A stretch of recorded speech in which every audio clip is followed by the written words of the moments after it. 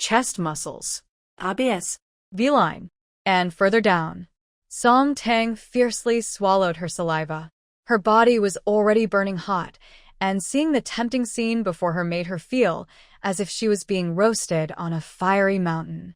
Uncontrollably, she hooked her arms around the man's neck in front of her and pressed her red lips onto his. Go deeper. Come help her with artificial respiration. Lu Jinyan didn't expect to see a woman floating in the river when he came to pick someone up from the countryside. He doesn't like physical contact with the opposite. Seeing her drowning, he wouldn't ignore her. But after pulling her out, he truly couldn't bring himself to perform artificial respiration. He was about to ask his cousin Liang Yeshen, who was traveling with him, to help her, when he suddenly felt a small, delicate hand clutching his neck. Immediately after, two soft, cloud-like lips pressed against his. Lu Jinyan's body froze instantly. He couldn't imagine that a woman would dare to kiss him without permission. When he regained his senses, he instinctively wanted to push her away, but she deepened the kiss instead. Her mischievous hand even slid down along his Adam's apple. Hot. Help me. Lu Jinyan lowered his gaze and met her stunning, peach blossom eyes. Her eyes were full of water, with a faint mist, and the corners of her eyes had a slight upward tilt, resembling a beautiful peach blossom petal. Her small nose was red and soft, looking innocent and a little pitiful, like a child who couldn't get candy. Her lips were delicate and beautiful, like a charming flower petal, exuding a tempting sweetness that made people want to. Lu Jinyan was momentarily lost in thought. When he snapped back, he realized her hand had already moved to his mermaid line. Stay away from me. Lu Jinyan's handsome face, carved like fine sculpture, was extremely displeased.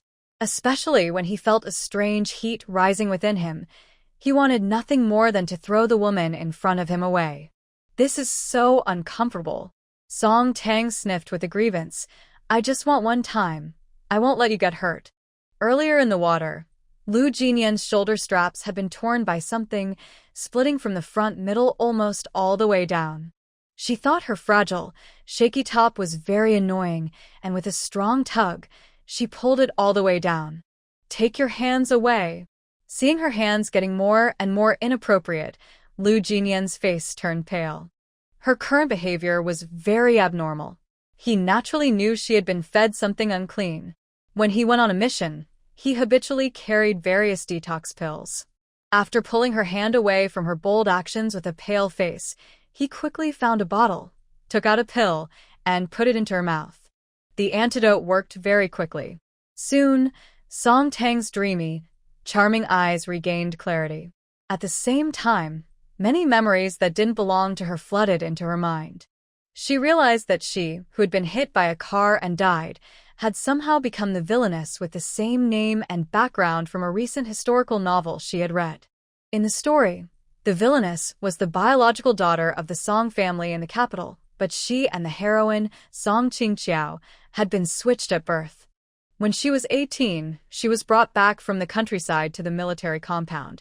Upon returning, she discovered that the girl who replaced her, Song Qingqiao, was smart, elegant, and noble, everyone in the Song family's favorite. The original heroine wanted her family to pay more attention to her and, out of jealousy, targeted Song Qingqiao, desperately seeking to be noticed. But the original heroine was too naive and foolish. Every attempt to target Song Qingqiao backfired, making her look bad and disappointing the Song family. Later, she hoped to marry a powerful man to overshadow Song Qingqiao. She set her sights on Lu Jinyan, the most promising young man from a prominent family. When her pursuit of Lu Jinyan was rejected, she even drugged him, trying to have an affair with him. He resisted with strong willpower, preventing her from succeeding, and she then started drugging his two brothers and other young men from influential families, making a fool of herself and damaging her reputation. Eventually, when she saw Song Qingqiao with the wealthy and handsome lead, Liang Yueshen, she wanted to ruin her with a group of thugs. The result was her own downfall. She was assaulted and killed by the thugs. Thinking of the tragic ending in the book, Song Tang shivered fiercely. She cautiously looked around the environment. When she looked up, she saw Lu Jinyan, soaked from head to toe. By the river, a man. The hairs on her back stood on end. She remembered this scene from the story. The original heroine was so beautiful that she caught the eye of a troublemaker in the village who wanted to marry her. After she refused, the troublemaker somehow learned she was going to be taken to the capital and drugged her, planning to force himself on her in the woods by the river so she would stay in the countryside. The original heroine, unwilling to be humiliated, jumped into the rushing river. And the person who saved her was the talented young man she admired most, also the powerful figure behind the hero, Liang Yueshin, Lu Jinyan.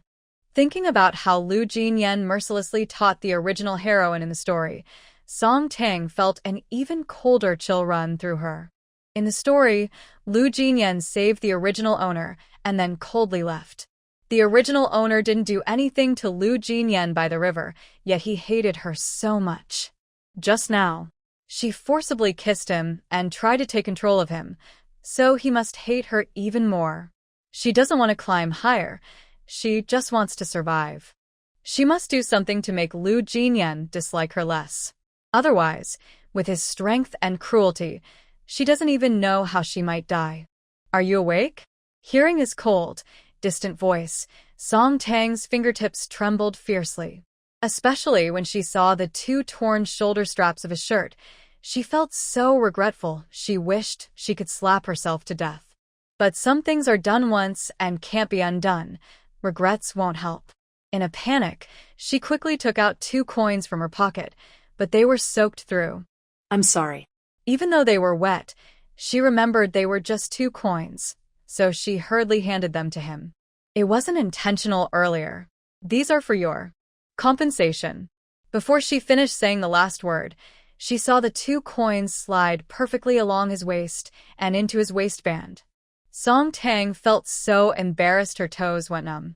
She really didn't expect his pants to be so loose, and for the coins to slip in so perfectly. She wanted to take the coins out, but if she did, it would look like she was being inappropriate.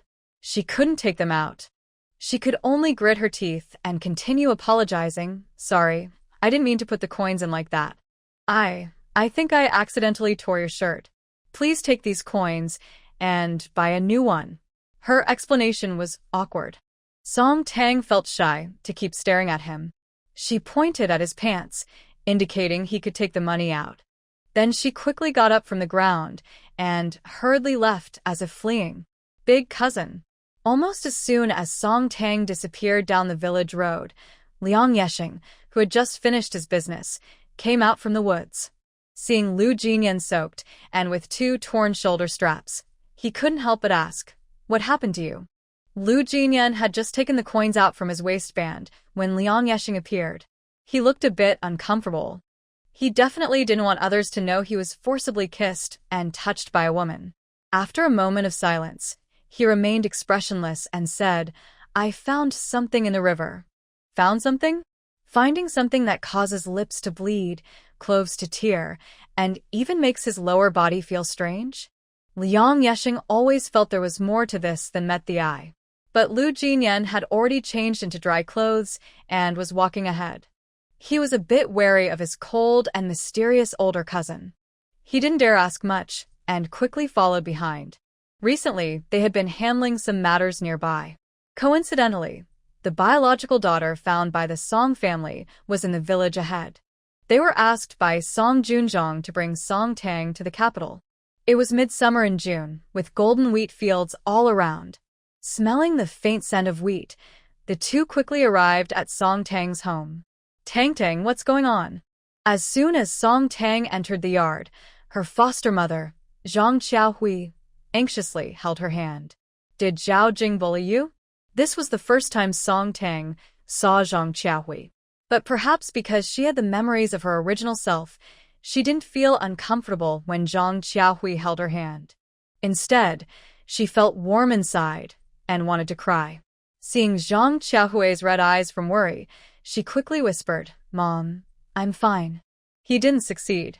Hearing that Zhao Jing didn't succeed, Zhang Xiaohui let out a small sigh of relief. But when she saw how soaked Song Tang was, she knew what dangers she had faced. Her eyes filled with tears. She said, "It's all my and your dad's fault for not being able to protect you. I know your biological parents sent someone to pick you up. When you go to the city, don't come back. Never come back." As she spoke, she took a small medicine pouch from the side and forcefully pressed it into Song Tang's hand. "This is a kind of medicine that makes men fall in love. When you get to the capital, you must find a powerful man to marry. Yes, the one who came to pick you up. Lu Jinyan is good. I heard he's already a squad leader at a young age. You just give him this medicine, and once you're married, he'll have to marry you. If he's not suitable, you can also give medicine to Liang Yeshen or any other prominent young man from a big family. In short, you must marry a good man." Song Tang definitely wouldn't give men this kind of medicine. But she knew that going to the capital to marry a good man was the best option her uneducated, naive rural mother could think of. She didn't want Zhang Qiahui to worry about her, so she accepted the large bag of medicine. The old wooden door was half open. When Lu Jinyan and Liang Yeshen arrived, they just saw Zhang Qiahui pushing a large bag of medicine into Song Tang's hand. After hearing Zhang Qiahui's words, Song Tang, who was turned away from them, took the medicine and told her to rest assured. "Big cousin." Liang Yueshin grabbed Lu Jinyan at the alley entrance. His deep, dark eyes were full of hatred and disapproval. "That Song Tang is really disgusting. Uncle Song and Aunt Qin are so kind. How could she give birth to such a shameless daughter? I don't want to go back to the capital with this kind of woman who has no morals. Yes, I have something to do. Big cousin, I'll go now." After saying that, Liang Yueshin hurriedly ran out of the village. He was in such a rush for a very important reason. He and the Song family had a marriage promise. He needed to find a phone booth quickly to call his parents and ask them to cancel the engagement. Even if Liang Yueshin married a dog, he would never marry someone like Song Tang, who drugs men and behaves badly. Lu Jinyan's usually tough and perfect face darkened like a pot bottom. The large bag of medicine Song Tang took could probably knock out an elephant. He couldn't imagine what would happen if she gave him such a large dose. He recognized Song Tang as the woman he had just saved. She was brazen by the river, and he already had a very bad impression of her. Now he knew she wanted to drug him and many others. He hated her even more. But he always kept his promises. Since he had promised Uncle Song and Aunt Qin to take her back, he would ensure her safety on the way. Lu Jinyan, with a cold face, briefly released some cold air at the alley entrance, then turned back. Song Tang knew the story of this book well and understood that Lu Jinyan was coming to the countryside to pick her up. She knew that once she reached the capital, with Song Qingyao's heroine aura, her future would be very dangerous. But if she stayed in the countryside, she would definitely be bullied by Zhao Jing, a local bully with influence. Plus, Zhang Qiahui kept crying and urging her to leave quickly. So, she decided to leave with Lu Jinyan. On the way to the train station, Lu Jinyan didn't say a word to her. Song Tang knew he disliked her, and she didn't bother to make things worse. Their seats on the train were next to each other, in the last row. Song Tang thought he wouldn't talk to her after the train started. But as soon as she sat down, she heard his cold, warning voice. "Song Tang, once you get to the capital, don't have any bad intentions." Lu Jinyan lowered his eyes and saw her current appearance. Today, she was wearing a common rural outfit, a red floral short-sleeve top and long pants. Honestly, her clothes looked quite old-fashioned, with a few patches sewn on. But her face is truly beautiful. Even in old-fashioned, worn-out clothes, she still looks like a vibrant red rose growing under a dull sky. Her big, sparkling eyes are like clear pools, seeming to draw people in. Her small, delicate nose and rosy lips are very attractive. Her face is so stunning that even a rough cloth bag couldn't hide her beauty. Lu Jinyan usually speaks very little, but seeing her silent and seemingly tempting look, he added, "Don't try to others easily. He really is quite strict." Thinking about how she grabbed his chest muscles, abs, and tore his clothes today, he felt guilty. He wasn't angry because she was so bold. She looked up sincerely and said, Don't worry. I won't try to anyone else. Better not. Lu Jinyan didn't fully believe her words. After all, she only carried a small bag, and most of it was medicine. With such a large bag of medicine, he found it hard to believe she was innocent. But he had already warned her that if she still randomly gave people medicine in the capital, she would be responsible for the consequences. Song Tang wanted to say she wouldn't do that, but seeing him turn to look out the window with a doubtful expression, she didn't argue. She quietly moved away from him to keep some distance. The road was long, and the train gently rocked. Soon, Song Tang fell into a light sleep. Lu Jinyan was distracted, looking out the window when he suddenly felt something resting on his shoulder. He instinctively turned his head and saw a slender, white neck. Further down was a wrinkled collar.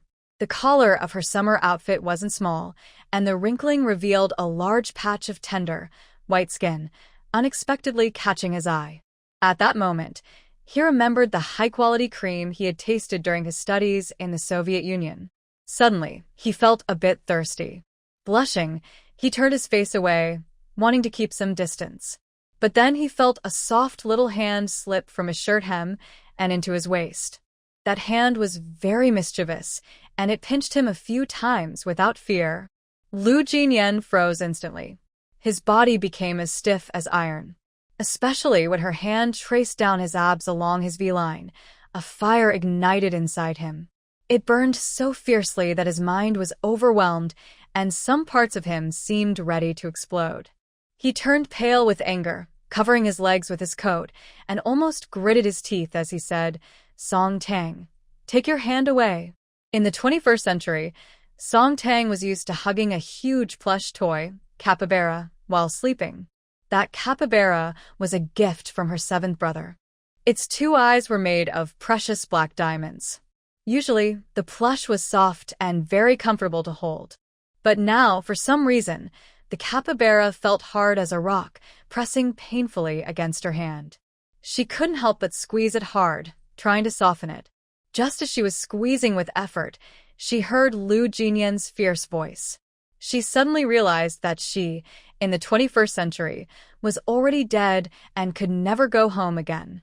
She was no longer the treasured baby loved by her parents and 7 brothers, but a villainous supporting character who could be hurt at any moment. She suddenly opened her eyes and saw Lu Jinyan's cold, emotionless starry eyes.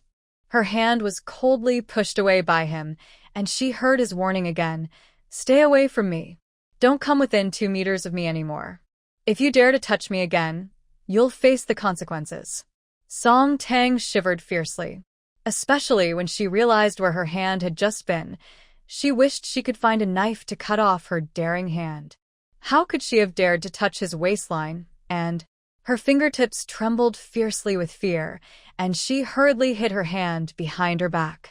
She felt like she was dancing in Lu Jinyan's danger zone, weakly swallowing her saliva, wanting to say something to fix the situation. But before she could explain, he had already picked up his coat and walked away with a cold aura. He stopped only after reaching the other end of the carriage. He was more than 2 meters away from her. Song Tang looked at her guilty hand, then secretly glanced at his back. Honestly, both his face and his figure perfectly matched her aesthetic standards. He was over 1.8 meters tall, broad-shouldered, narrow-waisted, with long legs, 8-pack abs, and a captivating V-line. He looked powerful and full of hormones. His muscles were especially attractive, not big and bulky, but with beautiful muscle lines, everywhere looking good. She had never seen a more handsome man. Unfortunately, he was a big shot she couldn't afford to offend. She craved his body but knew she wouldn't end well if she provoked him, so she decided not to bother him anymore. At the other end of the carriage, Lu Jinyan's cold aura still radiated outward. He has a strong presence, and now he exudes an intimidating aura that makes strangers avoid him. Even though his face is more handsome than the male stars on magazine covers, the passengers in the train car dare not look at him. Lu Jinyan dislikes Song Tang so much that he doesn't want to spend even a second with her. When they arrive at the station, he drops her off at the military compound. He tells her that the sixth house to the east of the alley belongs to the Song family.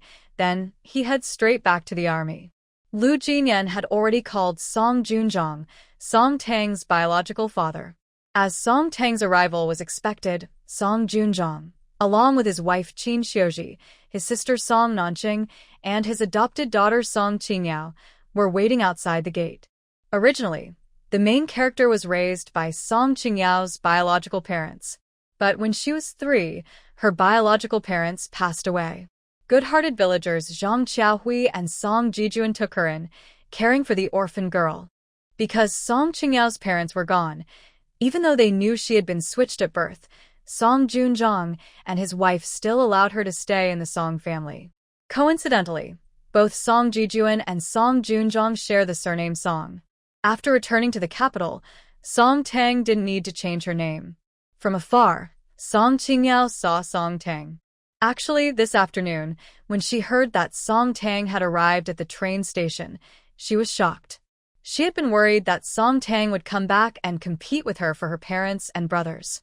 She secretly asked around in the village about Song Tang. She knew that Zhao Jing, a troublemaker from the village, had long coveted Song Tang. She also secretly told Zhao Jing that Song Tang was returning to the capital. She thought Zhao Jing would try every means to take Song Tang's place and keep her in the countryside. To her surprise, Song Tang actually came to the capital. In the alley, besides Song Junzhong and others, there were many children from big families. Most of them were Song Qingyao's friends. When they heard that the Song family was bringing Song Tang back from the countryside, they all felt sorry for Song Qingyao. They were waiting here to see the excitement about Song Tang. They had heard about Liang's broken engagement with Song Tang. They wanted to see how ugly and foolish this girl from the mountains was, to make Liang Yushin break off the marriage even after facing family discipline. From a distance, they couldn't see Song Tang's face clearly, but they could vaguely see she was wearing a very plain, patched floral dress. Her rough, rustic appearance was completely different from the elegant, noble, and beautiful Song Qingyao. Song Qingyao's friends couldn't help but gossip. Why does she have patches on her clothes? She looks so plain. Exactly, she's so rustic. She grew up in the countryside, exposed to the wind and sun every day. Her face must be dark and rough, so ugly that it's hard to look at. Such a rustic girl and a plain-looking person, not even worthy to carry Yao Yao's shoes. I heard that being ugly and crude can be contagious, so we should stay away from her. A bit further. Before Song Qingyao's friend could finish speaking, they saw Song Tang's face clearly. Suddenly, the alley became so quiet that you could hear a pin drop. Even Song Qingyao, who was the calmest and most composed among the children from the big courtyard, stared at Song Tang as if she had seen a ghost. Really, Song Tang's face was too beautiful. Today, the capital was a bit foggy. As she walked toward them, she looked like a clear lake, cutting through the heavy fog and blooming into a stunning, fresh, and elegant flower bud. The experienced children from the big courtyard didn't know how to describe Song Tang's face at first. From afar, they also noticed her very rustic floral cloth dress. Up close, her flawless and stunning face drew all attention, making people forget about her outfit. They couldn't help but think, how could someone be so beautiful? She was so beautiful that even the finest silk and embroidered dresses couldn't hide her natural beauty, like a national treasure.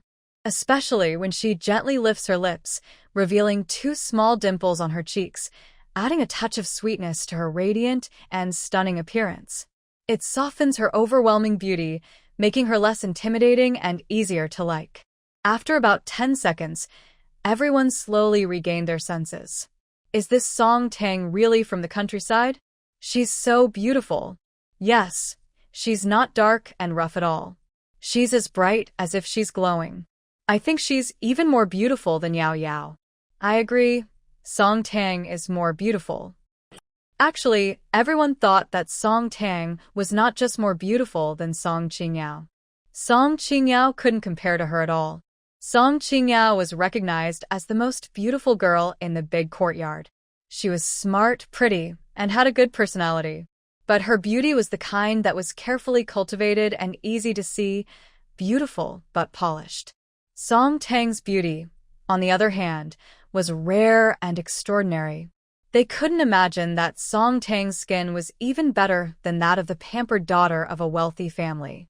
Her skin was soft like tender tofu, so delicate that a gentle pinch seemed to make water come out.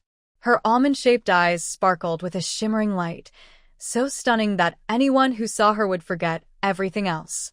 She has small, delicate lips that are full and refined, with a perfect lip pearl. She looks charming and tender, and even her two braided pigtails are more beautiful and elegant than others. Everyone notices that Song Qingyao doesn't look well, so they quickly change the subject. Song Tang is pretty, but she's uneducated. Yes, I heard she doesn't even have a primary school diploma, she's illiterate. Our Yao Yao is a high school student and dances so beautifully. Song Tang can't even compare to her toes. Song Tang faintly hears the gossip around her. She admits that the original owner didn't attend primary school for long. But she herself was admitted to the country's best dance college with top scores in both general and specialized courses. She is definitely not the illiterate person people say she is. Song Songrong and Qin Xiuji also see Song Tang. Qin Xiuji was a famous beauty back then, and Song Tang's face is even more striking now than when she was young. She is happy that her own daughter is so beautiful. But thinking about how Song Tang barely attended primary school and the reason Liang's family broke off the engagement, her own misconduct, she feels a bit uncomfortable. However, no matter what, she is still her biological daughter, and she won't ignore her. But Song Qingyao is also her treasure. She won't neglect her just because her biological daughter has returned, which makes her feel upset. She will only love Song Qingyao more. Tang. For the first time in 18 years, Qin Xiuji sees her own biological daughter, and her eyes feel a bit moist. She really wants to hold Song Tang tightly. But she doesn't want Song Qingyao to feel sad, so she gently holds her hand and says, I am your mother. These years, you've suffered a lot. Seeing his wife's eyes well up, the tough soldier Song Songrong also can't help but tear up.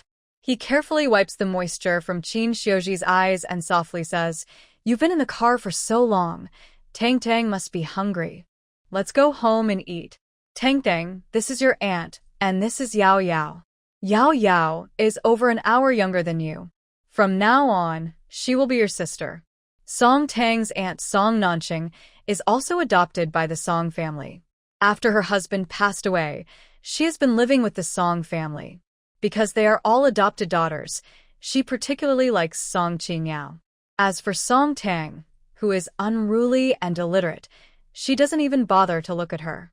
She rolls her eyes at Song Tang in disgust, as a way to greet her. Next to her, Song Qingyao gently and kindly calls Song Tang sister.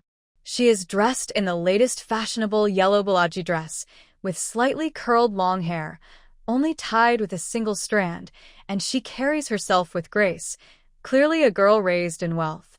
Song Tang ignored Song Nanqing's attitude and nodded to Song Qingyao, but she sighed inwardly. The original owner grew up in the countryside, living in poverty and constantly worried about being bullied by the village troublemakers. When she was brought to the capital by her biological parents, she saw someone replacing her in life, dressed like a fairy, about to join a dance troupe she had never heard of, with a bright future ahead. No wonder she was jealous. Song Nanqing's poor attitude toward her was not surprising. In the story, Song Nanqing particularly disliked the original owner and always defended Song Qingyao. She was like a sharp weapon in Song Qingyao's hand.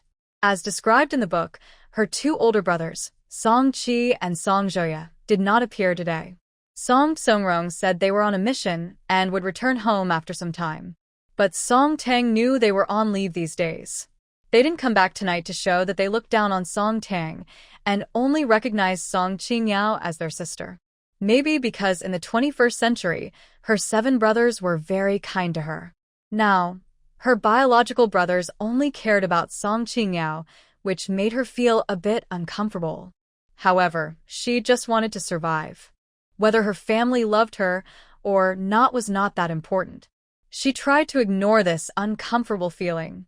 Tang, what are your plans for the future? Suddenly, Song Songrong asked her, breaking her thoughts. She came back to herself and honestly said, I want to join the dance troupe and be in the dance team. Ha! Hearing this, Song Nanqing burst out laughing. She rolled her eyes again, her tan face full of disdain and sarcasm. To get into the dance troupe, you need at least a high school diploma. Tang, you haven't even finished elementary school. How can you get into the dance troupe? You're not like our Yao Yao, a dance genius. You're just from the countryside. Can you dance? What are you going to do in the dance troupe? Perform wheat harvesting or dance for the gods? Ha! Song Nanqing thought Song Tang was dreaming and almost spat out her rice from laughing so hard. Song Songrong and Qin Xiuji exchanged glances. They also thought Song Tang was aiming too high. They admitted she looked good, but to join the dance troupe, looks alone weren't enough. She needed real skill. Song Tang couldn't read or write, and she wouldn't pass the written test, let alone the interview. Qin Xiuji gently reminded Song Tang by placing a rib on Song Qingyao's plate, trying to be tactful. Tang, do you have any other plans? It might not be as easy to get into the dance troupe as you think. Song Tang understood what Qin Xiuji was worried about. But she knew there would be a special recruitment for the art troupe this year. They didn't look at academic background. As long as she scored first on the written test, she could go for an interview. Her family had very good genes. She and her 7 brothers were all geniuses. When she took the college entrance exam, although she specialized in arts, she scored over 700 on the academic subjects and was the top scorer that year. Peking University and Tsinghua University both wanted her, but dancing was her dream. In the end, she chose to attend the dance college and won many awards. As a true 6-sided warrior, scoring first in the art troupe's written exam was really easy for her. After a moment of silence, she still honestly said, Dad, Mom, you don't need to worry. I can get into the art troupe. Ha! Song Nanqing almost threw her bowl in laughter. She rolled her eyes and pouted. An illiterate person wanting to join the art troupe is like a toad trying to eat a swan, completely overestimating herself. Song Tang gave Song Nanqing a cold glance and didn't bother arguing further. Compared to arguing for a moment of pride, she preferred to prove herself with strength. Qin Xiuji thought Song Nanqing's comment about Song Tang being a toad was a bit too much. But she also felt Song Tang was too boastful and needed to be humbled, so she didn't say anything more. Song Songrong didn't believe Song Tang could get into the art troupe either. But he had many soldiers under his command. Even if Song Tang lacked a diploma and couldn't find a job, once she came to the capital and kept her conduct in check, he could definitely introduce her to a good match. Song Qingyao had been trying not to laugh. She had heard about Song Tang and knew she was both foolish and clueless. She didn't expect her to be so unaware of herself.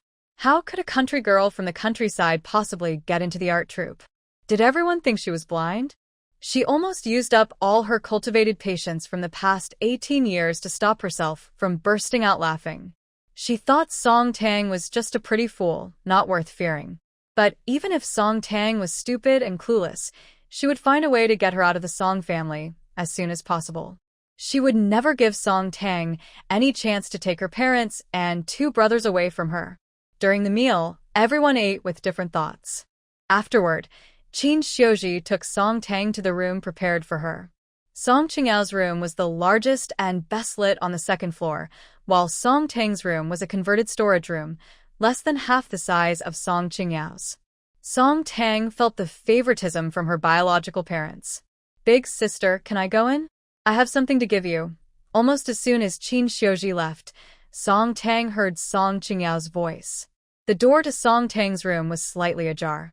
Before she could respond, Song Qingyao pushed open the door and walked in.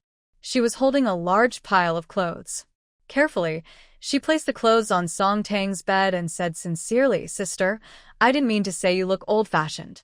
But now that you're in the city, wearing patched clothes looks a bit strange. These are my favorite clothes. I want to give them to you. You look so beautiful, sister. Wearing these clothes, you'll definitely look great. Rest early, sister. I'm going back to my room now. Afraid that Song Tang might notice something unusual about the clothes, Song Qingyao quickly left after saying this. Song Tang looked at the clothes on the bed with a blank expression. In the story, there is also a scene where Song Qingyao gives clothes to the original owner. The large pile of clothes Song Qingyao gave to the original owner was carefully folded, and from the outside, there was nothing unusual. But all these clothes had been cut up by Song Qingyao. The original owner, inexperienced, was overjoyed when Song Qingyao suddenly gave her so many clothes. After Song Qingyao left, she excitedly tried on the clothes, only to find they had been torn. The sharp contrast made her extremely angry. She held the torn clothes and went to confront Song Qingyao, which alarmed Song Songrong and Qin Xiuji. Song Qingyao insisted that all the clothes she gave to the original owner were intact and her favorites, crying her heart out and claiming that Song Tang was slandering her. Because Song Songrong and Qin Xiuji favored her, they naturally believed her completely. From that moment on, they thought the original owner had bad intentions and became disappointed in her. While reading, Song Tang thought that Song Qingyao's move was really ruthless. If the original owner caused trouble and demanded an explanation, it would make Song Songrong and his wife believe she was scheming and deliberately tearing the clothes to frame Song Qingyao. If the original owner didn't cause trouble and just obediently wore the torn clothes, she would embarrass herself and become a joke among everyone. Unfortunately, this time, Song Qingyao was not dealing with the original owner but with Song Tang herself. On weekdays, Eru only acted like his older cousin at home, so even the townspeople were respectful to him. He never imagined that this time, in front of Lu Jinyan, his cousin's reputation would have no power at all. Moreover, Lu Jinyan's fighting skills were too terrifying. He hadn't even used his shovel yet, but he was already beaten so badly he couldn't get up. Holding the shovel gave him some sense of safety. After the shovel hit the ground, Era trembled as he tried to grab it. But before he could, Lu Jinyan kicked him several times, making him feel like at least 3 of his ribs were broken, crying her heart out and claiming that Song Tang was slandering her. Because Song Songrong and Qin Xiuji favored her, a gentle smile from her could captivate everyone. She was soft and sweet in his arms, like a fluffy cloud. Her bright red lips, full of sweetness, boldly pressed against his. And her mischievous little hand, fearless, rested on him. At this moment, he also heard her soft, slightly annoyed voice. "General, help me." His rational mind told him he must not touch Song Tang. Because she often tried to drug men or climb higher in status, he didn't want to be entangled with her. He kept telling himself in the dream that he must not touch her, hug her, or get close to her. But the dream version of himself, dressed in armor, completely ignored his commands. Every teasing word from her made his heart flutter gently. It made the dream him unable to resist falling for her. In the end, the dream him tightly embraced her, taking control himself. Night fell, and Lu Jinyan suddenly woke up from his sleep. Feeling something, his face froze instantly. He didn't dare to think that he had dreamt of Song Tang, that daring woman. He dared not think further. It was simply a bizarre nightmare. He darkened his face, changed out of his shorts, and went to the public bathroom to wash.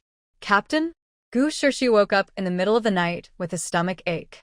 Just after finishing, he saw Lu Jinyan, with a stern look, washing his underwear and shorts.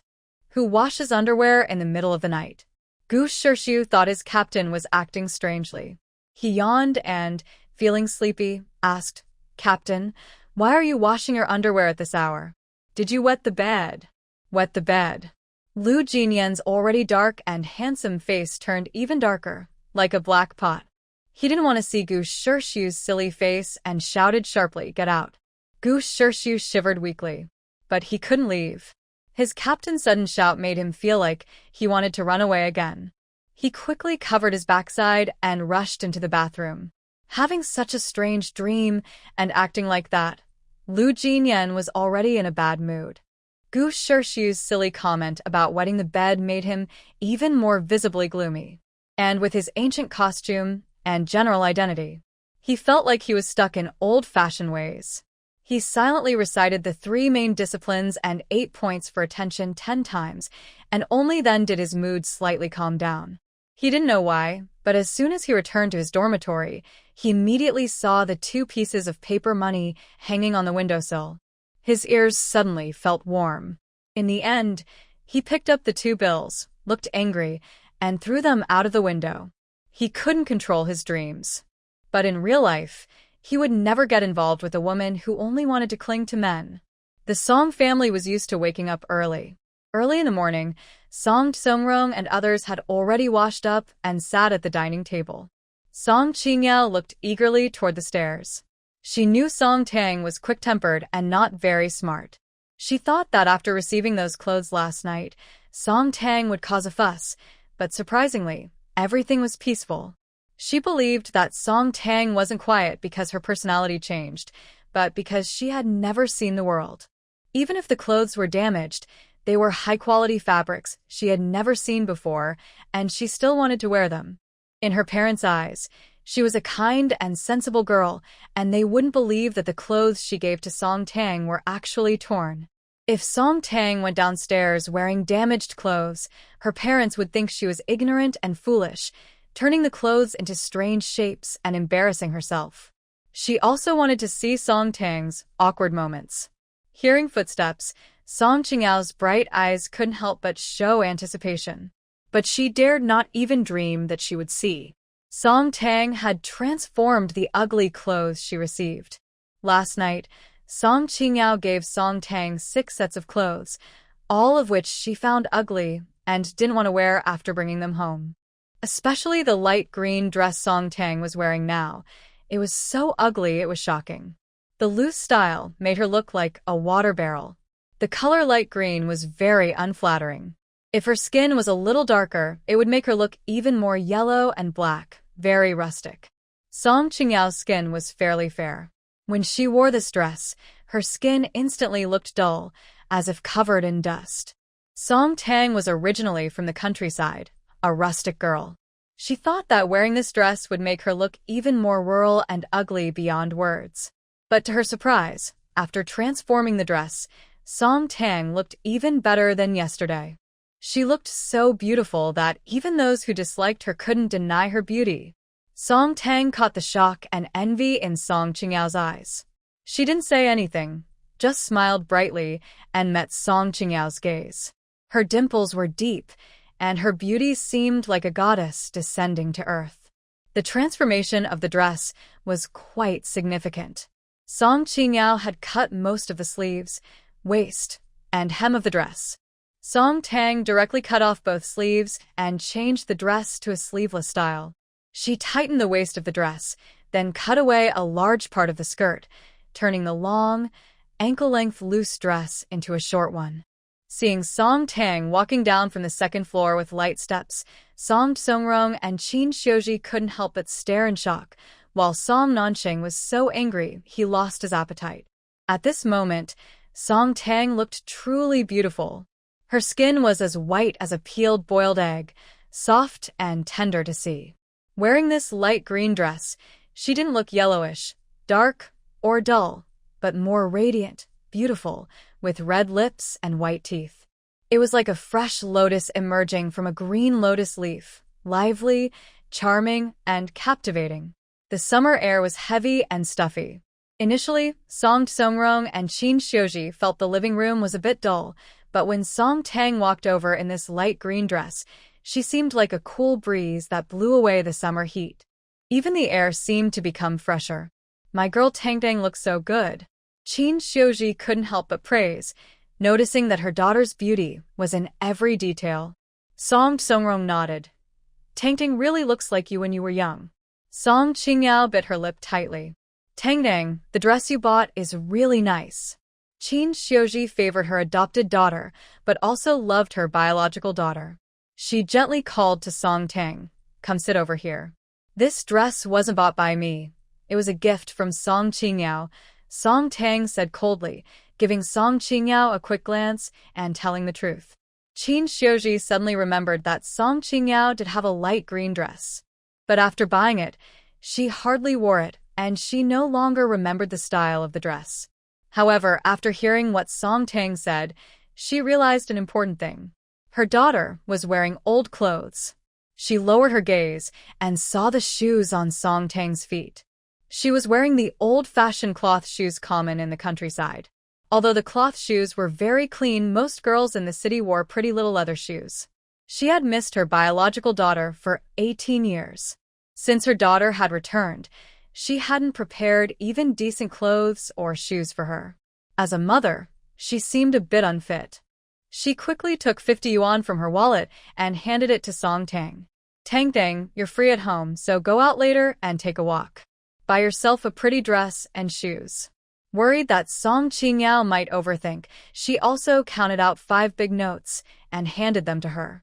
Yao, you should also buy a few new clothes for yourself. Song Qingyao tightly clenched her large bundle of unity, her long nails painfully piercing the tender flesh of her palm. She gave Song Tang ugly clothes, intending to embarrass her. Who would have thought that not only did Song Tang not embarrass herself, but she also earned 50 yuan. Indeed, Qin Xiuji also gave her 50 yuan. But thinking about how much money the Song and Lu families had, Song Qingyao still felt uncomfortable all over. However, she was good at controlling her emotions, so she forced down her anger and sweetly said to Qin Xiuji, "Thank you, Mom. If it weren't for my dance class today, I could have taken my sister out for a walk." Silly child.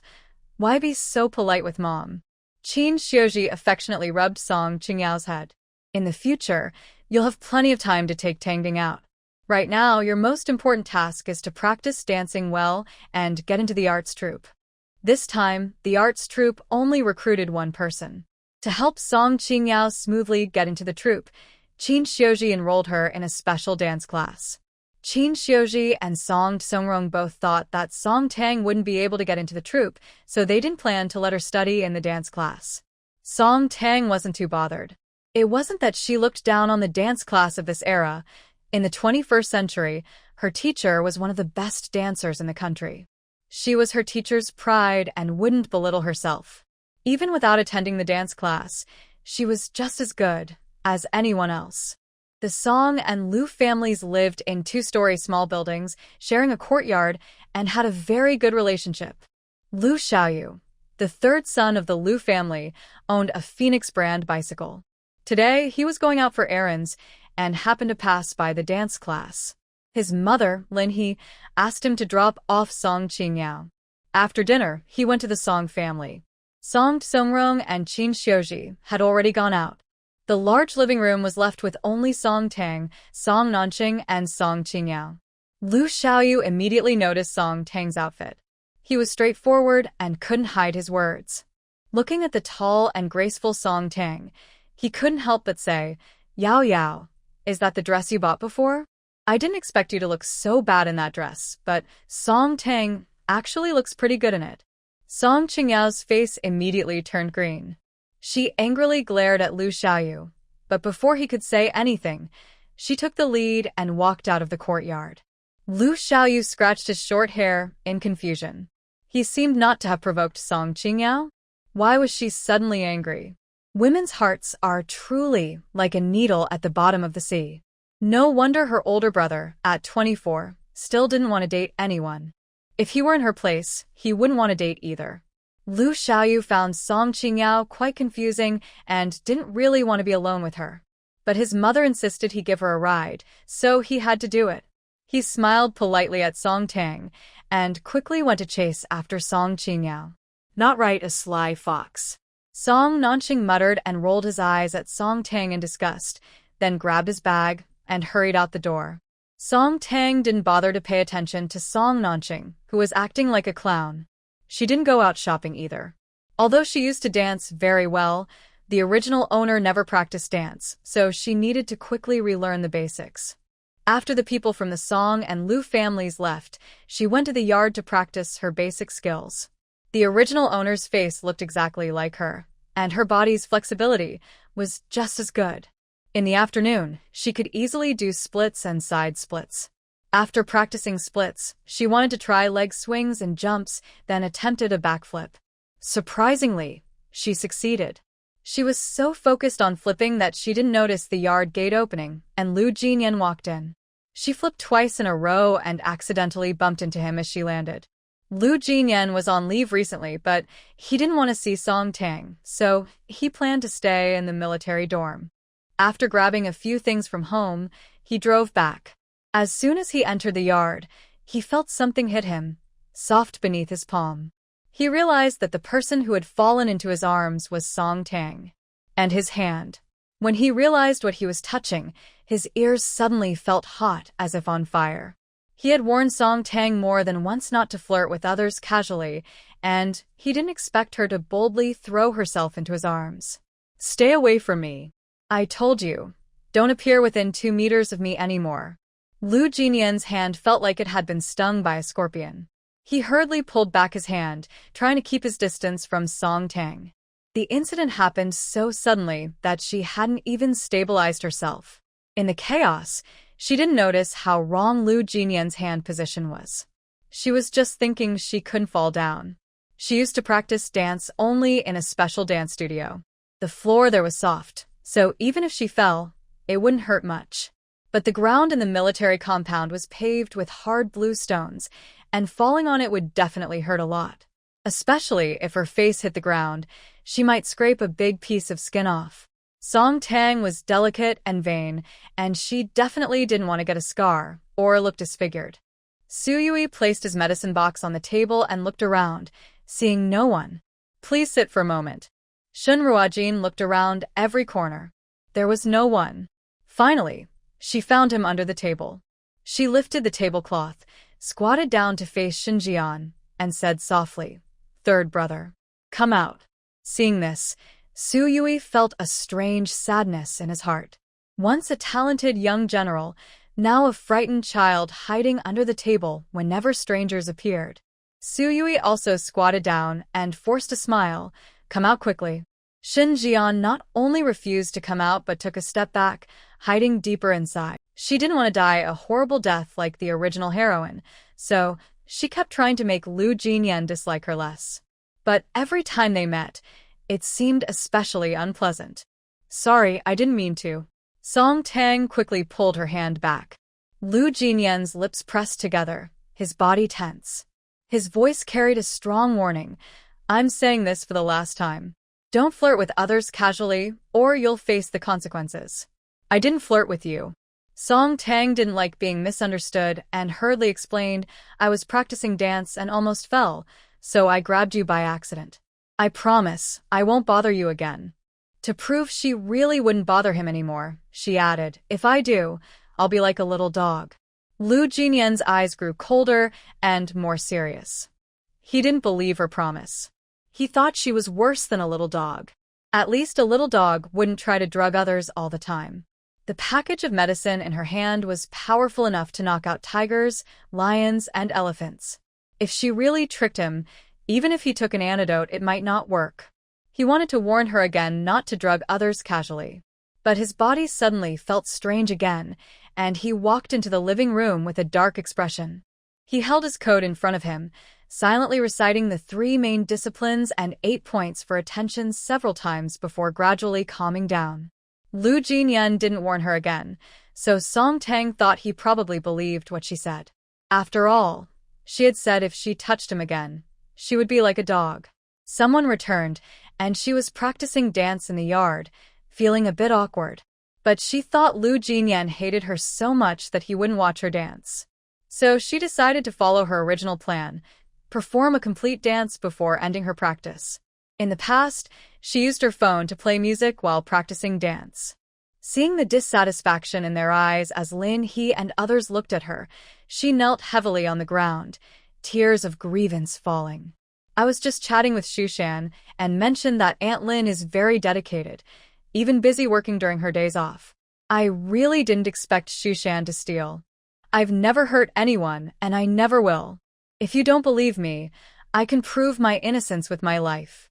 Suddenly, she stood up and cried as she slammed her head against the wall. Song Tsungrong and Qin Xiuji couldn't just watch her hurt herself to death. Although they were often helpless about her reckless behavior, they both tried to comfort her. "Yao Yao, Don't do something stupid. Dad believes you wouldn't hurt anyone. Mom also trusts you. After comforting Song Qingyao, Song Songrong sternly said to Shushan, our Song family can't have a thief who harms others. Shushan, now take your things and get out.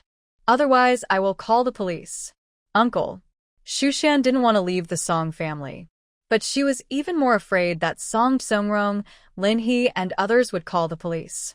Although she was extremely unwilling, she cried as she packed her things and went to Song Nanqing's dorm to stay for a few days. So she decided to follow her original plan. Song Tang had just finished a dance, feeling very satisfied. She was about to return to her room when she heard Lu Jinyan's cold and emotionless voice. Take this. Song Tang was surprised. She didn't expect Lu Jinyan to give her a newspaper voluntarily. Although his attitude toward her was still cold, his willingness to give her something was a good sign. Could it be that he no longer disliked her? If the most powerful boss no longer disliked her, maybe she wouldn't have to die so tragically? In a daze, Song Tang, Lu Jinyan had already walked out of the yard with a cold aura. When she snapped back to reality, she happily looked at the newspaper in her hands, but then she saw. The headline of the newspaper was United Power to Eliminate All Feudal Residues and Evil Ways. So, does he think she is evil? Song Tang felt a little uncomfortable. It's really hard to get along well with powerful people. But she still tried her best to change her tragic fate. Lu Jinyan's disdain for her being evil was quite hurtful. However, the newspaper he gave her sparked a very good idea. On the last page of the newspaper, there was a serialized novel.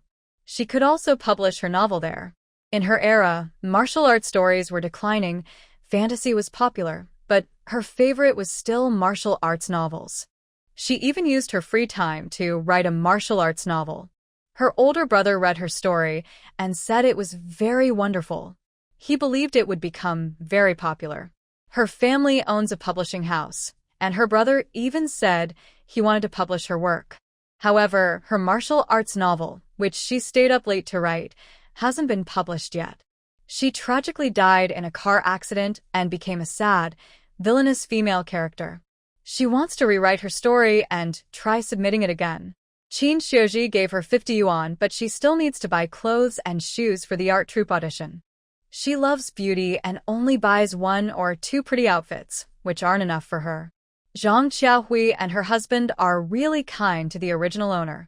Since she is using the original owner's body, she feels responsible to help Zhang Qiaohui's family live a good life. She must work hard to earn money. Song Tang is very motivated and quickly writes several thousand words. Song Songrong and Qin Xiuji are both very busy, and they will come home late tonight.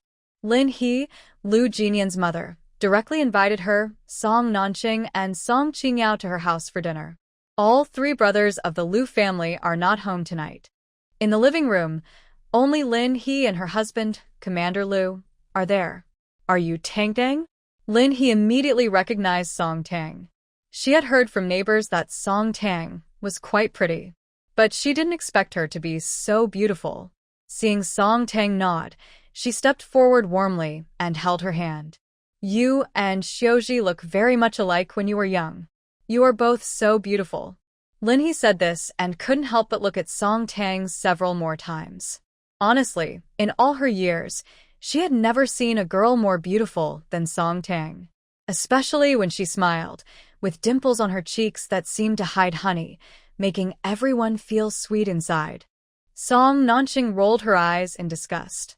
The first time she saw Song Tang, she hated her deep down and couldn't stand others praising her. She habitually fed a piece of fish to Song Qingyao and belittled Song Tang. What's the use of being pretty? No matter how good-looking she is, it can't change the fact that she didn't even graduate elementary school and is illiterate. She became more excited as she spoke, almost spitting out her words. Yesterday, my brother and sister-in-law asked her what her plans were. Guess what she said? Ha! She said she wants to join the art troupe. If even an illiterate can get into the art troupe, I could be a commander. Haha. Lin He's expression turned cold. She didn't like selfish, mean, and hypocritical Song Nanqing, and hearing her talk about Song Tang that way made her think she was crazy. But since they all live in the same yard and see each other often, she didn't say anything too harsh, just calmly said, "It's good that Tangding has goals. We should encourage her." "What goals?" "She's just overestimating herself, dreaming of eating swan meat with a toad." Song Nanqing rolled her eyes and said, "If you ask me, she's so useless that she should quickly find a man to marry and stop freeloading at home." Unfortunately, the Liang family rejected her because they think she's not proper. She always flirts with different men. Who would dare marry her? Song Nanqing's words were very harsh, and Lu Shoujung looked uncomfortable.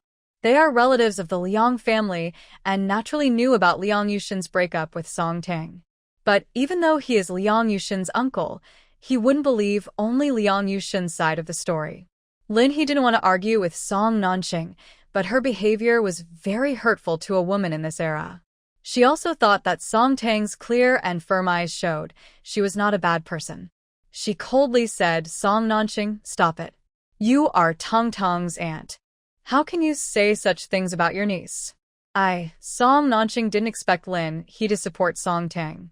She blushed with embarrassment. She cared about her reputation and didn't want to admit defeat. She grit her teeth and continued, "When the Liang family came to break off the engagement, I heard it was because Song Tang had issues with her behavior. She has such a flirtatious face. Maybe she was involved with many men in the countryside." Song Nanqing. In this society, women are often judged more harshly. Lin He really hated baseless rumors about women. She was about to ask her to leave. Song Qingyao's face turned pale.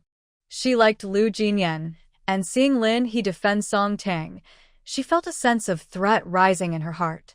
She gently poured a glass of water for Lin He, hugged her arm softly, and said gracefully and kindly, "Aunt Lin, don't be angry. Jiejia is good. She might have made mistakes, but I believe she will change once she reaches the capital."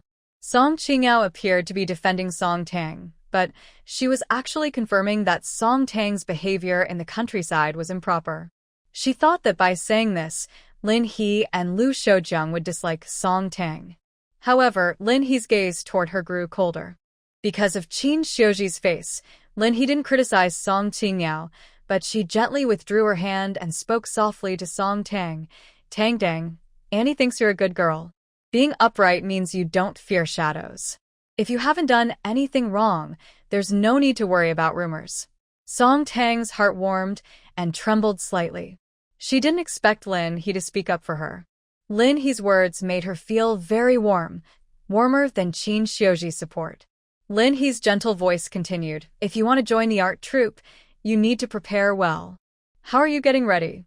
Song Tang knew Lin He was worried she wouldn't even pass the first round of written exams. Dr. Su explained, "Shun San needs to go through this to recover." Shun Ruojin and Shun Yi and others fell silent. Qin Ling asked softly, "Maybe we should knock him out again? The son-in-law is good at giving ideas." Shin Yi was somewhat tempted. Shun Ruojin said, "We can't keep knocking him out every time." "No, we can't," Dr. Su replied. "He needs to stay awake for a better chance to recover." Dr. Su said that giving needles and medicine would take at least a month. Today was just the beginning. Shun Ruojin felt sorry for her brother and asked Dr. Su, "Can we not having a problem with the written test? A person who can't read might not even be able to write their own name," and she was talking big. Song Qingqiao tried hard to hold back her laughter. She also thought Song Tang was bragging too much. She was waiting to see Song Tang fail the test and be humiliated. Right now, Lin He might have some good feelings for Song Tang, but once she saw the results of the art troupe's written exam, Lin He would definitely dislike the bragging Song Tang. Many things Lin He couldn't say in front of Song Qingqiao and others. After sending them away, she couldn't help but complain to Lu Shoujung that Song Nanqing is getting more and more mean, even picking on the younger ones. And then there's Qiao Qiao. I think she's got a heavy heart. Lu Shoujung nodded in agreement. Song Tang's eyes are honest and clear. She looks decent.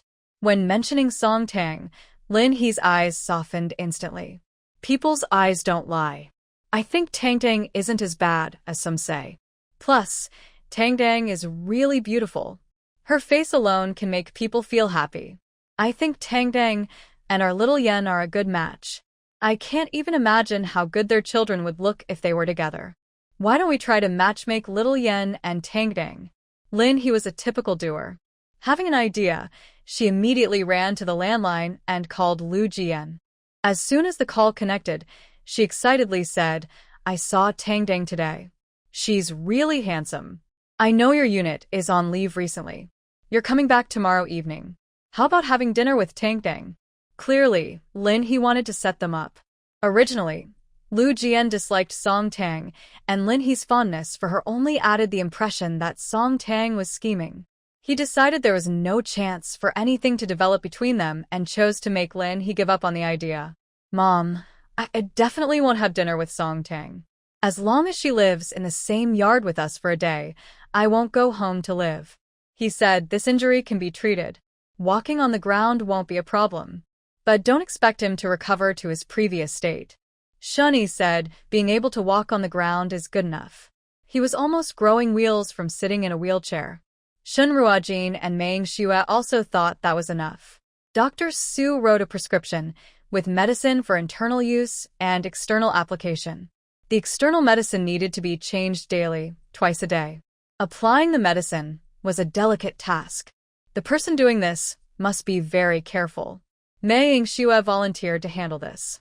Shun Ruojin wanted to apply the medicine to Grandpa herself, but everyone refused. Tang. Lin he was a typical doer. Children and grandchildren will have their own happiness. She doesn't want to bother anymore. When Song Tang returned to the Song family, Song Songrong and Qin Xiuji had already been back for a while. Almost as soon as she came out of Qin Xiuji's room, she heard Song Nanqing's sharp cry. Someone stole from me. Big brother and sister-in-law, come help me judge. Song Tang is sneaky and stole the 100 yuan I worked hard to save. Song Nanqing's voice was very loud. Song Songrong and Qin Xiuji couldn't ignore it. They looked at each other and quickly went to the living room. Song Qingyao was holding Song Nanqing's arm, comforting her constantly. When they came out, Song Nanqing raised her voice even more. How can our Song family have such shameless people stealing their aunt's money? This is my 3-month salary. Big brother and sister-in-law, you must make this thief return the money. Song Songrong and Qin Xiuji looked at each other with complicated eyes. After a long silence, Qin Xiuji asked, with so many people in the house, how do you know it was Tang who stole your money?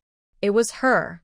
Song Nanqing pointed fiercely at Song Tang, as if she was about to pounce and eat her. Tonight, I saw her sneaking out of my room. I felt something was wrong, checked, and found 100 yuan missing. She must have hidden the money in her room. I wrote my name on the money with a ballpoint pen. Big brother and sister-in-law, go search her room, and you'll find out she's a disgusting, shameless thief. Yes, Yao Yao also saw her go into my room. The named Song Qingyao's beautiful almond-shaped eyes instantly filled with tears. She held back her tears and sincerely looked at Song Tang, saying, Sister, stealing is really a very bad thing. If you want money, I can give you all my pocket money. Would you please return that 100 yuan to Andy? After saying this to Song Tang, she very obediently and wisely spoke to Song Songrong and Qin Xiuji. Mom and Dad, please don't blame my sister. I believe she was just confused for a moment. She has lived in the countryside for many years, so it's normal for her to have picked up some bad habits, but I believe she will change for the better.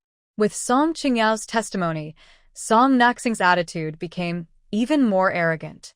She raised her finger, almost poking it to Song Tang's forehead. Big brother and sister-in-law, did you hear? Yao Yao saw it too. It was Song Tang, this illiterate fox, who stole my money. If you're not willing to search her room, I will do it myself. Tonight, I must make you see her truly despicable nature. Saying this, Song Naxing angrily rushed upstairs and kicked open Song Tang's slightly open door. Seeing Song Naxing enter Song Tang's room, Song Qingyao couldn't help but smile quietly. Yes, the story that Song Tang stole money was a trap set by Song Naxing. And Song Naxing's plan to frame Song Tang was heavily influenced by her subtle encouragement. Since childhood, she hated others competing with her for things. But this country bumpkin, Song Tang, wanted to take everything from her. Mom and Dad are people who can't tolerate even a speck of dust in their eyes. Once they believe Song Tang is a disgusting thief, they will surely despise her deeply. Song Tang, this lowly thief, will eventually be driven out of the Song family. She was waiting to see Song Tang hated and shamed by everyone. Song Naxing, what are you doing? Come out here. Seeing Song Naxing enter Song Tang's room without her permission, Song Songrong's face completely changed. He and Qin Xiuji hurriedly followed into Song Tang's room. Qin Xiuji, usually very gentle, couldn't hold back and pushed Song Naxing hard. Song Naxing, stop right there. Tang didn't steal anything. Song Songrong and I already knew. Tonight, you deliberately set her up. What? Song Qingyao's eyelids suddenly twitched. Song Naxing's plan tonight was flawless, so how could Mom say she was framing Song Tang? The swordsman quickly stepped forward, blocking Shin Ruojin's path and preventing Pei Jing from getting any closer. He softly said, "Our young lady has already married the young master. Her marriage is official. How can it be undone? Fighting on the street with a married woman, even if you're a top scholar, will land you in trouble with the law." Pei Jing was still trying to explain. Yesterday's events were all a misunderstanding. I have no romantic feelings for Yinwei. Shin Ruojin didn't want to argue further. She calmly interrupted, "Young Master Pei, please show some respect." This was definitely the money she secretly placed under Song Tang's pillow. Song Qingyao didn't expect Song Tang to be so clever. Her delicate face looked even uglier than if she had eaten something bad. Song Nanqing apologized to Tang Dang. After scolding Song Nanqing, Song Songrong frowned and looked at Song Qingyao. "Yao Yao, Tang Dang didn't steal anything. How can you help your aunt lie and accuse Tang Dang of sneaking into your aunt's room?" Song Qingyao's face turned several shades paler. But she was usually smart and knew that Song Songrong and his wife hated to see her cry. She immediately burst into tears, gasping for breath. Half a year had passed, spring had arrived, and the furnishings and curtains had all been replaced. Shen Ruojin stood by the window, enjoying the view outside.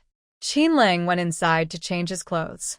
He had hurried to catch someone at the Su residence, so he didn't have time to change his outfit. The uniform of a scholar at the Imperial Academy was plain white with blue ribbons. Everyone wore the same, which made Qin Xiaowangyi, who was usually so carefree and rebellious, look more like a scholar. Shen Ruojin didn't seem to like his outfit very much. She didn't look at him much. So, when Qin Lang returned, he went to change his clothes. Shen Ruojin didn't want to argue further. She calmed him. They had carefully planned a good act but didn't make their brother and sister-in-law dislike Song Tang. In the end, they only got scolded themselves. Song Nanqing was so angry she almost wanted to die. But after being scolded, she didn't dare to trouble Song Tang anymore. She glared fiercely at Song Tang and angrily stormed back to her room. Song Tang wasn't scared by Song Nanqing's anger. She calmly met her gaze, with a deep dimples that were charming and infuriating. "Big sister, I'm sorry. I really didn't mean to do it tonight. When I heard my aunt say that, I thought." Song Qingyao cried like a fragile flower, continuously apologizing to Song Tang. "Song Qingyao, whether it was intentional or not, you know in your heart. There's no need to tell me. Also, I won't accept your apology." Song Tang wasn't interested in watching Song Qingyao fake tears. She simply closed the bedroom door. She had prepared in advance because the story in the book also involved Song Qingyao encouraging Song Nanqing to frame the original protagonist for stealing money. In the story, Song Songrong and Qin Xiuji believe that the original owner is a thief and develop a dislike for her. This incident becomes the main reason why the original owner was later driven out of the Song family. She knows that Song Qingxiao is the heroine of the story. The heroine seems to be able to gain everyone's favor no matter what she does. It's like tonight, when Song Songrong and Qin Xiuji knew that Song Qingxiao was helping Song Nanqing to smear her, and she cried, they still chose to comfort and love her. She realizes that as a villainous supporting character, competing with the heroine will likely lead to a bad ending. If Song Qingxiao didn't target her, she wouldn't have fought back. But since Song Qingqiao refuses to let her go, she won't just sit back and be bullied. Song Tang knows that after failing to frame her, Song Nanqing must be very resentful. However, after being warned by Song Songrong, Song Nanqing hasn't caused trouble in the past few days. Song Qingqiao has also been working hard to repair their relationship, and on the surface, everything seems quite peaceful. Recently, Song Tang has become familiar with her surroundings. She also sent out her manuscript. She thought it would take at least half a month to hear back from the newspaper after submitting her work, but surprisingly, on the 4th day after sending it, she received a reply. The newspaper used half a page to publish her martial arts novel. The chief editor hoped she could continue the serialization steadily. She also received 6 yuan in payment. This was the first money she earned in this era, and she was incredibly happy. Her martial arts novel received a better response than she expected. Although it was only over 3,000 words, the issue of the newspaper sold record-breaking numbers, and many people in the streets and alleys were talking about the characters and stories from her novel. Lu Jinyan also saw that issue of the newspaper. He rarely read novels, but the passionate patriotism and grand descriptions in those 3,000 words made his blood boil. For the first time in his life, he felt like writing a letter to the author. The newspaper didn't have the author's address under the name Tang Song. Fortunately, the chief editor was his good friend, so he asked him to help pass the letter to Tang Song. Since they all live in the capital, the next day, Song Tang received a letter from Lu Jinyan. She was very shocked. She couldn't believe he liked her martial arts novel. She sincerely wanted him to stop disliking her, so she carefully wrote back using a pen name. She hoped that, because of their correspondence, when the main characters later teamed up to bully her, he could lend her a hand. Soon, Lu Jinyan also received her reply. She wrote a grand and powerful martial arts novel, using the pen name Tang Song, which sounds more masculine. He always thought she was a man. Seeing the delicate, neat handwriting on the letter, he realized she must be a girl.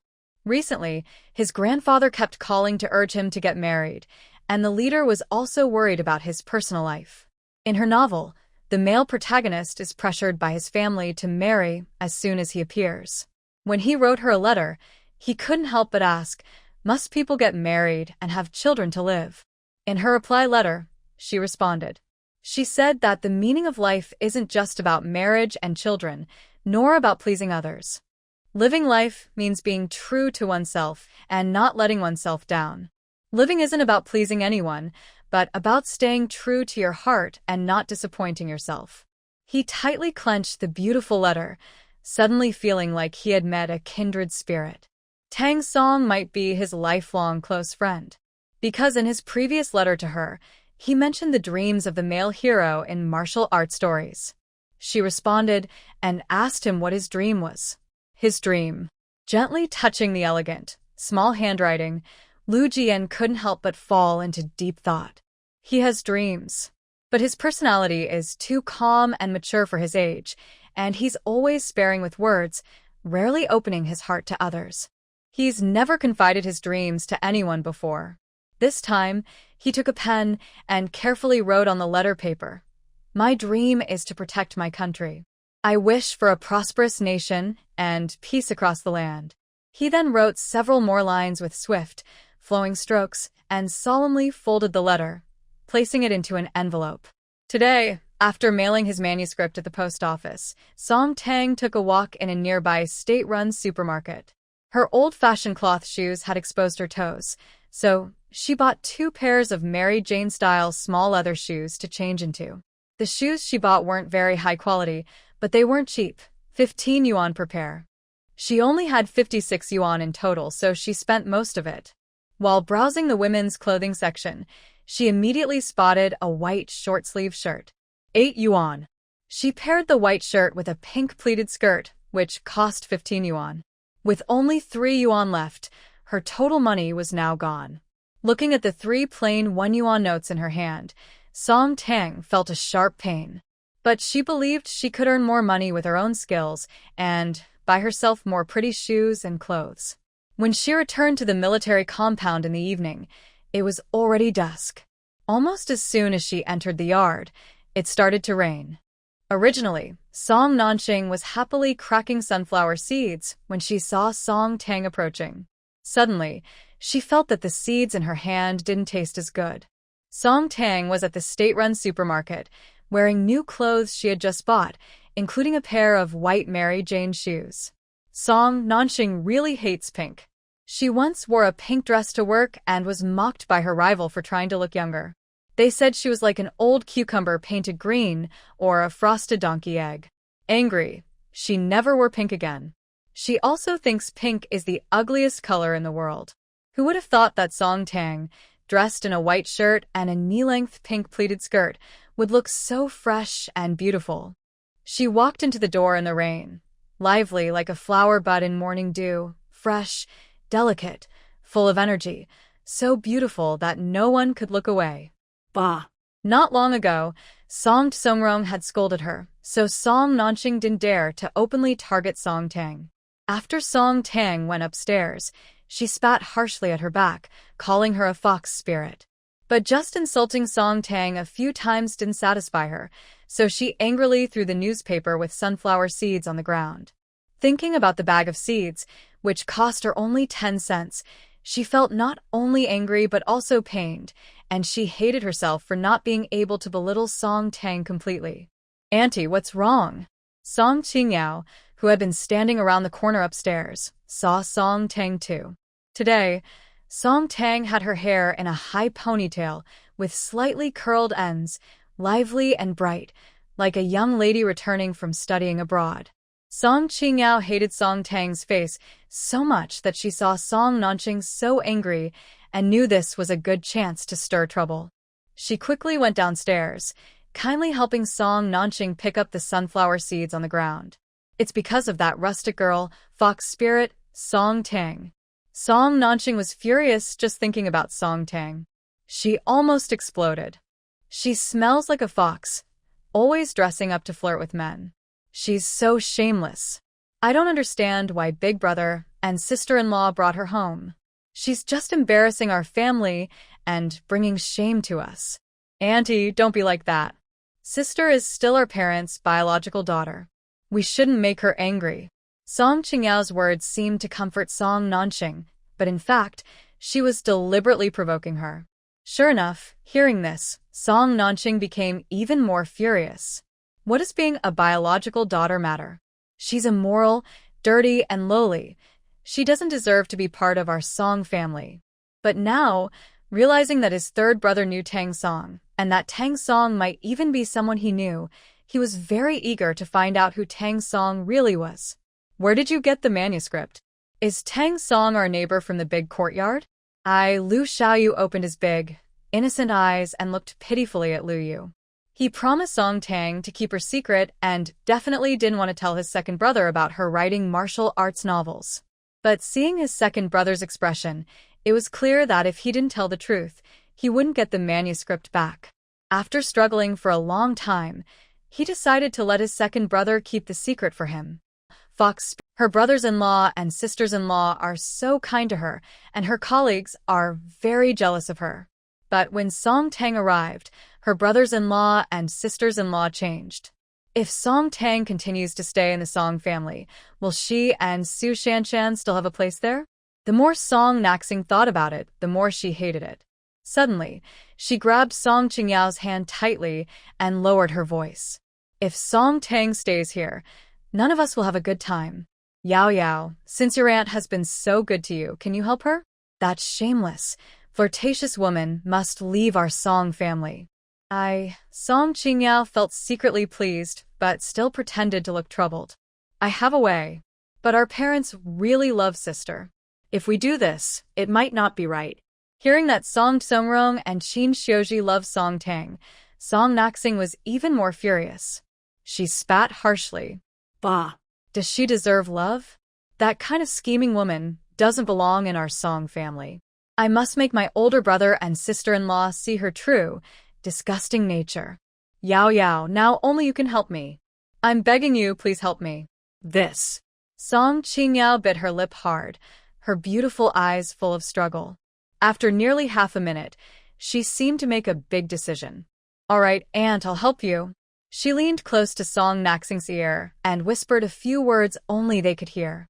Song Naxing couldn't hide her smile. She hadn't wasted her love on her niece. With such a clever plan from Song Qingyao, she believed that tonight, that scheming woman Song Tang would definitely be driven out of the Song family. The rain was falling harder and harder. A low thunderclap suddenly streaked across the eaves, startling her.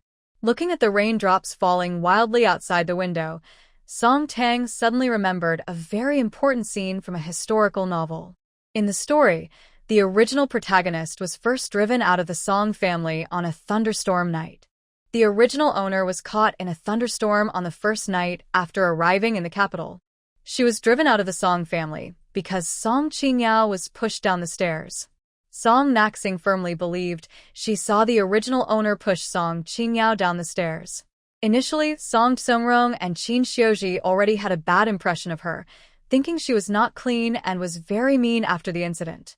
Plus, since the original owner refused to admit her guilt, they were very disappointed and furious. Song Tsongrong told her to leave immediately. If this had happened in the 21st century, Song Tang could have easily proved Song Qingyao was lying. But in this era, there were no phones or cameras, so she couldn't record Song Qingyao's false accusations. Song Qingyao's move was really cruel. She had to find a way to turn the situation around. It hurts. It hurts so much. Song Tsongrong and Qin Xiuji were very busy. They came home late again tonight. As soon as they entered, they heard Song Qingyao crying loudly, then Song Naxing's sharp screams and curses. How could that fox spirit Song Tang be so evil? Yao Yao loves her like a sister. How could she cruelly push her down the stairs? Big brother and sister-in-law, you must give Yao Yao an explanation tonight. At this moment, Song Tsongrong also saw Song Qingyao helplessly and awkwardly lying on the ground. She had obvious scratches on both arms, and her sleeves were stained with a lot of blood, looking very painful. Especially since Song Qingyao was wearing a white dress tonight, the red bloodstains looked even more shocking. What happened? Lu Shoujiang and Lu Xiaoyu just happened to come back with them. Hearing the commotion, they hurried over. It's that fox Song Tang. The Lu family's arrival was a pleasant surprise. Song Naxing was happy to have everyone believe that Song Tang was sinister and cruel, and she was so excited she was spitting. She's illiterate and can't dance, so she definitely can't get into the art troupe. She's jealous of Yao Yao's excellence and even wants to stop her from joining the art troupe. I saw her secretly hiding behind Yao Yao when she was going downstairs, and when Yao Yao was unprepared, she viciously pushed her down the stairs. Only 20 days until the exam. What if Yao Yao gets hurt? Song Tsongrong and Qin Xiuji's faces changed. They knew how much Song Qingyao wanted to join the art troupe. If Song Tang really hurt her on purpose and kept her from joining the dance team, that was truly cruel. Dad, Mom, I really feel so hurt. Song Qingyao's acting was flawless. She sniffled sadly, her eyelashes trembling, and big tears started to fall down her face. I really don't know what I did wrong. Why does my sister treat me like this? But I don't blame my sister. I really don't blame her. Mom and Dad, please don't be angry with her. At this moment, Song Tang walked to the top of the stairs. Song Nanxing and Song Qingyao had carefully planned this big scene, so she had to give them a chance to act well. After thinking for a moment, she still kept a cold face and walked down the stairs. Seeing Song Tang, Song Qingyao cried even more heartbreakingly. Sister, why did you push me? If you don't want me to join the art troupe, I won't take the exam. Really, as long as you're happy, I am willing to do anything you ask. I really care about you, sister. Why are you treating me like this? She's just mean, can't stand seeing others do well. Song Nanxing looked at Song Tang with disgust, as if Song Tang was something dirty that could stain her eyes. She glared at Song Tang with resentment and then said to Song Tsongrong and Qin Xiuji, brother, sister-in-law, Song Tang really went too far this time. She pushed Yao Yao down the stairs today, and tomorrow she might stab her a few times. Are you running a fever again? Lu Jinyan could tell that his fever had gone down, but inside, the fire still burned, impossible to put out. In that brief moment of distraction, she moved closer to him, standing in front of him. She clearly wanted to check if he really had a fever. She reached out quickly and touched his chest. Feeling how hot his chest was, her worry deepened. Her sudden touch almost made the tense string inside him snap. He was so overwhelmed that he let out a low, muffled sound. She didn't notice the danger at all. She tilted her face up and reached out again to touch his forehead. She still kept a cold face. She couldn't help but scold Song Tang. Tang, how could you push Yao Yao? Noticing that Song Qingyao's bleeding arms were still bleeding, Song Songrong also thought Song Tang had gone too far. His stern, serious face showed coldness and disapproval. Tang, Yao Yao is your sister. How can you do such a crazy thing to your family? Luo Xiaoyu, standing nearby, couldn't help but tug at his short hair. He wasn't very familiar with Song Tang, but since they lived in the same yard and saw each other often, they had interacted a few times these days. Song Tang's eyes were clear and honest, but he always felt she was not that kind of person. He has always had a sense of justice. When everyone was blaming Song Tang, he still said, Uncle Song, Aunt Qin, shouldn't we listen to Tong Tong's side? Tang, did you really push Yao Yao down the stairs? Song Nanqing didn't expect Lu Xiaoyu to defend Song Tang. Before Song Tang could speak, she scoffed disdainfully, Song Tang is just a liar and a simpleton. She caused Yao Yao so much harm, she definitely won't admit it. Yao Yao bled a lot. Song Nanqing pretended to wipe away tears. It must have hurt so much for Yao Yao to be hurt like this. Big brother, our Song family values integrity. We can't accept someone like Song Tang, who is ungrateful and heartless. Tonight, you and your wife must teach her a lesson and also seek justice for Yao Yao. Song Songrong, who was upright and intolerant of dishonesty, looked even colder. He hated everyone fighting among themselves. His sharp eyes grew colder. He sternly ordered Song Tang, apologize to Yao Yao. Qin Xiuji also nodded gently. Tonight, Tang, you really did wrong. You should apologize to your sister. Song Tang didn't speak immediately. Seeing Song Songrong's stern face and Qin Xiuji holding Song Qingyao's hand with tears in her eyes, she couldn't help but feel some sympathy for the original owner. She suddenly understood the various behaviors of the original owner after coming to the capital. The original owner was not highly educated and not very smart. She was definitely no match for the clever Song Qingyao. Song Qingyao and Song Nanqing constantly played tricks on her. Her biological parents didn't trust her and even helped the adopted daughter criticize and dislike her. No wonder she went crazy. Song Tang was truly disappointed in Song Songrong and Qin Xiuji. Apologize.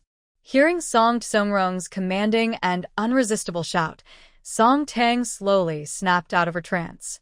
She looked straight into his cold face, calmly and firmly said, I did not push Song Qingyao.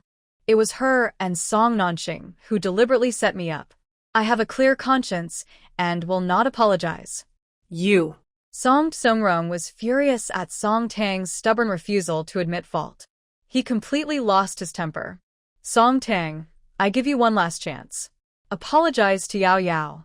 If you still refuse to apologize, then just get out of here. Dad, don't be angry. Seeing Song Songrong about to kick Song Tang out of the Song family, Song Qingyao couldn't be happier. But she is best at pretending to be kind and pitiful. She carefully and sadly said, I really didn't expect my sister to push me down the stairs. But after all, she is our parents' daughter and my sister. I won't blame her. Dad, I really beg you, please don't be angry with my sister anymore, okay? Song Qingyao cried so sadly, almost running out of breath, and even defended Song Tang. Song Songrong and Qin Xiuji felt more and more that she was sensible and understanding, but they also thought Song Tang was too much. Song Songrong was more disappointed in Song Tang. He snorted coldly and said impatiently, I, Song Songrong, don't have a daughter who only causes trouble. Does this mean he no longer recognizes Song Tang as his daughter? Hearing Song Songrong's words, Song Nanqing almost burst out laughing with joy. She quickly covered her mouth to stop herself from making a sound. Song Qingyao still silently shed tears, but inside, she was very happy. The two of them were eagerly waiting for Song Songrong to cut ties with Song Tang and kick her out of the Song family. Surprisingly, they saw Lin He appear at the top of the stairs. Tang didn't push Yao Yao. I was just in Tang Tang's room helping her with her homework. After Song Nanqing screamed, she came out of her room. It's impossible, she pushed anyone down the stairs. Song Qingyao and Song Nanqing's faces changed at the same time. Neither of them expected Lin He to be in Song Tang's room. Lin He and Qin Xiuji had a very close relationship. They had been very good friends since they were young. Their husbands were comrades in arms, and they had lived in the same courtyard for many years. Although they were not related by blood, they were closer than sisters. Plus, Lin He was the wife of Commander Liu. She was always fair and just, so no one would doubt her words. He? Qin Xiuji was also stunned. She slowly released Song Qingyao's hand. Just now, were you really in Tang Tang's room? Lin He nodded gently. Tang came to find me, saying she couldn't do a few questions. I happened to be free, so I went to her room to help her with her homework. When I heard Song Nanqing scream that Yao Yao fell down the stairs, Tang worriedly ran out of her room. I can testify for Tang. She didn't harm anyone tonight. Xiuji, Tang is a good girl. She's your biological daughter. You should trust her more. Qin Xiuji's eyes, which looked just like Song Tang's, were filled with rare helplessness. Concern can sometimes cause confusion. I just saw Song Qingyao bleeding heavily, and Song Nanqing insisted that she saw Song Tang push her down the stairs. Naturally, she believed that Song Tang did something bad. Now that I think calmly, she was too impulsive just now. Song Nanqing has a history of framing Song Tang. Why did she believe her lies so easily? Having known her for so many years, Song Songrong naturally knows how honest Lin He is. Thinking about her own daughter being falsely accused, he not only didn't defend her, but also wanted to send her away. Long used to being decisive, Commander Song was surprisingly at a loss now. He couldn't bring himself to admit his mistake to his daughter, so he only asked sharply, Tang didn't push Yao Yao. Why do you insist she did? Song Nanqing, you must tell me the truth today. Qin Xiuji coldly glanced at the trembling Song Nanqing, then slowly looked at Song Qingyao. Both her palms and back of her hands are flesh. Song Tang and Song Qingyao are both her precious daughters. She loves neither more than the other, nor is she indifferent to anyone. Because Song Qingyao is not her biological daughter, she worries that her sensitive heart might overthink, so she cares for her a bit more. But she would never tolerate Song Qingyao hurting her biological daughter. After a moment of silence, she still said with some disappointment, Yao Yao, why do you also say it was Tang who pushed you? Tonight, what really happened? I want to hear the truth. Song Qingyao painfully covered her mouth. She truly never dared to imagine that Qin Xiuji would suspect her. It's all because of Song Tang. If Song Tang hadn't insisted on going back to the capital to fight over things, she wouldn't have been suspected by her parents. Song Qingyao wouldn't tell the truth now. She shook her head helplessly with tears. I didn't see. I really didn't see. In Song Nanqing's view, everything Song Qingyao did tonight was to help her. She knew that with Lin He intervening, she definitely wouldn't escape a harsh scolding tonight. She was somewhat loyal, knowing she would be scolded tonight, so she decided to reveal her genuine care for Song Qingyao. This has nothing to do with Yao Yao. Song Nanqing gritted her teeth fiercely and continued, I pushed Yao Yao down the stairs. It was also I who deliberately framed Song Tang. Who asked Song Tang, this fox spirit, to only know how to harm people. Since she came to our family, she caused Shanshan to lose her living expenses, and I lost my cloth ration. I just don't like her. When I pushed Yao Yao, she didn't see me. Hearing me shout that Song Tang pushed her, it's normal for her to misunderstand. Hearing that Song Nanqing had taken everything, Song Qingyao felt a long sigh of relief inside. She has always been flexible and adaptable. To clear her name completely, She knelt weakly on the ground, crying as she gently slapped herself. I'm sorry. I don't blame Auntie. Please, don't blame her either. I really didn't mean to harm my sister. When I heard Annie say it was my sister who pushed me, I thought she wanted to hurt me. I didn't want to hurt anyone, but I still caused my sister to be scolded by our parents. It's all my fault. I'm so bad. I'm sorry, I'm so sorry. Yao Yao. Song Songrong and Qin Xiuji looked at her with deep pity. Clearly, they believed that this incident had nothing to do with the kind and innocent Song Qingyao. They quickly stepped forward, trying to stop Song Qingyao from hurting herself further. Song Qingyao was clever, so she naturally knew her suspicions had been cleared.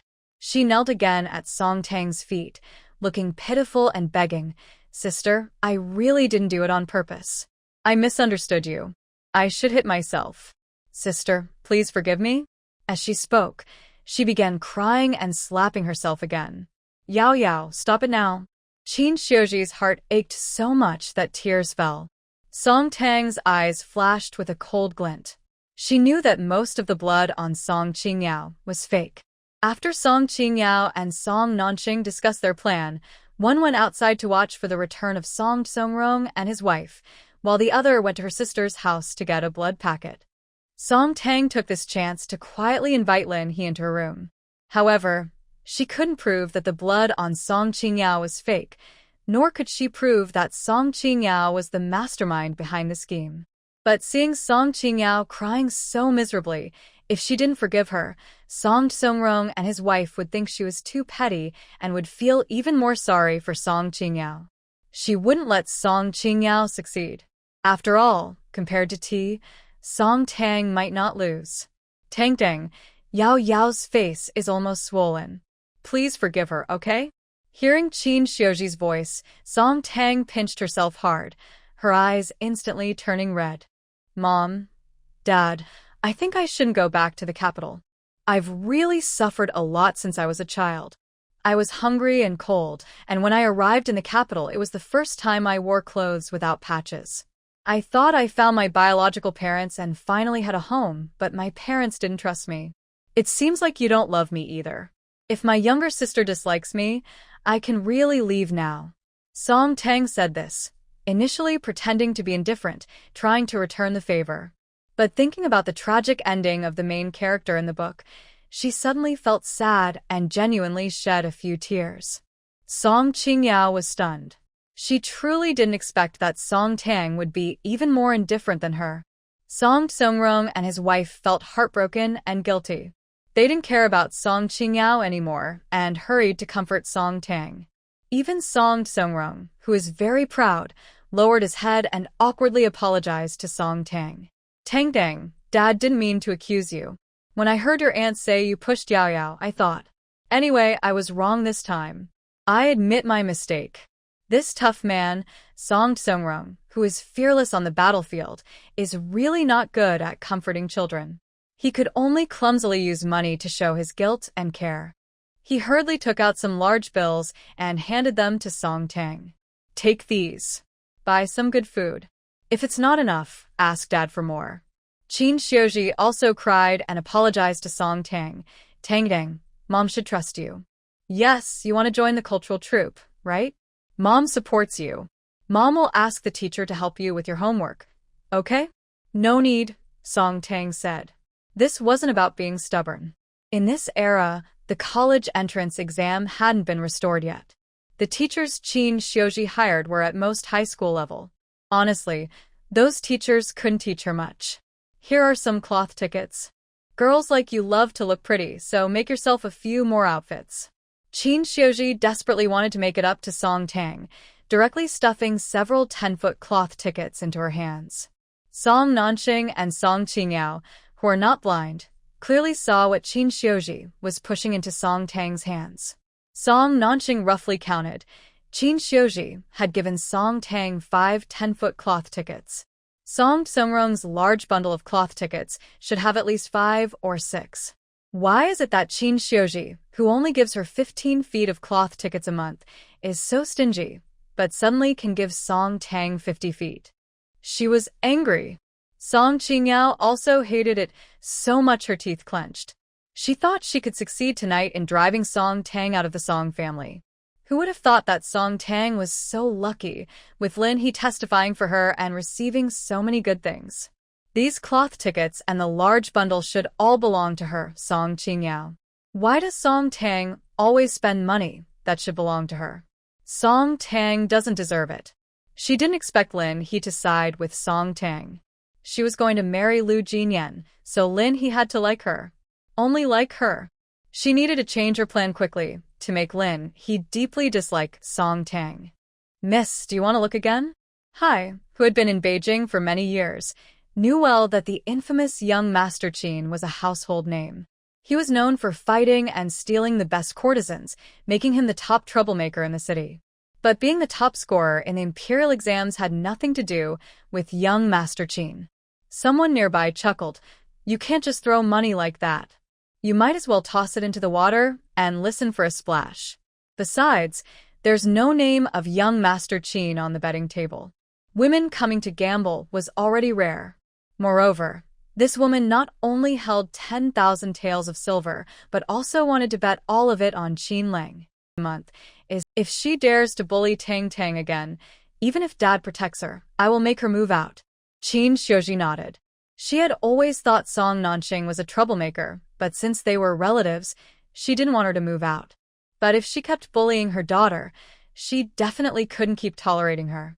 Thinking of how Song Tang, the fairy, cried tonight, Qin Xiuji felt guilty again. We need to treat Tang Tang better from now on. Yes. Song Songrong knew what his wife was worried about. He affectionately held her hand. In the future, we should give Tang Tang more pocket money. But we can't be biased. Yao Yao should also get a little more. I'll also find a good guy for Tang Tang. She probably can't get into the arts troupe with her education, and she won't find a good job. If she can find a reliable partner, and we support her, she can live a good life. Qin Xiuji also thought that not only would Song Tang not get into the arts troupe, but she might not find a job at all. Both she and her husband were honest people and didn't want to use connections. The best they could do was help her find a good partner. Thinking of something, Qin Xiuji's beautiful peach blossom eyes filled with worry. Xiao Qi and Xiao Yi still don't want to come home. I'm really worried they'll fight with Tang Tang. Sigh. Qin Xiuji didn't finish her sentence, but Song Songrong understood her meaning. She was afraid that the two troublemakers at home would clash with Song Tang. Song Songrong was also worried. Although the Liang family didn't publicly accuse Song Tang of improper conduct after their broken engagement, Liang Yuxin was very close to Song Zhouyi, the second son of the Song family. He must have told Song Zhouyi about these things. He was afraid that the eldest son, Song Qi, also knew. Both of their sons are impatient and can't stand having sand in their eyes. Plus, they love Song Qingyao too much, so they probably won't accept Song Tang as their sister. Song Songrong couldn't help but sigh heavily. It's really hard to get these two naughty boys to accept Song Tang as their sister. After Lu Shoujiang and Lin He went home, they snuck into bed and whispered quietly. Lin He always felt that tonight's incident wasn't as innocent as Song Qingyao seemed. She and Lu Shoujiang are close and share everything. She honestly told him her doubts. Old Lu, do you think Yao Yao really didn't see who pushed her? I feel like she and Song Nanqing planned together to slander Tang Tang. Lu Shoujiang always thought Song Qingyao was quite scheming. But without solid proof, he wouldn't jump to conclusions.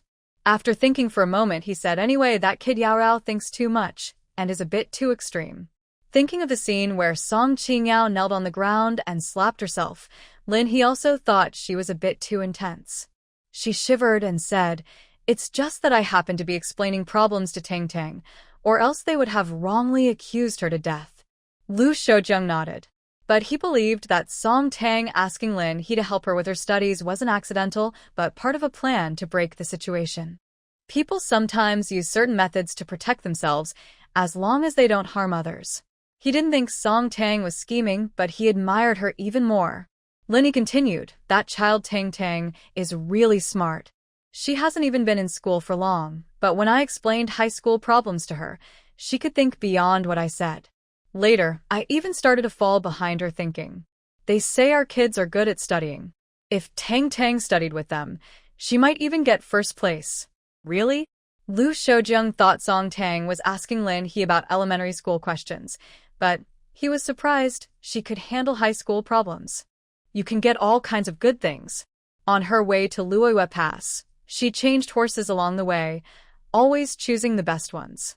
Even the bows and arrows she casually took from the Lin family shop were made of mysterious iron, capable of shooting through Marshal Shichong's armor with a single arrow.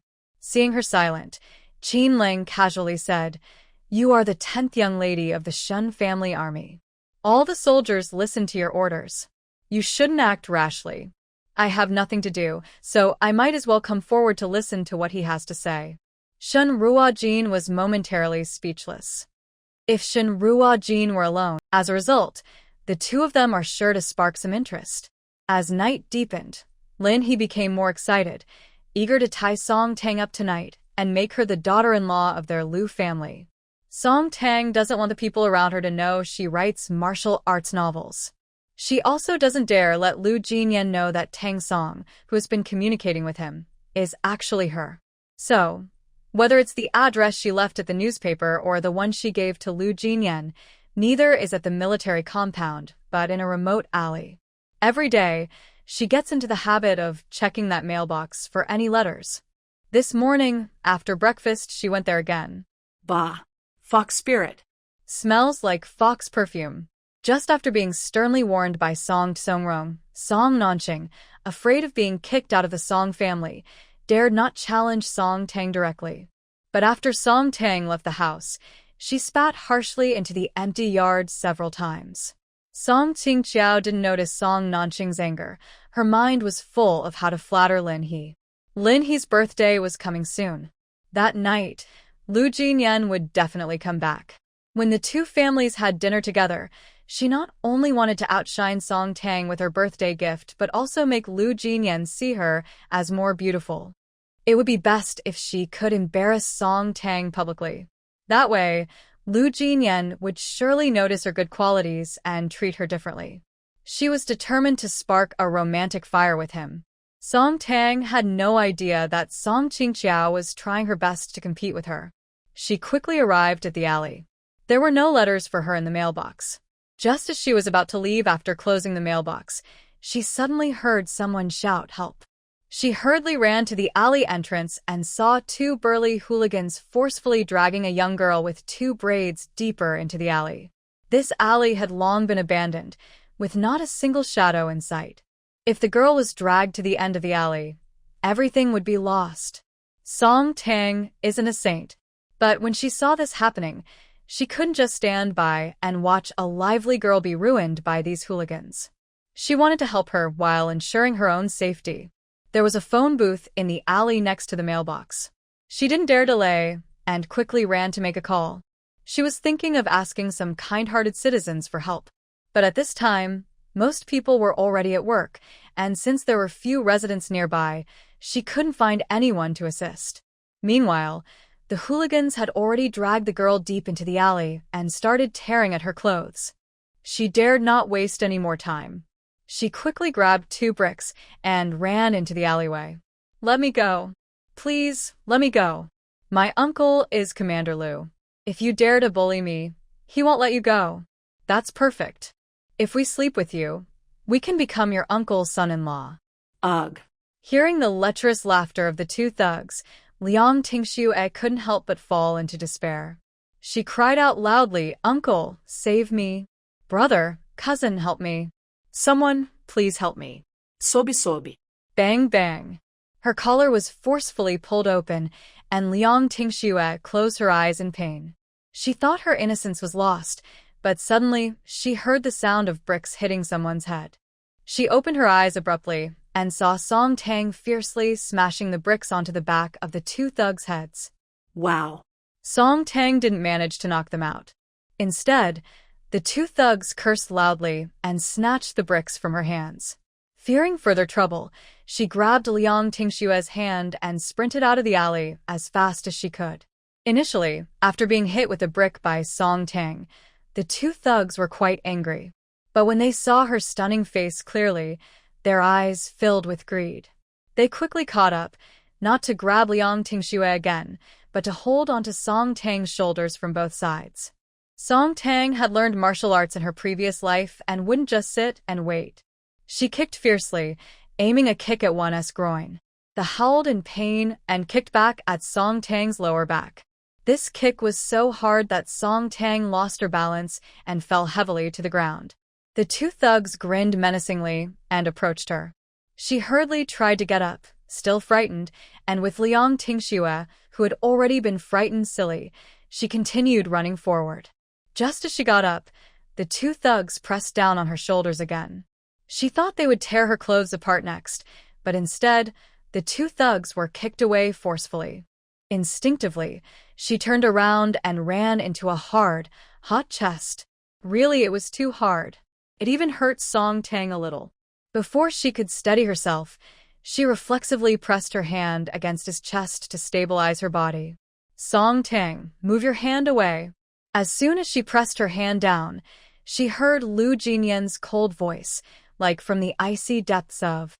She then realized she had just touched his chest muscles. He had warned her many times not to touch him and not to appear within 2 meters of him.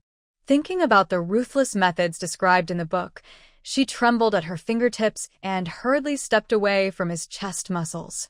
Stinky kid, mind your own business, you're asking for trouble. Those two bullies, used to being arrogant, had never suffered such a big loss before. After they got up from the ground, they grabbed bricks and roared as they lunged toward Lu Jinyan, looking fierce and ready to hurt him. Song Tang couldn't help but sweat nervously for Lu Jinyan. Unexpectedly, before the two bullies even touched his little finger, he kicked each of them, sending them flying into the wall. His strength was truly incredible. One of the bullies even spat blood from the force of the kick. They curled up against the wall, trembling painfully. They couldn't even stand up to fight again. They were in so much pain they couldn't even curse properly. Big cousin, what's going on? Liang Yushun came with Lu Jinyan. After learning that Tang Song lived nearby in this alley, Lu Jinyan didn't go to the post office to send the letter, but directly placed the written letter into her alley's mailbox. Just as he put the letter in, he heard the commotion here and hurried over on horseback. To his surprise, he saw bullies trying to bully Song Tang and Liang Tingxue. Liang Yushun was a little slower than him. He rushed over and saw his own younger sister, Liang Tingxue. Seeing her collar torn open and her shoulders trembling non-stop, his beautiful phoenix-like eyes filled with worry. Xiao Shui, why are you here? Are they bullying you? Ugh.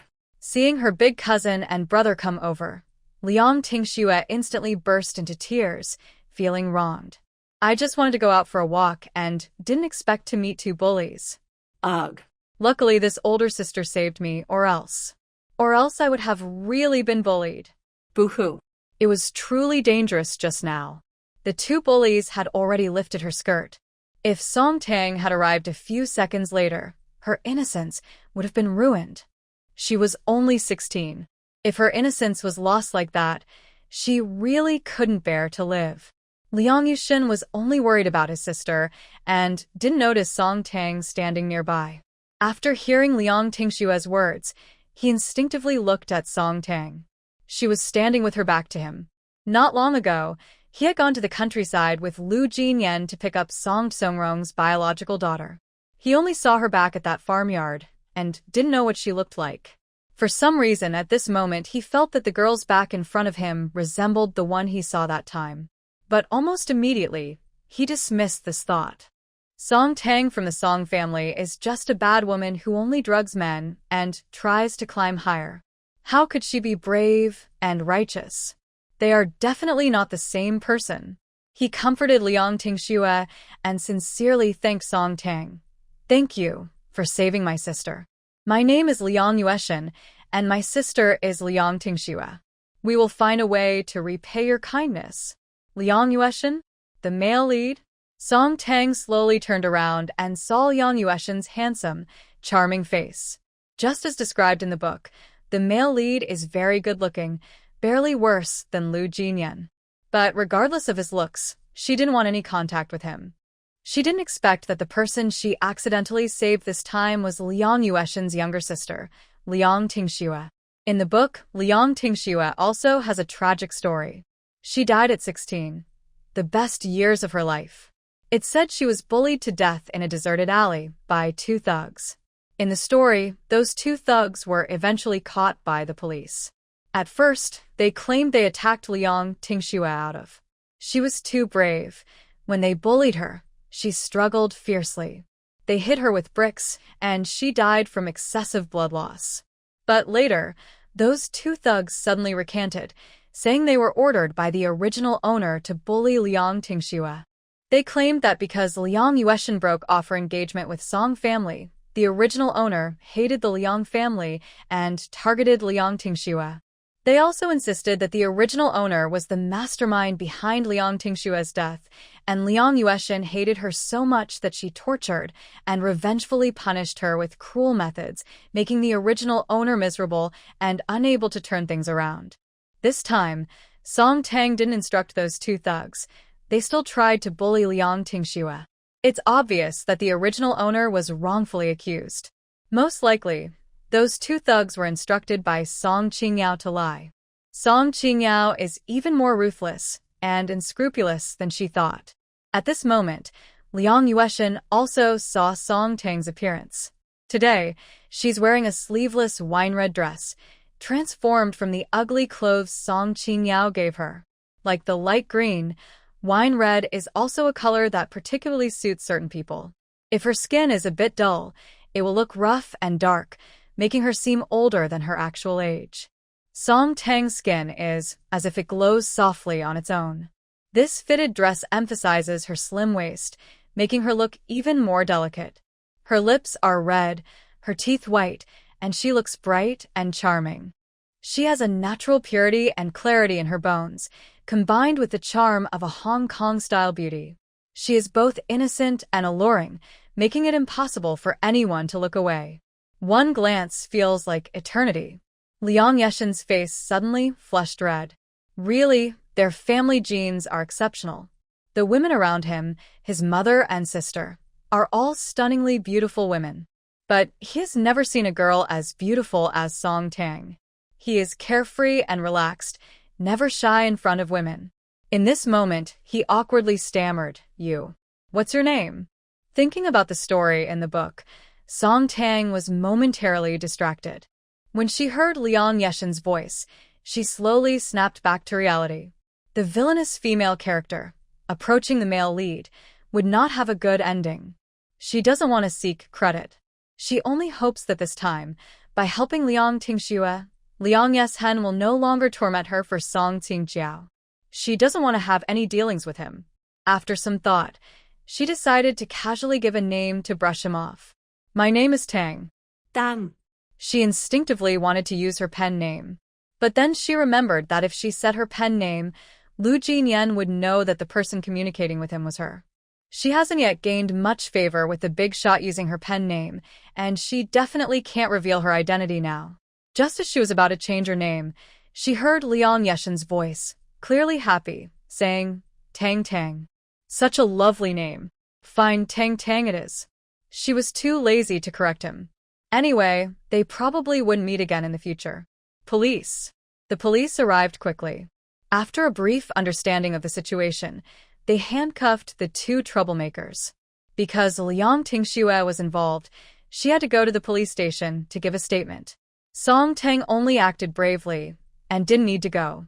Liang Yueshin originally wanted to invite Song Tang to dinner, but since his own sister was at the police station giving a statement, he had to stay with her.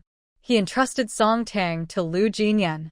"Big cousin, Tang Tang hurt her arm. Please help her go to the clinic and get it treated." Thanks. Liang Yueshin, you go with her. I don't have time. Liang Yueshin had already taken Liang Tingxue into the police car and driven away. Lu Jinyan's handsome face immediately darkened. He really didn't want to take Song Tang to the clinic. He didn't expect her to act bravely. But even if she happened to help Liang Tingxue, it didn't change the fact that she kept trying to drug men. He didn't want any contact with her, but since she saved Liang Tingxue and was injured, he had to pay for her medical expenses. He coldly told her, "Let's go." Song Tang knew he disliked her. She also didn't want to bother him. But she really didn't know where the nearest health station was, so she followed him forward. His legs were too long, and he walked quickly, staying more than 2 meters ahead of her. His attitude towards her was like she was a snake or a scorpion, as if he hated the idea of living in the same time and space as her. He didn't say a word to her along the way. Song Tang didn't want to make things awkward, so she didn't start a conversation either. Soon, they arrived at the nearby health station. The female doctor told her to wait in the next room. After she finished treating the other patients, she would come and give her medicine. "Comrade, maybe you should help your partner apply the medicine." The doctor was very busy today. Just as those patients left, another patient arrived, badly injured. This patient was covered in blood. Compared to him, Song Tang's minor scratches were nothing. She knew she had to treat the more serious wounds first. "She's not my partner." Lu Jinyan's face darkened even more. He and Song Tang were never going to be together, and he definitely didn't want anyone to misunderstand. Okay, she's not your partner," the doctor said while treating the patient. "I see she only has a small cut on her arm. You can take these 2 ointments and apply them yourself." All right. Lu Jinyan replied calmly, and then went into the next room. He looked inside but didn't see Song Tang. Inside the room, there was a cloth curtain. He couldn't understand why Song Tang, with just a scraped arm, would go behind the curtain. But her injury was minor, so she probably didn't need to take off her clothes. He would give her the medicine, pay the bill, and leave directly. "Dr. Sister, you're finally here. I'm about to die from the pain." Back in the 21st century, her parents spoiled her, and her 7 brothers also pampered her. Song Tang was quite spoiled. Just now, in the alley, she fell and scraped a large patch of skin on her arm, and she was kicked hard in the lower back. She was really in pain and almost couldn't handle it. She wouldn't cry out in front of Lu Jinyan and Liang Yexing. But in front of the female doctor, who was also a girl, she wouldn't deliberately hold back. Her voice was full of a soft, spoiled tone, almost like she was about to cry. Soft and sweet, as if water might spill out. Lu Jinyan's body suddenly stiffened. He never expected that when Song Tang was awake, she would act so coquettishly towards him. He also didn't dare to think about what he would see if he lifted the curtain. Song Tang wasn't wearing her clothes properly. She was wearing a long wine-red dress that had faded to her waist. She lazily lay on the bed, revealing a large area of smooth, white skin. It looked like fine white jade, emitting a tempting sweet fragrance in the air. She was wearing a small, handmade dress with only a thin, crimson ribbon at the back.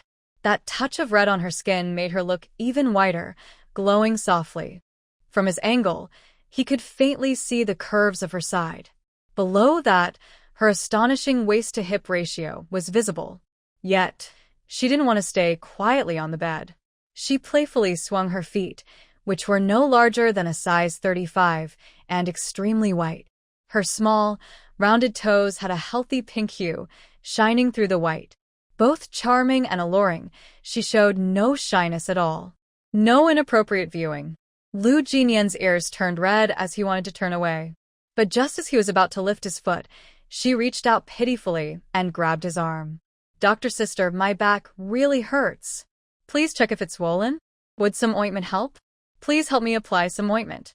Maybe a massage would be better, or it'll hurt even more tomorrow. Thanks a lot." Song Tang lazily closed her eyes, pouting slightly, soft and sweet, like a fairy fallen from the heavens. Actually, she also felt some pain in her legs from the fall. She was about to ask the doctor to check her legs later, but then she sensed something was wrong. Why was the doctor's arm so stiff? And so hot, like an iron? Does the doctor like lifting weights? She was confused when she suddenly heard Lu Jinyan's cold voice, as icy as freezing someone solid. "Take your hand away. Don't touch me." Song Tang shivered sharply from the cold and suddenly opened her eyes wide. When she looked up, she saw Lu Jinyan's face as dark as an iceberg, as if someone owed him billions. Before she could recover from her shock, Lu Jinyan had harshly pulled her delicate, boneless hand away and turned to leave without looking back. Thinking about the ointment and oil he still held, he paused at the door and placed them on a nearby shelf. He released a few seconds of cold air, then coldly warned Song Tang, "Stay away from me in the future. Don't come within 10 meters of me." Remembering how she had playfully swung her soft, white feet and acted cute earlier, he added expressionlessly, "And don't try to me again." Previously, he didn't want her within 2 meters of him. Song Tang was surprised to see himself suddenly multiply many times, expanding to a radius of 10 meters. This was not the first time he warned her not to flirt with others. She had never flirted with anyone, and she felt she was really unfairly treated. She knew he was a powerful figure she couldn't afford to offend, but she was in terrible pain and already uncomfortable. He kept warning her without understanding her situation, which made her angry. She frowned and said coldly, "I didn't flirt with anyone.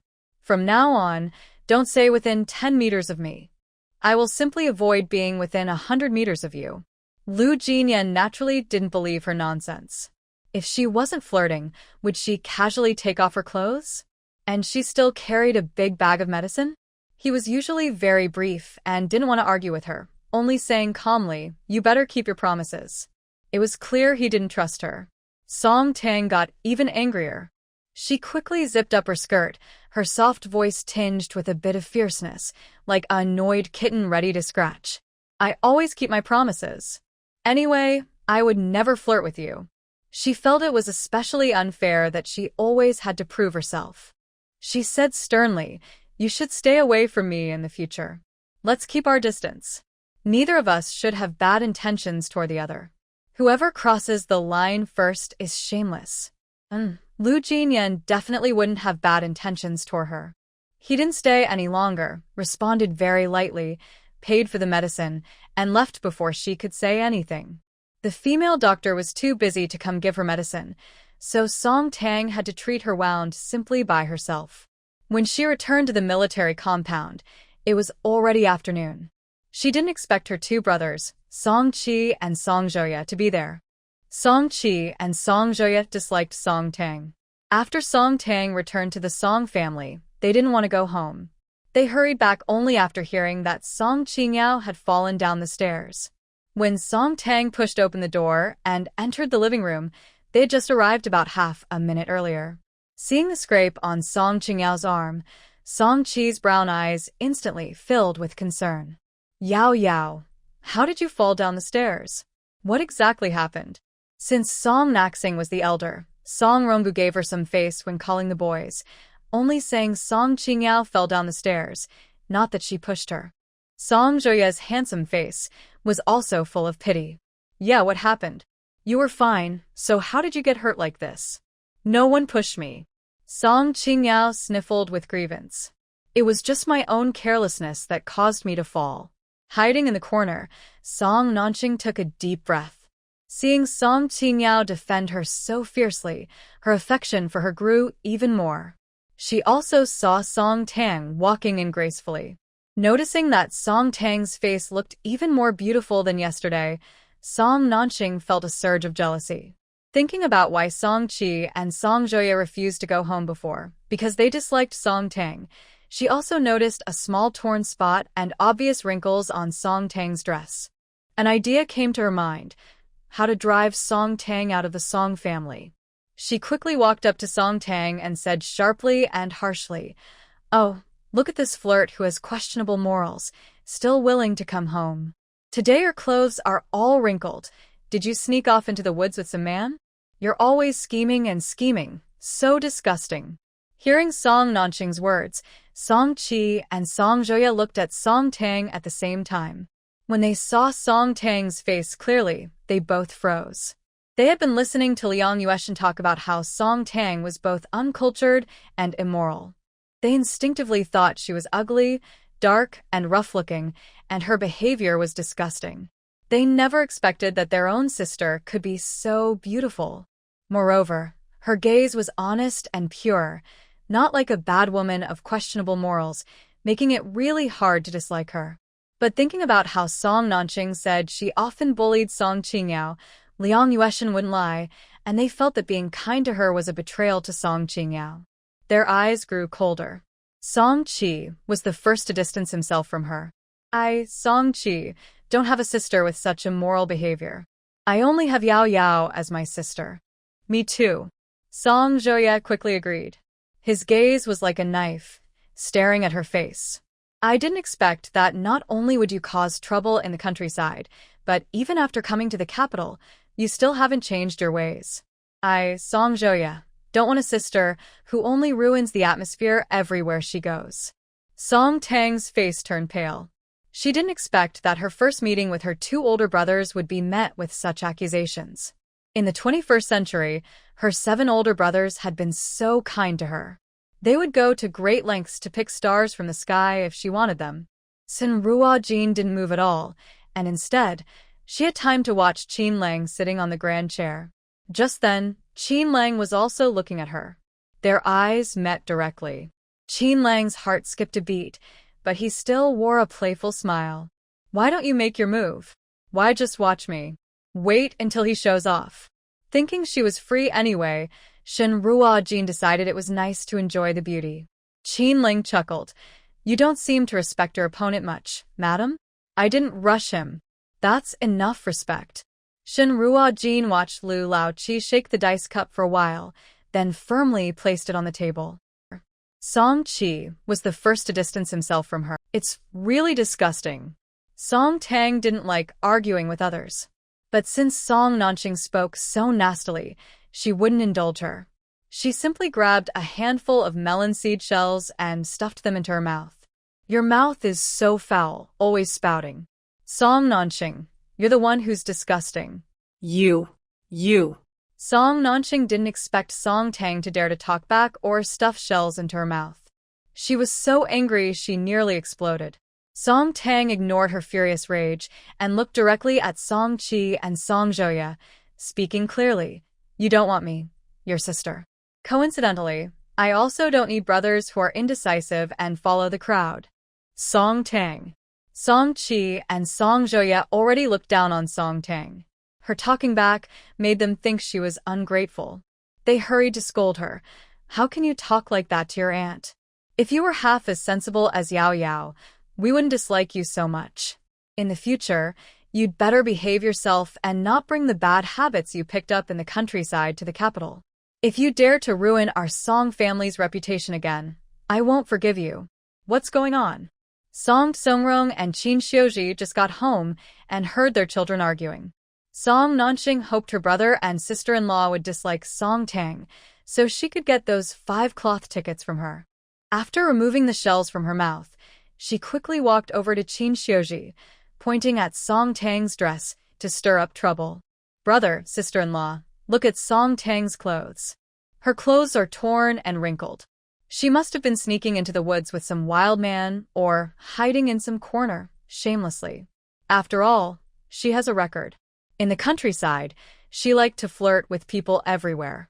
Yao Yao and Shanshan are pure girls, but Song Tang is so lowly. She can't let her corrupt them. Qin Xiuji also noticed that the fabric on Song Tang's shoulder was slightly torn, and her skirt was a bit wrinkled. The princess personally helped Shen Ruojin choose styles of clothes and headpieces. Shen Ruojin looked overwhelmed. There are too many choices, I can't pick. The princess still said, this year's styles are just so. No wonder Jeaner can't find a good one. Hearing this, everyone lowered their heads in shame, afraid to speak. Seeing this, Shen Ruojin gave Qin Lang a quick look. Qin Lang nodded in understanding. Just looking at the books, what can you tell? As long as the designs are approved, they will be made and then brought to the palace for my wife to see. Everyone responded in unison, yes, and they truly intended to do so, like Song Tang, so she could get. Is that something a senior like you should say? Tang, tell Dad what really happened today. Dad will stand up for you. Song Tang didn't expect that this time, Song Songrong and Qin Xiuji would be willing to give her a chance to explain. She was silent for a moment and honestly said, today, I just saw someone in trouble and fell. Haha. Song Nanxing rolled her eyes again and laughed. Seeing someone in trouble? Nice story. No one will believe she was just helping. Song Tang, you saw a wild man and needed a woman, so you helped him and went into the woods with him? Dad, you shouldn't have let her come back. Song Chi frowned so hard it looked like he could crush a fly. The way she talks now, she really has a problem. Letting her come back, what will Xiaoyao think? I think she should be sent back to the countryside. She can't keep messing around in the capital. Song Zhouye always listened to his older brother, so he quickly said, I also support sending Song Tang back to the countryside. Seeing that both nephews stood with her, Song Nanxing felt even more confident. She straightened her back, pointed at Song Tang with disdain and arrogance, and said, You said you helped someone in trouble. Who can testify for you? She was about to say that if he didn't want to, it was okay.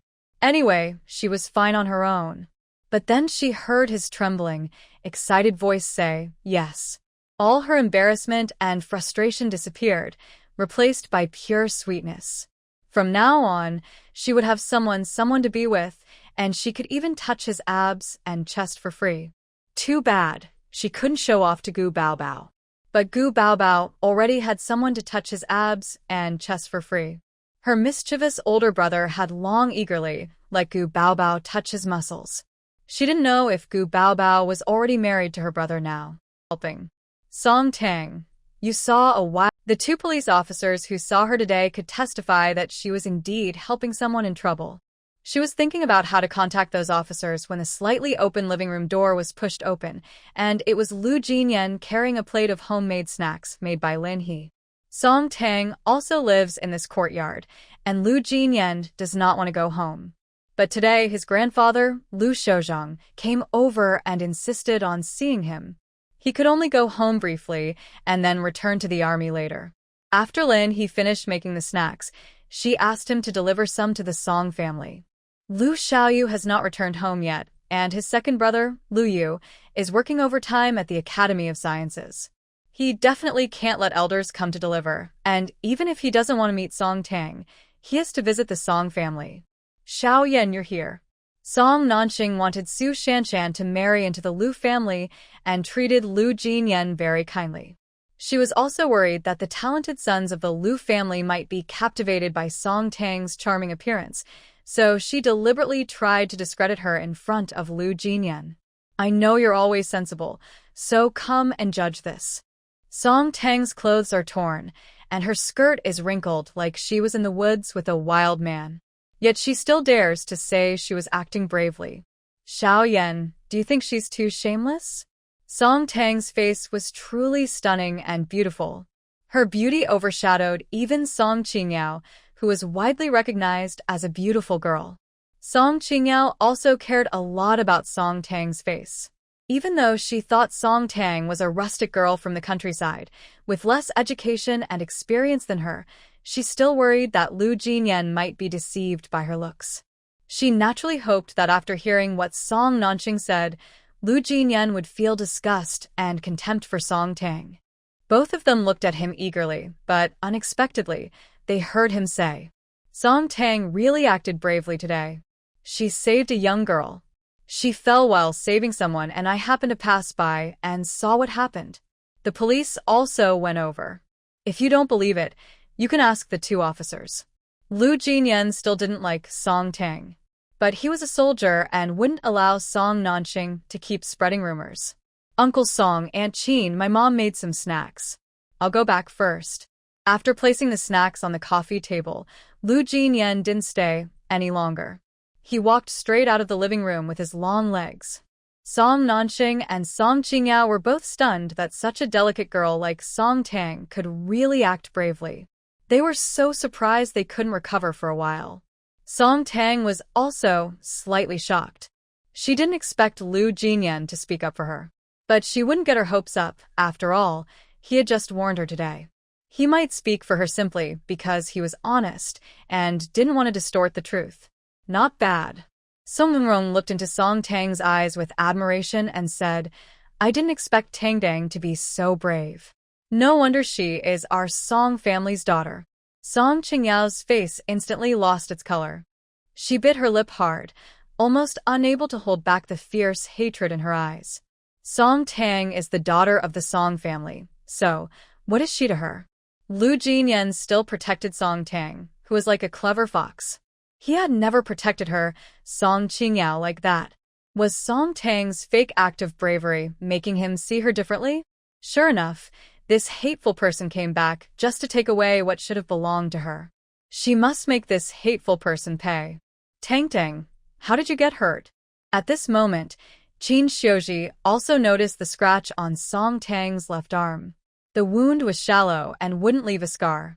But Song Tang's skin was so fair and delicate that even a gentle pinch made it turn red and look startling. She had a piece of skin the size of a walnut torn, which looked even more shocking and painful. Qin Xiuji's eyes turned red, and she quickly asked the maid to bring the medicine box to treat her. Her daughter was hurt, and Qin Xiuji felt very distressed. Thinking about hearing Song Nanqing's nonsense just now, she suddenly doubted whether her daughter had gone out to do something bad today, and she felt guilty again. Feeling guilty, she also wanted to give Song Tang something. Seeing that Song Tang was still wearing the old clothes given by Song Qingyao, she softly said, Tang, Mom will soon release the tickets. After I do, I will make you a few pretty new clothes. My dear Tang, you should wear beautiful clothes. Song Tang didn't respond to Qin Xiuji's words. She just raised her face and coldly said to her and Song Tsongrong, Mom, Dad, today Song Nanqing deliberately spread rumors about me. Are we just going to let it go? Qin Xiuji immediately turned cold toward Song Nanqing. Song Nanqing, you've gone too far this time. Song Tsongrong also scolded sharply. If you dare to spread rumors again, you'll have to move out. Our Song family doesn't need a gossiping woman. Today, you must apologize to Tang. And I won't even think about the bicycle I promised to buy you before, forget it. Big brother, sister-in-law. Song Nanqing burst into tears. She cared so much about her reputation and was an elder. How could she possibly apologize to Song Tang? Plus, she loved money. The bicycle she was promised, a Flying Pigeon brand, cost nearly 180 yuan. Losing so much money at once was like losing her life. She stomped her foot in anger and ran upstairs crying. Song Qi and Song Zhouya also didn't expect that Song Tang would really act bravely today. They both vaguely felt that Song Tang was not as unbearable as Liang Yu had said. Thinking about how they had just treated Song Tang badly, they both felt a bit regretful. But if they were kind to Song Tang, it would surely hurt Song Qingyao's feelings. They watched Song Qingyao grow up. She was like a little princess they cherished deeply. They couldn't bear to let her down. If they had to choose only one sister, they would choose Song Qingyao. Today, after misunderstanding Song Tang, they wouldn't insist on driving her out of the Song family, but they also couldn't be nice to her. They exchanged a knowing look, agreed to ignore Song Tang, and took out the gift they prepared for Song Qingyao, eager to make her happy. Song Tang didn't have the mood to enjoy their sibling affection. After Qin Xiuji applied medicine to her, she went upstairs. As she climbed the stairs, she heard Song Qingyao's excited voice. Big brother, you actually brought me Soviet-made platinum cream. I really like it. Second brother, thank you for the music box. It's so beautiful. Song Tang kept telling herself not to care. But thinking about her biological brother, who only brought gifts for Song Qingyao and never thought of her, her eyes welled up with tears. However, this feeling of sourness wasn't that important. Even if her family didn't love her, she could live well through her own efforts. Relying on herself is better than relying on anyone else. Today during the day, after leaving the health station, she went to the mailbox again. Sure enough, she received the letter Lu Jinyan wrote to her. Back in her bedroom, she took out the letter from her small cloth bag. When she opened it, she saw the bold Chinese characters on it. The saying words reflect the person is really accurate. His handwriting looked just like him, sharp yet calm, with a lot of strength. Looking at the almost penetrating words on the paper, Song Tang suddenly thought of that scene by the river. That day, she not only touched his chest muscles, abs, and fishline muscles, but also, he Nearly 1.9 meters tall, full of hormones, with beautiful muscle lines, and a face that was exceptionally handsome, more attractive than the top celebrities she liked in her past life. She was really captivated by his looks. She also felt a bit tempted by his body. But unfortunately, he disliked her. Even though she liked his face very much, she wouldn't make herself look foolish. Her gaze moved downward, and she saw his reply to her. His dream is to protect the homeland. He wishes for a prosperous country and peaceful seas. He always warned her not to flirt with others casually, and she disliked his bad temper in real life. But looking at these two lively, flowing characters, she still felt a deep respect for his military profession. The person in real life is quite annoying. She definitely doesn't want to have deep conversations with him. But she also has to admit that he is a very good pen pal. The letter she previously sent him was mostly flattery and flattery. This time, her reply is filled with genuine feelings. In the novel, Lu Jinyan would indulge the main characters in mistreating the original owner, mainly because she drugged him and because he thought she was the culprit behind Liang Tingshua's death. This time, neither of those things will happen again, and he probably won't hate her so much anymore. She also doesn't need to reveal Tang Song's identity after establishing a good relationship with him, letting him help her. Most likely, he will never find out that Tang Song is actually Song Tang. She considers that Lu Jinyan, who communicates with her, and the Lu Jinyan in real life with a grumpy face, are not the same person. One is her friend and confidant. The other is A. Without the mental burden, Song Tang writes effortlessly, pouring out 2 full pages of her reply. Deep into the night, when no one is paying attention, Song Qingqiao quietly enters Song Nanqing's room. Song Nanqing is sulking. In her anger, she smashed the new pearl cream she bought on her dressing table, then started to feel heartache. She squats on the ground, trying to transfer the pearl cream into another bottle. But the cream is full of broken glass shards, making it unusable.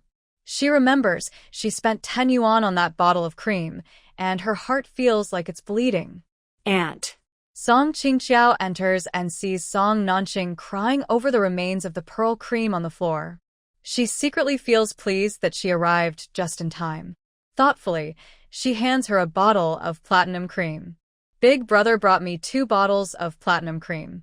I can't use that many myself, so I'm giving this to you. Really? Seeing Song Qingqiao nod vigorously, Song Nanqing immediately breaks into a smile. The platinum cream from the Soviet Union is much more expensive than her pearl cream, and her heart, which was bleeding, is completely soothed by this bottle of platinum cream. She also feels that she hasn't wasted her affection for Song Qingqiao. With Song Qingqiao around, she increasingly feels that Song Tang is naive and annoying. She shuts the door tightly, lowering her voice, and says, "That little Song Tang is so scheming." Last time she got Lin He to testify for her, and this time she even managed to get Xiaoyan to speak up for her. Song Tang is just a natural fox spirit. Anyway, I think she must have done a lot of disgusting things since she came to the capital. Probably not. Song Qingqiao, always clever, is sure she wouldn't leave any clues in others' hands. She paused briefly, then said, "Even if sister really did something, no one saw or caught her with those wild men, so it doesn't matter. Auntie, let's get along well with sister in the future. We really can't compete with her." Impossible. Song Nanqing clenched her teeth and shouted, "This charming woman targets me everywhere, and she caused my older brother and sister-in-law to scold me. I will never let her go. In this family, she has me and I have her." Song Qingqiao continued to persuade and secretly stirred trouble. She knew that Song Nanqing was both foolish and mean.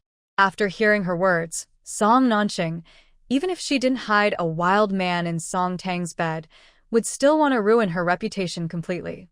And Song Nanqing did not disappoint Song Qingqiao's expectations.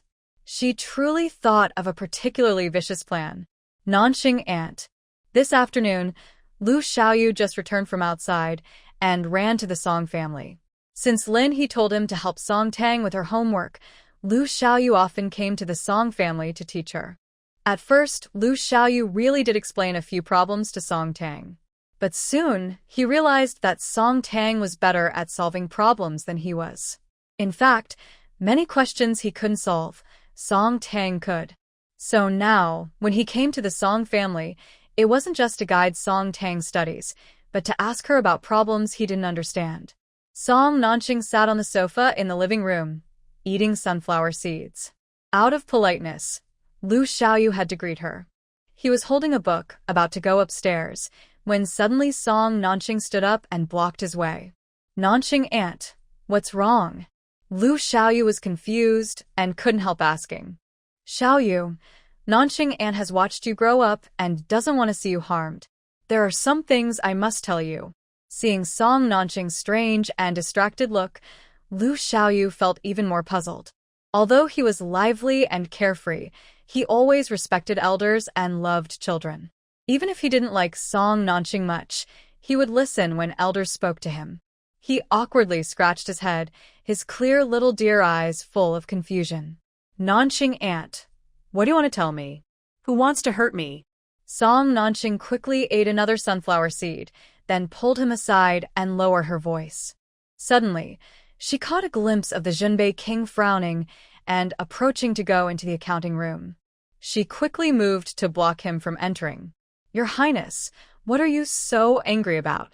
Don't you see the young couple is getting along peacefully? As a father, how can you bother them now?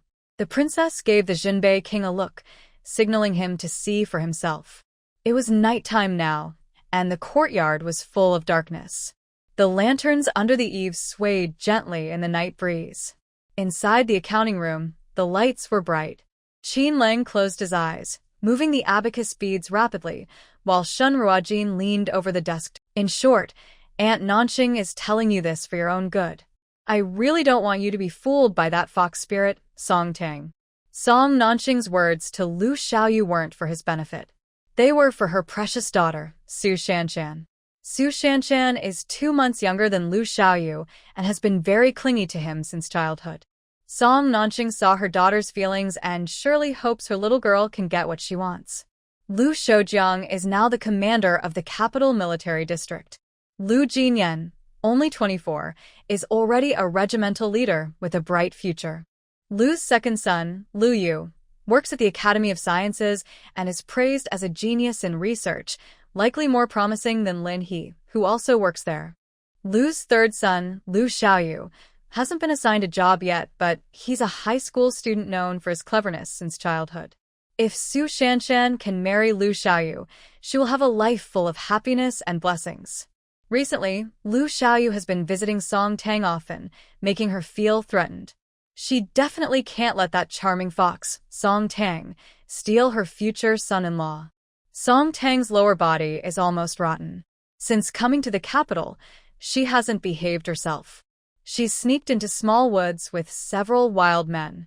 Her disease is highly contagious. Xiaoyu, you must not see her again in the future. After saying this, Song Nanqing looked at Lu Xiaoyu expectantly. Men generally prefer pure, innocent girls. She described Song Tang as so dirty and disgusting, convinced that Lu Xiaoyu would hate her deeply. She was eagerly waiting for Lu Xiaoyu to join her in criticizing Song Tang, but he responded with a cold, icy tone, Aunt Nanqing, I think it's not Tang Dang who has a problem, but that your mind is about to rot. You say Tang Dang is seeing men. Did you see it with your own eyes? Or do you have proof? Lu Xiaoyu is known for his loyalty. When his friend is falsely accused, he's naturally angry. There's more. More. Yang Wanxiong pretends to be deep in thought and names several political enemies. Shin Shi, knowing what he's up to, slowly stands and says, You think I don't dare to kill you? Yang Wanxiong shivered suddenly and quickly said, You said each person counts, but no one who participated can be left out. I wasn't involved at the time, so I can only give a rough idea, maybe, possibly, those who might have been involved. Rough idea, maybe, possibly? Shin Ruojin grew impatient and stabbed a knife into Yang Wanxiong's palm. The dagger pierced through his palm, and she immediately pulled it out. Several wild men. Her disease is highly contagious. Xiaoyu, you're spreading rumors about Tang Dang. Don't you think she would feel upset? Spreading rumors about her own niece is really damaging.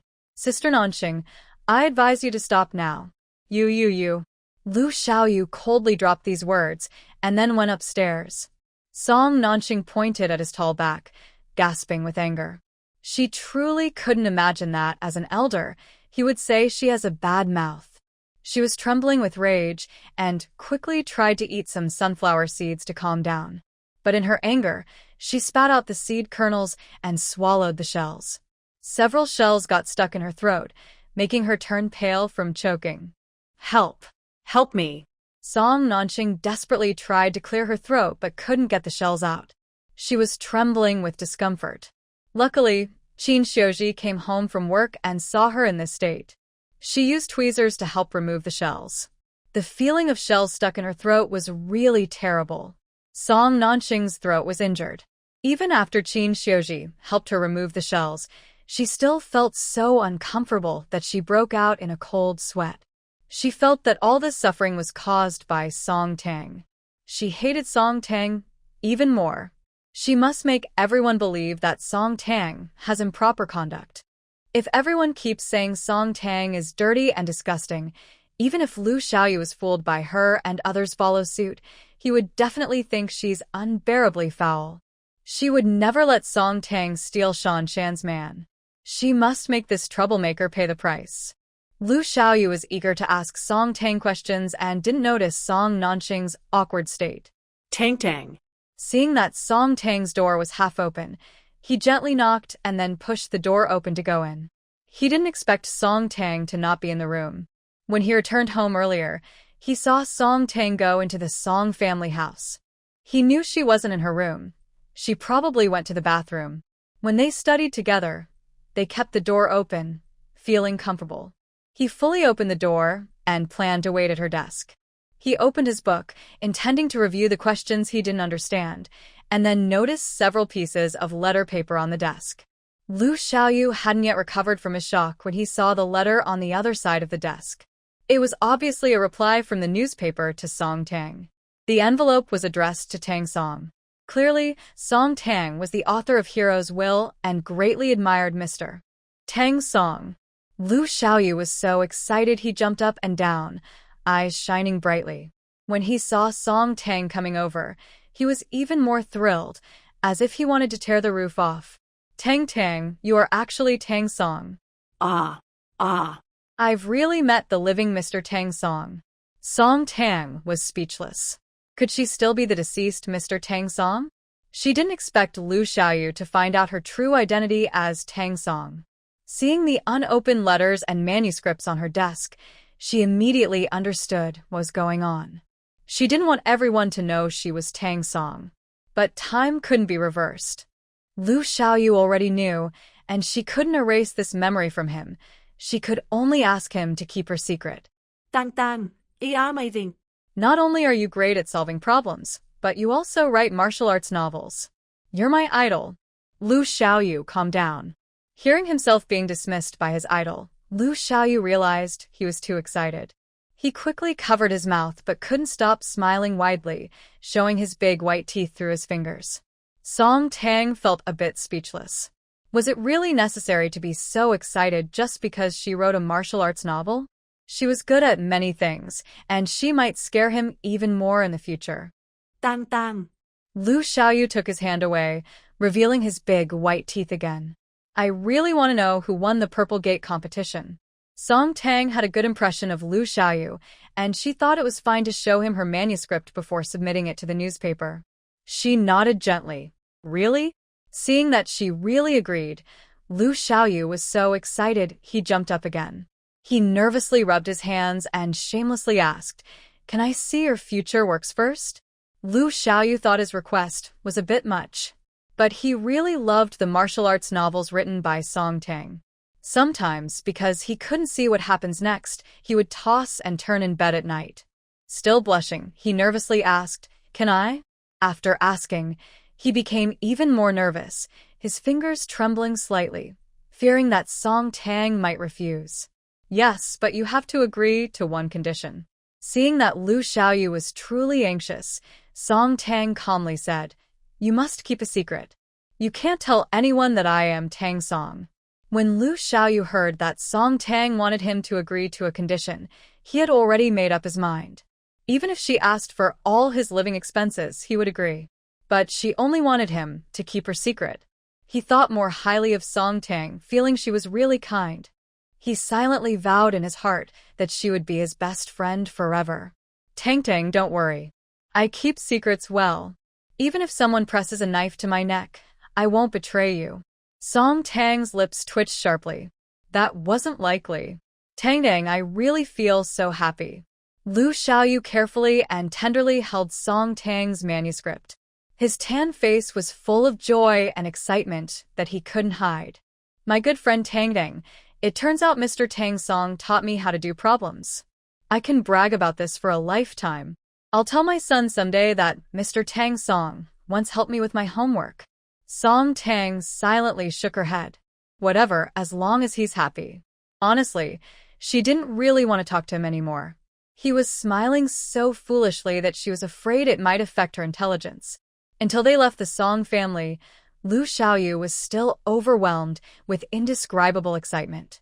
When he went downstairs, he felt like he was floating, with a big smile on his face, showing at least 12 white teeth.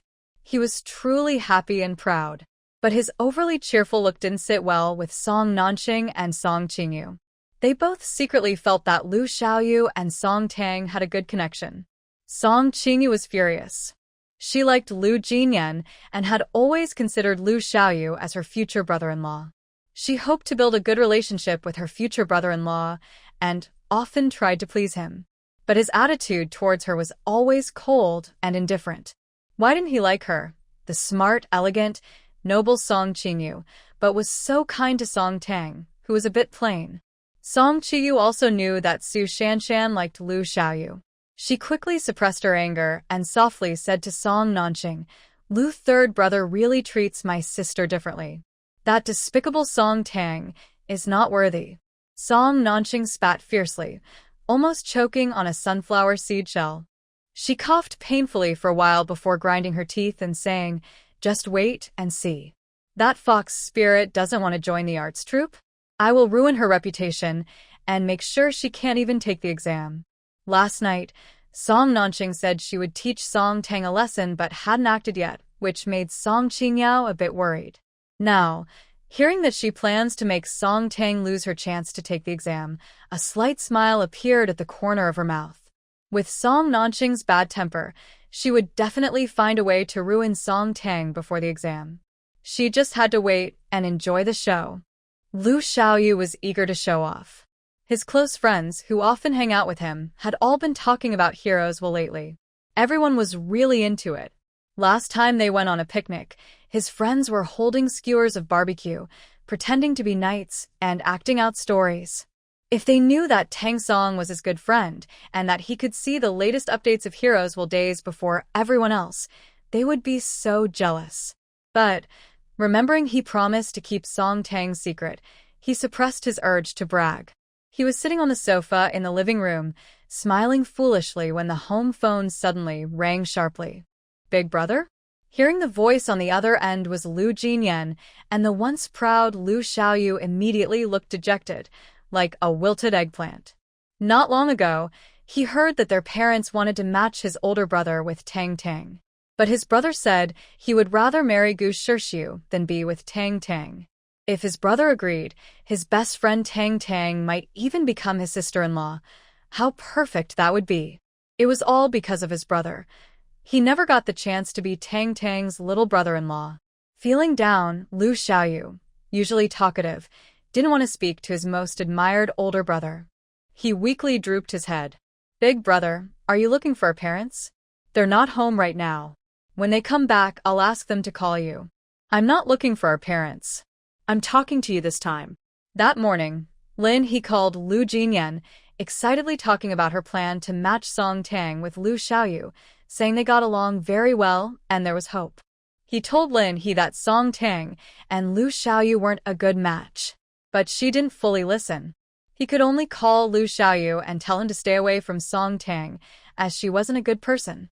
Xiaoyu, stay away from Song Tang in the future. She's not a good person. Lu Xiaoyu always respected his strong and capable older brother, but he is very loyal and values friendship. He already considers Song Tang a good friend and definitely won't allow others to speak badly of her. He instinctively defends her, saying, "Big brother, Tang Tang is really a good person. She is very smart. I can't do some questions, but she can." "Big brother, do you have a misunderstanding about Tang Tang?" Lu Jinyan was slightly stunned. His younger brother, Lu Xiaoyu, is known for being clever and good at studying. He didn't expect that, even before graduating from elementary school, Song Tang could solve more problems than Lu Xiaoyu. However, Lin He suddenly thought of something very important. Dad, old Lu, with Xiaoyu's personality, he definitely wouldn't let us just pick anyone for him. He would only suddenly change his mind and ask us to find someone if he liked a girl. Recently, our science academy has a new girl. She's really sweet-looking, very smart and lively.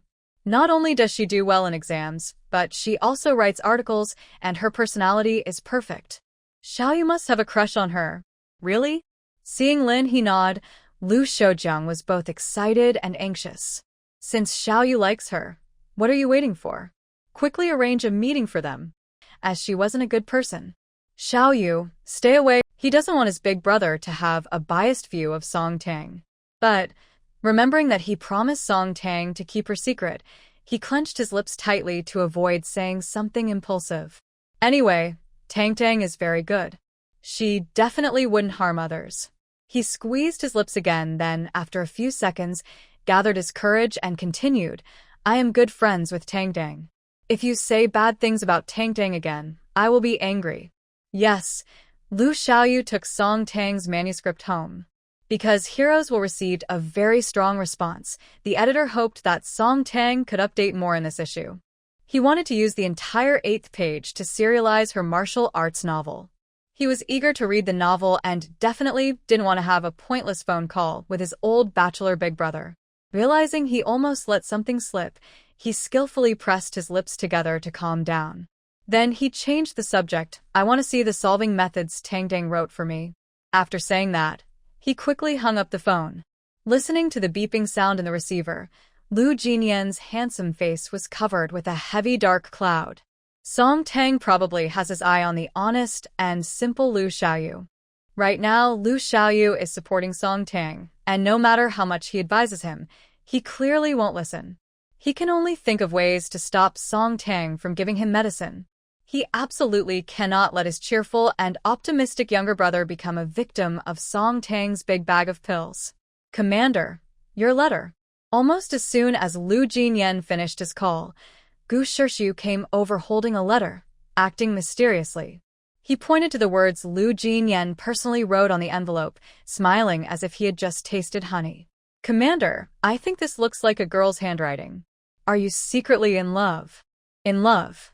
Lu Jinyan isn't in love. But hearing Gu Shirshu tease and seeing the delicate, pretty handwriting on the envelope, he still blushed inexplicably.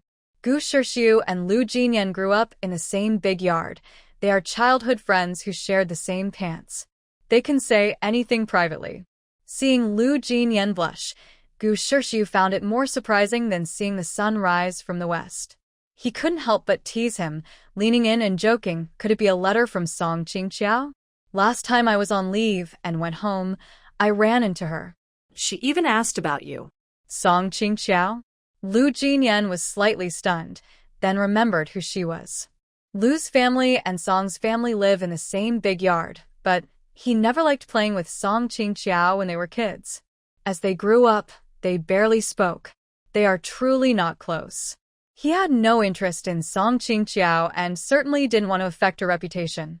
He coldly scolded Gu Shirshu, "Don't talk nonsense." Gu Shirshu quickly straightened up. Seeing Lu Jinyan sit on the bed and open the envelope, Gu Shirshu couldn't help but lean over again. "Commander, who exactly wrote you this letter?" Gu Shirshu looked at him pitifully and blinked. "Since we shared a bed when we were kids, just tell me, okay? Get lost."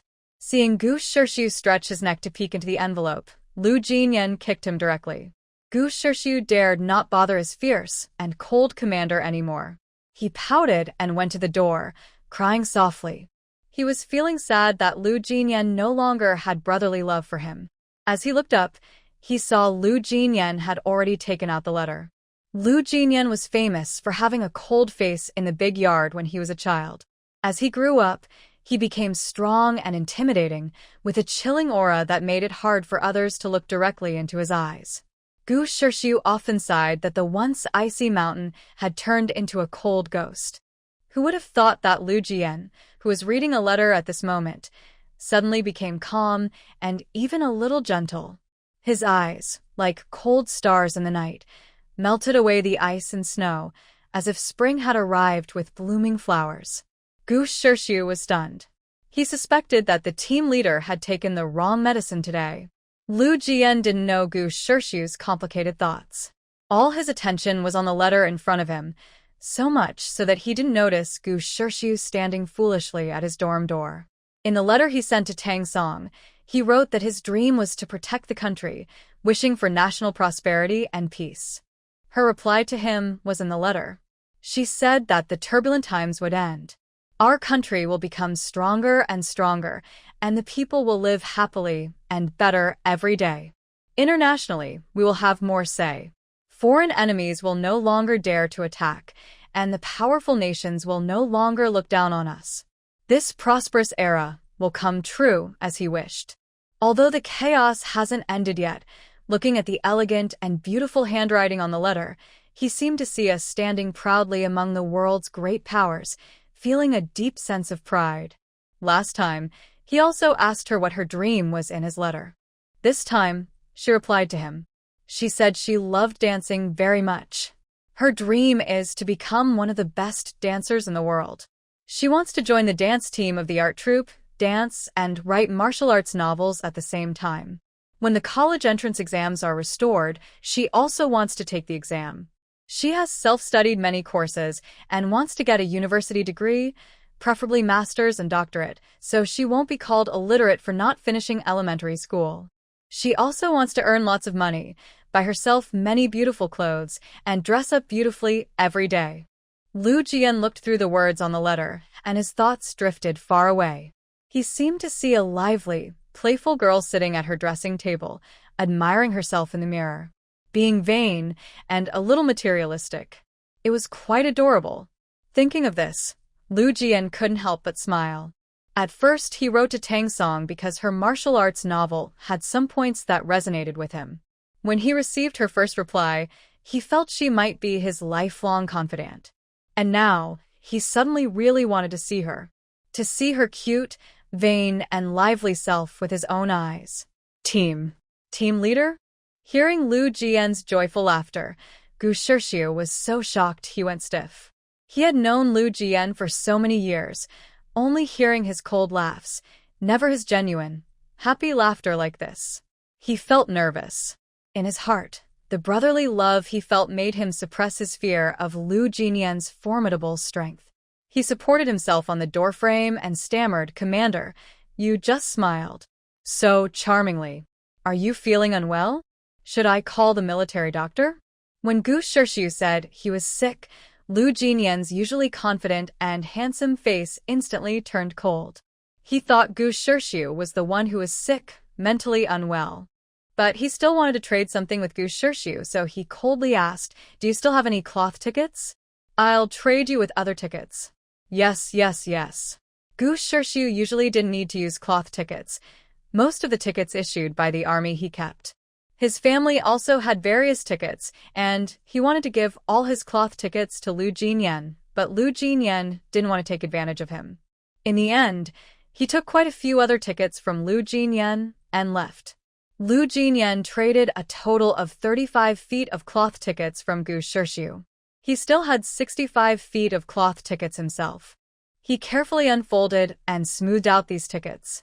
After finishing his letter to Tang Song, he carefully placed all the tickets into the envelope. He faintly felt that he had feelings for Tang Song. He had never had a relationship before and didn't know how to treat a girl well. But he wanted to do his best to make Tang Song happy and joyful. He also hoped that one day he could see her smile brightly with her eyes crinkling. Lu Jinyan's reply was written very carefully. By the time he sealed the envelope solemnly, it was already late at night. Looking at the letter on his bedside table, he felt a wave of sweetness and quickly fell into a deep sleep.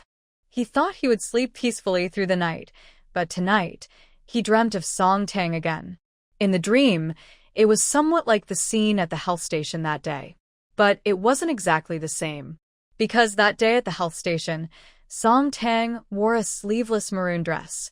In the dream, she wore a bright red, sheer ancient costume. She was softly lying on the bed.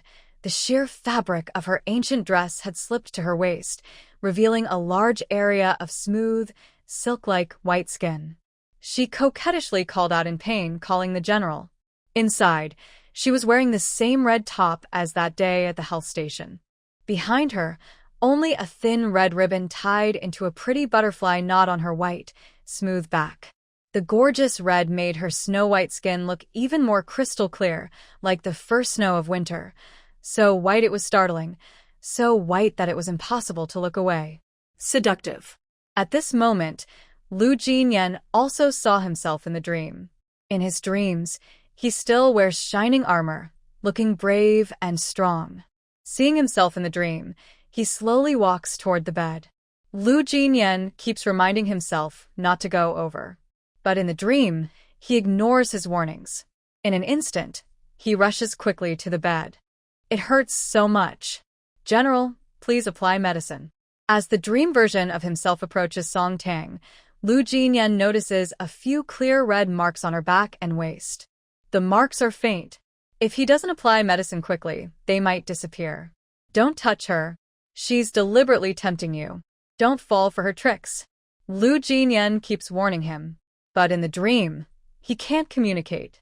His fingers, roughened with calluses, can't resist touching her soft back. He carefully applies the medicine to her. His care and tenderness make it seem like she's his most precious treasure. Lu Jinyan finds this ridiculous.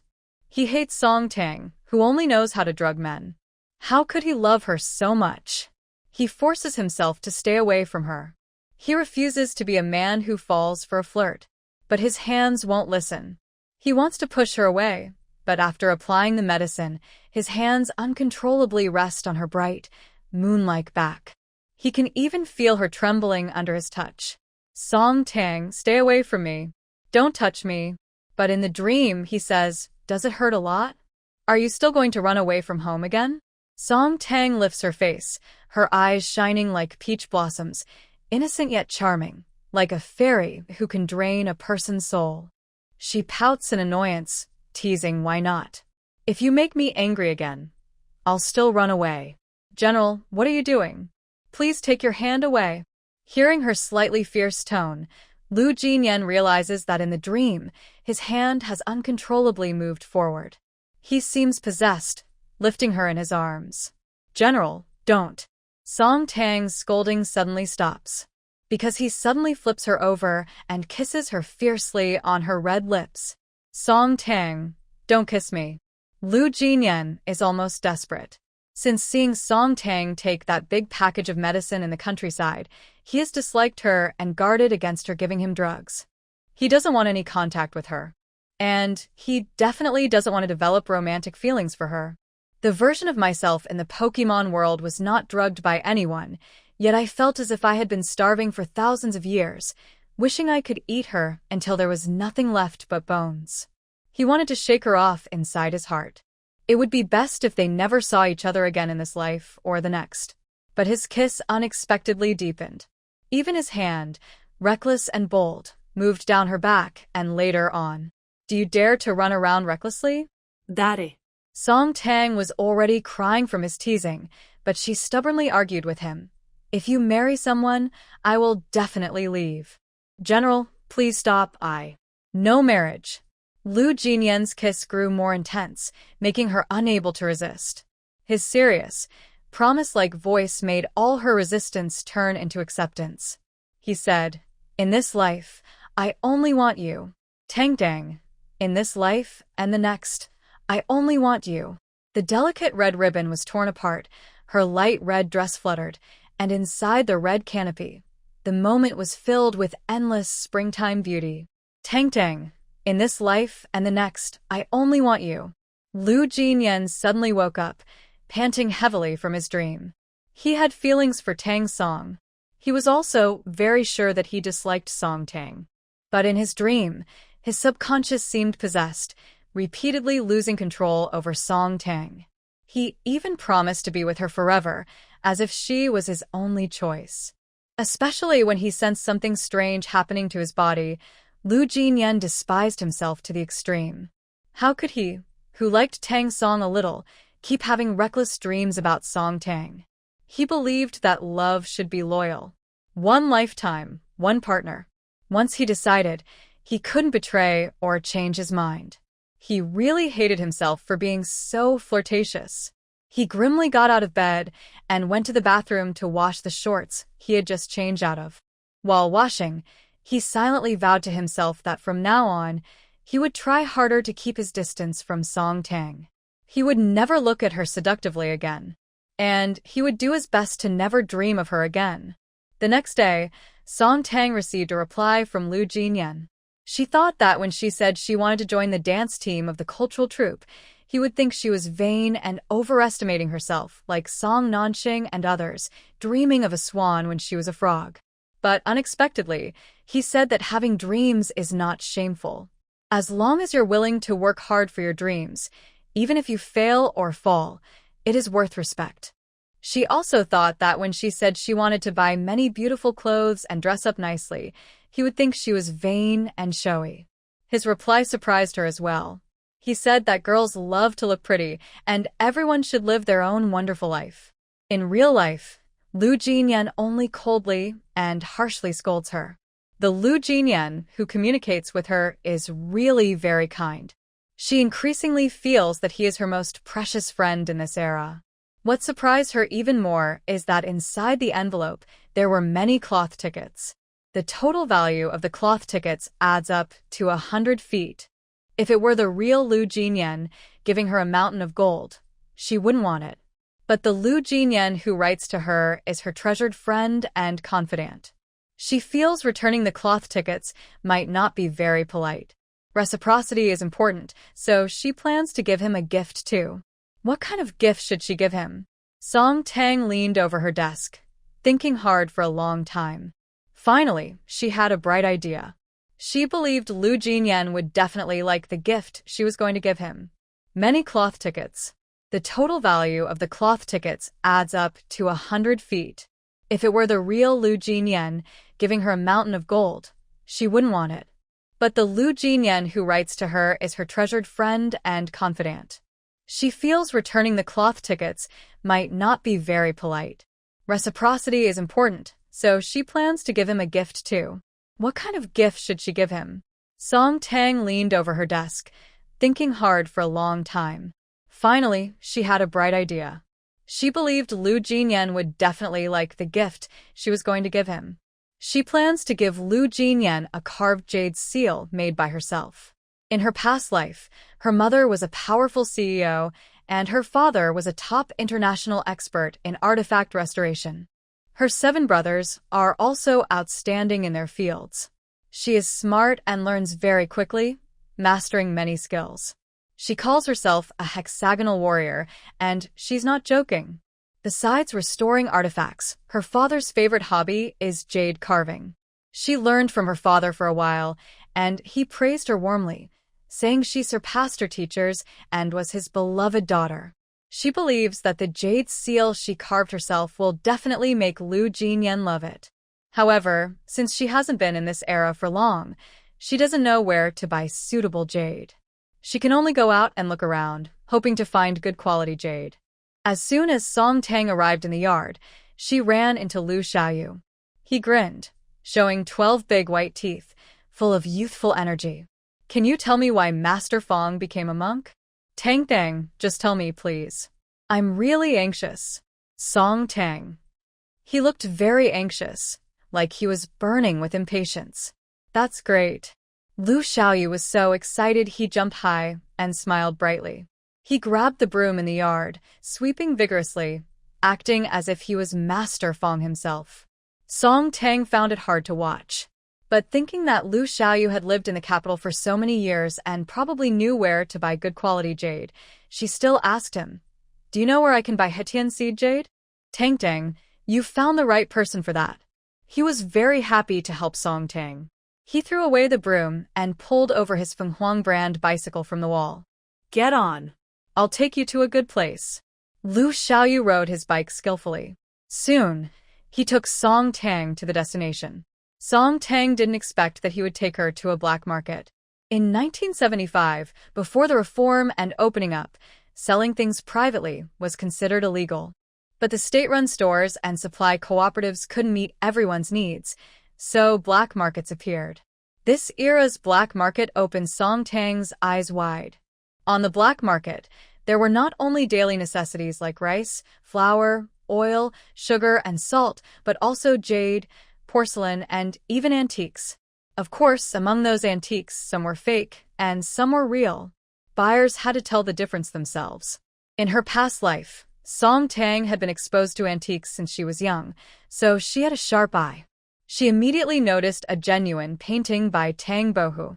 She asked the vendor the price. The vendor had bought it from someone else and was selling it for 10 yuan. At that time, 10 yuan was a lot of money. But decades later, genuine Tang Bohu paintings could sell for billions. Compared to billions, 10 yuan was nothing. Song Tang had about 60 yuan on her. She bargained with the vendor and finally bought the painting for 8 yuan. The vendor smiled happily, feeling he had found a fool. Song Tang was also happy. She knew she couldn't go home anymore. Since she had come to this era, she decided to live well. Maybe in a few decades, she could even become rich because of this painting. Soon, Song Tang also found a small stall selling Hetian seed jade. In her previous life in the 21st century, high-quality Hetian seed jade was very expensive. On her 18th birthday, her mother gave her a set of fine Hetian jade jewelry, headpieces, hairpins, earrings, pendants, and bracelets, worth millions.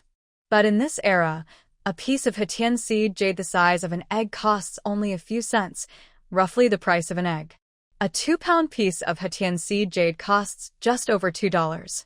If possible, Song Tang really wished she could buy hundreds of pounds of Hetian seed jade. But she had limited money, so she chose about a dozen good quality pieces and spent $3 on a set of carving tools. "Girl, I also have a genuine work by Wu Daozi. Would you like to take it home?" The small vendor who was selling paintings saw Song Tang's wealth and couldn't help but promote other ancient paintings loudly. Song Tang wanted it. Just as she was about to go over, she heard a shout from the black market lookout. "Heavenly Dragon, Earth Tiger." Hearing this, the painting vendor also stopped trying to sell to her and quickly rolled up his things and ran away. Other vendors also ran very fast. Tang, hurry and get in the car." Song Tang was confused. But when she heard Lu Xiaoyu call her to get in the car, she quickly her bag and sat in the back seat. Once she was seated and listened to Lu Xiaoyu's explanation, she understood that Heavenly Dragon, Earth Tiger, was a secret code. The police patrol was coming, and everyone had to run quickly. Otherwise, not only would their stalls be confiscated, but they might also face fines. More seriously, they could end up in jail. So, selling at the black market brought in good money, but also great risk. Today, she didn't manage to buy Wu Daozi's painting, which made Song Tang feel a bit disappointed. But she knew she would have more chances to visit the black market in the future. She needed to find ways to earn more money and buy more jade. The value of these Hetian seed jades could really increase by hundreds of thousands of times in a few decades. If she was lucky enough to find some antiques, she could be counting money until her hands hurt in the future. Just thinking about it made her feel very happy. But right now, her main goal was to get into the cultural troupe. After all, her biggest dream was to become a dancer. In the next few days, Song Tang spent her time writing novels, carving jade, and practicing basic skills. Of course, she also didn't forget about Lin He's birthday. She even took time to prepare a very special and beautiful birthday gift for Lin He. Song Qingyao also carefully prepared a birthday gift for Lin He. She was sure that the gift Song Tang prepared couldn't be better than hers. But to make Lin He like her more and to deeply dislike Song Tang, she decided to secretly cause trouble and make Song Tang embarrass herself in front of others. She had already noticed the gift box on Song Tang's desk. This afternoon, when she confirmed Song Tang wasn't at home, she pushed open Song Tang's slightly ajar door and quietly entered her room. There was also a delicate card on the gift box. "Happy birthday, Aunt Lin." Song Qingyao sneered disdainfully. The country bumpkin really has no talent for words. She can only say happy birthday. And she even tied a big pink bow on the gift box. How tacky. She quickly untied the bow, opened the gift box, and saw the birthday present Song Tang prepared for Lin He. It was a navy blue dress, still made from the ugly clothes she had given her before. A country bumpkin is just a country bumpkin, stingy and unrefined, not suitable for the stage. Song Qingyao raised her chin proudly, took out the dress, and used her pre-prepared red paint to write an English word on it. She knew that Song Tang, being illiterate, definitely wouldn't understand that can mean a female dog or a derogatory term. But Lin He, Qin Xiuji, and others who knew English would understand that as an insult. She was already looking forward to the moment when Song Tang would open her gift for Lin He in front of everyone and see the word. Lin He is low-key and doesn't like noisy gatherings. Every year on her birthday, only 2 families get together for a meal. Lu Jinyan knew that tonight Song Tang would definitely come to the Lu family for dinner. He really didn't want to see that tempting woman. But Lu Shijuang had given a strict order. On Lin He's birthday, all 3 brothers had to go home, so he had no choice but to return. Song Qi and Song Zhouya had already returned to the military. Recently, both of them were on missions outside, so they didn't come back tonight. In the evening, Song Tsongrong and Qin Xiuji returned home and took Song Naxing, Song Tang, and Song Qingyao to the Lu family. Happy birthday. The housekeeper at the Lu family had already prepared the meal. As soon as they entered, Qin Xiuji handed Lin He a delicate gift box, choosing a beautiful pair of pearl earrings for her best friend. Although Song Qi and Song Zhouya didn't come, they also prepared birthday gifts for Lin He. Song Qi gave her a stylish fountain pen, and Song Zhouya gave her a set of physics books, which Lin He particularly liked. Aunt Lin, happy birthday. I wish you every year to be as wonderful as today, and may you always stay young and beautiful. After sitting at the dining table, Song Qingyao handed her gift box to Lin He. Yao Yao, this girl has such a sweet tongue. You shouldn't spend so much on me. The 3 brothers, Lu Jinyan, Lu Yu, and Lu Xiaoyu, also gave Lin He birthday presents. Lin He felt that it was okay for her son to give her gifts, and she accepted them. But she didn't really want Song Qingyao and the younger ones to spend too much. However, since they gave her gifts, she couldn't refuse outright. She could only think of ways to return the favor later. It's not a big deal. Song Qingyao hugged Lin He's arm and acted cute. I just don't know if Aunt Lin likes the gift I gave. She clearly meant for Lin He to open it in front of everyone. There was a custom here to open gifts publicly. Lin He smiled gently at Song Qingyao and opened the elegant navy blue gift box in front of her. When she saw what was inside, her smile froze slightly. She thought the gift Song Qingyao gave her was probably a small, inexpensive item worth only a few dollars. But she didn't expect that the gift she received was a high-quality Shanghai brand leather bag. She had seen this type of leather bag in a state-run store before. It was decorated with pearls and other ornaments, very expensive, 79 yuan. Song Nanxing worked at a good company, earning about 30-something yuan a month. She was a deputy section chief at a scientific research institute, earning a higher salary. 79 yuan was almost her entire monthly salary. The gift Song Qingyao gave her was really too valuable. She felt a little pressure to accept it. Seeing everyone's eyes on the bag in her hand, Song Qingyao felt very proud. She had spent a lot on this gift for Lin He. She believed Lin He would definitely like it. Long Zhang and Lu Jinyan, among others, would also think she was generous and develop a good impression of her. And beneath her elegant, noble, and grand appearance, Song Qingyao hoped to make Song Tang, who was uneducated, look even more annoying and petty. Even though she was almost bursting with pride inside, Song Qingyao deliberately acted a bit shy and asked, Aunt Lin, I really don't know how to pick gifts. Do you think you might not like the leather bag I gave? Lin, he didn't really like it. Now, the whole country was promoting frugality. If she carried such an expensive leather bag outside, it would be too eye-catching. Plus, she thought a bag was just for carrying things. As long as it was practical, it didn't need to be too expensive. After accepting the bag, she could only put it away, probably never having a chance to use it in her life. Sending her a birthday gift was a kind gesture from Song Qingyao, and Lin, he was not a person who would spoil the mood. She carefully placed the leather bag back into the gift box and gently patted Song Qingyao's hand, saying, Yao Yao, you are so thoughtful. Auntie really likes the bag you gave me. But this bag is too expensive. Please don't spend so much in the future. Song Qingyao thought Lin, he was just being polite when she said it was too costly. She gently rested her head on Lin He's shoulder and gave Song Tang a proud look, as if showing off her close relationship with Lin He. It's not about spending too much, as long as Auntie Lin likes it. After acting a little spoiled, she suddenly lifted her head and asked Song Tang innocently, Sister, what birthday gift did you prepare for Auntie Lin? As soon as she asked, everyone's eyes in the living room turned to Song Tang. Lin He felt a bit embarrassed. Her birthday was just an occasion for everyone to eat together, chat, and have fun. She wasn't expecting everyone to give her gifts. Song Tang was only brought back to the Song family half a month ago, so she probably didn't know about Lin He's birthday like Song Qingyao, who grew up in the family. It was a bit awkward for Song Qingyao to ask Song Tang such a question publicly. Fearing that Song Tang might feel uncomfortable, Lin He quickly tried to smooth things over. Tang just came back, so she probably doesn't know it's my birthday. I'm just happy that everyone can come and have a meal together. You don't need to give me anything. The food is getting cold, let's eat quickly.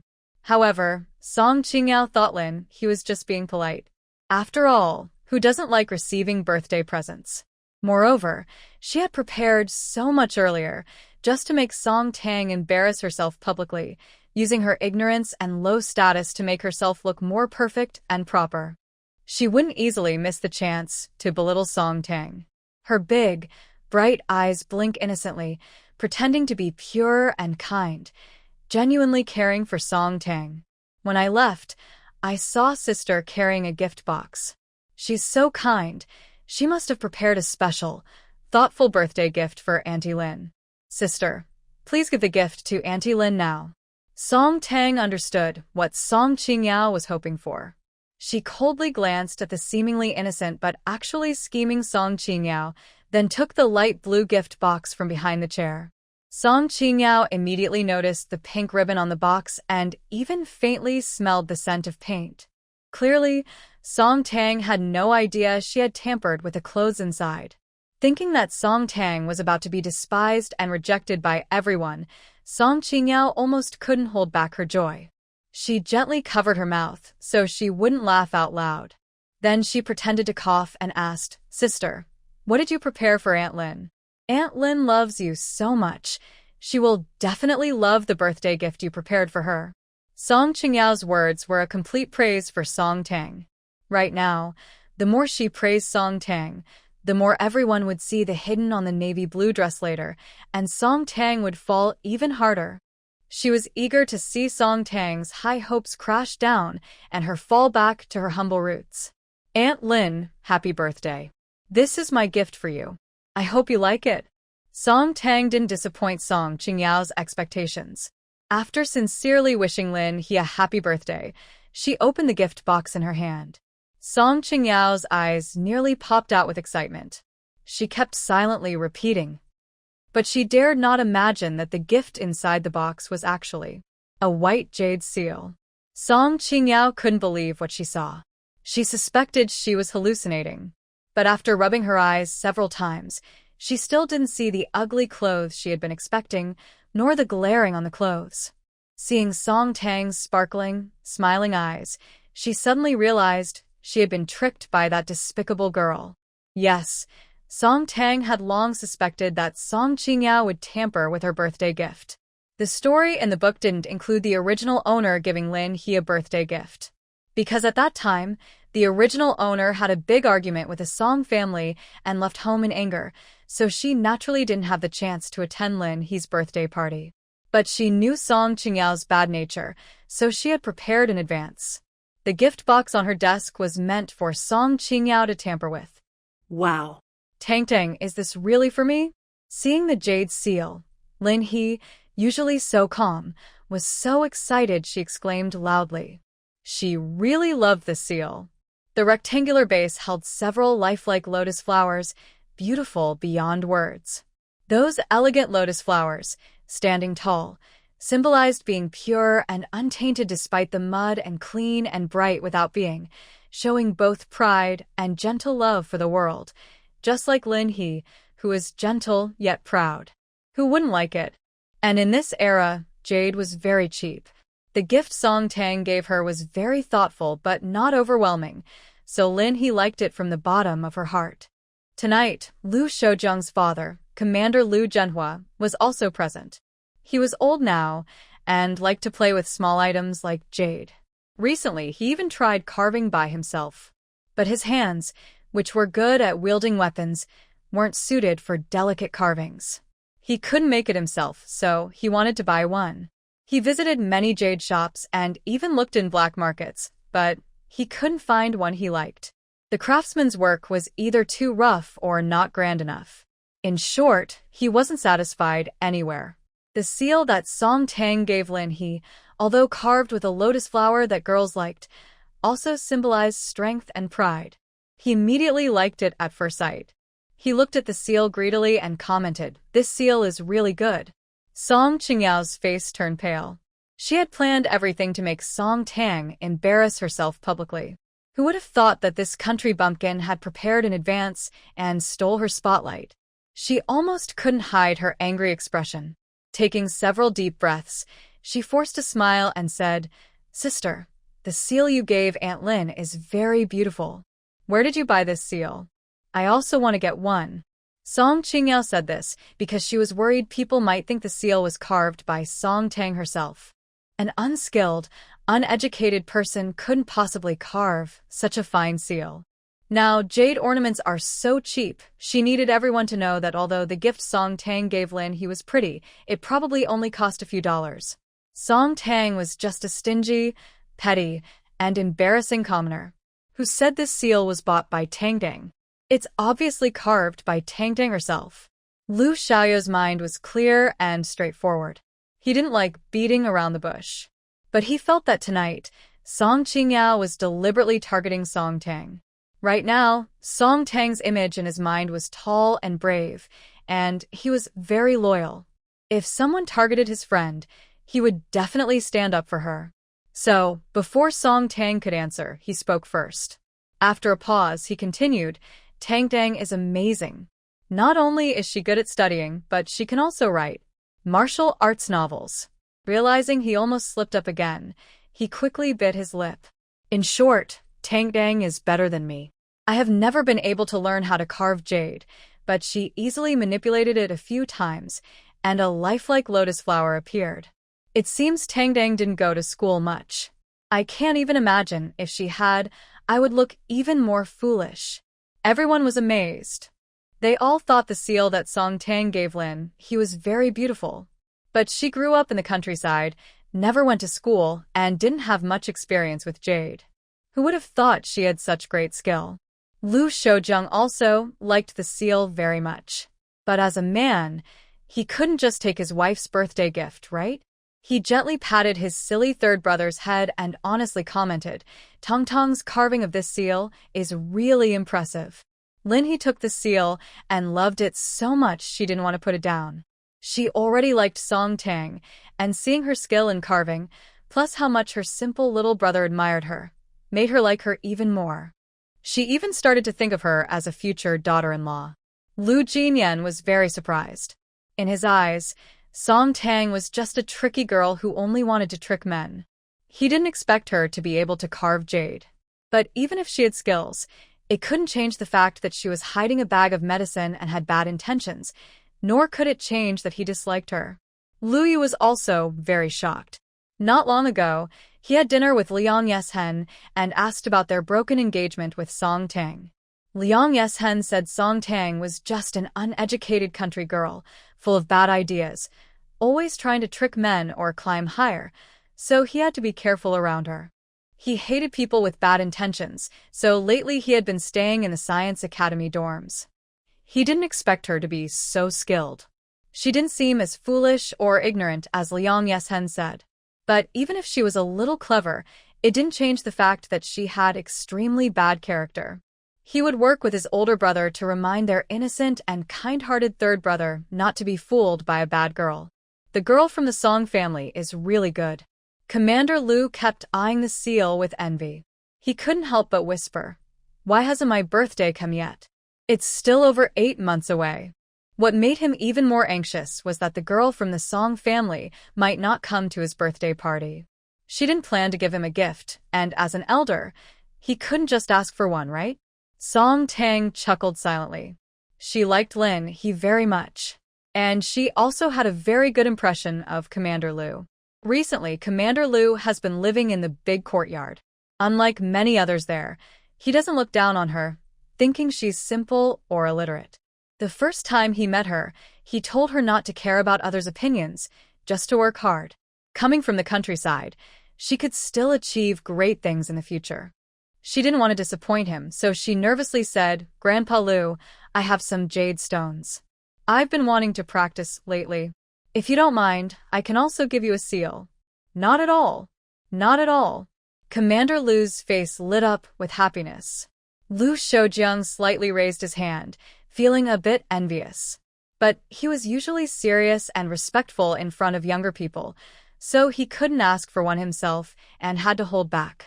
Commander Lu smiled so happily that he couldn't stop, still praising Song Tang for being clever, talented, and having a bright future. Seeing how much Commander Lu liked Song Tang, like he wanted to adopt her as a granddaughter, Lu Jinyan's bad impression of her grew. She knew how to flatter people. No wonder Xiao Yu always protected her fiercely. He absolutely couldn't let his foolish younger brother be tricked by a scheming girl. Seeing how much Commander Lu liked Song Tang, Song Qingya was almost furious enough to grind her teeth. She wanted to marry Lu Jinyan, and she had tried to please Commander Lu many times. But Commander Lu's attitude toward her was always that of a kind neighbor's young relative, loving but clearly distant. He had never looked at her with such affection. Why was Song Tang, a lowly girl who only recently returned to the capital, so favored by Commander Lu? She was angry and refused to accept it. Song Nanqing and Song Tang hated each other.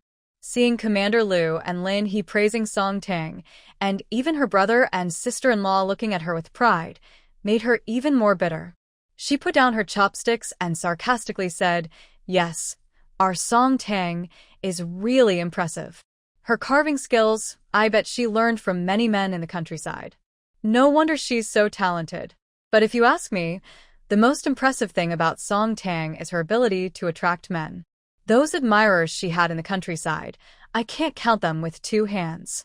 She exaggerated and disdainfully covered her nose, saying, "And you guys accept her gifts without feeling grossed out."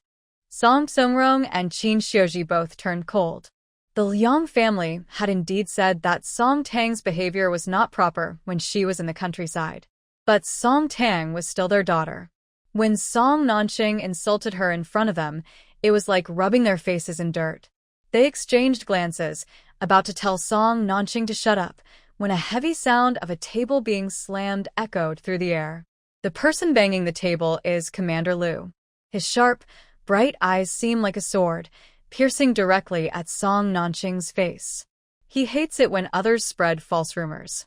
Because 7 years ago, he saw firsthand how powerful lies can be. His comrade's young daughter went to the countryside. Because she was dressed nicely, some jealous female educated youth spread rumors about her. After her reputation was ruined, local troublemakers deliberately took advantage of her inappropriately. Even though she eventually escaped, she was still seen as worthless by many people. She was excluded, isolated, and hated. Later, overwhelmed by gossip and slander, she sent a letter to her parents and drank pesticide. He was with his comrade, heading to the countryside at that time. They arrived too late. Her body was already cold. He is now 68 years old. Over the years of wind and rain, he has seen many people. When he saw Song Tang, he knew she was not the kind of girl who doesn't love herself or likes to mess around. Although Song Nanqing had no proof, she falsely accused her, which was truly hateful. The more he thought about it, the angrier he became. His gaze on Song Nanqing grew more intense and oppressive. He spoke without holding back. Song Nanqing, should Tangding call you auntie? Spreading rumors about young people and making false accusations. You really have talent. Song Nanqing was stunned. She thought that Lu Xiaoyu had previously spoken up for Song Tang because he was young and naive, fooled by that sly girl. She believed that Commander Lu and the others, being experienced, would look down on Song Tang's improper behavior. Who would have thought they would actually defend that charming girl? Commander Lu had fought hundreds of Japanese soldiers in a battle. He exuded a stern, commanding presence, carrying the aura of someone who had seen many battles, and Song Nanqing was genuinely afraid of him.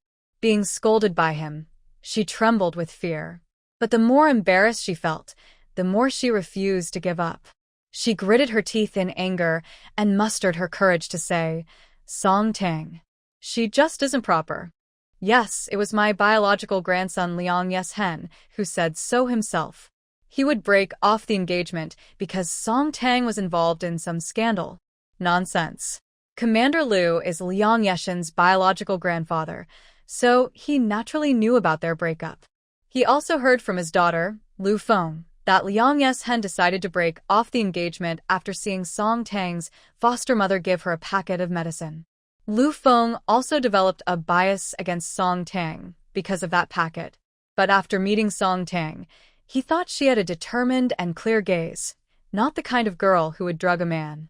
He knew that with someone like Song Tang's appearance, if her parents in the countryside couldn't protect her, she would face many problems.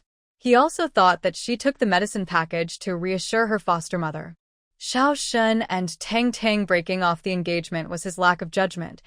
It has nothing to do with Tang. Enough, your mouth is too big. Our Lu family can't hold such a long tongue. Go back after you've eaten your fill.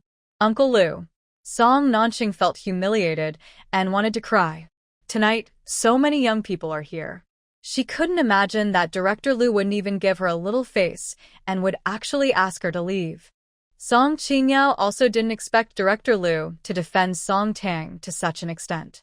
She was so angry that her fingertips started to tremble. She knew exactly how to hit Song Nanqing's sensitive nerve. She pretended to care for Song Tang and said, Annie, don't say that. Sister is really very kind. She's full of nonsense. Indeed, hearing Song Qingyao defend Song Tang, Song Nanqing completely exploded. She pointed at Song Tang's face and almost venomously shouted, Look at her face. With such a seductive face, what good could she be? She's naturally a flirt, a troublemaker for men, and she. Enough. Lin He couldn't stand it anymore. But since Director Lu had spoken first, she didn't say much. Now hearing Song Nanqing curse so dirty, she, normally gentle, directly retorted, Song Nanqing, Dad's right. You're good at spreading rumors about the younger generation. Lu Xiaoyu also couldn't hold back anymore. Seeing Lin He speak, he huffed and said, We're not blind. We know Tang looks good. Does that mean only ugly people can't be good? Should they be slandered? Aunt Nanqing, I know you're not pretty, but you don't have to be so jealous of others, right? Ugly is ugly, and no matter how jealous you are, it won't change the fact that your skin is rough and dark, your mouth is foul, and your face looks mean. Be careful, if you keep ruining others, you'll only become uglier and your mind will become twisted. You. Song Nanqing was so angry, she almost spat. Everyone in the Song family was good-looking. She was adopted into the Song family, but didn't inherit their good genes. Since she was young, everyone said that her face, compared to Lin He and Qin Xiuji, was too tragic. But those people only dared to gossip behind her back and never said it to her face. She couldn't imagine that Lu Xiaoyu, a young person, would dare to call her ugly in front of everyone. Thinking about her youth, she remembered confessing to Lu Shoujiang and being rejected. Because of that, she also grew to dislike Lin He. Enough. Stop embarrassing yourself here. Song Tsungrong also felt that her sister was really out of line. Hurry up and apologize to Tang, then go home and stay there. Humph. Just like last time, Song Nanqing refused to lower her pride and apologize to Song Tang. She stomped angrily, then covered her face and rushed out of the living room. Tang, you don't need to take Song Nanqing's words to heart. Andy knows you're very good. Lin He was worried that Song Tang would feel sad, so she held her hand gently and comforted her softly. Song Tang gently held her hand back. Lin He, along with Commander Lu and young Master Lu, really made her feel warm inside. It's so nice to be around them. She didn't feel sad. Instead, she found Song Nanqing's frantic and silly behavior quite amusing. Commander Lu is a tough, brave man and isn't very good at comforting others. However, he still said to Song Tang, "When you hear a dog barking, there's no need to mind it. Tang, eat more." He even used his chopsticks to help her pick a rib. After Song Nanqing left, everyone chatted happily, and they enjoyed the meal very much. Of course, except for Song Qingyao. Seeing how much Lin He and others favored Song Tang, Song Qingyao was so jealous her teeth ached. The Prince of Jinbei's estate and the Prime Minister's residence had a long-standing feud. They didn't get along, and they were worried that Li's second son might cause trouble out of resentment. The heir personally went to the Prime Minister's residence to fetch the young madam, but they said they had never seen her come by. Now the heir has gone to Jingzhou Prefecture to ask for help finding her. Again, Li heir. Qin Lang hated himself more than ever for not being ruthless enough. Why didn't he kill Li heir that day? He had just entered and turned to go out, shouting loudly, "Shui Feng." The black horse that guards had led away reared up, breaking free from their control and rushing toward its master. Lin He, she coldly glared at Song Tang and said, "Sister, let me give you a piece of advice. Fighting over things with me won't end well." Song Tang was amused by Song Qingyao's strange words. Fighting over what? Over what? Parents, brother, or Lin He and others' affection. Parents and brothers weren't originally Song Qingyao's. She had taken over the original owner's life for 18 years, and Lin He and the others' affection didn't necessarily belong to Song Qingyao either. What right did she have to say she was fighting for what was hers? Song Tang didn't indulge her. She grabbed her collar and smiled faintly. "Then I'll give you a piece of advice too. Harming others ultimately harms yourself, Song Qingyao. Don't be so cheap all the time." After saying this, Song Tang turned around gracefully and left. Vile woman. Looking at even just her silhouette, Song Tang was so stunning it took his breath away. Song Qingyao was so angry her face turned green. Thinking about Lu Jinyan rarely coming home, she decided to seize the chance to get closer to him. She carefully hid her resentment and stepped up the stairs like a shy flower. She waited at his door for nearly half an hour before he finally returned to his room. She lowered her eyes shyly and took a small step toward him. "Big brother Lu, you're back. I have something for you." Blushing, she shyly handed him a handmade bracelet she had woven herself. It was strange for Song Qingyao to stand at his door so late at night. Even more surprising was her giving him something, which startled him a lot. He quickly took a step back to avoid the bracelet. Song Qingyao's face turned pale. She didn't expect that the first time she made something by hand for a guy, it would be rejected. She bit her lip in confusion, her eyelashes trembling as tears welled up in her eyes. "Big brother Lu, do you not like this bracelet? I made it myself." Since she made it herself, he shouldn't refuse it. Lu Jinyan took another step back, his handsome face showing clear boundaries and coldness. "Song Qingyao, we're not close. You don't need to give me things. Don't do this again in the future." "Not close?" Tears rolled down Song Qingyao's face suddenly. They grew up together, childhood sweethearts, innocent and close. She couldn't believe he would say they weren't close. What does he really think of her, Song Qingyao? She was known as the most beautiful girl in the courtyard. She was used to men chasing her and fawning over her. She couldn't bear this feeling of unfairness. But among all the talented young men in the courtyard, she only liked Lu Jinyan. She didn't want to give up. She remembered her friends saying that gentle physical contact between a man and a woman could make the other person's heart race. Gritting her teeth, she threw herself into Lu Jinyan's arms. He was a man. If he had even a little compassion, he would hold her. She was sure he wouldn't just watch her fall. But Lu Jinyan's reaction surprised her again. He actually turned his body aside and looked at her with a blank face as she fell to the ground. Big brother, what's going on? Why did Yao Yao fall? Lu Xiaoyu happened to be upstairs and saw this scene, and he couldn't help but let out a soft gasp. Maybe her mind was clouded, and her body was unsteady, causing her to fall. You should take her home.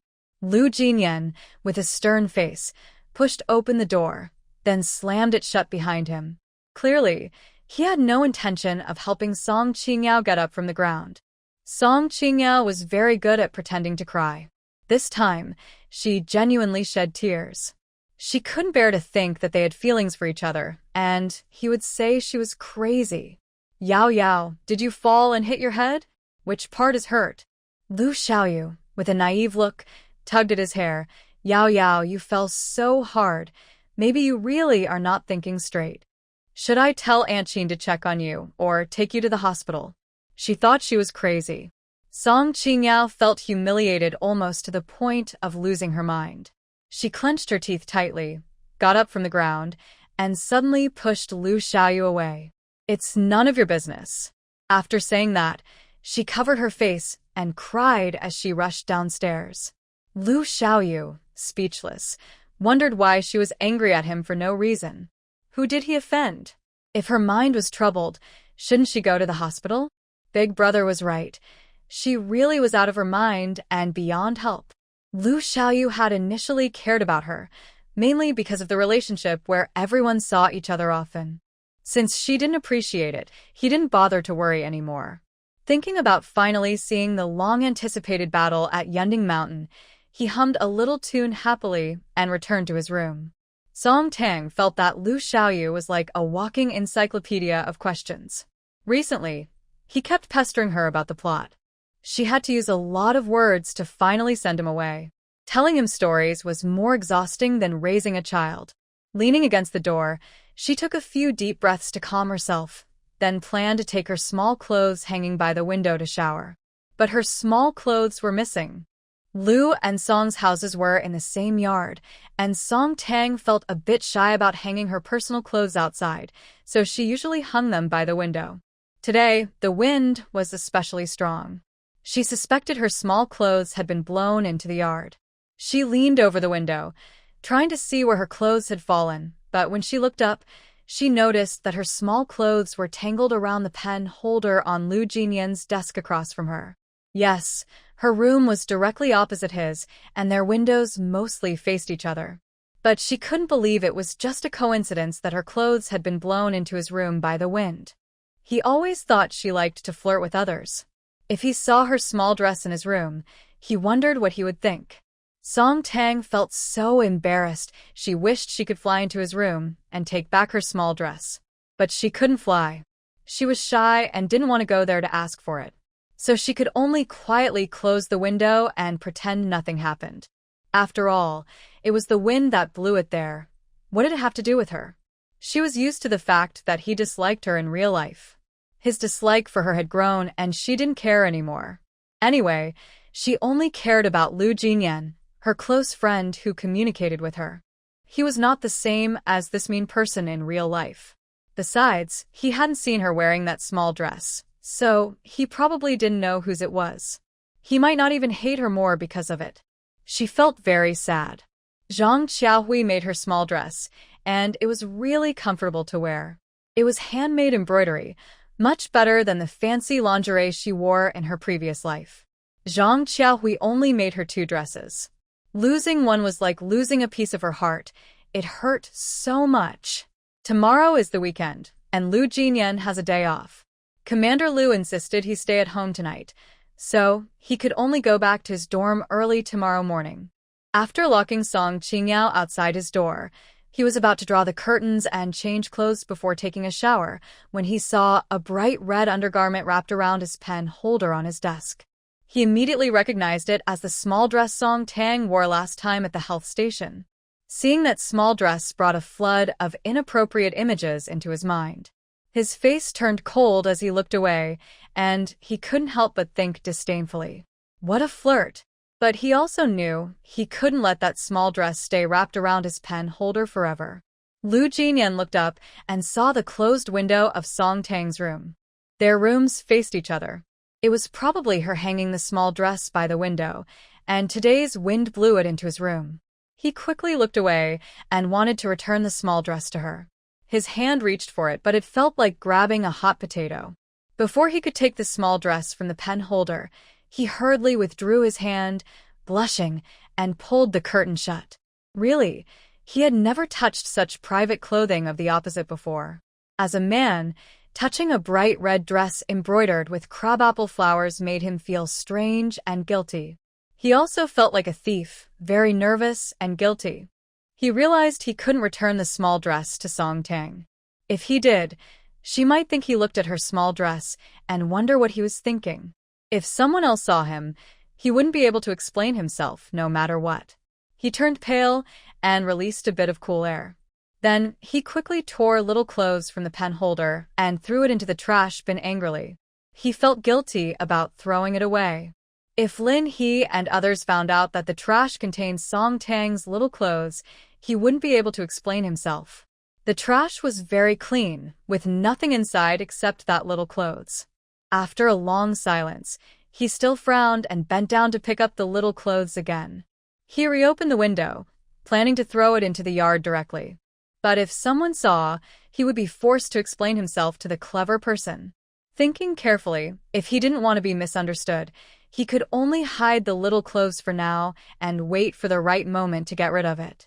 Anyway, Song Tang would never think her little clothes could be blown into his room.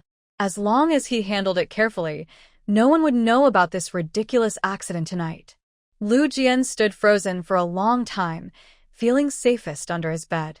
He clenched the little clothes and, with his long legs, took a rare step forward, nervously tossing the little clothes under the bed. He smelled a faint sweet scent, like soap mixed with her natural fragrance. Especially when he noticed the lingering sweet smell on his palm from her little clothes, he blushed uncontrollably. From now on, whenever he saw this charming person, he would avoid her. He would never get involved with such a tempting person. Big brother, Brother Shichi, is calling you. Lu Jian, overwhelmed with embarrassment, suddenly heard Lu Xiaoyou's voice outside the door. He was worried that Gu Shichi might need him urgently, so he hurried downstairs to answer the call. What's the matter? Hearing his voice, Gu Shichi excitedly shouted, Captain, the girl from last time sent you something again. This time, she sent a box, and it's quite heavy. I don't know what's inside besides the letter. Maybe some good stuff. I just went to the reception room to pick it up and brought it back for you. Hee, is it something tasty? Captain, can I? Before Gu Shichi finished speaking, Lu Jian had already hung up. Commander Lu told him to stay home tonight, and he shouldn't disobey his orders. But he really wanted to see Tang Song's reply. He grabbed the car keys and rushed out to the living room as fast as he could. It seemed he had naturally learned to miss someone. Before even meeting Tang Song, he already started to miss her. Little Yen, it's so late. Where are you going? Commander Lu came out of the study and saw Lu Jian rushing out like lightning, so he couldn't help but ask. In the blink of an eye, he had already run far away. He was still driving out of the yard. Kid, you promised me you'd stay at home. It's late at night and you're running around. If you weren't going to see my daughter-in-law, I would have broken your legs. Grandpa, where did you get the daughter-in-law idea? Lu Xiaoyu kindly poured cold water on Lu Shouzhang's hopes. My older brother said that if he gets married, it will only be with Brother Shirshu. What? Lu Shouzhang was so angry, he was gasping for breath. Are you talking about the kid from the Gu family? Seeing Lu Xiaoyu nod without any shame, Lu Shouzhang got even angrier, almost like smoke was coming out of his head. When Lu Jinan was his age, Lu Shouzhang was just a bystander. Originally, Lu Jinan, at 24, didn't even have a girlfriend, and Lu Shouzhang was worried and uncomfortable. Now, seeing him want to marry Shirshu from the Gu family, he felt even worse. He would never let his proudest grandson marry a man. At this moment, Pei Jing is at the announcement board, watching the new list of successful candidates being posted. Many people are still watching, but Qin Lang and Shinruo Jin are not there. Mu Yunwei, who used to always be by his side, is also missing. Congratulations, Pei Huayuan. Congratulations, Pei Huayuan. Many people come to offer their blessings and flatter him. Pei Jing doesn't go straight home, but first visits the Prince of Jinbei to thank Qin Lang for saving his life.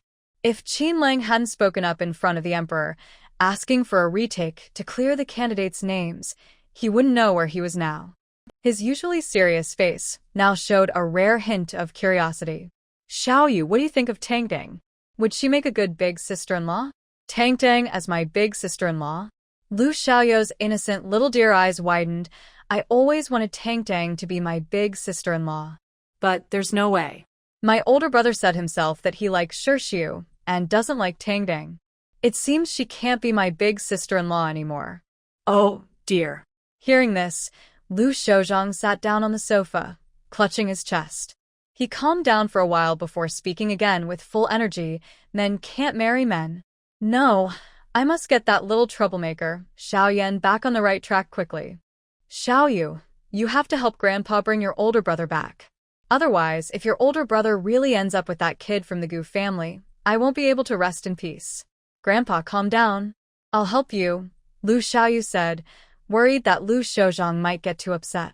He agreed with whatever his grandpa said because his older brother had once said he would rather have children with brother Shirshu than with Tang Tang. It doesn't matter whether he helps or not. Big brother definitely won't marry. He doesn't mind just pretending to be nice to Grandpa. Captain, your stuff. Almost as soon as Lu Jian entered the dormitory building, Gu Shirshu shoved a small shoebox-sized cardboard box into his arms. This was a box sent by Tang Song. Before opening the box, his deep black eyes already shimmered with stars.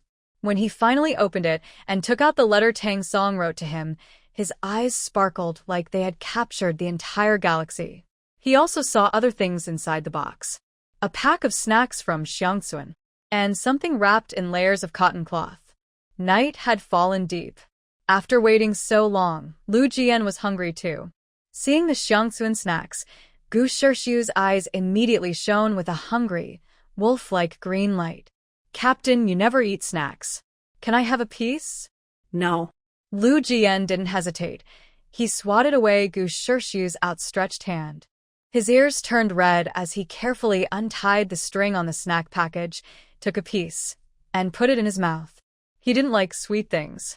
But right now, as he ate the sweet snack, he felt the sweetness seep deep into his heart. This was a snack Tang Song personally picked out for him. Gu Shirshu was stunned. He didn't expect that the captain, who hated sweets the most, would look so happy eating a snack. It was as if the snack in his mouth was the most delicious in the world. Gu Shirshu became even more eager. But since the captain wouldn't let him eat, he was afraid of getting scolded and didn't dare to. He knew he couldn't win a fight, so he could only watch longingly, hoping the captain's brotherly love would awaken and share a piece with him. But clearly, the brotherly love in Lu Jian's heart was already dead. He slowly ate 2 pieces of the snack, with no intention of sharing. Instead, he carefully retied the cotton cloth around the remaining snacks and coldly warned, "These are my snacks. If you dare steal, I'll break your legs." Gu Shirshu, who had planned to sneak a snack in the middle of the night, immediately gave up that dangerous idea. He lay weakly on Lu Jian's bed, feeling very sad.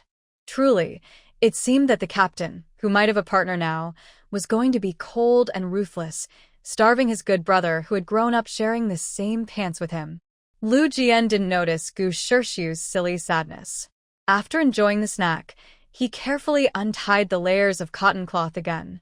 To his surprise, inside the layers was a seal. Tonight, Song Tang also gave Lin He a seal. In his mind, an extremely unbelievable thought kept popping up. Could it be that Song Tang is actually Tang Song? Almost immediately, Lu Jinyan dismissed this ridiculous idea.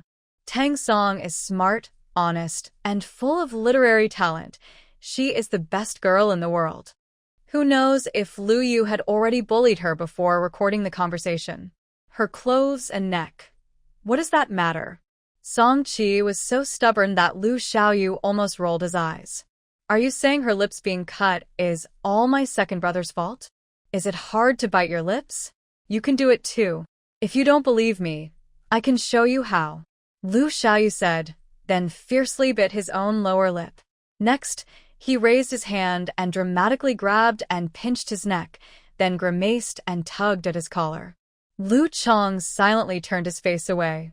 Honestly, this kid was too foolish, completely unbearable to watch. Truly, it seemed that just like him, with high ambitions. Lu Jinyan carefully touched the seal in his hand, and the perfectly shaped thin lips couldn't help but curl up slightly. He really liked the gift she gave him. He thought he would cherish it for a lifetime. Even after he dies, he wants to take it to his grave. Wow. Captain, is this seal a gift from a young lady? Did she carve it herself? It's so beautiful. Lu Jinyan was in a state of extreme excitement and happiness when Gu Shirshu's loud voice suddenly rang in his ear. It was very disruptive. Ah. Captain, you're smiling so charmingly. Admit it, you're in a relationship now. Captain, considering we not only shared the same pants as kids but also slept in the same bed, if you're in a relationship, just tell me. Another relationship. Lu Jinyan is a typical cool, pale-skinned person. Even if exposed to wind and sun, a little cover quickly restores his pale skin. So, under the light, his face, ears, and even his neck turning red looked especially obvious. Gu Shirshu was even more shocked. Is the captain blushing? This tough, rough man actually shy? Has the sun risen from the west? He was about to tease him a few more words when he heard Lu Jinyan's cold, slightly awkward voice. I'm not in a relationship right now. But it might happen soon. Captain, you're really falling for someone. Lu Jinyan's personal matters always drew special attention from his superiors. But he has never shown interest in having a romantic relationship, even though his superiors want to introduce someone to him. Last time Gu Shirshu went home, his father, General Gu, asked about Lu Jinyan's personal life. If everyone knew that the team leader was about to have a girlfriend, they would definitely be very excited. Team leader, your face is so red. What's your future sister-in-law's name? Which unit does she work in? Is she really pretty? When can I have dinner with her? What did she say in her letter? Did she say, I love you? Seeing Gu Shirshu ask questions like a machine gun, even speaking awkward English with blinking eyes and constantly glancing at the envelope, Lu Jinyan felt disgusted and couldn't help but kick him. Get lost. Gu Shirshu held his and cried softly. Really, there's no brotherly love anymore. The team leader, who values relationships over friends, is about to lose his little cutie. Gu Shirshu was full of acting and sadness. But he knew the team leader was reading the letter from his future girlfriend, so he didn't want to disturb him. He just jumped outside, helped Lu Jinyan close the dorm door, and went back to his own room next door. Lu Jinyan didn't open the envelope immediately. After closing the door from inside, he sat up straight and carefully opened the letter. This time, the envelope contained 3 sheets of paper. Lu Jinyan, I received the cloth tickets. He unfolded the letter and looked at the elegant, yet playful writing on the paper. His sharp eyebrows, like a blade, seemed to soften a lot. I'm actually very good at making clothes myself. I bought several pieces of fabric from the state-run store, and they look really nice. I plan to make a few skirts and a super beautiful cheongsam. On the letter, she rambled about ordinary daily life. For example, she went to the black market, bought several pieces of Hetian jade, and was very lucky to find a genuine Tang bohu painting. She said that in decades, Hetian jade would definitely appreciate a lot, and antiques would become very valuable. By then, she would surely become a little rich lady. For example, she enjoyed dim sum from Daxiankin today. She thought their date cakes were especially delicious, so she bought some for him too. And so on. She recorded these trivial daily moments in words and sent them to him. They had prepared 2 sets of gift lists according to Beijing customs, and she was asked to go see them. Shun Ruojin was suddenly awakened from her chaotic, ridiculous dream. Qinlang, who had been so reckless all night, had long since gone somewhere else. Only she remained in the bed curtain. The stewardess outside asked again, and even the sword attendant came to call, Mississippi. "Please tell the princess that I will go now," Shun Ruojin said, getting up and changing into new clothes. She had the maids come in to help her wash. It was already past noon. She didn't even bother to eat breakfast, and headed straight to— He knew they hadn't exchanged many letters yet, and suddenly asking to meet was very abrupt. But his usually proud self-control was unusually weak at this moment. He still wrote in his letter, "Can we meet once?" After finishing the letter, it was already dawn. He closed his eyes for a moment, then drove to that alley and put the letter into the mailbox. He has 1 day off each week. There are 6 or 7 days until his next day off. He thought, since today is his day off, he should send her the letter quickly. He also hopes she would be willing to meet him. Today, he signed up for the art troupe. The written test is in a week. After registering, Song Tang also went to check if there was a reply from the newspaper at that alley. She found the newspaper's reply. Because her martial arts novel was very popular, the newspaper had increased her pay to 3 yuan per 1,000 words. Recently, she sent a manuscript of about 7,000 words, and she received about 22 yuan.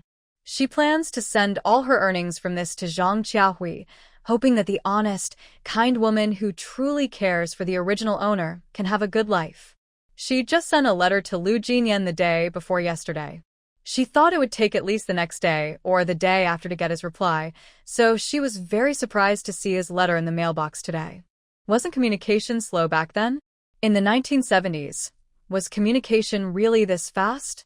Song Tang didn't know that every time Lu Jinyan personally or through someone else directly placed the letter into this mailbox, she could only tell herself that it must be nearby. After sending money to Zhang Qiahui, Song Tang returned to the military compound. But as soon as she entered, she heard many neighbors gossiping. "Is that the woman who's involved in messy relationships, Song Tang?" "Yes, that's her. I heard from Jolie that when she was in the countryside, she was not proper and she even had an abortion. Not just an abortion. She also had a child. I heard from Lily that she doesn't even know who the child's father is because sometimes she spends a day in the woods with several men." Spit. So dirty. Someone like her, wanting to join the art troupe. It's just corrupting the atmosphere. I'll report her right away and get her disqualified from the exam. I will also go. We absolutely cannot let such a disreputable person join the art troupe. Those neighbors harshly spat on Song Tang a few times before leaving the military compound together. Clearly, they planned to report Song Tang. Seeing their hurried and anxious departure, Song Tang's face turned pale. In this era, improper conduct is a serious issue. Even though she has never been with any wild men in the woods, if so many people report her to the art troupe, she will lose her chance to audition. For her, joining the art troupe is the only way to achieve her dance dreams. These rumors could ruin her dreams. She can't just sit and wait. She must fight back. Jolie, Song Tang quickly picked up on the key information from these people's gossip. The rumors about her being involved with men, having an abortion, and having a child were spread by Jolie. Jolie, the big mouth, is Song Nanqing's best friend. Perhaps this time, it was Song Qingyao who encouraged Song Nanqing to cause trouble behind her back, making her not only infamous, but also unable to participate in the art troupe's exam. Unfortunately, they underestimated Song Tang. Whether in her past life or this one, she has never been a fool who lets others control her. Tang. Song Tang, with a cold face, was thinking of a plan when Lu Xiaoyu suddenly rode his Phoenix brand bicycle over. "I heard a lot of neighbors gossiping about you. They're just talking nonsense. You don't need to care about what they say." Lu Xiaoyu, though carefree and rebellious, is quite polite. This time, he even swore, showing how angry he was. Song Tang felt warm inside. She saw that Lu Xiaoyu's military green short sleeves had several tears, and she guessed that some of his friends might have ganged up on her, leading to a fight. She didn't want him to get into trouble because of her, so she calmly said, "I'm fine." It's Song Nanqing who encouraged Zhou Li to plot against me. I have a way to make them turn on each other. Third brother Liu, can you help me with something? Hearing that she needed help, Liu Xiaoyu stopped cursing and quickly got off his bike to listen to her instructions. The book also mentions Song Nanqing's close friend Zhou Li. She was a minor character with even fewer scenes than Song Nanqing, the troublemaker. The book briefly mentioned one thing. Song Tang has an excellent memory. Even though the minor characters' roles were briefly described, she remembered everything clearly. Zhou Li was having an affair with Song Nanqing's superior, Section Chief Wu. She often wore nightgowns, pretending to visit Director Wu's wife who was bedridden, while secretly having an affair with him. Director Wu was known as a good man. He got promoted because his superiors thought he was a good person, caring for his wife who had been ill for over 2 years, paying close attention to her in every way. While Director Wu gained a good reputation from his wife, he was secretly involved with widow Zhou Li. Only her best friend, Song Nanqing, knew about Zhou Li's affair with Wu. If everyone found out, Zhou Li would definitely blame Song Nanqing for betraying her, and they would end up fighting. It was easy for Liu Xiaoyu to help her. She copied Song Nanqing's handwriting to write many notes, claiming Zhou Li was wearing a red nightgown to Director Wu and that she hadn't come home all night. She asked Liu Xiaoyu to secretly throw these notes into crowded places. Liu Xiaoyu was very good at doing such things. After throwing the last note, he hurried back and heard many neighbors gossiping about Zhou Li and Director Wu. He didn't dare delay and quickly told Song Tang. Song Tang knew that the real drama was about to start. Song Nanqing, come out now. Just as Liu Xiaoyu was about to ask if she needed more help, they heard Zhou Li shouting angrily. They looked at each other and hurried downstairs to see what was happening. No matter the time period, people loved gossip. The scandal between Zhou Li and Director Wu was spreading wildly in the neighborhood. When Zhou Li stormed into Song's house in anger, everyone came to watch. Song Rong and Qin Xiuji both had the day off today. They left early to buy things, and on their way back, they overheard many people talking about Song Tang. They hurried home and saw the neighborhood filled with neighbors, thinking they came to trouble Song Tang. They looked at each other and quickly protected Song Tang. They didn't know exactly what had happened to Song Tang when she was in the countryside. But from their recent interactions, they could tell she wasn't the kind of girl to cause trouble. Even if she had been bullied in the countryside, they had arrived too late to protect her. They were still alive and couldn't just watch their own daughter be bullied again. Tang, don't worry. Mom will protect you. Qin Xiuji held her hand tightly. It's just the art troupe. We can stop her from joining, and I'll find another job for you. Song Songrong awkwardly comforted her, saying, even if you can't find a job, it's okay. Dad can support you in the future. Song Tang was very surprised. She hadn't expected that the couple who favored Song Qingyao so much would protect her when everyone else was criticizing her. However, what she wanted was not to be protected under someone's wing. She wanted to be a free, soaring eagle. She decided to join the art troupe. Song Nanqing, are you dead? Come out. Liu Shoujiang and his wife just happened to come back from outside. They also heard the rumors outside. Lin He was about to go forward to comfort Song Tang, but Zhou Li rushed into the living room of the Song family, shouting wildly, as if she had lost her mind. Lily? Why are you here? Song Nanqing, who was happily reading martial arts novels and eating sunflower seeds in her bedroom, didn't know that the scandal about Zhou Li and Director Wu had already spread everywhere. Seeing Song Tang nearby and many neighbors rushing into the yard, she thought everyone was here to scold Song Tang for being a troublemaker. Her triangular eyes showed a hint of pride. She wanted to take the opportunity to belittle Song Tang, so more people would report her to the art troupe. Suddenly, she felt a sharp pain on her left cheek. She couldn't imagine that Zhou Li, who was like a sister to her, would slap her so hard. Zhou Li, why did you hit me? Are you crazy? Song Nanqing was stunned. She wasn't a pushover either. After regaining her senses, she raised her hand to hit back. Zhou Li immediately grabbed her hair. Her long nails fiercely scratched her face, one handful after another. Did you hit the wrong person? I'm Nanxing. Zhou, let go of me. I'm hitting you, you shameless person. Zhou showed no intention of letting go. She used her hands and feet, tearing at Song Nanxing more and more fiercely.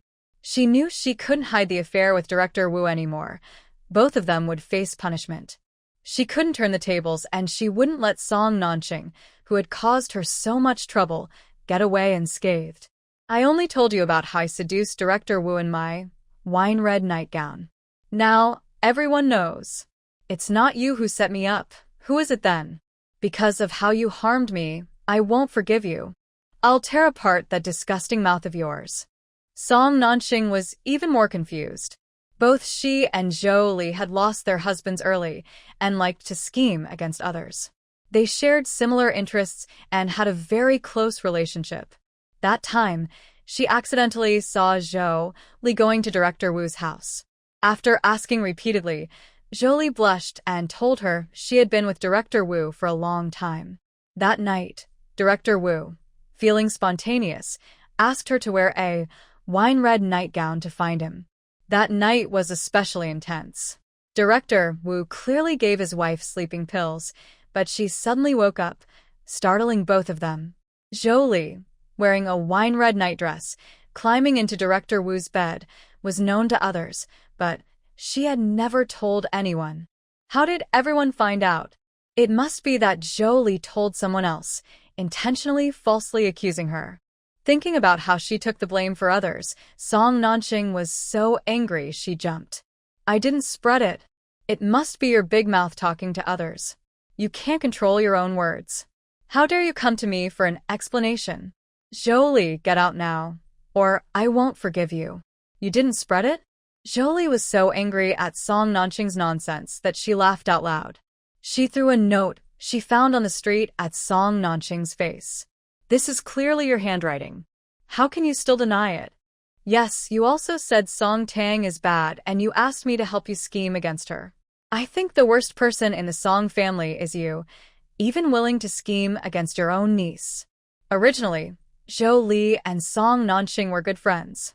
Since she schemed against Song Tang, she naturally wanted to help. Now that she had completely torn apart with Song Nanxing, enemies' enemies are friends. She suddenly looked more favorably on Song Tang. She also hoped that Song Tang, Song Tsongrong, and others would stand with her to harshly punish Song Nanxing. She spilled everything she knew like a spilled bean. Song Tang's chaotic love life, having an abortion, and even giving birth to a child, it's all made up by Song Nanxing.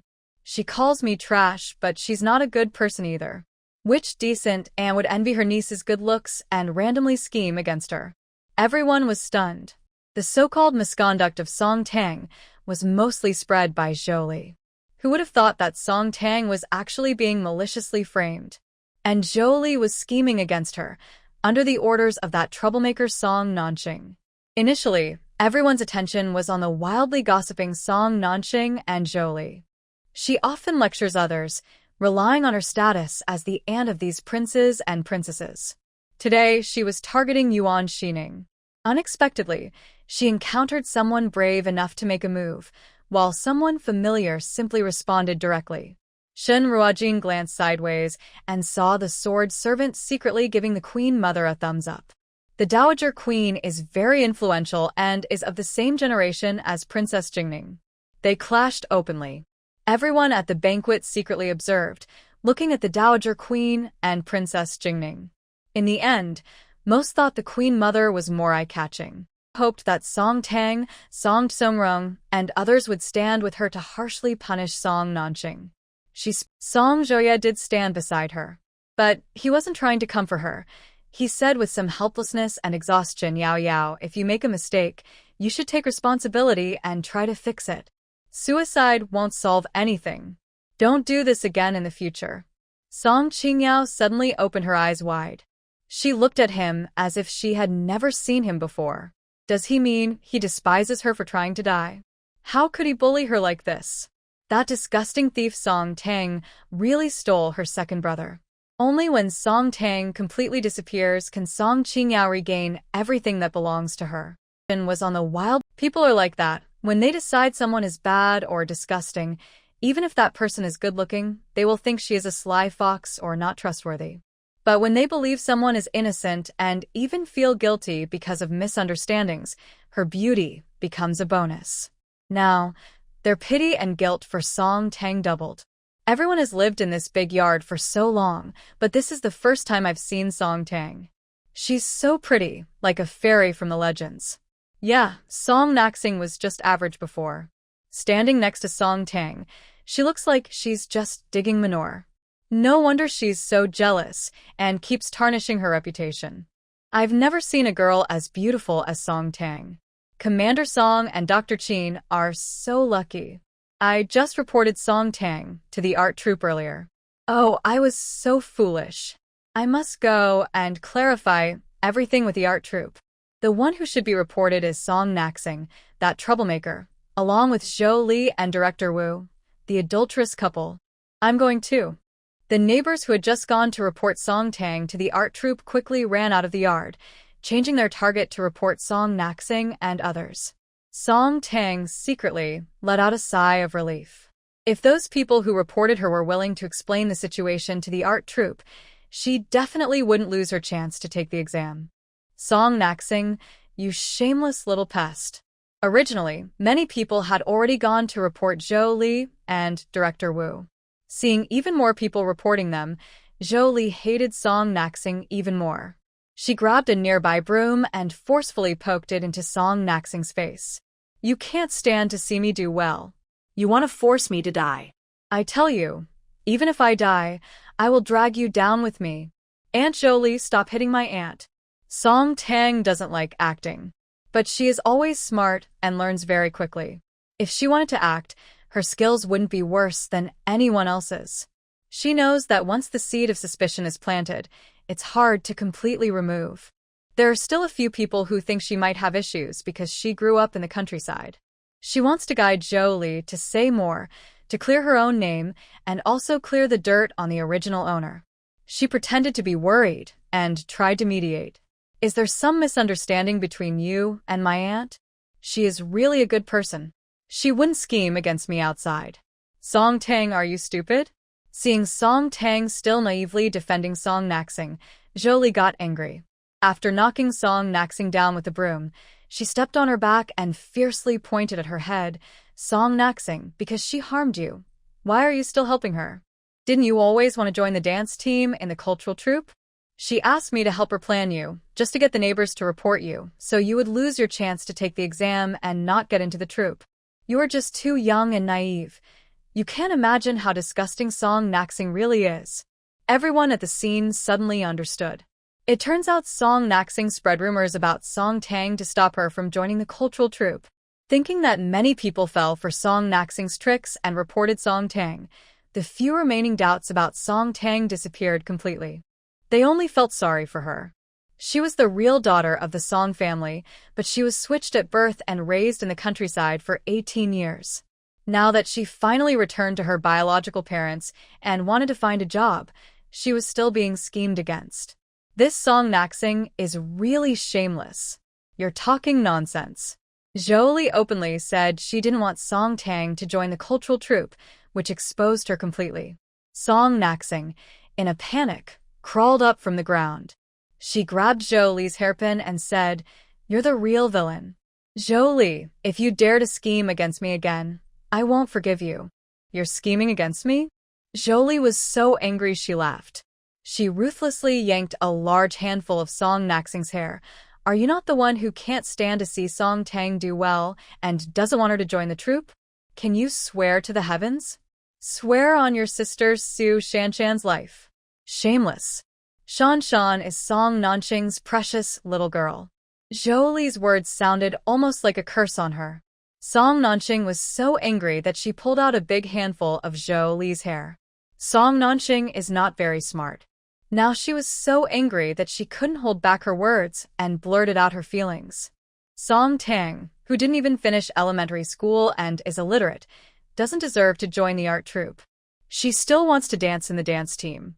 She's just a pile of dirt trying to act like gold, completely overestimating herself. My daughter Yao Yao is a good dancer. Song Tang, a country bumpkin, isn't even fit to tie her shoes. Song Qingyao, who was mentioned by Song Nanqing, immediately became the focus of everyone's attention. Song Qingyao knew about Song Nanqing helping Zhou Li spread rumors. She heard many neighbors reported Song Tang to the art troupe, and she was very happy. Seeing Zhou Li and Song Nanqing frantically tearing at each other and strangely clearing Song Tang's name, she was filled with hatred.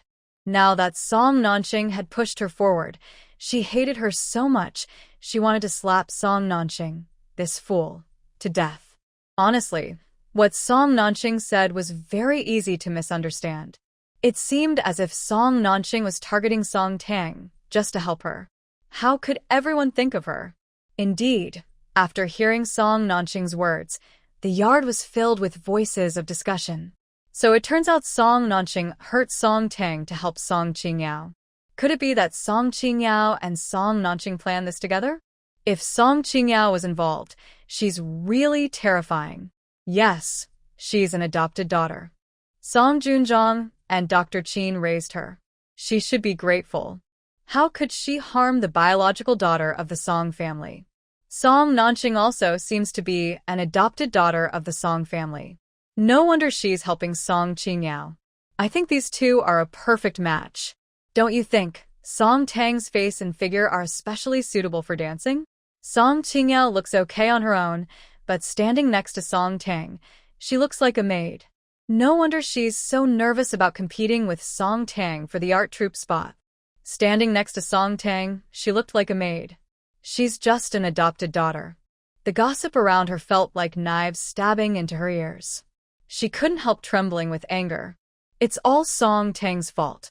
If Song Tang hadn't come back to compete for things with her, the neighbors wouldn't look down on her like this. She couldn't be doubted. She couldn't be looked down upon. She had to fight back and regain her dignity. Song Qingyao bit her lip tightly, then knelt heavily at Song Tang's feet with her legs bent. Next, she helplessly and sadly slapped herself across the face. She sniffled pitifully, and her golden beads rolled off quickly. Big sister, I'm sorry. No one spoke. They just looked at each other quietly. The maids, noticing this, quietly withdrew. Soon, only Yuan Xining and Xin Jian remained. Xin Jian had promised his grandfather not to reveal that he had recovered for now. So, when he heard about the flower viewing banquet at Princess Anfeng's residence, he came wearing a mask, just wanting to see the princess from afar. During his recovery, he often had headaches. When the pain was unbearable, he would see illusions, the princess softly humming a song by his ear. His days in the Western Chang court were not as clear anymore. But he could never forget how kind the princess had been to him. He blushed and twisted his body for a while before stammering, I have something to tell you. Lu Jinyan's face darkened. He knew that Lu Xiaoyu and Song Tang only considered each other old friends. But seeing Lu Xiaoyu almost twist into a knot in front of Song Tang, he still couldn't give him a good look. He directly scolded him sharply, speak properly. Lu Xiaoyu felt even more ashamed. He mumbled softly, I've been speaking properly, but big brother, you just don't understand. After a moment of silence, he gathered his courage and said to Lu Jinyan, Big brother, can you go home first? I want to talk to Tang alone. Song Songrong gently wrapped his arms around his wife and daughter, also wiping his eyes. Yao, don't say such silly things anymore. In my heart, you are my and Xiuji's biological daughter.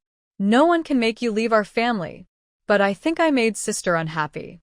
Song Qingyao still cried heartbreakingly, as if the whole world had hurt her. Song Songrong and Qin Xiuji kept comforting her, wishing they could take out their hearts to show her how much they cared. Seeing how Song Songrong and Qin Xiuji treasured Song Qingyao, Song Tang felt an inexplicable chill in her heart, and a strange, unspoken sadness. She was not unreasonable. People are not emotionless plants. After being together for a long time, feelings develop. Just like Zhang Qiaohui and her husband, who also treated the original girl as their own daughter and loved her dearly, always thinking of her. Song Seongrong and Qin Xiuji's kindness to Song Qingyao was understandable. She initially never intended to target Song Qingyao, but Song Qingyao couldn't accept her. She is not a ninja turtle. How could she always tolerate her? Moreover, even now, Song Qingyao kneels in front of so many people, slaps herself, and repeatedly says she is unhappy, trying to embarrass her and make everyone think she can't tolerate her. Why should she let her get her way? Song Tang refuses to pretend to be pitiful by kneeling in public. But she won't lose in fake crying either. Her thick, black eyelashes tremble slightly, and 2 lines of tears roll down her cheeks. I don't dislike Song Qingyao, and I am not unhappy. Why do I feel like I did nothing wrong, but it seems like everything is my fault? Dad, Mom, maybe I shouldn't have come back at all? I can go back to the countryside. My room can be given to Song Qingyao. I can leave right now. As she speaks, she pretends to leave. Hearing her mention her room, Qin Xiuji's eyes fill with guilt instantly. Song Tang's room is not even half the size of Song Qingyao's.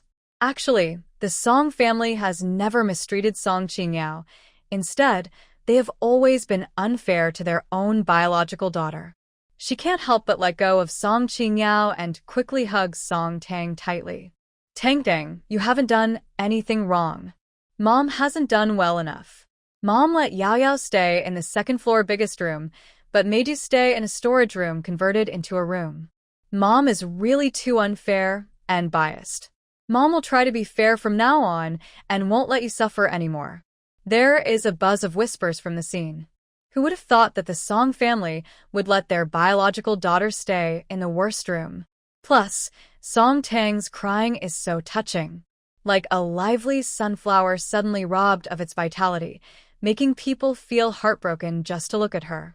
The neighbors in the yard immediately feel less sympathetic towards Song Qingyao. But their pity for Song Tang keeps growing. At first, Song Tang was fake crying. But thinking of the original owner who preferred to jump into the water and commit suicide rather than let Zhao Jing's hooligan succeed, she couldn't help but shed a few genuine tears after coming to the capital. She quickly returned with the princess to meet Jiang Huayan and others heading this way along the river.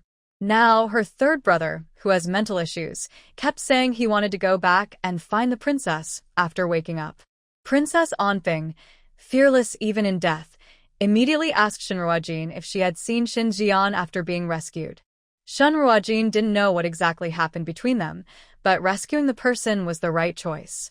The horse galloped fast through the snowstorm. She told Yuan Xining, "Don't worry, princess. I've already contacted my third brother and sent someone to take him back to Yushui City first. I won't forgive you. We'll see about that." Zhou Li and Song Naxing fought for a long time until they were tired.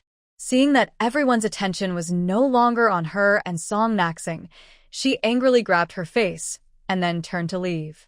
When Zhou Li mentioned Song Naxing's name, Song Seongrong's usually brave face suddenly looked very serious. He realized that Song Tang was crying so badly because Song Naxing was the main cause. He turned his face and looked at her sharply. "Song Naxing, using such dirty words to tarnish your niece, you're worse than a pig or a dog. Go find a place outside and move out within a month." "What?" Song Naxing started crying desperately. She was used to living for free at her brother and sister-in-law's house. Moving out and paying for her own place felt like a death sentence. "Big brother, you can't treat me like this. Song Tang is just a troublemaker. She's deliberately hurting me, and..." "Shut up." Song Seongrong cut her off sharply. "If you dare to slander Tang again, you can get out right now." Song Naxing was still extremely unwilling. But Song Seongrong was so strict and commanding that she was too scared to argue with him. She could only hope the neighbors would speak up for her. After all, brothers and sisters should take care of each other. It was immoral for the older brother to kick her out of the house. But surprisingly, after hearing Song Seongrong's words, the neighbors clapped and cheered, saying that Song Naxing was capable enough and that Song Seongrong and his wife should have let her live on her own long ago. Many neighbors also scolded her for being a gossip and shameless. Angrily, Song Naxing spat foam and nearly fainted. Jolie had already started cursing and left, and since there was no more excitement, the neighbors dispersed. Song Qingyao had been living in the Eastern Room for many years, and Song Tsongrong and his wife definitely wouldn't let her switch rooms with Song Tang. They also brought many good things to Song Tang to make up for past wrongs. This made Song Naxing and Song Qingyao even more furious and annoyed. Song Qingyao desperately wanted Song Tang to be crushed and unable to recover. But right now, Song Naxing was worried that Jolie and Director Wu might retaliate against her, so it wasn't a good time to stir trouble. Thinking about Su Shanshan's upcoming summer vacation, Song Qingyao suddenly had an idea. Su Shanshan was even more foolish and malicious than Song Naxing. Her plan would be more effective than Song Naxing's. Song Tang was destined to be her defeat.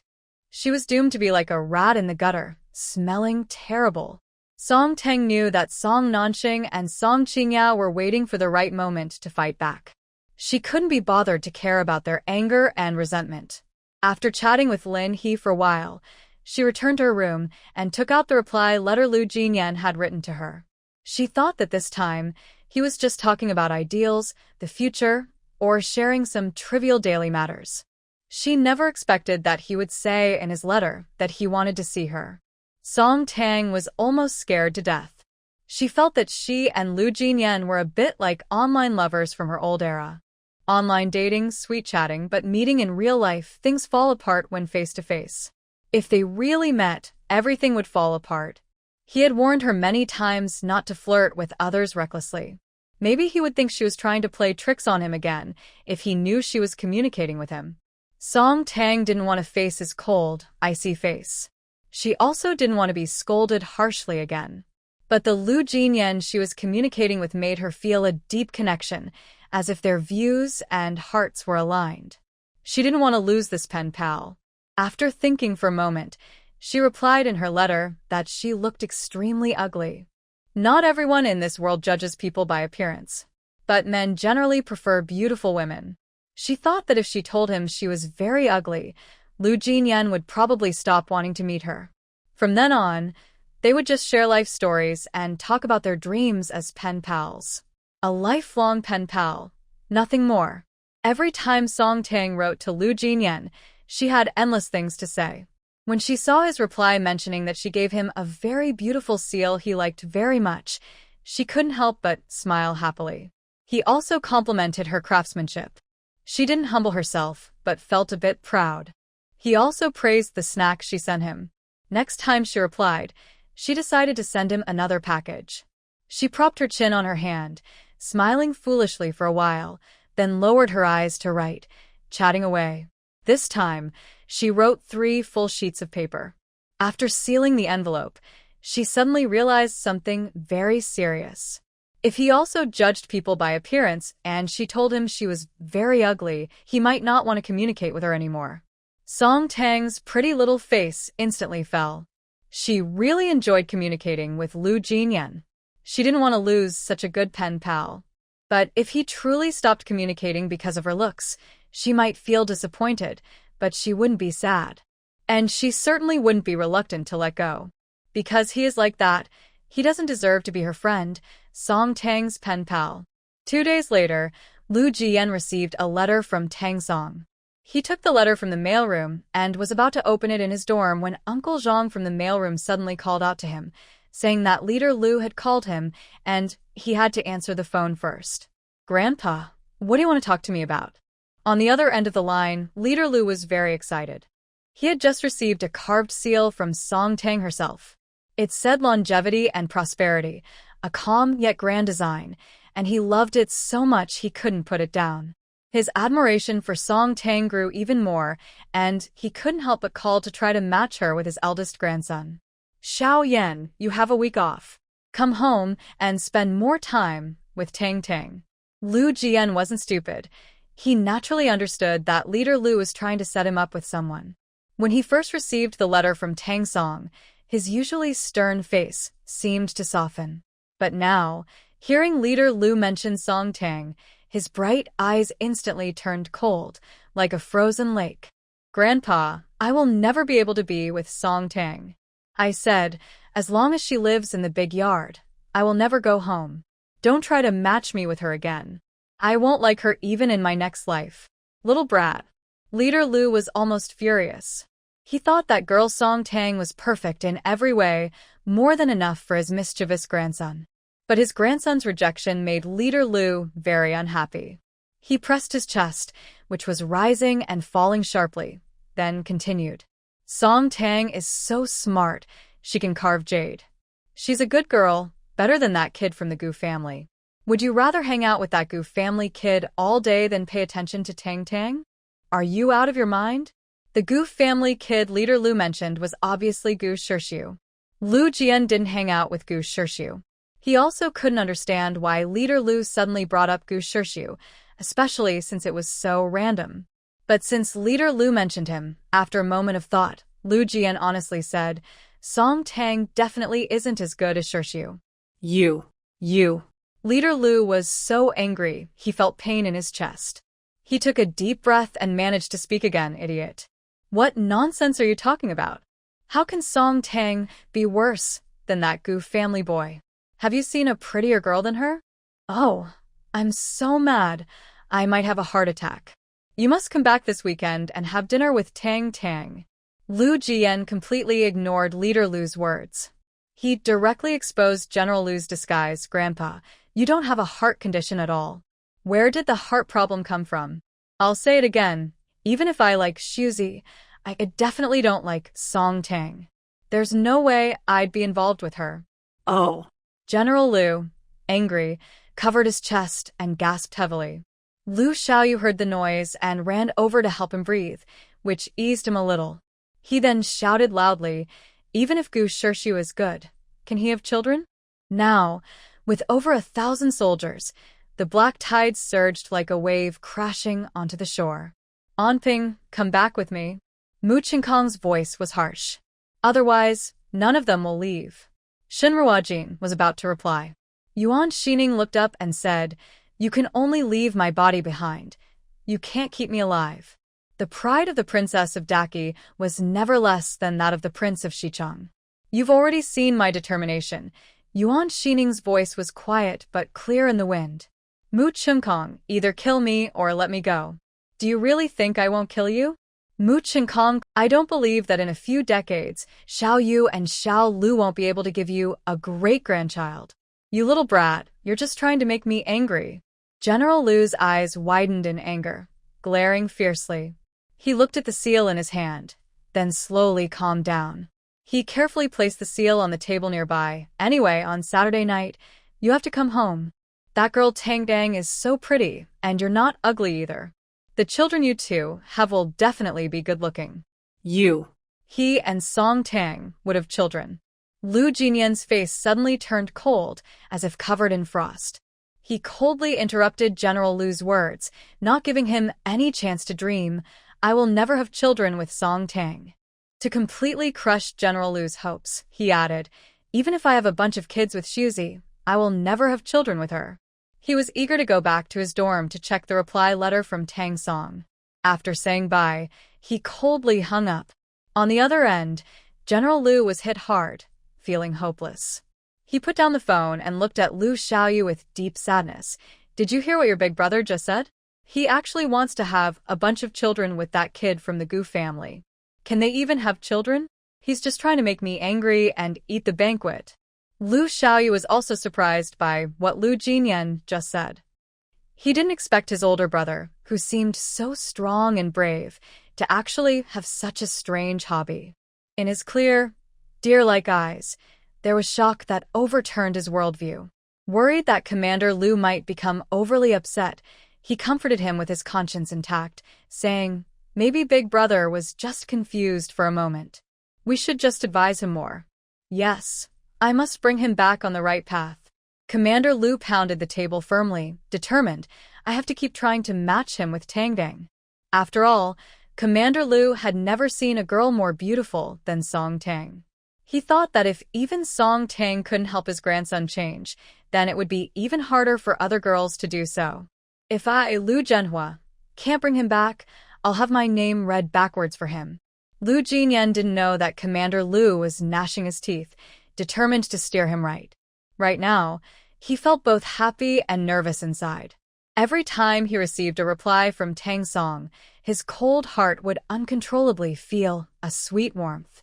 But he was especially worried she wouldn't want to see him, and tonight, he felt even more anxious.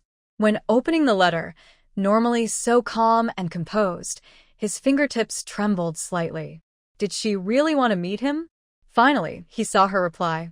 She said she looked very ugly, with a face covered in terrible scars, and if he saw her, he would definitely find her frightening. She didn't want to meet him, only willing to be pen pals. Looking at her words on the letter, he could roughly imagine her appearance. But he didn't think she was scary. He only felt deep, overwhelming pity for her. It was the first time in his life he felt such heartache for a girl. She was a smart, spirited girl. Poetry and books made her elegant. She loved this world, had pursuits and dreams. She should have been free to laugh and be bold. But because of her face, she had to endure countless prejudices and mockery. He truly went crazy with pain for her. It was also the first time he tasted the pain of a heart like a knife. He admired her very much, not giving up because of outside malice. Instead, she worked hard to improve herself and wrote beautiful, grand words. This world is never short of charming girls. But he thought that a girl with a resilient, unyielding soul was more beautiful and precious than those who only looked good on the outside. He couldn't help but write on the letter that some people care more about a woman's appearance, but others admire a noble soul. Tang Song, you are very special because your resilient and upward spirit shines brightly. Lu Jinyan has always been calm and composed. Commander Lu used to dislike him. Even at a young age, he seemed so mature, like an old man. But now, he rarely feels impatient. He really wants to see Tang Song. He wants to see her, hold her hand, and tell her face to face that she is very beautiful in his eyes. He hopes that one day, when they are both old with gray hair, they can still smile at each other in the sunset. But clearly, she is not yet willing to fully open her heart to him. Even if he desperately wants to see her, she is not ready, and he chooses to respect her. However, he believes that one day, she will be willing to meet him, willing to walk a long, long road together with him. Tang's gift, this seal, is really beautiful. Commander Lu enjoys playing chess with a few old friends at the alley entrance. After receiving the seal Tang Song gave him, he can't help but show it off, making his friends very jealous. Song Nanqing comes home from work and sees Commander Lu showing off the seal Tang Song gave him. Hearing him and his friends praising her constantly, she becomes very angry, her face turning green. Today, she just went through a very intense experience. Zhou Li and Director Wu were investigated. It was found that Director Wu often mistreated his bedridden wife, Lin Jing. Their situation has caused a lot of bad influence. Both Zhou Li and Wu were fired. Lin Jing had already suspected his affair with Zhou Li a long time ago. Her children were living in another city, and the letters she wrote to them were first checked by Director Wu. She couldn't tell anyone outside about her troubles. This time, with the investigation of Director Wu, she finally saw a chance to divorce him. Her children were shocked to learn that their father was such a disgusting person. They cut ties with him in anger and took Lin Jing in to care for her. Unfortunately, despite how much her children love her and want her to enjoy her later years, Lin Jing was gravely ill and didn't have much time left with her children. Director Wu was sentenced. Zhou Li lost her job and hated Song Nanqing intensely. This afternoon, Zhou Li stormed into her workplace with a knife, intending to harm Song Nanqing. Song Nanqing was so frightened she froze. Luckily, someone called the police, and the officers arrived in time to scold Zhou Li, preventing her from harming Song Nanqing further. After suffering so much outside, she came home to find Commander Lu and others all liking her most hated Tang Song, which made her even angrier. She entered the living room, grabbed a handful of sunflower seeds, and angrily threw them into the trash can. After finishing eating sunflower seeds, she felt a sharp pain in her chest. But she couldn't possibly pick the seeds out of the trash can, could she? Because of this fuss, she hated Song Tang even more. Auntie, what's wrong? Song Qingyao came downstairs, gently holding Song Nanqing's arm, speaking softly to comfort her. It's that Song Tang. Song Nanqing was so angry she was gasping for breath. If she hadn't moved into the Song family, I wouldn't be so unlucky lately. She keeps trying to flatter Leader Lu. She just wants to marry into the Lu family. The third son of the Lu family is my sister Shan Shan's. She thinks because she has a pretty face, she can steal my sister Shan Shan's man. She's so cheap.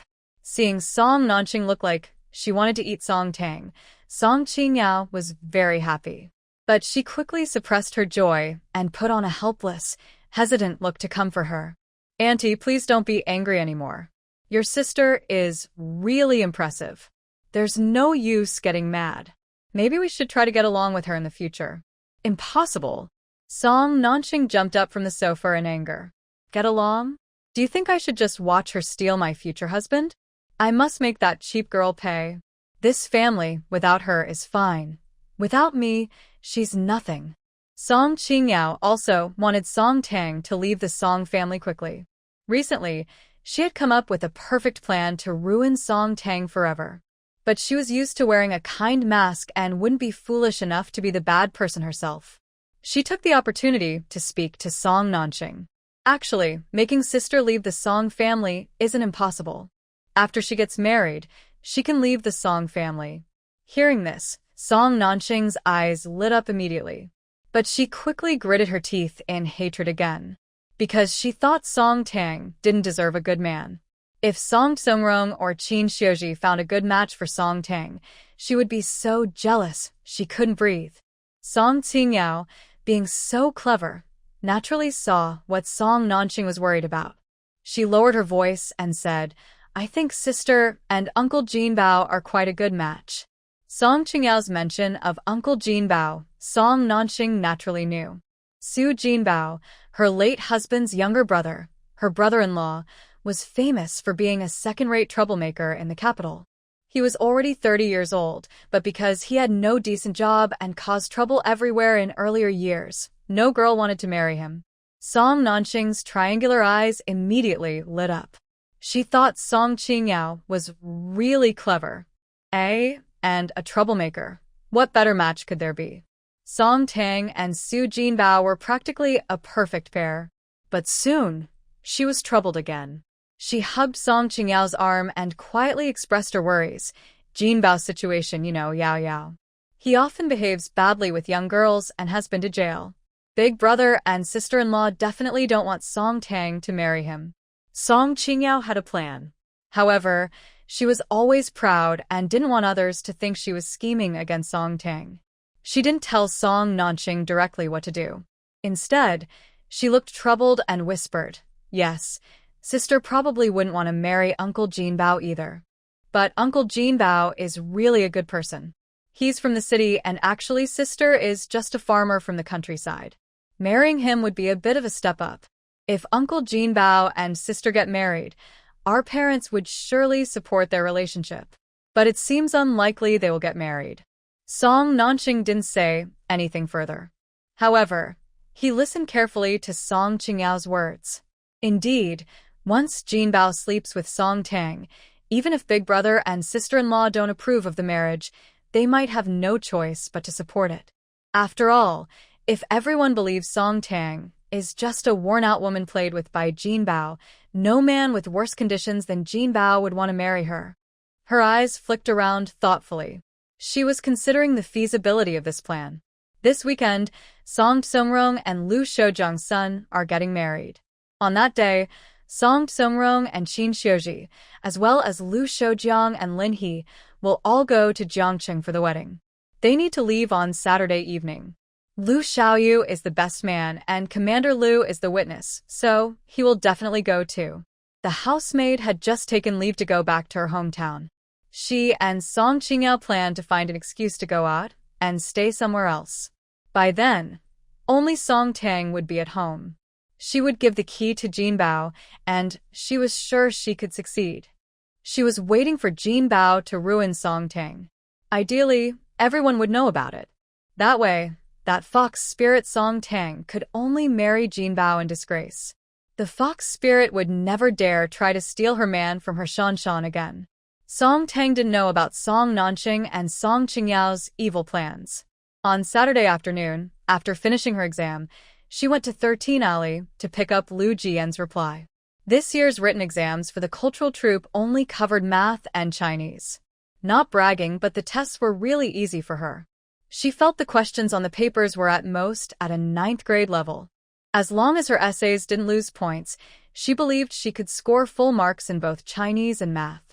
The top 10 students in the written exam can participate in the final special skills test. She is sure she will have no problem joining the cultural group. Back in her room, she opened Lu Jinyan's reply letter. She thought that most men liked pretty girls, and since she considered herself very unattractive, he would be much colder to her. Unexpectedly, Lu Jinyan, who is usually quiet, wrote her a 3-page letter this time. In the letter, he said her soul was noble and her kind heart was the most valuable.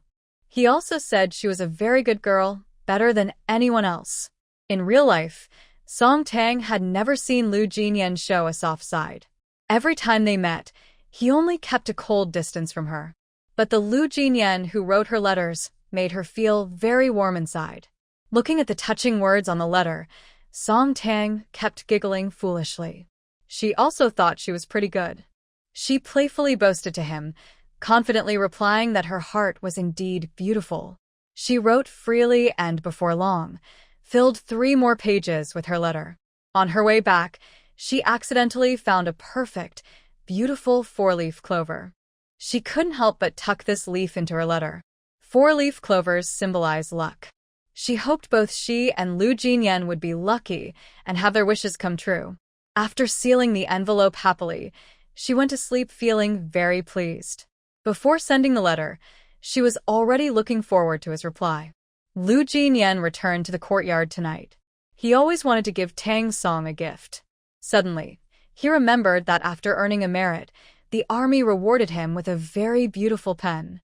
Since joining the army, he had earned many merits, and almost every time, he received a pen as a reward. Seeing his sister-in-law's expression, Mu Gaoyuan realized he had spoken out of turn in the chaos and quickly ordered someone to take Yunyang away. Mu Yunwei opened her mouth, wanting to speak but holding back. She only shouted with red eyes, "Grandmother." Previously, Qin Xiaowengi had proposed marriage to her, the 3rd miss of the Marquis house. At that time, Qin Lang knew she was a daughter born of a concubine and did not dislike her. Why does he bring this up now to shame her? It must be that Shen Ruojin told him something. Madame Mu was slumped in her chair, observing how Shen Ruojin had become more rebellious. For a moment, Lu Jinyan thought he had seen it wrong. He quickly walked to the window, pulled back the curtains, and looked carefully. Outside the window across from him, there really was a man. And in the next second, that man skillfully opened Song Tang's window and climbed inside. Lu Jinyan really disliked Song Tang. But Song Tsongrong and Qin Xiuji were especially kind to him. He definitely wouldn't ignore someone in need. Also, Song Tang had once saved Liang Tingxue. This time, he would consider it repaying her kindness from before, so they wouldn't owe each other anything anymore. Seeing the man already inside, Lu Jian didn't dare delay and hurried downstairs. The door to the Song family's living room was locked from the inside. Song Tang's door was probably also locked. It would take him quite some time to get in through the door. In the end, he decided to climb in through the window instead. Su Jinbao, a troublemaker, cared a lot about how women looked. He really wanted to be the son-in-law of Commander Song. But if Commander Song's daughter was too ugly, he wouldn't want her. Song Nanqing told him that Song Tang was pretty, but he was worried she was just pretending to trick him into helping her, so he needed to check for himself. After climbing in through the window, Su Jinbao turned on the light in Song Tang's room. He thought Song Tang was probably just average-looking, definitely not more beautiful than the stunning Song Qingyao. But unexpectedly, he saw a face so perfect and beautiful it was flawless. For a moment, he thought he was seeing a fairy. Thinking he could soon sleep with such a beautiful fairy, and that this fairy was the daughter of Commander Song, he would become the commander's son-in-law, Su Jinbao felt so excited. He quickly unzipped his pants and pounced on Song Tang. Tang, baby, I'm here. Who? Song Tang was blinded by the bright light. She instinctively opened her eyes and saw a pair of eyes shining with a lecherous look. She was terrified and wanted to scream for help. But before she could speak, Su Jinbao tightly covered her mouth and nose. He held a thick towel, which was clearly smeared with medicine. The strong, pungent smell entered her nose and mouth. Her body instantly turned soft like a puddle of mud, unable to move. Su Jinbao saw her change and felt very proud. He leered at her and blinked. Tang, you just asked me who I am. I am your dear husband. Tonight is our wedding night. Once you become my woman and carry my child, Commander Song will surely agree to our marriage. Tonight, I will take good care of you and make sure you... Bang! Su Jinbao pouted his lips, about to pull off his black mask and kiss Song Tang, but suddenly he felt a sharp pain in his chest. It was Lu Jian kicking him hard and knocking him to the ground. Who is that brat who dares to? Su Jinbao winced in pain, grimacing with clenched teeth. He had never suffered such a big loss before. He was about to get up from the ground to punish the brat who kicked him, but then he saw Lu Jian's face clearly. Thinking of Lu Jian's formidable strength, Su Jinbao's hair stood on end with fear. He knew that if he stayed here, he wouldn't just fail to get revenge on Song Tang, but he might also be beaten badly. Mu Gaoyuan suddenly couldn't smile anymore. When he was close to Shun, he promised her that their first child would take her surname. It was a touching story of deep love. But Shun hadn't been able to have a second child for a long time. The old lady disliked Shun Ruojin because she was a girl and still surnamed Shun. She also believed in the unlucky fate of marrying into the family, which caused many years of trouble. At first, only their own family knew about it, but today, 2 new sons-in-law saw it too. The Marquis of Linyang looked quite embarrassed and said awkwardly, Ruojin, today is your big day to return home. But unexpectedly, Lu Jian suddenly appeared and saved her. When Su Jinbao jumped out the window, she clearly heard his screams of pain. He obviously fell hard. Tonight, he definitely wouldn't dare to come back. But after experiencing such a terrifying event for the first time, she felt very anxious. Seeing Lu Jian with a cold face, silent and about to leave, she instinctively reached out to grab his arm. However, the sedative in the towel was too strong. When she moved suddenly, she rolled off the bed. When people fall, they tend to instinctively try to grab something. That's exactly what Song Tang was doing now. But the old lady didn't even want to maintain this superficial peace. Eventually, they tore their faces apart. You're such a fiery child. No one really made you kneel at the ancestral hall. Mu Gaoyuan, in front of Prince Qin, couldn't say much about his daughter, so he just laughed it off.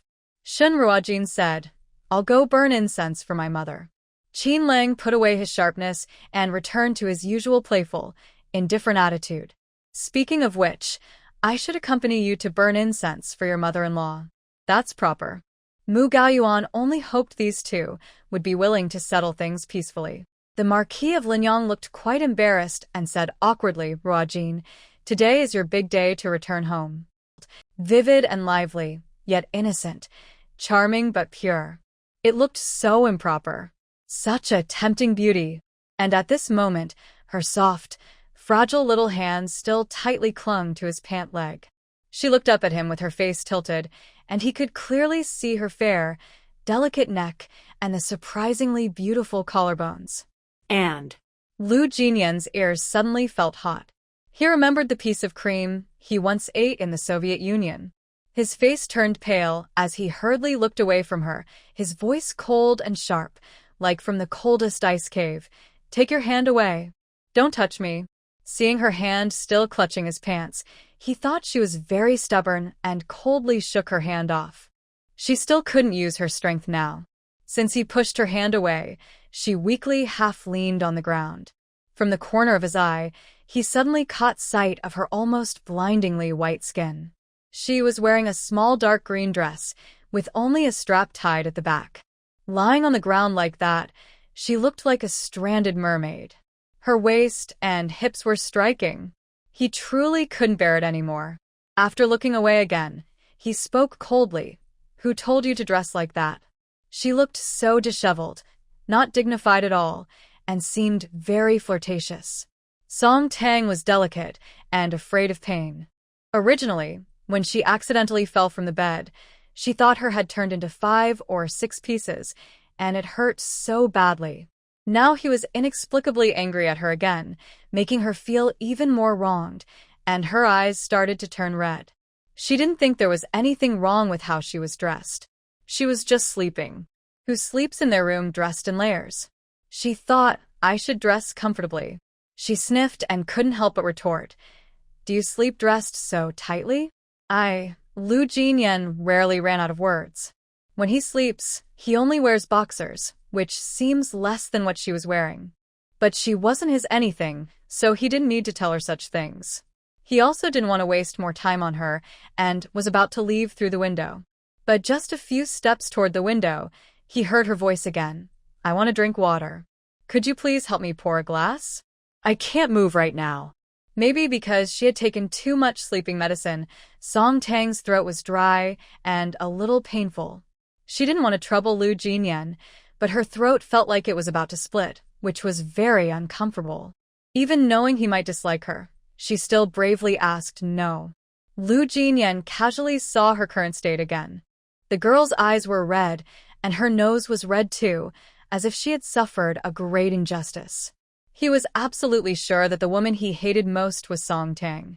But for some reason, seeing her with red eyes, clearly wanting to cry but trying hard not to let tears fall, made his chest suddenly ache like a knife was stabbing him. He had already said he wouldn't pour her water. When he snapped back to reality, he realized he had already poured her a glass of water. Lu Jinyan wished he could chop off his unruly hands. But since he poured the water, not giving it to her would be even stranger. He released a cold air and handed her the water with a cold face. Thank you. Song Tang didn't expect him to be kind enough to help her pour water. She quickly took it and politely thanked him. Her throat was so dry it felt like it was on fire, so she drank a big sip. But the medicine that Su Jinbao had given her was too powerful. Her limbs still felt weak, and the normally light cup now felt heavy in her hand. She couldn't hold the cup steady. After taking a sip, the ceramic cup slipped uncontrollably and shattered on the ground. What a troublemaker. Lu Jinyan's face grew even darker, as if someone owed him millions. He really didn't want to take care of her. But her body was unsteady, and there were many broken ceramic shards nearby. If they cut into her, it would be very troublesome. If she was unlucky, it could even be fatal. He could only coldly take off his coat and drape it over her, then help her up. Even if he was reluctant to lift her, he didn't want any other physical contact. So, before helping her, he warned her in a harsh tone, "Don't touch me with your body." Song Tang. She wondered how he could lift her without touching her body. Was he going to do it from a distance? She was speechless and confused, but he had already grimly grabbed her wrist. Clearly, any physical contact was already his limit to tolerate. She understood that in reality, he truly hated her. He warned her so sternly. She certainly didn't want to have any physical contact with him and tried to avoid touching him. But even with his great strength, holding her wrist made it hard for him to lift her, whose body was so weak it was like melting into mud. As he held her, her body lost balance, and, when she finally managed to stand, she involuntarily fell forward. He was standing with his back to her bed at that moment. Coincidentally, as she fell forward, she accidentally knocked him down onto the bed.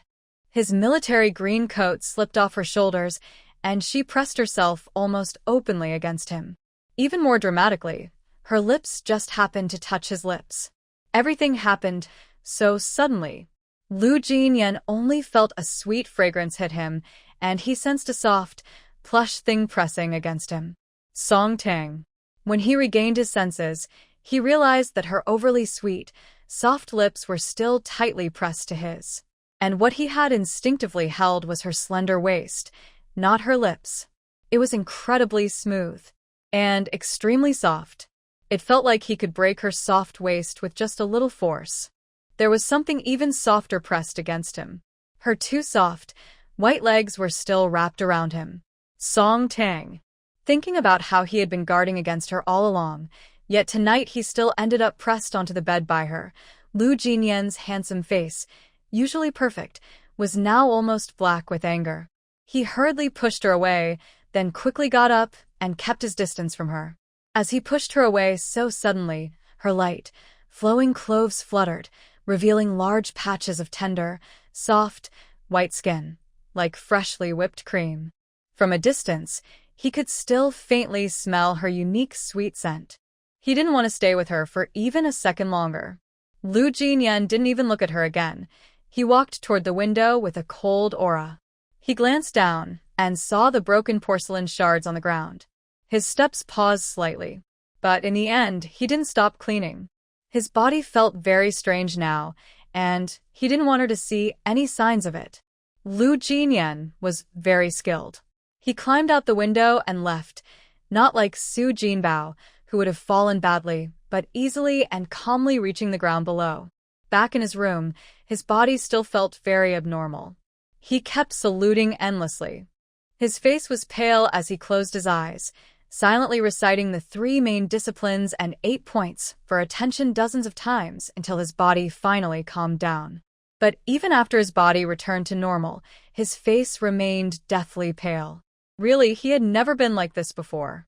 Once before the new year, Song Qingyao had suddenly thrown herself into his arms while he was caught off guard, but he had no reaction, only feeling nauseous.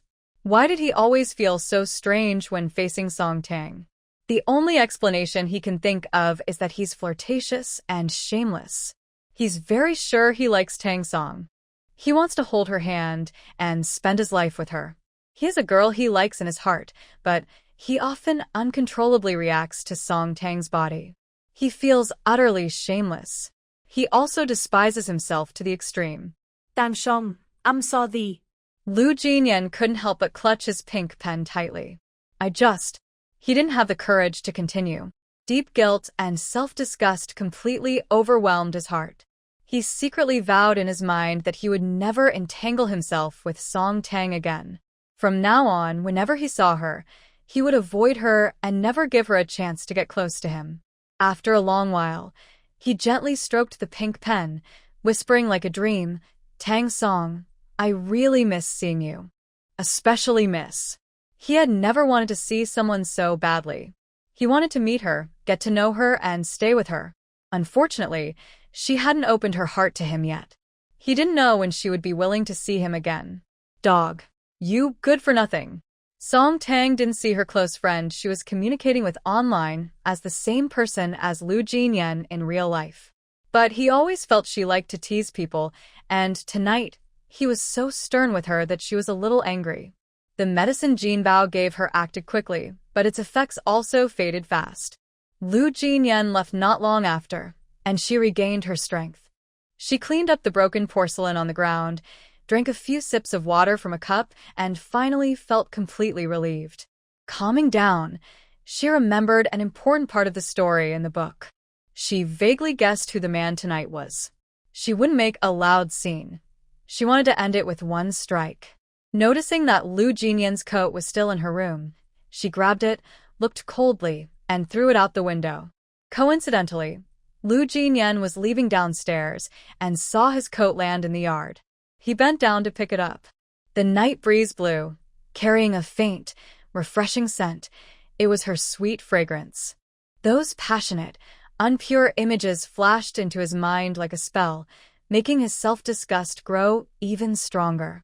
He didn't want to disappoint Tang Song, whether physically or emotionally, even though she had never said she liked him. He definitely wouldn't wear the coat she had worn. Even though he hated wasting, he still grimly threw the coat into the trash can. After discarding Lu Jinyan's coat, Song Tang immediately closed the window tightly, not noticing what was happening in the yard. But as she turned her face, she saw the envelope she had hidden under the pen holder. This letter she wrote to Lu Jinyan was originally meant to be sent tomorrow morning. After being a pretend couple for so long, they started to seem real. Shen Ruojin almost forgot she was occupying someone else's place. Fortunately, Fu Qingming's appearance helped her wake up in time. Just now, while admiring flowers with the princess and Mei Yingxue in the garden, she had already thought a lot. She also had something to say to Qin Lang. All the maids had left, and outside, the night breeze gently moved the leaves and flowers. The moonlight shone over the courtyard, casting faint shadows on the window. Shen Ruojin had mentioned divorce before, but Qin Lang didn't like to hear that. In the yard, he bent down to pick it up. Song Tang didn't want to trouble herself. But Chief Lu was very persistent and sincere, so she agreed to go.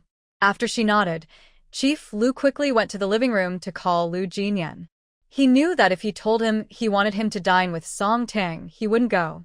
So, he cleverly told him he had something very important to discuss and that he must be at the Xingho private room of the state restaurant before 7 p.m., or face the consequences. When elders invite her to dinner, Song Tang usually arrives early. She was already at the private room by 6:30. She thought Chief Lu would come with Lu's CEO. But after waiting over 20 minutes, she didn't see Chief Lu, only Lu Jinyan. Lu Jinyan didn't expect to see Song Tang in the private room either. When he saw her wide, surprised eyes, he immediately understood what was going on. His grandfather still hadn't given up and was trying to match him with Song Tang. He knew that tonight's situation was probably unknown to Song Tang. But to prevent her from helping his grandfather's matchmaking in the future, he had to clarify some things. Song Tang, Lu Jinyan's cold, sharp gaze fixed on her face, full of pressure. It clearly meant setting boundaries. Tonight was a misunderstanding. I didn't know you were coming. Song Tang understood. His words implied that if he had known she was coming tonight, he wouldn't have come. And she felt the same. She didn't interrupt him and listened with a serious face. He continued, if Grandpa asks you to go somewhere or do something in the future, you don't have to cooperate. I won't follow Grandpa's wishes and date you. Grandpa is crazy about having great-grandchildren, but I won't date you, let alone have children. Thinking about Chief Lu's eager look to have a great-grandchild, Lu Jinyan sneered coldly. His words seemed to be directed at Song Tang, but more like he was talking to himself. Grandpa hopes I will have a great-grandchild with you, but I'd rather have a child with Suzy. Suzy, gushikso. A real man through and through. He would rather have children with a man than with her, Song Tang. He's quite capable. Song Tang was so angry at his words that she couldn't help but laugh. She slightly raised her chin, her bright peach blossom eyes filled with a hint of fierceness, like a small lioness annoyed and ready to bite. Don't worry, I don't want to date you. If I find out tonight that you're in the private room, I definitely wouldn't come. Later, I will like someone and marry him, have children, but that person will never be you. Lu Jinyan didn't want to say another word to Song Tang. He responded with cold indifference, didn't even look at her again, and left without turning back. To him, sharing the same air with her was an extremely hard thing to do. Dog stuff. Looking at the closed private room door, Song Tang couldn't help but frown and mutter. Right now, she liked him even less. She had been thinking of sending him a letter in a week. But now, she wouldn't be able to send him a letter in 2 weeks. Anyone who was anxious was a dog. Tang, how was your dinner tonight? As soon as Song Tang entered, Lu the Elder eagerly came over and asked. Song Tang felt very complicated. She knew Lu the Elder liked her as a younger generation. He was trying to match her with Lu Jinyan out of kindness. But she still hoped he wouldn't try to match them anymore. She didn't want Lu Jinyan to think she was trying to cling to him or had other motives. After a moment of silence, she spoke quite politely. Grandpa Lu Diji knows you want a great-grandchild. But it's unlikely I will be with Lu Diji. Instead of hoping I'll be with Lu Diji, it's better to hope he'll have a child with Gu Shirshu. You brat. After hearing Song Tang's words, Lu the Elder immediately understood that his own son had shown disrespect to the young girl. He got angrier and angrier, and even when Song Tang entered the Song family living room, He was still furious and panting heavily. He was so angry, he wanted to break that little brat's leg. In a fit of rage, after cursing the little brat in his mind, he strode into the living room and called him. Soon, Lu Jinyan was called to the reception room to answer the phone. Hearing Lu Jinyan's voice, Lu the elder started shouting, "What did you say to Tang tonight? Are you really going to have a baby with Gu's young son?" Lu Jian obviously cannot have a baby with Gu Shirshu, but there's no need to explain this to others. However, Lu Jian doesn't want to be introduced to more potential matches by Commander Lu, so he simply said, "Grandpa, you don't need to worry about my dating life anymore. I already like someone. Her name is..." Commander Lu thought he was going to say Gu Shirshu's name and got very angry, his eyes darkening and feeling hopeless. He didn't want to hear that name, so he cut him off, saying, "Don't say it. I don't want to hear it. Anyway, you shouldn't hang out with a bunch of unruly boys all the time." The more Commander Lu spoke, the angrier he got, and he hung up the phone directly. Lu Jian didn't realize that Commander Lu was completely misunderstanding. She pretended to sigh casually.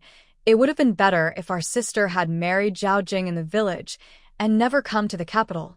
Hearing Song Qingyao say that Lu Xiaoyu loved Song Tang dearly, the fire of hatred in Su Shanshan's heart burned even hotter.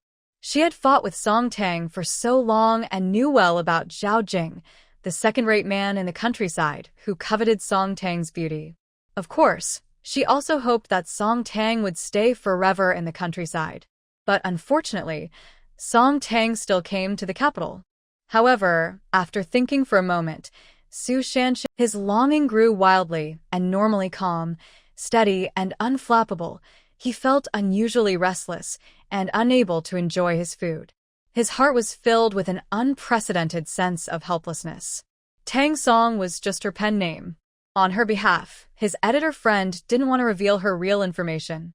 He didn't know her real name. He didn't know which house on 13 Alley she lived in. He didn't know how many people were in her family. He didn't know what kind of unfair treatment she had suffered. Because they had never met in real life, he couldn't stand by her side to protect her if someone bullied her. The thought of seeing her again burned like wildfire in his mind. He wanted to know her real details. He wanted to stay with her for a long time. When she was happy, he wanted to see her smile and hear her laugh. When she was upset, he wanted to find ways to cheer her up. "Captain, has future sister-in-law replied to your letter yet?" Recently, Lu Jian kept going to the message room often. Others might not know why, but Gu Shirshu understood. Lu Jinyan absent-mindedly stroked the seal Tang Song gave him. His usually cold face showed rare signs of confusion. Gu Shirshu couldn't help but sit on his bed and tease, "Captain, you don't have a secret crush, do you? Don't talk nonsense. Get out." Indeed, Lu Jinyan had a crush. But he didn't want to hear Gu Shirshu shouting here. He felt annoyed. Gu Shirshu didn't seem to realize he was being disliked. "Since your wife isn't replying, why don't you go find her?" "Captain, did you upset your wife?" Gu Shirshu paused slightly. He couldn't go look for Tang Song. He didn't have her real address. If he went door to door, she would be upset if she found out. Gu Shirshu said he made Tang Song angry. But they had been happily exchanging letters. He really couldn't understand what he did to upset her. "If you upset your wife, you should quickly come for her," Gu Shirshu said, glancing at Lu Jinyan's icy face. Suddenly, he felt a bit helpless. "But Captain, I don't think you know how to comfort girls. Want me to teach you?" Lu Jinyan found Gu Shirshu very noisy. But strangely, he was a little curious about how to comfort a girl. His ears turned red as he listened to him continue. "Girls love sweet words. When you see your wife or write her a letter, say, 'Dear darling, I miss you so much. My dear, you're the most beautiful in the world. My love, my little treasure, my sweetie. Get lost. My little treasure, my sweetie.'" Lu Jinyan couldn't take it anymore and kicked Gu Shirshu off the bed. He thought he was crazy to expect Gu Shirshu to give him advice. Gu Shirshu had never even had a relationship, so what good advice could he give? Gu Shirshu didn't want to leave. He wanted to be a love counselor for the captain. But Lu Jinyan's icy aura was too frightening. Gu Shirshu felt nervous and, feeling overwhelmed, quietly left his dorm. Lu Jinyan had been waiting for Tang Song to reply, but he hadn't received her letter yet. He couldn't wait any longer. After closing the dorm door tightly, he sat upright at his desk, planning to write her another letter. He also decided to send her that lady's fountain pen. Lu Jinyan thought Gu Shirshu's words earlier were too cheesy and unreliable. But when writing to Tang Song, he still wrote, "Tang Song, I miss you very much." He hadn't received her reply, and he felt uneasy. He worried she was being bullied, worried she was upset, and also worried that he might have accidentally offended her and made her not want to talk to him anymore. Tang Song, please don't ignore me, okay? Lu Jinyan, for the first time, said such words to a girl. He felt very uncomfortable inside. He thought these words were really too cheesy. But in the end, he didn't erase them. Instead, his ears turned red, and he wrote several more cheesy lines.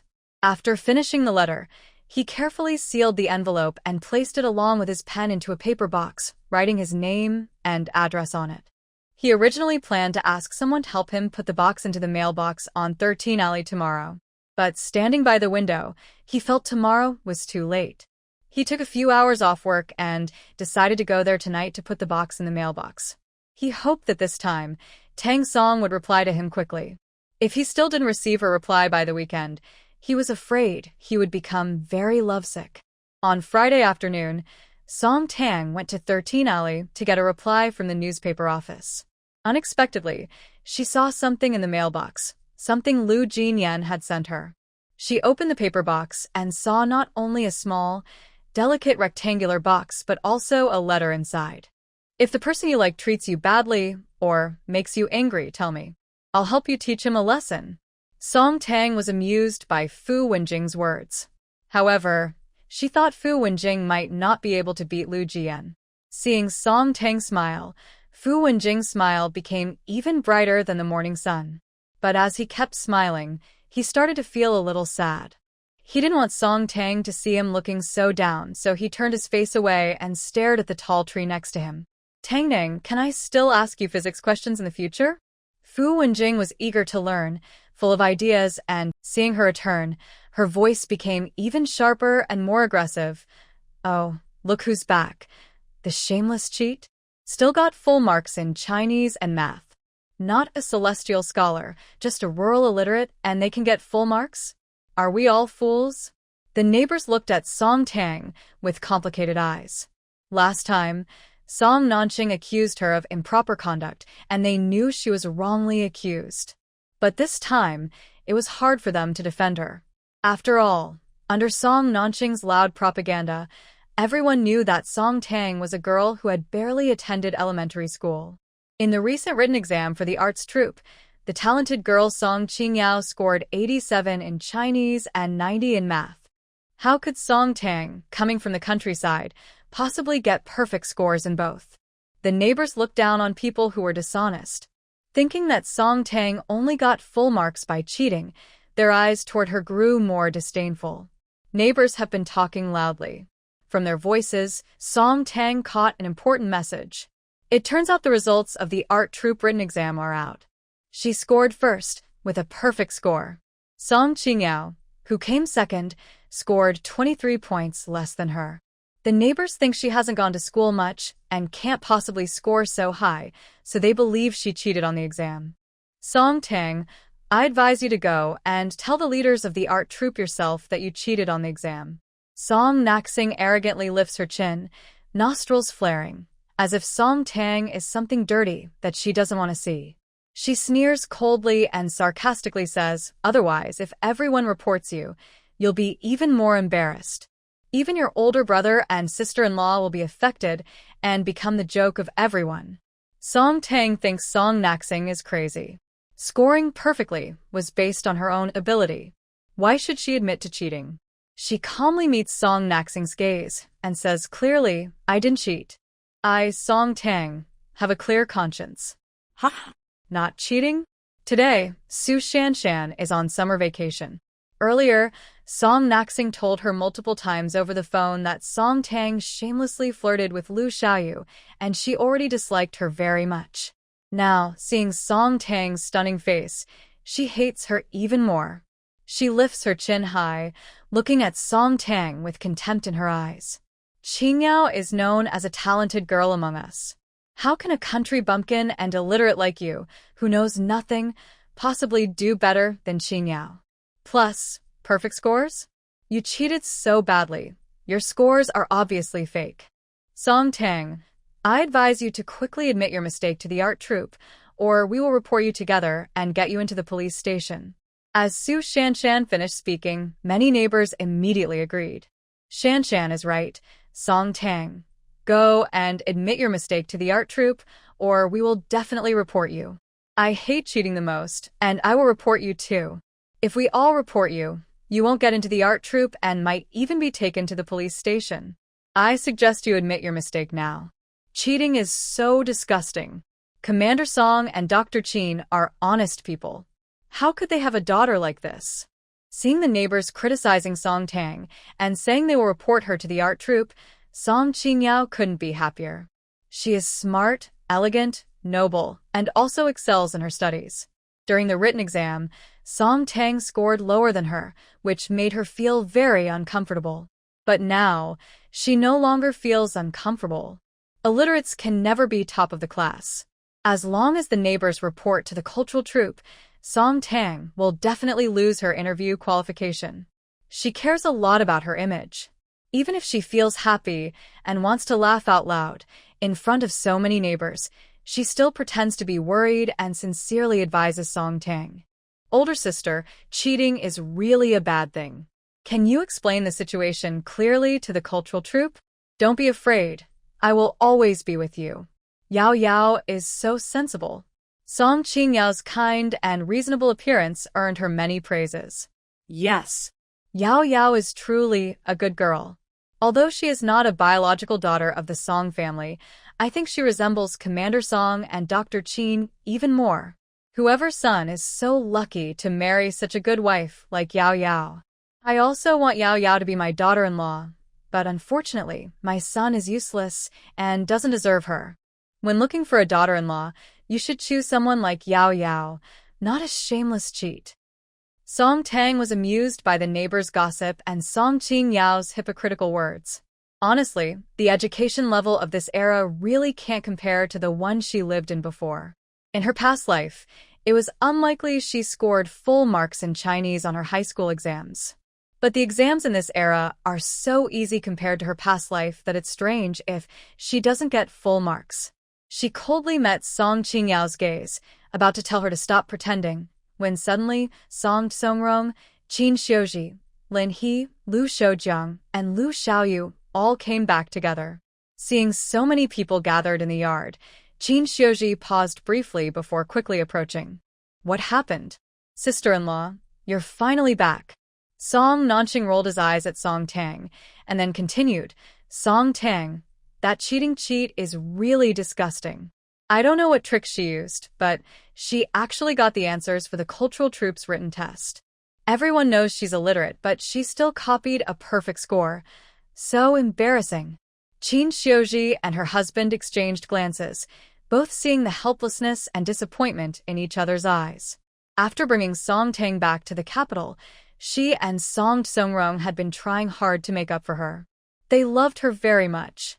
But they both knew that Song Tang hadn't even attended elementary school for a few days, and the exam papers for the cultural troupe were notoriously difficult every year. There was no way she could get a perfect score. She missed her biological daughter for 18 years and didn't want to scold her.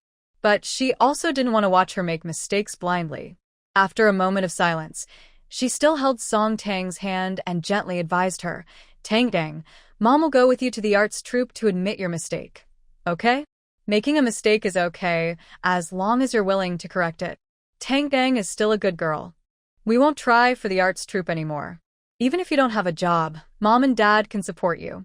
Song Tang looked at Qin Xiuji with disappointment in her eyes. She could feel that Song Rong and Qin Xiuji loved her as their biological daughter.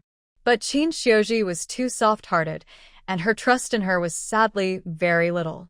She coldly withdrew her hand and stubbornly said, I didn't cheat. I got full marks on my own. Why should I admit to making a mistake at the arts troupe? Although I haven't gone to school, I've studied my own.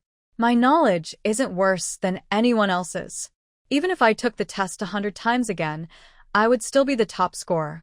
Ha! Laughter erupted from the crowd. Clearly, the neighbors thought Song Tang was bragging. Song Nanqing laughed so hard she nearly fell over, spitting as she giggled. She laughed for a long time before stopping, rolling her eyes and pointing at Song Tang. Even if you took the test 100 times, you'd still be the top scorer, haha. Cheating liar. No need to even draft your lies. A farmer and a rural illiterate. How could they possibly beat us, Yao Yao? What does being a farmer matter? Lin He was growing more and more annoyed with Song Nanqing. Seeing her finger almost poking Song Tang's nose, she couldn't help but protect Song Tang behind her. Now that we're all workers and farmers, Song Nanqing, do you still want to cause division? That's just behavior. Lin He was so furious with these accusations that Song Nanqing couldn't find her words for a while. But Lin He continued, I believe Tang Dang didn't cheat. Tang Dang is so clever, even better at tests than Xiaoyu. It would be strange if she wasn't top. Yes, Tang Dang is much better than me. Not only is she better at tests, but she also writes better than me by 1,000 times. I also believe she didn't cheat. Lu Xiaoyu straightened up and couldn't help but defend Song Tang. Humph. Su Shanshan stomped her feet in anger. She increasingly thought Song Tang was shameless and a little homewrecker. When they played house as children, she had sworn an oath with Lu Xiaoyu. He had told her he would marry her when they grew up. Now Song Tang was clinging to him. If she wasn't a homewrecker or a sly fox, what was she? Song Qingyao's face also looked a bit unhappy. She has always wanted to become Mrs. Liu. To please Lin He, she put in a lot of effort. Lin He, Lu Xiaoyu, and others all favor Song Tang. Of course, she wouldn't be happy. She desperately wanted Lin He to dislike Song Tang. She stepped forward sincerely and kindly, saying, Aunt Lin, sister is very smart, but she hasn't gone to school. This time she scored full marks and people might suspect she cheated, which isn't without reason. Reason? What reason? Song Qingyao's words didn't make Lin He see her as understanding or sensible, nor did they make Lin He dislike Song Tang. Instead, Lin He's anger grew even more. She sneered and continued to speak to the neighbors who agreed with her. If you want to accuse Tang Dang of cheating, did you see her buy answers with your own eyes, or see her copying? Well. The neighbors looked at each other, unsure what to say. They didn't expect Lin He to defend Song Tang so strongly. They still believed Song Tang probably cheated, but they had no solid proof, so they didn't know what to say. Since you didn't see Tang Dang cheat, your words are just rumors. Lin He's gaze slowly fell on Song Qingyao's face. If you don't believe Tang Dang can pass Yao Yao, then let her take the test again in front of you, together with Yao Yao. Who gave them the questions? These educated people. I happen to have a few sets of math and Chinese exams. I'll go get them now. It was Yao Yuling who spoke. She was a high school teacher living in the same alley as the Song family. General Shun's face turned red. Jian had become like this, and he no longer knew what it meant to be a loyal servant or what responsibilities he should have. Everything he did was just instinct. Yuan Xining told the old general, when I was in the Western Chong court for over a year, I only occasionally met Jian at the market. He was handsome, but the seller tricked him into being foolish, beat him, and scolded him. They wanted to sell him to the nobles for entertainment. I bought him and dressed him as a maid to keep him close. Once, Shun Jian was outstanding in grace. When she was young, Yuan Xining was. The Chinese and math exams each lasted an hour and a half. Song Tang thought that with such a long time, neighbors wouldn't just stand around waiting foolishly. She underestimated everyone's eagerness to watch the show. Not a neighbor left halfway. Yao Yuling's exam papers were roughly at the level of a high school freshman from Song Tang's time, but the questions were simpler and more straightforward. Song Qingyao was the first to finish her Chinese test paper. She hadn't finished her essay yet, but Song Tang had already handed in her paper. Everyone around started to laugh quietly.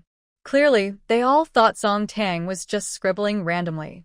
Only an hour had passed, and these two difficult tests, how could she have finished? She must have given up completely. Yuling quickly grayed her paper.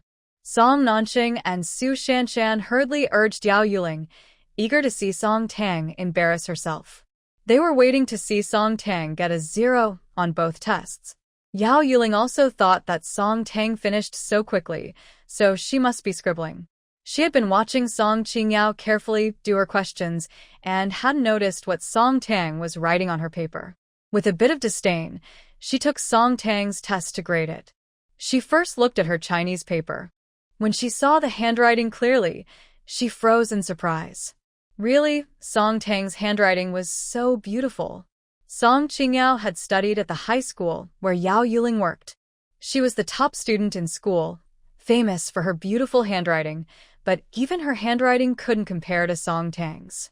For a moment, Yao Yuling felt like she was looking at a calligraphy copybook.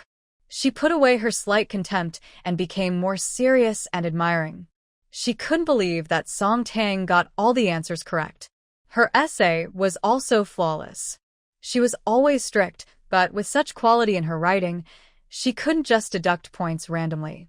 Yuling, what do you think? Did Song Tang get all these questions wrong? Seeing Yao Yuling staring blankly at Song Tang's paper without saying a word, Song Nanqing became a little anxious. Su Shanshan also eagerly wanted to see Song Tang embarrass herself. Yuling auntie, did she make such obvious mistakes that she can't even get a 0? All the previous questions Song Tang answered correctly. Yao Yuling snapped out of her shock and said honestly, as for the essay, Song Tang's essay is good enough to be used as a model. If I were grading, I'd give her full marks. Everyone was stunned. Song Nanqing was even more shocked, almost popping her eyes out. She never dreamed that someone like Song Tang, who is usually considered low-class and unremarkable, could score full marks on her Chinese test. Impossible, right? After a long pause, Su Shanshan tremblingly said, "How can a illiterate person get full marks?" Yuling auntie, are you sure you're not mistaken? Yao Zuling in got Su Shanshan. Instead, she happily and urgently graded Song Tang's math test. This exam, she initially had some personal motives. She was hoping Song Qingyao would win. So, she specifically chose a difficult math test. Honestly, when she first saw the last big question, she didn't know where to start. After looking at the answers and thinking it over repeatedly, she finally understood how to solve it. She couldn't believe that Song Tang had also gotten all the answers right. She watched Song Qingyao grow up, and out of habit, she favored Song Qingyao over Song Tang. But she is also Aunt Yuling to Song Qingyao and a teacher, so she couldn't help but admire students who did well in their studies. After grading Song Tang's test, she was so excited that her voice trembled clearly. Song Tang also got all the answers right in the math test. I've been teaching for so many years, but this is the first time I've met such a talented student. Just wait. I'll go see the emperor. Qin Lang said, and went to change his clothes and enter the palace. Shan Ruojin couldn't stop him, so she went to the princess's courtyard to explain the situation. You're going south? The princess was a bit surprised but quickly calmed down. That's perfect. I also have business over there. If you encounter any problems, just show the token I gave you. Wherever my Lin family's interests are involved, it will be useful. The princess knew how important Xinjiang was to Shen Ruojin and never thought of stopping her from going. Instead, she showed Shen Ruojin a map of the Lin family's properties, explaining which places were involved in her business. When she first saw the last big question, she didn't know where to start. She definitely didn't cheat. She's so good at solving problems, and she still used cheating? She's definitely better than Yao Yao. Her first place is well-deserved. These two questions were very difficult, and Song Qingyao had already found it especially hard. Now hearing Yao Yuling say that Song Tang scored full marks on both tests, everyone said she was not as good as Song Tang, which made her even more confused. She originally thought the big questions were hard, but now she couldn't find a way to solve them. Even some questions she usually found easy now seemed difficult to her. At first, she wanted to use her own results to sharply criticize Song Tang. But now, doing the questions had become a kind of torment for her. She didn't even want to continue. However, The neighbors showed no intention of leaving. Everyone was watching her. If she gave up now, it would be even more embarrassing. She could only grit her teeth and keep going. It was a complete mess. Finally, she finished both tests. Yao Yuling shook her head repeatedly as she watched. She didn't want Song Qingyao to feel too embarrassed. When grading the exams, she slightly softened her approach, but in the end, Song Qingyao only scored 70 in Chinese and 72 in math. After grading the papers, Yao Yuling honestly said, Yao Yao really didn't beat Song Tang. With Song Tang's ability, there's no need for her to cheat on the written test for the art troupe. Everyone in the neighborhood agreed with Yao Yuling. After all, this exam was taken right in front of them, and she couldn't have cheated. So, they naturally wouldn't report her to the art troupe. Impossible. That's absolutely impossible. Song Nanqing refused to accept the truth. She thought of something and pointed at Yao Yuling, speaking harshly. Yes, it must be you secretly giving Song Tang the answers.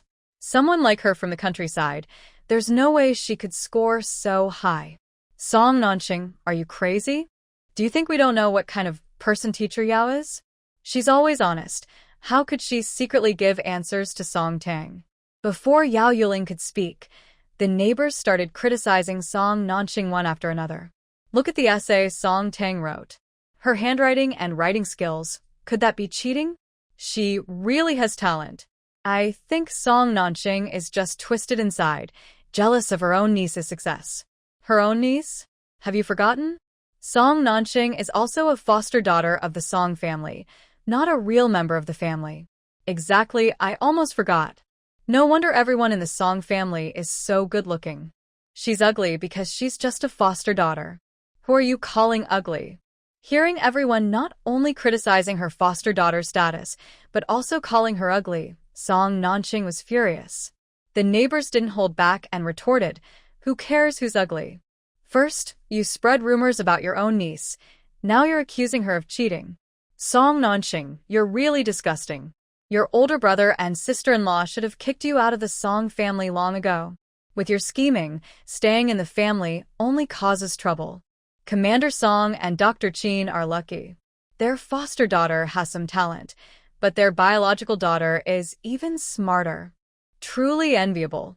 Song Qingyao was always proud and cared about her reputation. When she heard everyone praising Song Tang, she was so embarrassed she cried and ran back to her room. But she wouldn't lose to Song Tang. The top 10 in the written exam would have a chance for an interview. Song Tang was good at answering questions, but she didn't believe that a girl from the countryside could dance. In the end, only she, Song Qingyao, would be the winner. Song Nanqing was scolded by the neighbors and quietly retreated to her room. The neighbors wanted to apologize to Song Tang for accusing her of cheating. After praising her, they all left. Song Songrong and Qin Xiuji were both shocked and regretful. They didn't expect Song Tang to be so good at solving problems. But they still suspected she cheated, and she must have been very disappointed in them. After everyone left, they couldn't help but go to Song Tang's room to sincerely apologize and gave her some pocket money. However, Song Tang still felt a strange sadness inside. What she really wanted was her parents' full trust and support, not misunderstandings followed by apologies and compensation. She really wanted to go home. She missed her parents and 7 older brothers who were far away in the 21st century. But it seemed she could never find her way back home again. After Song Songrong and Qin Xiuji left her room, Song Tang closed the door and quickly opened the gift Lu Jinyan had given her. She didn't expect him to give her a pink lady's pen. Under the light, the pink pen shimmered with tiny sparkles. Very beautiful. She really liked it. She smiled foolishly at the pen, then opened the letter he had written for her. She didn't expect that such a tough and cold person as him would also try to comfort a girl. She saw in the letter, Tang Song, please don't ignore me, okay?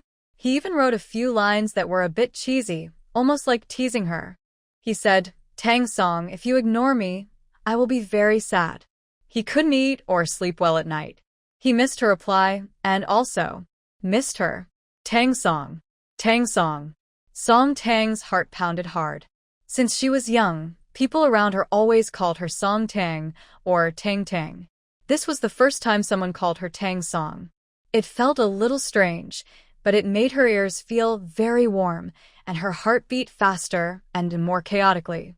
She thought that when he called her Tang Song, it carried a kind of unclear affection, almost like teasing her. What was their relationship?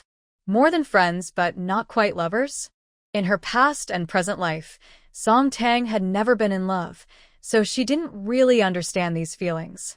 But she was sure of one thing. She liked communicating with Lu Jinyan. She didn't want to lose her pen pal. In his letter, he also expressed his worries about her. He said he was afraid something might happen to her, and he couldn't be there to protect her or shield her from the wind and rain. If someone bullied her, she didn't have to suffer in silence. She could tell him. With him around, he wouldn't let her suffer any unfair treatment. Song Tang thinks she is quite easy to comfort. A few days ago, he not only coldly cut ties with her, but also harshly warned her, which made her somewhat angry. She even considered sending him a letter after a month.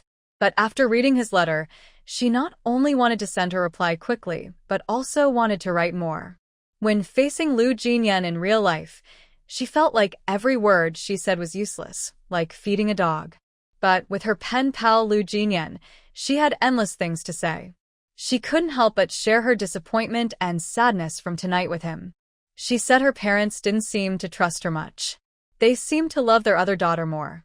Her feelings of unfairness felt like a valve opening, and tonight she really wanted to talk to him. Strangely, she also remembered how Song Qi and Song Zhoya had been cold and distant to her before. She couldn't help but write that her brothers also disliked her very much. She actually felt a bit sad. She used to be very happy, surrounded by family who loved her and treated her like a treasure. But now, even though her life seems lively, she feels alone. She can't go back to that warmest home anymore.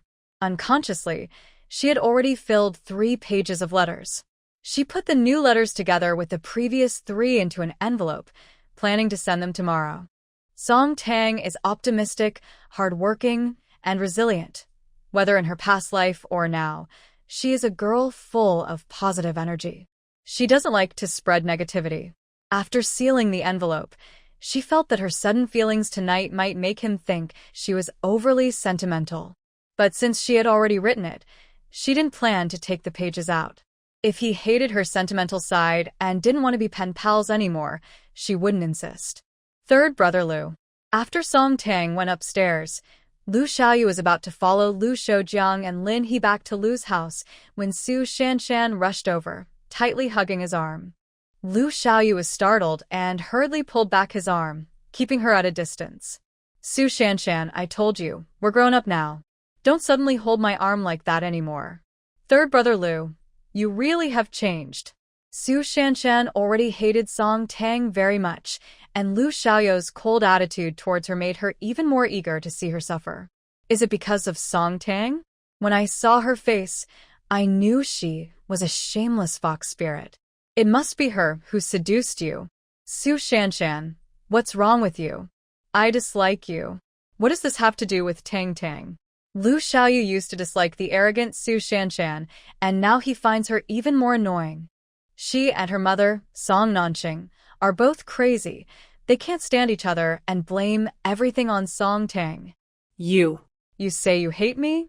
Su Shanshan was completely overwhelmed. Her darkened face showed shock and anger. It's all Song Tang's fault. When we played house as kids, you clearly said you would marry me when you grew up. But after that trash Song Tang appeared, everything changed. She stole my man, and I will never let her get away with it. Su Shanshan's words were unreasonable, and Lu Xiaoyu was also upset. His handsome, youthful face showed rare anger. Can you really believe what you said as a kid? As a kid, I also said I would marry Zhao Shuai and Song Zhoya. Does that mean I will marry them now? And I am good friends with Tang Tang. Don't keep slandering her. You're really crazy, seeing dirt everywhere. You're a nut. Lu Xiaoyu didn't want to look at Su Shanshan anymore. After saying this, he stormed into his living room like escaping. Lin He and Lu Shoujiang didn't want to get involved in the younger generation's affairs. They had already gone into the living room. But from the window, they could see Su Shanshan stomping her feet in anger and cursing Song Tang through clenched teeth, looking like she wanted to tear Song Tang apart.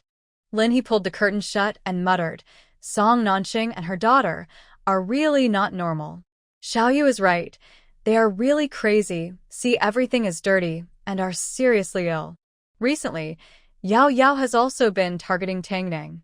That girl, Tang Dang, is truly lovable. Lu Shoujiang agreed with his wife. He didn't comment on the Song family, but nodded lightly. Seeing Lu Xiaoyu come in, Lin He couldn't help but roll her eyes. Stay away from Su Shanshan in the future. Don't let her cling to you. If she really becomes your wife, I won't have you as my son. Mom, what are you talking about? Lu Xiaoyu definitely didn't want to be paired with Su Shanshan. He was so anxious his neck turned red. I haven't lost my mind. Why jump into a fire pit? Seeing her son get upset, Lin He didn't continue talking about Su Shanshan. Her beautiful eyes, usually full of grace, now carried a hint of gossip. So, what about you and Tang Dang? Do you have the ability to make Tang Dang my daughter-in-law? Me and Tang Dang? Lu Xiaoyu was stunned. His clear little deer eyes were full of shock and confusion. Mom, what are you thinking? Tang Dang and I are just good friends. She's so amazing. There's no way she would like me. I am aware of my limitations and believe I do not deserve her. I am Tang Tang's best friend and her biggest fan. If anyone tries to take her place, I will fight them.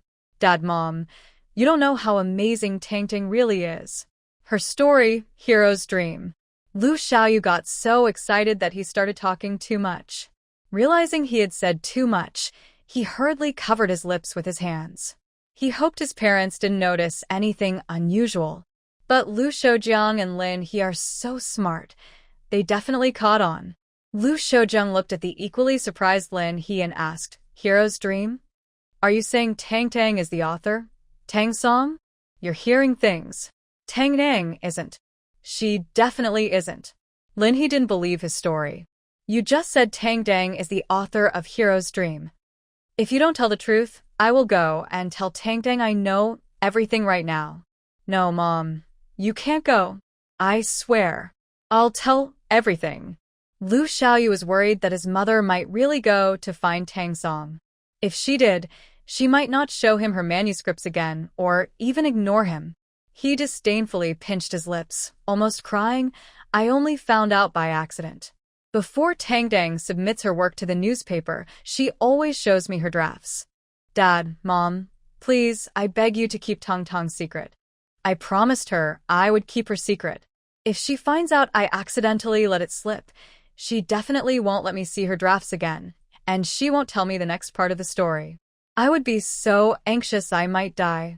Seeing that Song Tang is now widely known as Tang Song, Lu Shoujiang and Lin He looked even more shocked. They both silently agreed that their silly son truly doesn't deserve Tang Song. They also knew Tang Song was smart and a good girl, but they didn't expect her to write such a grand, majestic martial arts novel. Thinking about the last time she visited their second son, Lu Yu, and saw him so engrossed in Hero's Dream that he forgot to eat, Lin He couldn't help but think again. Tang Tang, this daughter-in-law, she's definitely the one. Oldest and third sons are not promising. Maybe she should try to match her with the second son? She needs to find a time to probe her second son's thoughts. Mom, that woman Song Tang is so shameless. She makes me so angry. After being upset at Lu Xiaoyu, Su Shanshan angrily stormed into Song Nanqing's room and started to lose her temper. Brother Lu clearly said he would marry me before, but because of that shameless woman Song Tang, he now calls me crazy. It's all because of that Song Tang, a troublemaker. I will never forgive her. Today, Song Tang seemed to be quite happy. At the end of the afternoon, as they left the art troupe one after the other, Lu Mingyue and Song Tang almost stepped out at the same time and saw Qin Cheng, who had a very rebellious look. Qin Cheng's face looked both mischievous and bad, but he was also very handsome. His reckless behavior, generous actions, good family background, and charming personality made him especially popular with girls. Seeing Qin Sheng, Lu Mingyue's face instantly turned red. But thinking about what had happened today, her blush faded, leaving her with a pale, sad look. Lu Mingyue. In Hero's dream that he forgot to eat, he couldn't help but think again. She saw the scene where Song Tsongrong and Qin Xiuji were giving Song Tang pocket money. She felt that her parents were becoming more and more biased. She also hated Song Tang for always spending their family's money, especially thinking about how last time Su Jinbao almost succeeded, but Lu Jinyan saved Song Tang. She couldn't forgive her. She vaguely sensed that the relationship between Song Tang and Lu Jinyan was not simple. She would never let this country girl her man, her parents, or her brothers. She was going crazy trying to make Song Tang suffer forever. But she was used to pretending to be kind and sensible in front of everyone, so there were some things she definitely wouldn't do herself. She also heard Song Tsongrong just now scold Song Nanqing harshly. She knew that now Song Nanqing probably hated Song Tang so much she wanted to eat her. If she took the opportunity to stir things up, Song Nanqing and Su Shanshan would foolishly rush to defend her. Auntie, Shanshan, don't be angry. Song Qingyao used her usual tactic, deliberately praising Song Tang to provoke Song Nanqing and her mother. I didn't expect my sister to be so amazing. We really can't compete with her. From now on, let's all listen to my sister. Yao Yao, do you want me to listen to that little troublemaker? Never in this lifetime. Song Nanqing gritted her teeth, almost biting her silver teeth apart.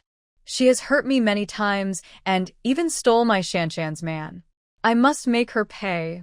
Actually, I have a way to make my sister leave the Song family and marry Uncle Jinbao. Song Qingyao gently bit her lip, pretending to look troubled, and said, I just think that might not be very good. Song Nanqing and her mother both brightened their eyes at once. Last time, Su Jinbao failed to turn their relationship into something more serious with Song Tang, and they both felt very regretful.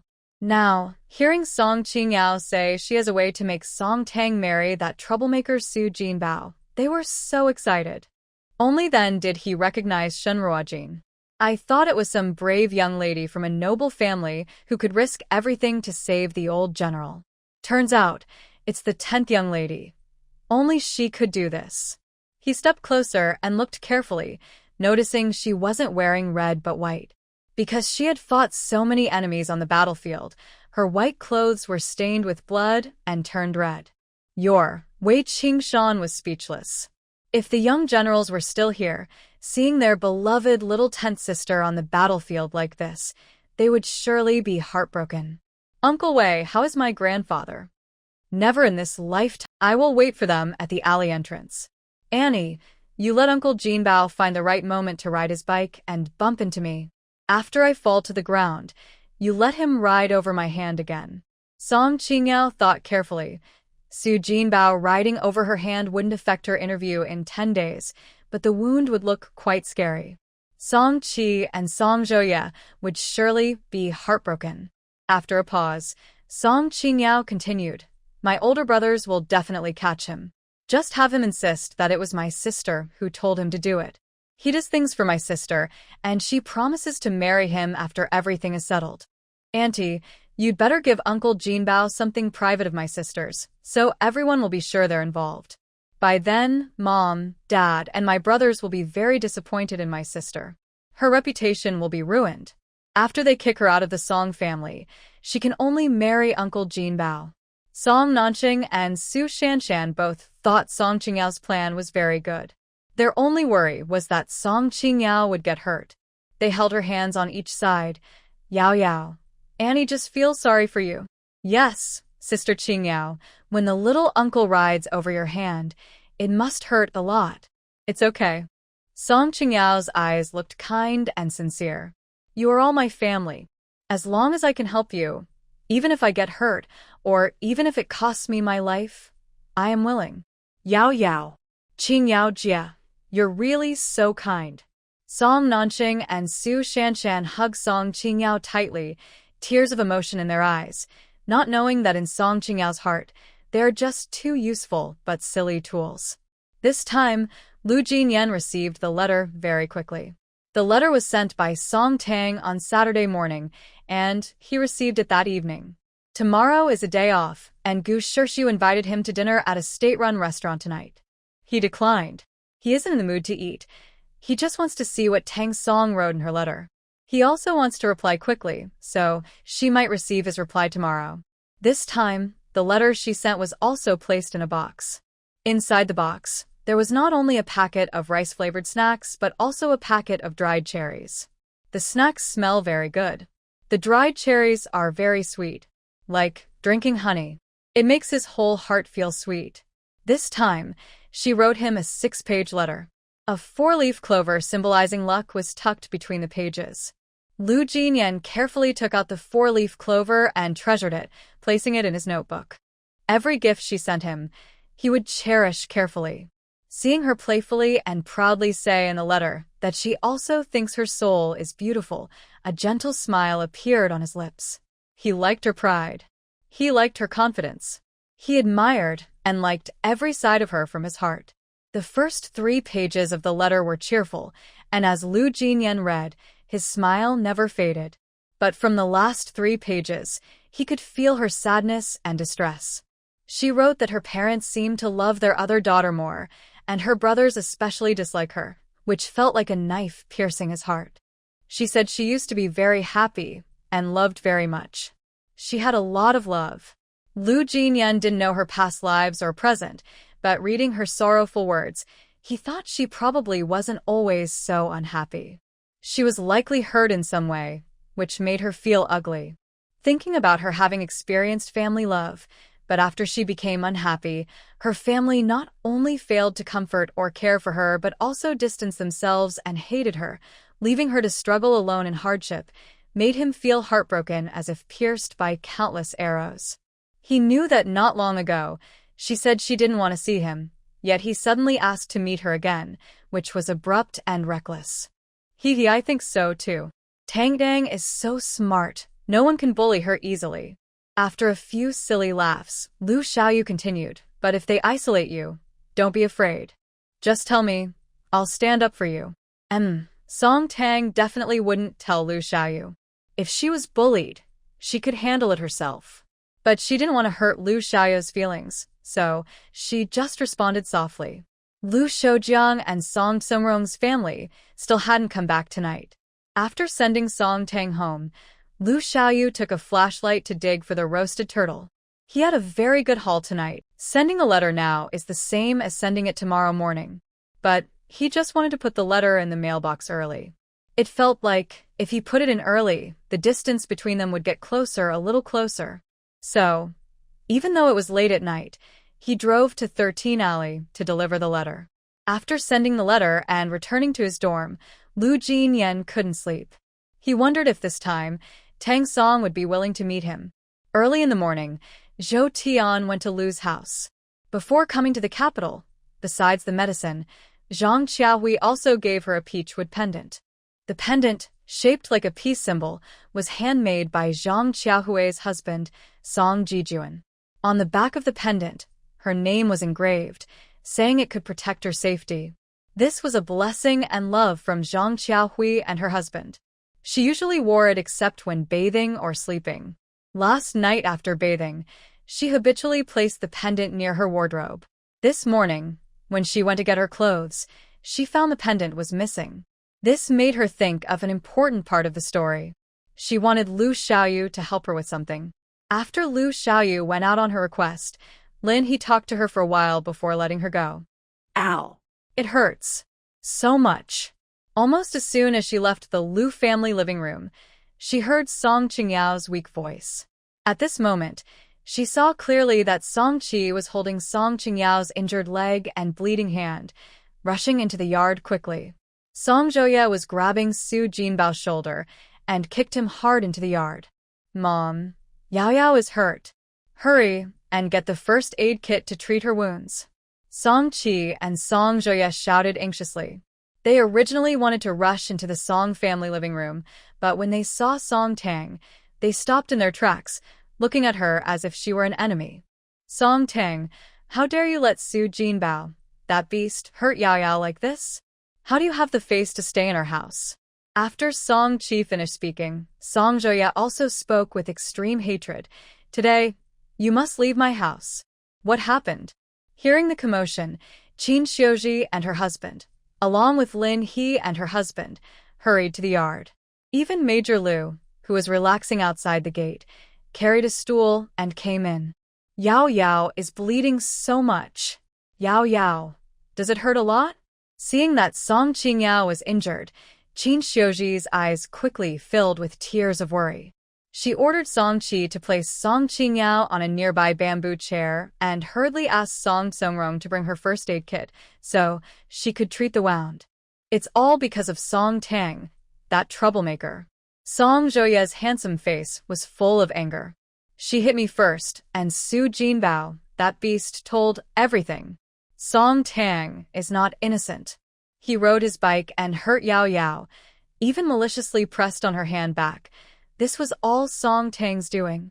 Song Tang can't dance well, and she's worried she won't pass the troupe audition compared to Yao Yao, so she deliberately got her boyfriend to hurt Yao Yao to stop her from attending the audition. Su Jinbao said Song Tang promised him that if he hurt Yao Yao, she would be his forever. Is there some misunderstanding? I don't believe Song Tang would do such a thing. Lin He couldn't bear to see Song Tang suffer and couldn't help defending her. A misunderstanding? Song Chi snatched the peachwood pendant from Su Jinbao's hand and slammed it onto the ground. You've seen this pendant before. It belongs to Song Tang. She even gave it to Su Jinbao as a token of love. How could there be any misunderstanding? After speaking to Lin He and the others, Song Chi's gaze sharply fixed on Song Tang.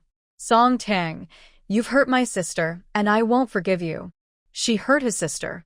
Song Tang was immediately amused by Song Chi's words. How funny! Clearly, she was his biological sister, but in his heart, only Song Qingyao was his real sister. As she laughed, tears welled up again in Song Tang's eyes. Tang. Lin He still couldn't believe that Song Tang would fall for someone like Su Jinbao. Seeing Song Tang's red eyes, she also felt distressed and teary. She wanted to comfort Song Tang and tell her not to worry, but Qin Xiuji, holding back tears, questioned Song Tang. Tang, Yao Yao is your sister. How could you do this to hurt her? When you were in the countryside, your behavior wasn't good.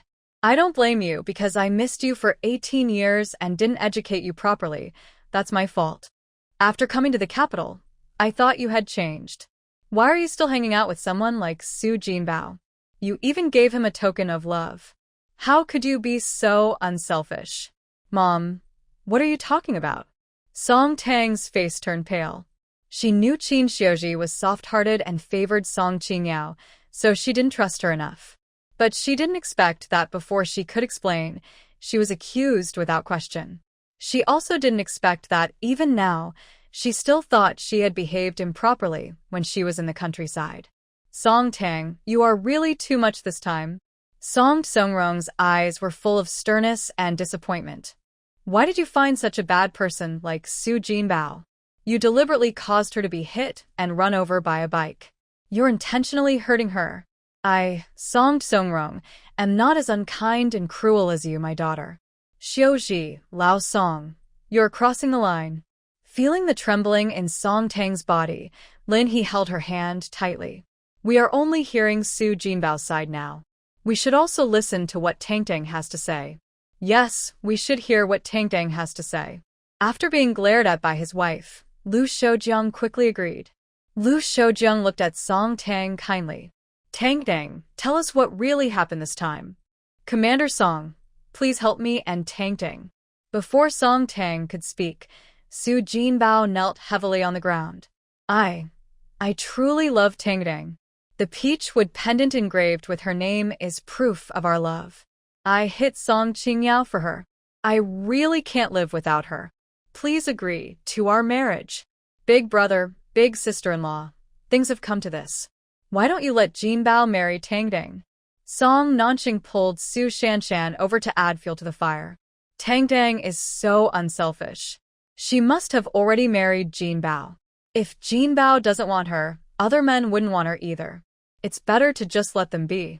They are a good match, anyway. Song Seongrong's lips pressed tightly. He was very disappointed in Song Tang for doing such things and found it hard to forgive her for hurting Song Qingyao. But he still couldn't marry his own daughter to a second-rate man like Su Jinbao. Hearing Song Nanqing chatter endlessly, he couldn't help but scold her. Shut up first.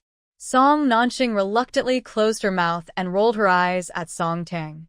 Just shut up. Anyway, even if she didn't stir trouble, Song Tang would definitely be driven out of the Song family, or even forced to marry the second-rate man. It hurts. I really hurt so much.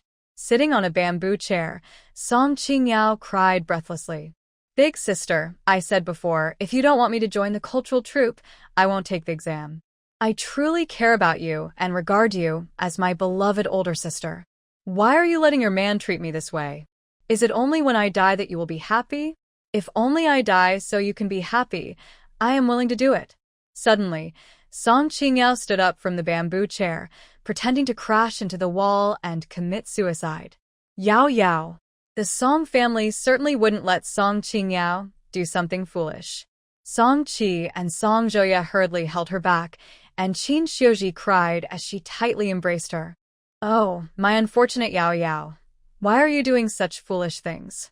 If anything happens to you, it will cost your mother her life. Tang is your mother's daughter, and you are also her precious child. Mother cannot lose you. Song Qingyao didn't speak anymore. She closed her eyes and cried helplessly and despairingly, like a fragile porcelain doll that might shatter at any moment.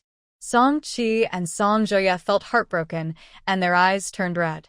Their hatred for Song Tang grew even stronger. Song Tang, I repeat, get out of our Song family. I, Song Qi, don't have a sister as disgusting as you. I, Song Zhoya, also don't want a shameless, wicked sister like you. Now, take your wild man and leave our Song family, or I will make you regret it. Tang, let's go. Su Jinbao, who had a swollen face from being beaten, confidently reached out his hand to Song Tang. The Song family can't keep you. Your husband will support you in the future. I will work hard to earn money so my precious Tang can live a good life. Song Seongrong and Qin Xiuji hadn't agreed to this marriage. Seeing Su Jinbao claiming to be her husband in front of them made both of them very angry, and their disappointment in Song Tang reached its peak. Lin He still protected Song Tang, not giving Su Jinbao a chance to get close. Song Qingyao was still crying, heartbroken and devastated. Song Qi and Song Zhoya felt deeply distressed. They exchanged a look and immediately wanted to drive Song Tang and Su Jinbao out of the Song family. Just as they were about to act, Lu Xiaoyu rode his Phoenix brand bicycle into the yard like a gust of wind. Seeing Song Tang, he hadn't even jumped off his bike before waving fiercely at her. Tang, I got the evidence. Song Nanqing is so disgusting. She even stole your pendant and falsely accused you, with Su Jinbao's help. After the original owner was taken back into the Song family by Qin Xiuji, something happened. Song Nanqing took the opportunity while she was bathing to steal the peach-wood pendant given to her by Zhang Qiaohui and her husband, and gave it to Su Jinbao. Song Nanqing couldn't tolerate the original owner. She not only wanted to drive her out of the Song family again, but also wanted to tie her and Su Jinbao, the troublemaker, together. In the story, she also had Su Jinbao deliberately bump into Song Qingqiao when Song Qi and Song Zhoya returned home. Su Jinbao was not easy to deal with. Without real benefits, he wouldn't just help Song Nanqing. So, she made him write a promissory note.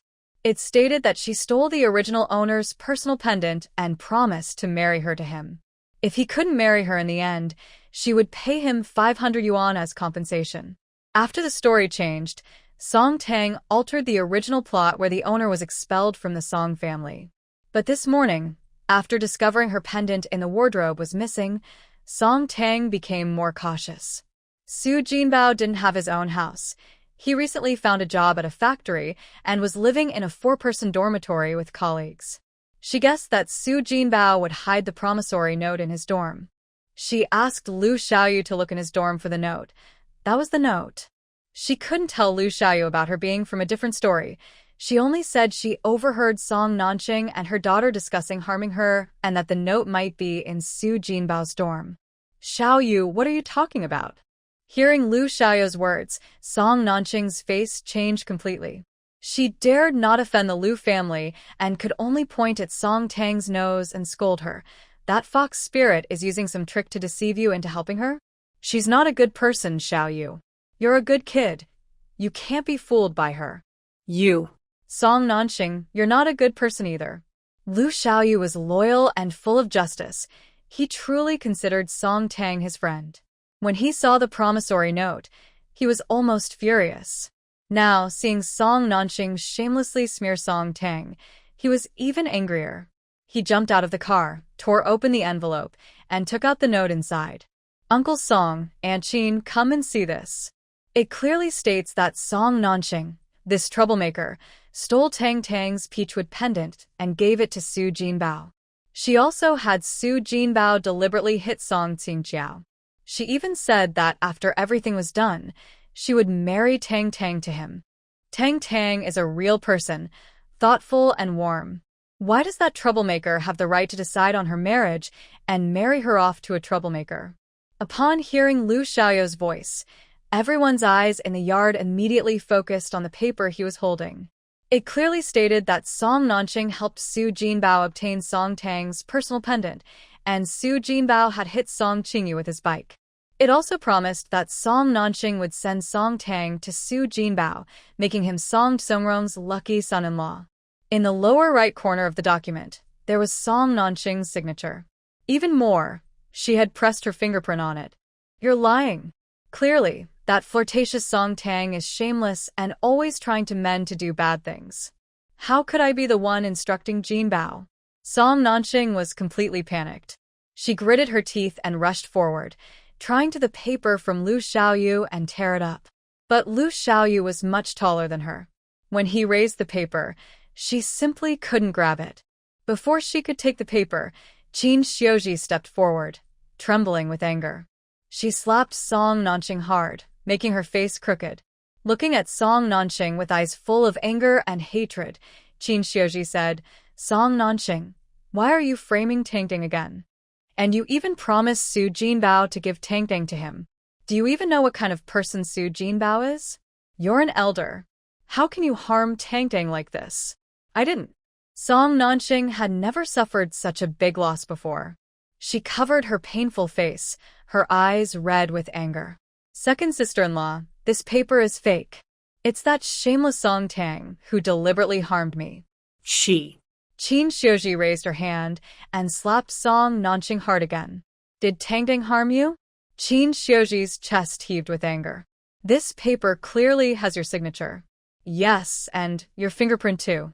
Do you dare to go with me to the police station and have them verify whether that fingerprint is yours? Song Nanqing was so frightened she staggered.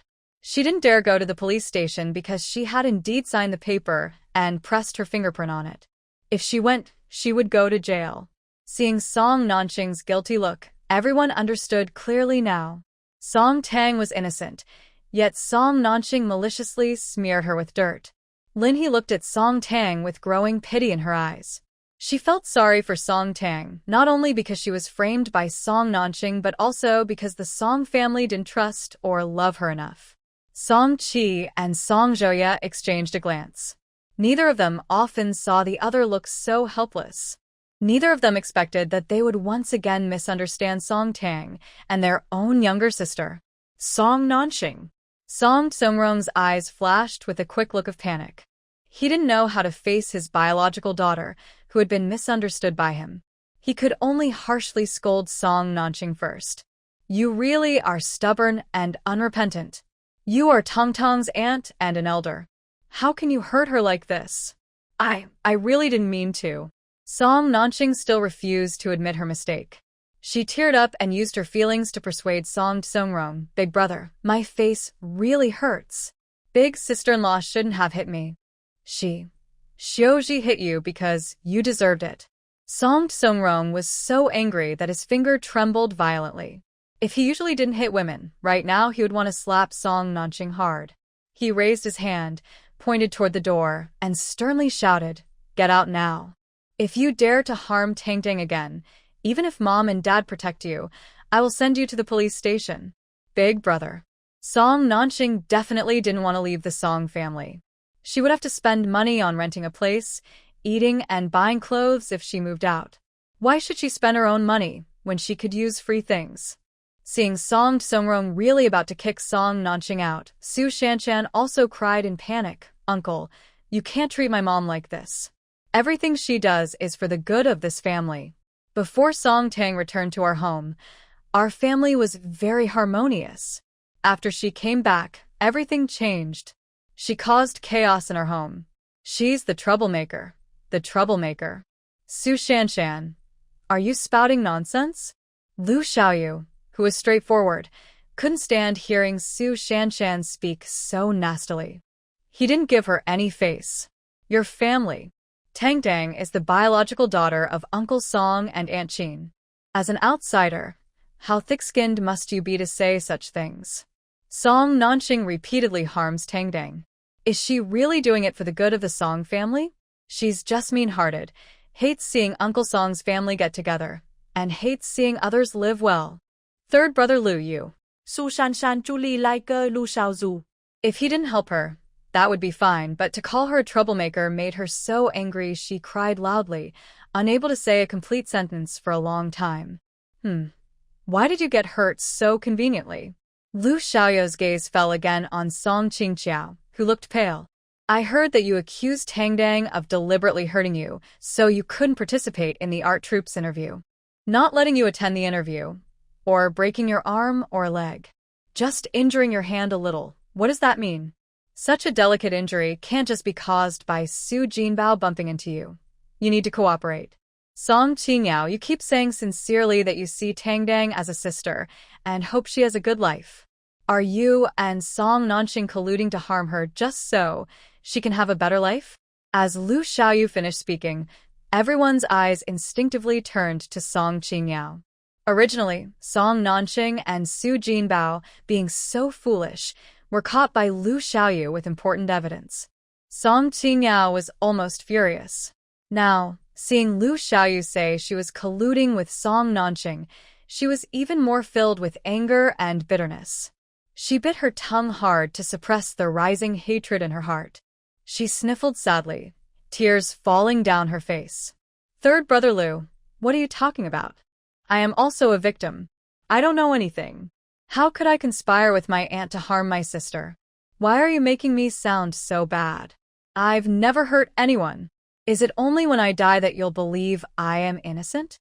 As she spoke, Song Qingyao got up from her bamboo chair and cried as she slammed her head against the wall. Yao Yao. Song Qiqi and Song Zhouya, one on each side, tightly held onto Song Qingyao. They both tried to comfort her. Don't do something stupid. Big brother believes you. Second brother also believes you. Our Yao Yao is the most innocent and kind. How could she be involved in such schemes? After comforting Song Qingyao, Song Zhouya turned to Lu Xiaoyu and sternly asked, Third brother Lu, what do you mean? Yao Yao has suffered such serious injuries. She is more wronged than anyone. She truly considers you a brother and a friend, yet you slander her like this. Are you even a man? Song Songrong and Qin Xiuji looked at Song Qingyao with full of concern. Other generals either cannot be the commander of the Western frontier or are already connected with high officials in the court. Yuan Shi thought that a young general like Jiang Huayan, who has no family ties in court and no marriage connections, would be a good choice. If he is used well and promoted to be the Western frontier commander, he would become a promising new talent in the court. He would be a great help. Before last night's banquet, when Yuan Shi sent trusted aides to try to win Jiang Huayan over, he didn't say a word. Last night, after rewarding the troops, Jiang Huayan kept refusing to speak and kept toasting repeatedly, and cried as she slammed her head against the wall. Song Qiqi and Song Zhouya, one on each side, tightly held. Lu Xiaoyu was stunned by Song Qingyao's bold move. He trusted his own judgment. He believed that what happened today was not entirely Song Qingyao's fault. But it was the first time he saw someone desperately seeking death in front of him. His innocent and honest nature made it hard for him to continue blaming Song Qingyao at that moment. Song Nanqing thought that Song Qingyao always had her best interests at heart. She felt very caring when she saw Song Qingyao trying to end her life. She wiped her eyes and shouted loudly, "Yes, you found the evidence. I was the one who ordered Jinbao to hit Yao Yao and to slander Song Tang. But everyone is responsible for their own actions. This has nothing to do with Yao Yao. I actually feel very sorry for Yao Yao. She didn't know anything, but because I wanted to teach Song Tang a lesson, I caused her such serious injuries." My poor Yao Yao. Hearing this, Qin Xiuji also tearfully felt sorry for her. She carefully treated Song Qingyao's wounds while comforting her and urging her not to do anything foolish. Song Qi and Song Zhouye also stared nervously at Song Qingyao's injuries, as if a small scratch could be life-threatening. Su Jinbao took advantage of the moment when the Song family was distracted and tried to run away in a hurry. "Maybe you could stay at my Prince Liang's estate?" "No need," Qin Lang refused directly. The Lin family had a separate residence in Nanzhou.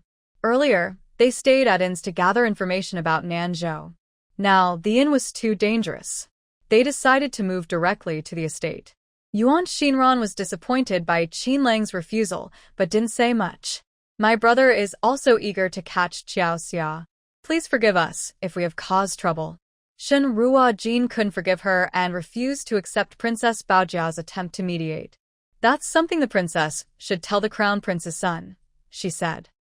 "You found the evidence. But Song Nanqing was in trouble herself and couldn't care less about him. Her screams attracted Song Tsongrong's attention. Song Tsongrong stepped forward and kicked him hard in the chest. "You, helping Song Nanqing harm my daughter. You're asking for death." "Commander Song, I was wrong. I really know I was wrong. It was all my sister-in-law's fault. Please spare me." Su Jinbao, a grown man, was crying so hard he was tears streaming down his face. Song Qingyao promised Song Nanqing she wouldn't let Su Jinbao get hurt. After all, Su Jinbao was Song Nanqing's brother-in-law. She was worried that if he got beaten badly or ended up in the police station, Song Nanqing, panicked, might turn against her. Even if she thought Song Nanqing and Su Jinbao were extremely foolish, she still cried as she begged for mercy. "Dad, please don't hit Uncle Jinbao anymore. Although he intentionally hurt me, and it really hurt a lot, he's still a relative of Annie. I don't want to hold him responsible anymore. It's all my fault for causing trouble. Please forgive Annie and Uncle Jinbao, okay? They are our family." Song Qingqiao spoke sincerely and kindly. The looks in Song Qi and Song Zhouye's eyes toward her showed more pity. Qin Xiuji and Song Tsongrong also looked at her with concern. But after hearing her words, Song Tang only felt disgusted. Song Qingqiao was just like Song Nanqing and Su Jinbao. She was a troublemaker. She was willing to forgive them, but Song Tang would never do the same. Song Tang was proud and bright, and she especially disliked showing weakness. But if she did nothing, the Song family would just brush off today's events lightly. Su Jinbao wouldn't be punished, and even Song Nanqing wouldn't be kicked out of the family. Song Tang was unwilling to let those who harmed her go unpunished. She stepped forward, intending to pretend to be a little sad. Maybe because she was truly upset inside, she didn't need to fake it. Her eyes turned red and red. She looked up at Song Tsongrong and Qin Xiuji, who were surrounding Song Qingqiao, and said, "Dad, Mom, Song Qingqiao is really kind. Even though Song Nanqing and Su Jinbao hurt me and tarnished my reputation, she still hopes you'll forgive them. Today, only Brother Liu helped me get the evidence that Song Nanqing and others harmed me. If I can't prove my innocence, what will happen?" Before Song Tsongrong and the others could speak, Song Tang sarcastically said, "I'll be kicked out of the Song family, and I'll lose my chance to join the arts troupe. I'll also be infamous, forced to stay tied to Su Jinbao. My life will be completely ruined. Mom, you even said I behaved improperly in the countryside." Song Tang found it funny, but she couldn't laugh out loud. Her eyes were moist. "I, Song Tang, am innocent and honest. I've never done anything bad in the countryside. Yes, I was indeed bothered by a troublemaker when I was in the countryside. The day Brother Lu came to pick me up, that troublemaker even blocked my way. To avoid being bullied by him, I jumped into the rushing river. If Brother Lu hadn't happened to rescue me, I would have died. If you don't believe me, go ask Brother Lu. How funny it is. I value myself and love myself. To protect my innocence, I am willing to give up my life. You are my biological parents, my close family, yet you still believe I am immoral in the countryside. Really, you shouldn't have let anyone take me back to the capital. Having only Song Qingyao as my daughter would be enough. Song Tang doesn't want to cry. She truly doesn't want to shed tears in front of people who don't love her. But when she thinks about the original owner dying in the rushing river, about her family who once treasured her, and yet she can never go home again, she can't hold back her tears. Tang. Lin he didn't expect Song Tang to jump into the river to end her life. She was heartbroken and only wiped her tears. Qin Xiuji also realized she was terribly wrong. She cried as she stepped forward and hugged Song Tang tightly. Sorry, Mom was wrong. I shouldn't have judged you as immoral just because Liang Yeshen said so and thought you behaved badly in the countryside. Mom truly knows she was wrong. Sorry, I'm not a good mom. Today, I didn't even listen to your explanation and just believed you forced Su Jinbao to hit Yao Yao. I don't deserve to be a mother. Tang, I'm sorry. I will try to treat you better in the future. Please forgive me this time, okay? See? It's so interesting. Qin Xiuji's kindness to Song Qingyao is instinctive, but being kind to her takes effort. Deep down, Song Tang is a bit stubborn and proud. She doesn't really want this kind of insincere family love. She doesn't have much attachment to the Song family. With her personality, she actually wants to leave the Song family. But she's reluctant to leave Lin He and Lu Xiaoyu, who live in the same big yard. And her departure just happens to fulfill Song Qingyao and Song Nanqing's wishes. They've harmed her many times, so why should they get what they want?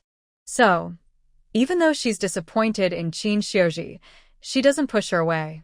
Instead, she uses all her acting skills, tears in her eyes, and asks Mom, "Will you really not drive me away? You are my family.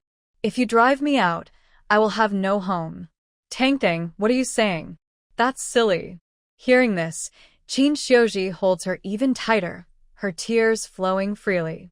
Mom knows she was wrong. You are my biological daughter. How could I drive you away? The one who should leave is Song Nanqing. Hearing Song Tang's crying, Song Tsongrong, a tough, steel-hearted man, also couldn't help but wipe his eyes. Full of shame and pain, his heart was painfully swallowed up. Hearing his wife say that Song Nanqing should leave, he blushed with anger and shouted at Song Nanqing, I'll say it again, get out right now. If you dare cause trouble in our house again, I won't forgive you. Big brother. Song Nanqing really didn't want to move out. Instinctively, she wanted to say something to soften Song Tsongrong's attitude. But Song Tsongrong was now completely uninterested in listening. He roared, get out. Ugh. Song Nanqing knew that Song Tsongrong wouldn't be kind to her today. She glared bitterly at Song Tang, and then cried as she ran out of the yard. Did the second prince get drunk yesterday and forget everything? He's still not sober. Li Hongjin, how bold of you to speak disrespectfully to the second prince. The guards heard this and immediately got excited again.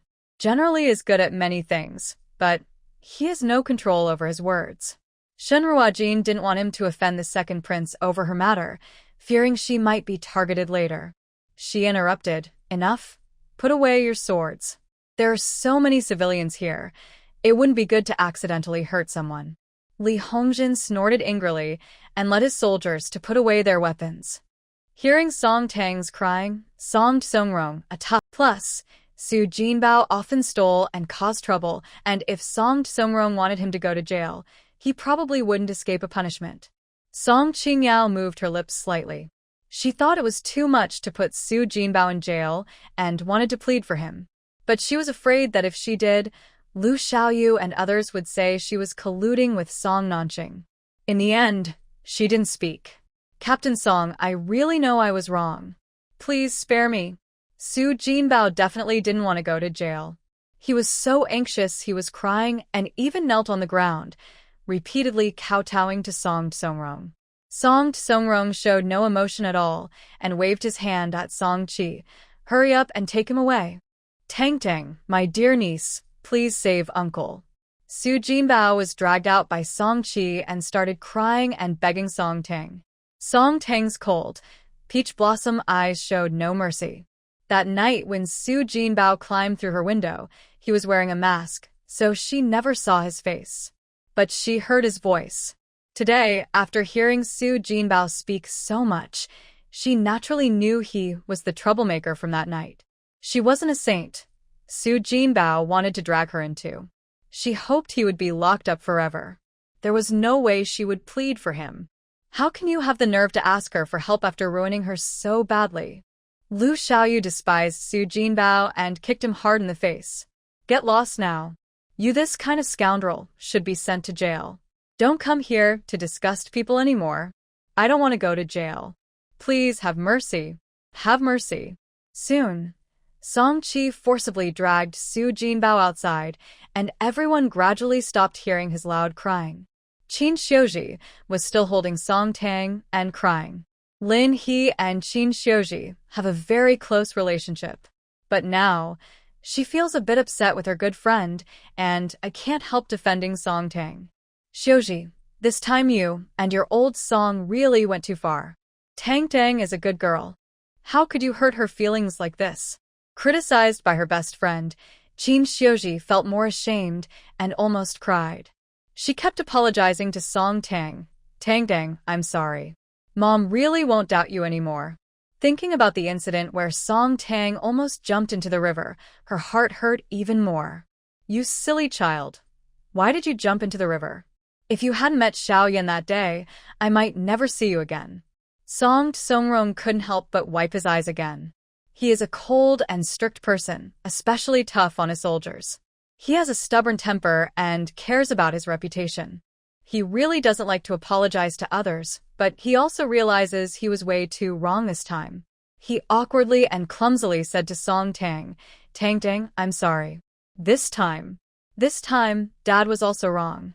From now on, Dad will trust you more and try to be a good father. You are my and Xiuji's child. I should trust your character.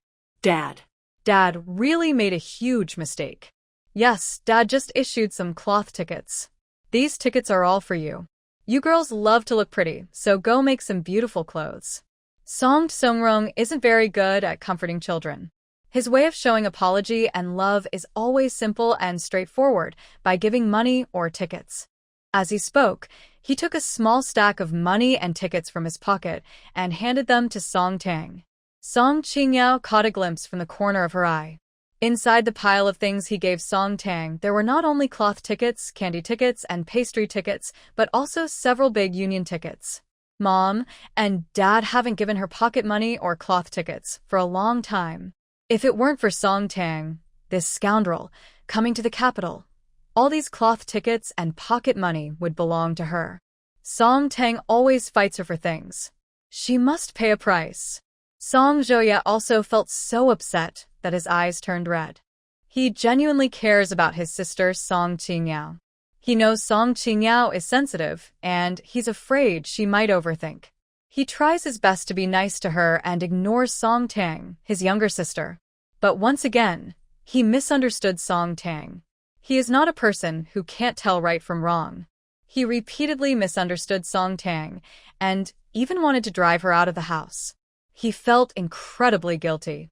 Thinking about how Song Tang jumped into the river to escape the bullies, his heart ached deeply. He is a proud and reserved person who doesn't like to bow to anyone. But when he saw Song Tang trembling with tears in her eyes, his heart was torn between regret and pain. He took a step forward and awkwardly said, Song Tang, I'm sorry. I shouldn't have treated you so badly just now. Second brother apologizes to you. Anyway, I won't drive you away without good reason in the future. Song Tang was slightly stunned. She didn't expect that Song Zhouya, who always disliked her, would apologize to her. But she wouldn't accept his apology. She didn't care much for her second brother. because he is only Song Qingqiao's brother. He will never compare to the 7 brothers who cherished her in the past life. Hearing Song Zhoya apologize to Song Tang and call himself second brother, Song Qingqiao was almost unable to hide her fierce anger. Her second brother had promised her he only recognized her as his sister. How could he call Song Tang his second sister? Song Tang had already taken her parents away, and now she wanted to take her 2 brothers too, right? That person was truly too greedy. She must make that person completely infamous and unable to recover, so her brothers would despise her deeply. After the Song family returned to their room, Lin He and others also went back to Lu's living room. Lin He couldn't help but complain to Lu Shoujiang, Yao Yao is getting more and more frightening. She used to kneel and slap herself. Now she's even trying to die. Gu Mengwan was eager to see Song Tang suffer greatly. But she also didn't want to get involved in such matters and simply said coldly, Song Tang and her friends can be very over the top sometimes, but my affairs don't need your help. Gu Mengwan cleverly didn't mention Wan Qinghuan's name. But she knew well that given Qin Cheng's concern for her, after she said this, he would definitely ask Feng Yingying and others about Song Tang's friends and target Wan Qinghuan. Even though Song Tang grew up in the countryside, was ignorant and uneducated, she was still the daughter of Commander Song, and with Lu Jinyan protecting her, Qin Cheng would need a good plan to hurt her. To Song Tang and call himself second brother, Lu Shoujiang and Lu Shoujiang nodded at the same time. They also thought Song Tang was quite clever. Otherwise, she would have been tricked to death by Song Nanqing and others today. Grandpa, Dad, Mom, I think Song Qingqiao isn't as innocent as she seems. She and Song Nanqing are both bad people. What do you think? Commander Lu nodded in agreement. The adopted daughter of the Song family really isn't an easy person to deal with. Thinking of Song Qingyao, Lu Shoujiang couldn't help but furrow his brows. He didn't like to criticize others casually, but since everyone in the living room was family, and he also felt that today's events were closely related to Song Qingyao, he honestly said, Yao Yao has some wrong thoughts. I really feel sorry for Tang Tang. Lin He started crying again. Xiaozhi and Old Song are really too kind. They treat their adopted daughter so well, yet they keep making Tang Tang suffer. If Tang Tang were my daughter, I definitely wouldn't let her be wronged. In front of Commander Lu, young Master Lu, and others, Lu Shoujiang felt embarrassed to hold his wife and comfort her properly. He just gently held her hand to tell her not to cry. He felt distressed when she cried. He also thought that Old Song and his wife were a bit unreasonable today. He had always been very fond of his daughter. When Lin He was pregnant with Lu Xiaoyu, he was hoping for a daughter, but unfortunately, it was a boy. When he heard Old Song's family had a girl, he couldn't help but feel very envious. If he had a daughter, he would definitely spoil her so much she could do whatever she wanted, unlike Old Song, who often gave her cold looks. Tang Tang definitely can't be your daughter-in-law. Commander Lu looked at his daughter-in-law and couldn't help but say again, but it wouldn't be bad if Tang Tang married you. I used to want to matchmake Tang Tang with that brat Xiao Yan. I even tricked her into having dinner with him. But then, thinking of the nonsense Lu Jinyan said, Commander Lu sighed in anger. Guess what happened? Seeing his son, daughter-in-law, and grandson all looking at him, Commander Lu continued with a hopeless look. That brat Xiao Yan said he was counting on him and Tang Tang to give me a great-grandchild, but he'd rather rely on that brat from the Gu family to do it. He also said he has someone he likes. What's the use of him liking that brat from the Gu family? Can he hatch a golden egg? oh, dear. He's just trying to make me angry. Commander Lu was so angry he pounded his chest. He cursed Lu Jinyan a few more times before continuing. Anyway, Xiao Yan is hopeless now. Maybe we should try to matchmake Tang Tang with Xiao Yu? Lin He also wanted to match Tang Tang with Lu Yu. But now, she was more concerned about something else. She didn't believe Lu Jinyan liked men, and she definitely didn't believe he would have children with Gu Shishir. All she knew was, since her eldest son said he liked someone, there had to be something going on. She couldn't wait to find out which girl her eldest son liked. She hurriedly jogged to the landline and called him.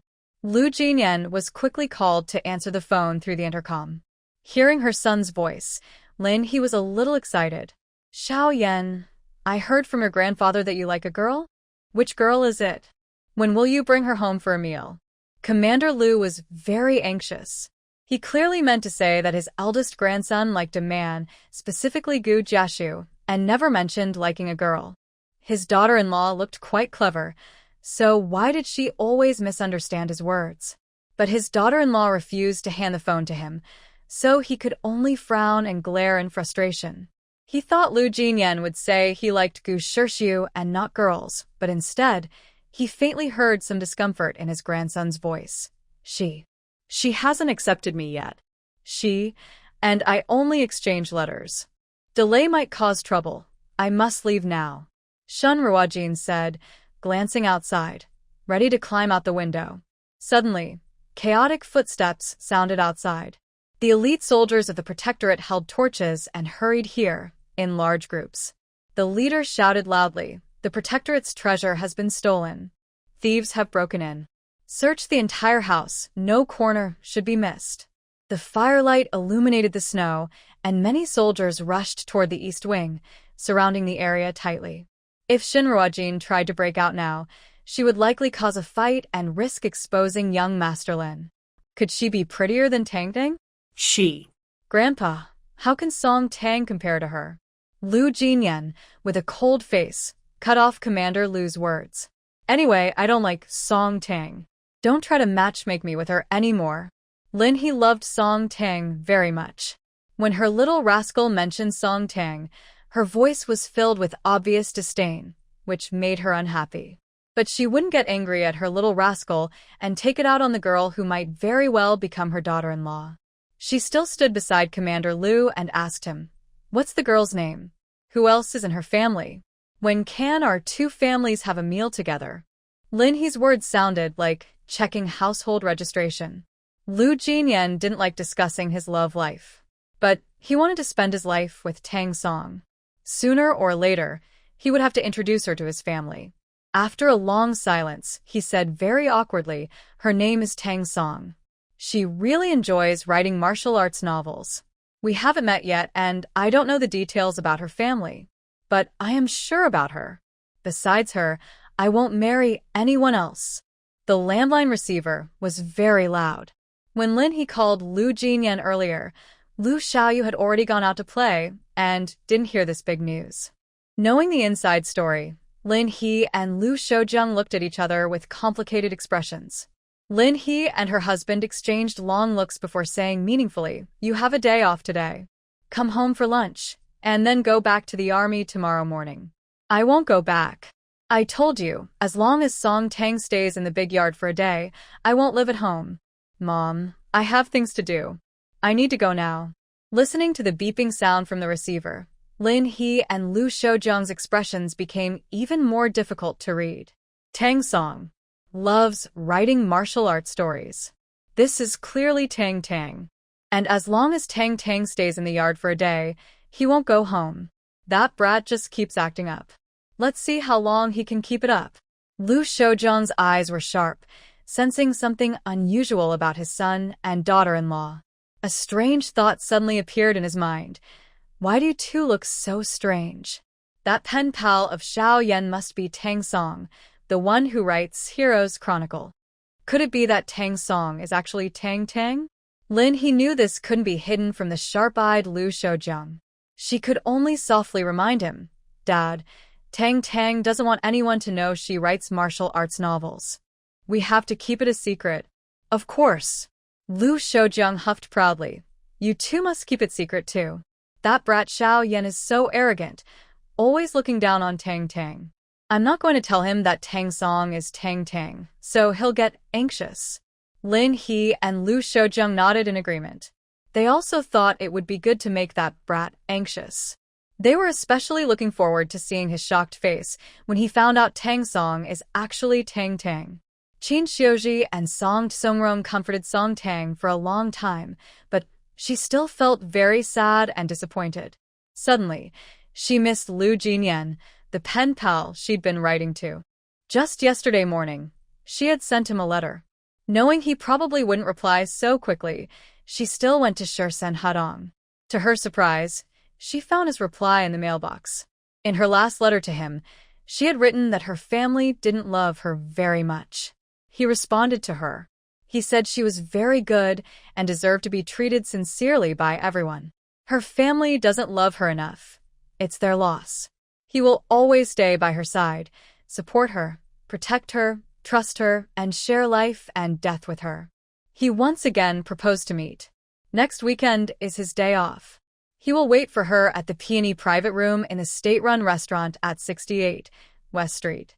Should she go to see him? If it had been before, Song Tang would have refused him without hesitation. Because meeting in person is like online dating turning real, it's risky. But maybe because she's feeling very down today, the words in his letter give her warmth. Strangely, she also wants to see him. If she meets him as Song Tang, they would just argue and hate each other. And she doesn't want to argue with him.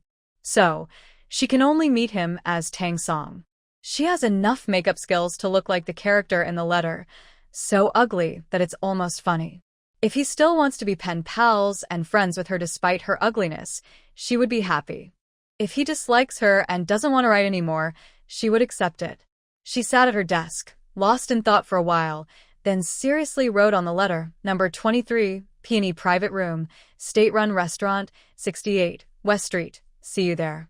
Thinking about Liu Jinyan's comment in the letter that the rice-flavored cakes she sent are delicious, she guesses he likes sweets.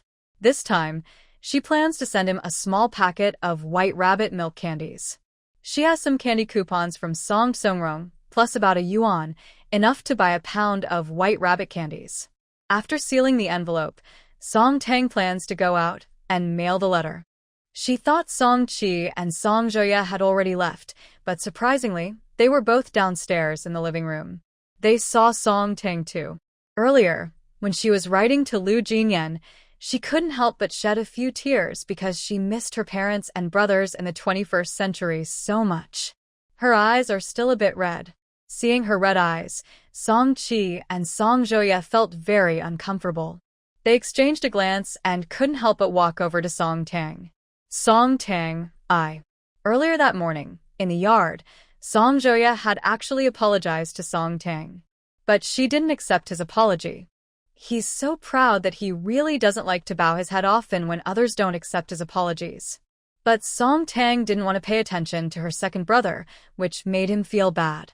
He awkwardly scratched his head and awkwardly said, I shouldn't have been so harsh to you just now. Yes, you girls probably all like watches, right? I bought you a watch. Please see if you like it. This watch was bought by Song Joya after a misunderstanding with Song Tang last time. He always felt that being kind to Song Tang was like betraying his sister, Song Qingyao, so he never gave it to her. This time, he misunderstood Song Tang again. Even though it was a bit embarrassing, he decided to give her this Shanghai brand watch. Song Tang looked down and saw the lady's watch in Song Joya's palm. She already knew the value of such items in this era. A Shanghai brand lady's watch cost nearly 150 yuan, almost half a worker's monthly salary. Song Joya is an Air Force pilot. In this time, pilots are special talents, earning a monthly allowance of over 100 yuan. It was normal for him to afford a Shanghai brand lady's watch. But Song Tang didn't expect him to be so generous. Honestly, Song Joya has good taste. The watch he chose is delicate and beautiful. Song Tang loves beauty, and she immediately liked it. However, she wouldn't accept this watch. Song Tang, I misunderstood you this time too. I'm sorry. Song Chi's face was a bit awkward. He cleared his throat and continued, take these money and tickets. If you see something you like, buy it. If you don't have enough, you can ask your older brother for more. After misunderstanding Song Tang last time, Song Chi felt very regretful. He wanted to give her a watch, but Song Joya had already bought one. He couldn't think of another suitable gift, so he could only give her money and various tickets. Song Tang saw the small stack of money and tickets he handed her. Almost 10 large notes, plus food tickets, cloth tickets, candy tickets, and snack tickets. Seeing that she had no intention of accepting their gifts, both Song Chi and Song Joya felt a bit anxious. They clumsily tried to coax her, saying, Song Tang, We know we said too much today. From now on, Big Brother really won't chase you away again. You are my sister, Song-chi, and the Song family is also your home. We have no right to chase you out. Yes, second brother won't chase you away again either. Song Joya pushed the watch forward. You and Yao Yao are my sisters. I won't favor anyone in the future. Anyway, second brother will treat you well. Song Tang is not a sentimental person. But for some reason, she just didn't want to accept the gifts from Song Chi and Song Joya. She lifted her face, looked coldly at both of them, and said in a distant tone, "You don't need to give me anything. You're not my brother. You're just Song Qingyao's brothers." Song Tang no longer wasted time with them. After saying this, she stepped forward quickly and headed out of the living room. Song Tang. She didn't turn back. Song Chi and Song Joya stood there blankly. After a long while, Joya, feeling defeated, grabbed his short hair and said, "Big brother, I think we were too harsh today. Song Tang doesn't want to forgive us. What should we do?" Song Chi didn't speak immediately. He couldn't help but remember what Song Tang said that morning in the yard. She said that when she was in the countryside, she crossed a river. Liang Yeshen was close to them. When he heard that Liang Yeshen said Song Tang's behavior in the countryside was improper, they assumed the worst and thought she was a bad and untrustworthy sister. But now, he suddenly felt that Liang Yeshen's words might not be correct. He and Joya seemed to have been very wrong. They weren't good brothers. After a long time, he mumbled like in a dream, "Song Tang isn't as bad as Liang Yeshen said. Xiao Yi, we really can't be biased anymore. We need to treat Song Tang better." Yes. Joya nodded strongly. "Song Tang hates me. I feel really uncomfortable. We need to find Liang Yeshen and clarify why he said Song Tang's behavior was improper. On what basis did he say that?" Song Qingyao was standing at the top of the stairs, clearly seeing everything happening in the living room. She had always wanted a lady's watch from Shanghai. Just now, she saw that watch in Song Joya's room.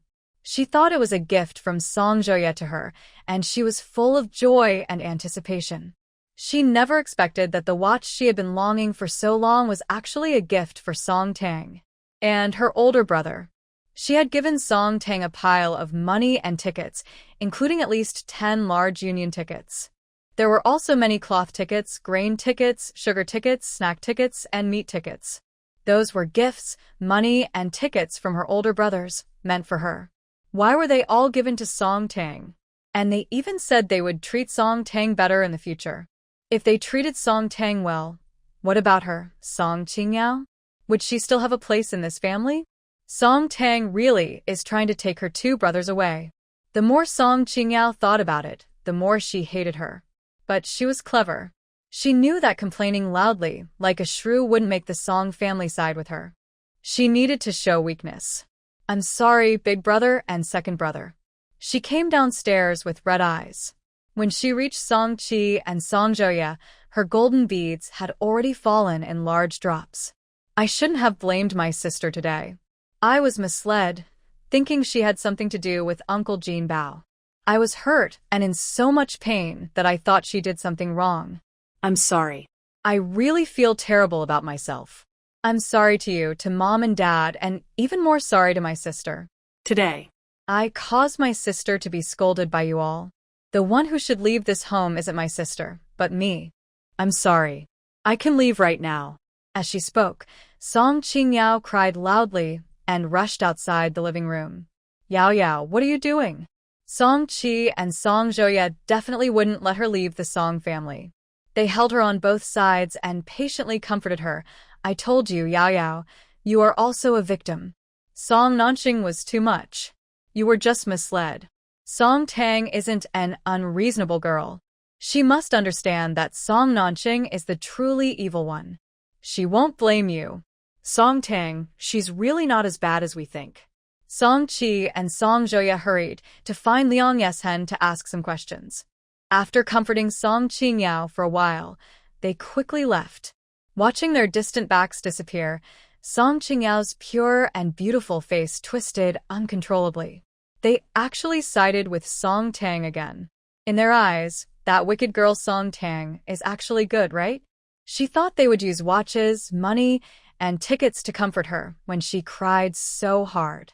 Who knew they would be so stingy now, not giving her a single cent? They even planned to keep these good things for themselves, all for Song Tang, right? Why? Why should the things that rightfully belong to her be taken away by Song Tang? She refused to accept it. Song Qi and Song Zhoya didn't know about Song Qingyao's complicated thoughts. They arranged to meet Liang Yeshen at the state-run restaurant. At noon, Liang Yeshen brought Liang Tingxue along. Song Zhoya couldn't hold back and asked eagerly what he saw Liang Yeshen. Yeshen, you said you broke off the engagement with Song Tang because of her improper conduct. Then tell me, what exactly did she do wrong? Actually, he had lived for 20 years and had never even held a girl's hand. He was very innocent about romantic matters and easily shy.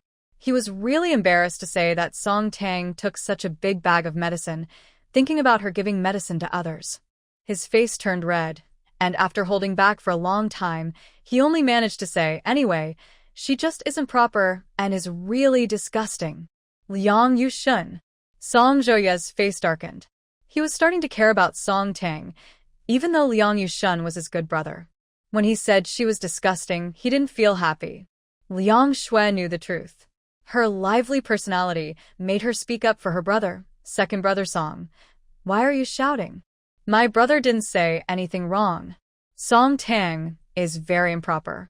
When I went to pick her up, I saw her foster mother give her a big bag of medicine, telling her to drug my older cousin and other young men from the big yard, and told her to aim high. She took that bag of medicine, so she probably wanted to drug my brother and the others. My brother doesn't like her. What's wrong with that? Song Qi and Song Zhoya also blushed. They naturally guessed what kind of medicine it was. They looked at each other and said in unison, Liang Yushun, did Song Tang drug you? If she didn't, then you shouldn't say she has bad morals. Liang Yushun was anxious. She has bad morals. If she didn't drug me, it's because she didn't have the chance. Plus, her foster mother told her to flirt with my older cousin first, so she might have drugged him first. Song Qi and Song Zhoya both fell silent. They were starting to care about Song Tang, but since they hadn't spent much time with her, their understanding was limited. They weren't sure if she really had that big bag of medicine and if she would drug men in the future.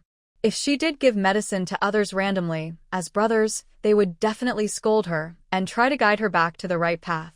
If she didn't, they would sincerely treat her as a sister, love her, cherish her, and protect her. They hoped she wouldn't let them down next. After a long while, Song Qi finally said coldly, then you shouldn't go around saying she has bad morals either. Don't you know how important a girl's reputation is? Saying that will seriously harm her. Liang Yushun was anxious and blushed again. He truly felt wronged and couldn't help defending himself. When my mother went to your house to cancel the engagement, she told you that we didn't go around talking about others. I didn't expect that these words would be heard by Song Nanxing and spread everywhere. Liang Yushun's words weren't lies. The Liang family only mentioned to their relatives that Song Tang's conduct was inappropriate. People outside only know that Liang Yushun broke off the engagement with Song Tang because they didn't get along, and initially, they didn't realize she had issues with her behavior in the countryside. It was Song Nanxing spreading rumors about Song Tang that caused her so much trouble. They didn't want to argue with Liang Yushun over this matter anymore, but Liang Yushun didn't like their sister. Their sister isn't unmarriageable, but something still needed to be made clear to Liang Yushun. Song Qi took a sip of tea and said seriously, Yushun, since you and Song Tang have broken off the engagement, you'll have no more connection. Her overall qualities are actually not bad. My dad will definitely introduce her to a good match. We won't let her bother you. I hope you won't bother her in the future. That's for sure.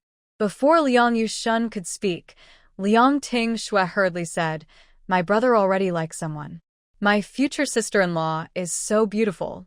How could my brother be interested in Song Tang?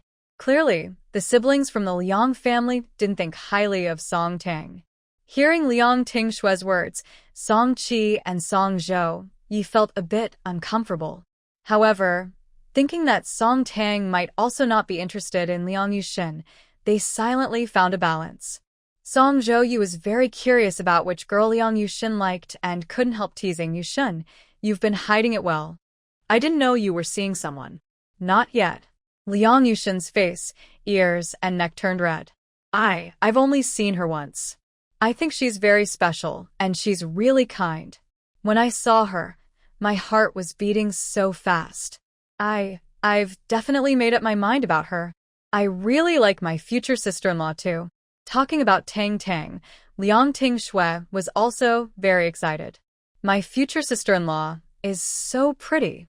She's also very brave, and just last time, I encountered 2 bullies. If my future sister-in-law hadn't stepped in, I would have been bullied. My future sister-in-law's name is so nice, Tang.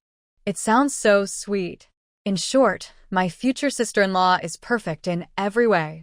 Even her hair looks beautiful. My brother and I have also decided she's the one.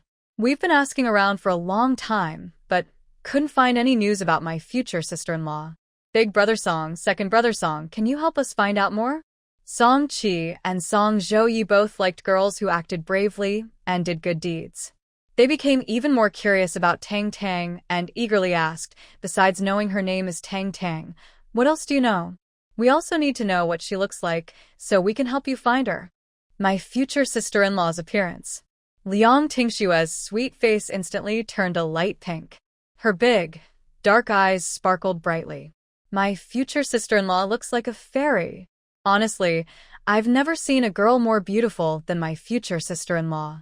Yes, isn't Song Qingxiao called the most beautiful girl in the big courtyard? My future sister-in-law is 1,000 times more beautiful than her. I just remembered. My future sister-in-law has 2 little dimples on her face. Her smile is so sweet. When I see her, I feel as happy as if I've eaten honey. In short, my future sister-in-law is definitely the prettiest girl in our capital. Brother Song Qi, brother Song Zhouya, please help me find my brother's future wife. He's been searching everywhere but can't find her. He's almost lovesick. Song Qi and Song Zhouya looked at each other. The prettiest girl in the capital, with 2 dimples on her face. Honestly, the best-looking girl they've ever seen is Song Tang. Song Tang also has 2 dimples on her face. They even thought that the girl Liang Yuxin looked a bit like their own sister, Song Tang. But almost immediately they dismissed the idea. Liang Yuxin went to the countryside to pick up Song Tang, so he must have seen her. If she were Song Tang, why would he break off the engagement? They don't know any girl named Tang. They can only promise to help their friend find her. Whether they succeed depends on luck. After lunch, Song Qi and Song Zhouya parted ways with Liang Yuxin and his sister. Liang Tingshui had 2 5-foot cloth tickets in her hand. She asked her brother to go with her to the fabric shop to pick pretty patterned cloth for making clothes. After sending off the items at the post office, Song Tang also went to the fabric shop to choose some cloth. Big sister Tang. As she stepped out of the shop, she heard Liang Tingshui's excited voice. She instinctively looked up and just happened to make eye contact with Liang Yuxin. He didn't expect to meet her here and immediately blushed. He knew that staring directly at a girl was quite bold, but he simply couldn't look away from Song Tang. Today, she was wearing a white modified cheongsam. The white dress looked especially fresh and beautiful on her, giving her an ethereal, fairy-like aura. Her long black hair, reaching her waist, was in a single strand, flowing like a waterfall over her shoulder. She was holding a stack of fabric, lazily cradling it like Chang'e holding her jade rabbit. Liang Yuxin felt like he saw a fairy. His heart was like a little rabbit in the fairy's arms, pounding wildly, almost jumping out of his chest. Really, the girl in front of him was so beautiful. She was a stunning beauty that he couldn't find words to describe, no matter how hard he tried. But he couldn't forget her, not just because she was pretty. He liked her calmness and her bravery. In short, he was determined to be with her. For a lifetime. Brother. Seeing his own older brother standing there blankly, Liang Tingshui was very annoyed and secretly pushed him. Liang Yuxin finally snapped out of it, blushing as he walked over to Song Tang. Tang. Tang, can I take you out to eat? Song Tang was slightly stunned. She didn't expect Liang Yushin to ask her out, but she didn't want to get involved with the main character, so she politely declined, no need. Liang Yushin, being a proud person, didn't like to bother others. He cared about his reputation, so when someone refused him, he normally wouldn't keep pushing. But he was afraid he might never see her again if he missed this chance, so he stubbornly stopped her. I don't mean anything else. It's just that you saved my sister last time, and I want to thank you. Where do you live? But who knew that Shen's 11 young women, all married, would dare to travel thousands of miles to interfere in the war between the two countries? Could it be that the Shen family was born to be his curse? Yang Wanheng couldn't swallow this anger, but he pretended to be surprised and scared, trying to flatter Shinruojin. Miss 10th, why didn't you say hello to me when you came to the western frontier? Why did you attack immediately? Is there some misunderstanding between us? Shinruojin coldly replied, Misunderstanding? My grandfather is fighting bloodily at Luoyue Pass against the Western Chong soldiers, while Protector Yang is drinking and feasting in the protect. What misunderstanding could there be? If she had known that Protector Yang was two-faced, she might have been fooled by his excellent acting. Everyone in the hall was tense when suddenly a soldier rushed in, shouting, Report! Shen's army is retreating, and they've reached the city gate. Protector, are we opening the gates or not? Before he finished speaking, the soldier looked at the strange scene inside the protectorate and froze in place. Yang Wanheng, hearing this, silently cursed Shen Yi's entire family. Everyone said Shen's army was brave and fearless, willing to die rather than retreat. If he missed this chance, it wasn't Tang's problem, it was definitely her brother's problem. She couldn't help but push her own brother again. Brother, why were you staring at Sister Tang just now? Staring at Sister Tang so openly is really too bold. If I were Sister Tang, I would also feel nervous being watched like that. I don't want to pay attention to someone like you. Liang Yushin's face turned even redder. After deep self-reflection, he also thought he might have been too reckless just now. But it was the first time in his life he had feelings for a girl. He had finally met her, and he truly couldn't control himself. Next time, he must be more careful and not scare her again. Hey, brother, it seems like Sister Tang is heading toward the military compound. Is her home over there? My eldest cousin also lives near the military base. Brother, maybe you can ask him to help find out more about her? Last time, Lu Jinyan had met Tang, and Liang Yushin thought it would be more reliable to ask Lu Jinyan to help find out about her. He didn't dare delay, and quickly went to a nearby phone booth to call Lu Jinyan. Lu Jinyan heard the broadcast and quickly went to the reception room to answer the call. Elder cousin, I need to ask you for a favor. Because he was too nervous and excited, Liang Yushin's voice trembled slightly, making Lu Jinyan frown. What's the matter? Do you remember Tang? The one who saved Xiao Shui last time. Talking about Tang, Liang Yushin was so nervous that his palms were sweating. He took a deep breath before continuing. It seems she also lives near the military base. Could you help me find out her exact address? I kinda want to get to know her better. Stay away from her. You're not suitable for her. Lu Jinyan had seen the big bag of medicine in Song Tang's bag and definitely didn't want his cousin to get involved. With a cold face, he cut off the call immediately. Liang Yushin's beautiful eyes were full of confusion. Liang Tingshui, standing right next to Liang Yushin, also heard Lu Jinyan's voice. Seeing her brother about to call Lu Jinyan again, this clever little girl quickly stopped him. Brother, don't call elder cousin again. From what elder cousin said, he must know Sister Tang. Sister Tang is so pretty. Any normal man would like her once he sees her. I suspect elder cousin wants to keep her all to himself. Now he's your rival for her. If you ask him, you'll never get any information.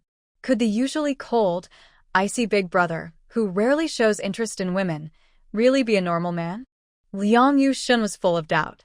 However, he thought Tang was very likable, so he decided to ask Commander Lu for help. After all, making friends with Tang early would make him feel more at ease, and he was worried someone else might beat him to it. Liang Tingshui agreed with him. She grabbed his arm and said, Brother, let's go find Grandpa. Maybe he can help us find out more. Why wait for a better day? I have some snack tickets. Let's buy some snacks and visit Uncle Lu's house. Maybe we'll see Sister Tang again. Liang Yueshan blushed and nodded. Liang Tingxue took a long time choosing fabric, bought snacks, and waited in line for a while. By the time they arrived at Lu Jinyan's house, it was evening. Nephews and nieces brought snacks, so Lin He knew she had to invite them to dinner. Thinking about Song Tang's upset today, she worried she might be in a bad mood and wanted to call her over for dinner too. Xiaoyu, I see that Xiaozhi and Old Song haven't come back yet. Why don't you ask Tang to come eat dinner with us? Liang Yueshan knew clearly that the Tang Lin he mentioned was Song Tang, who lived in the same courtyard as the Lu family. He immediately felt unhappy and couldn't help but say, Auntie, why are you calling her? I don't want to see her. Hearing Liang Yueshan's words, Lin He suddenly hit her own head. She realized she was being careless and almost forgot about the breakup between the Liang family and Song Tang. Tang was already in a bad mood today, and seeing Liang Yueshan, who had broken her engagement, would only make her feel worse. She quickly stopped Lu Xiaoyu from calling Song Tang. Lin He loved her husband Lu Shoujiang and his family, and she also cared deeply for Lu Shoujiang's sister's children. But Liang Yueshan's attitude toward Song Tang made her very unhappy. After sitting at the dinner table, she couldn't help but say, Xiao Xin, you have a bias against Tang. She's not as bad as you think. Commander Lu agreed with Lin He and nodded firmly. Yes, Tang is a good girl. Breaking her engagement was a mistake by that unwise boy. Grandpa, Annie, why are you both defending Song Tang? Seeing that Commander Lu and Lin He were both speaking up for Song Tang, Liang Yueshan got anxious. If it weren't for Song Tang's improper conduct, I wouldn't have broken her engagement, he said. In any case, Song Tang isn't a good person. Don't be fooled by her. Lin He really liked Song Tang. She thought Song Tang was a proud, self-respecting, optimistic, and hardworking girl. They truly cared about Gu Mengwan. But their concern was not enough to let them block this deadly strike for her. They anxiously and painfully shouted, then instinctively took a step back, afraid that the broken glass in Lu Mingyue's hand would hurt them. Gu Mengwan's proud, indifferent expression finally shattered. In her panic, she quickly closed her eyes. The pain she expected did not come. At the critical moment, Qin Chung threw himself forward to protect her. Qin Chung was much taller than her. When he blocked her, the broken glass in Lu Mingyue's hand did not cut his face, but wounded his shoulder instead. She took that bag of medicine. He even gestured with his hand, showing it was bigger than a bowl. That bag of medicine is bigger than a bowl, enough to treat several cows. If my older cousin and I really had been poisoned by her, we would have been harmed. Lin He's mind was clear like a mirror. She instantly understood that her little troublemaker, Lu Jinyan, probably hated Tang because he saw Zhang Qiaohui giving her medicine. Maybe because she's a woman, she could somewhat understand Zhang Qiaohui's actions. It's definitely wrong for Zhang Qiaohui to have Song Tang give medicine to Lu Jinyan and others. But Tang must have suffered a lot in the countryside. Zhang Qiaohui was worried she'd be sent back again, so she wanted her to find a good man in the capital to marry. For this uneducated, narrow-minded rural woman, this was the best solution she could think of for Tang. Lin He actually cared for Song Tang like her own daughter. She didn't like others misunderstanding her. After a moment of silence, she explained for Song Tang, taking that bag of medicine doesn't mean she will give it to anyone.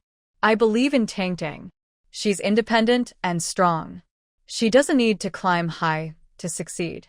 I think she took that medicine just to reassure Zhang Qiaohui. I also believe in Tang. Lu Xiaoyu couldn't help but glare at Liang Yueshan. Some people just have biases against Tang. Tang is so good, she wouldn't give medicine to anyone. Maybe someday someone will beg her to give medicine, and she wouldn't even want to. Lu Chongzong and Lu Shoujiang also nodded in agreement. Tang is indeed a good girl. Liang Yueshan didn't believe that Song Tang was truly independent and strong, or that she was a good girl. He thought she was vain, hypocritical, scheming, and full of bad intentions. Life is long, and there are many good girls in the world. He believes the second grandson will eventually meet someone who truly understands his soul. Late at night, after Lu Shoujiang and his wife go back to their room, Commander Lu also returns to his own. He gently touches a black and white photo. The person in the photo is clearly his late wife, Wen Qiao. Looking at Wen Qiao's still youthful and lively face in the photo, Commander Lu's eyes start to tear up. Qiao, I have good news for you. No, actually, I have 2 pieces of good news. Little Yen, that mischievous boy, is making progress in chasing a girl. We'll give it to anyone. I believe in Tang. She's independent. Once a brave and carefree man, why was he blushing now? She disdainfully rolled her eyes at her own brother and continued to speak. Sister Tang looks very beautiful. Her hair is long and thick, like a waterfall, almost reaching her waist. She is the prettiest girl I've ever seen, especially when she smiles, with 2 cute dimples on her face. So sweet. This afternoon, I saw her walking towards the military compound. She probably lives nearby. Yes, she was holding several pieces of cloth. Do you know which family she belongs to? Lu Xiaoyu innocently brushed his short hair on his forehead. He usually has no sense of caution and didn't realize that Liang Tingxue was talking about Song Tang. However, he still asked curiously, in our big yard, are there any girls prettier than Tangdang? Probably not, right? Lu Xiaoyu didn't notice anything unusual, but Major Lu, Lin He, and Lu Shoujiang all understood. Because this afternoon, when Song Tang returned, they all saw her. She was wearing a white cheongsam and holding a stack of cloth, with her hair and dimples matching her description. Clearly, the girl Liang Yeshen was looking for was Song Tang. Liang Tingxue, clever and sharp, saw Lin He's complicated, hesitant expression and was sure she knew something. She hugged her arm and coquettishly said, Annie, you know about Sister Tang, right? My brother really wants to be friends with Sister Tang. It's just that my brother didn't do well today, and Sister Tang seemed to dislike him. We need to find her quickly so my brother can make a good impression on her. Lin He's expression grew more complicated. Liang Yeshen inexplicably broke off his engagement with Tangdang and even said she was improper. She definitely wouldn't dislike him. Moreover, she had her own motives. She hoped Song Tang would become her daughter-in-law. Knowing that Song Tang was communicating with Lu Jinyan under a pen name, she definitely hoped Song Tang would be with her little troublemaker. She had no intention of helping Liang Yeshen. Uncomfortably, she cleared her throat and, rarely telling a lie, said, I've never heard of a beautiful girl named Tangdang in our big yard. Maybe she came to visit relatives or friends today. Annie, have you really never heard of Tangdang? Liang Yeshen's face turned pale.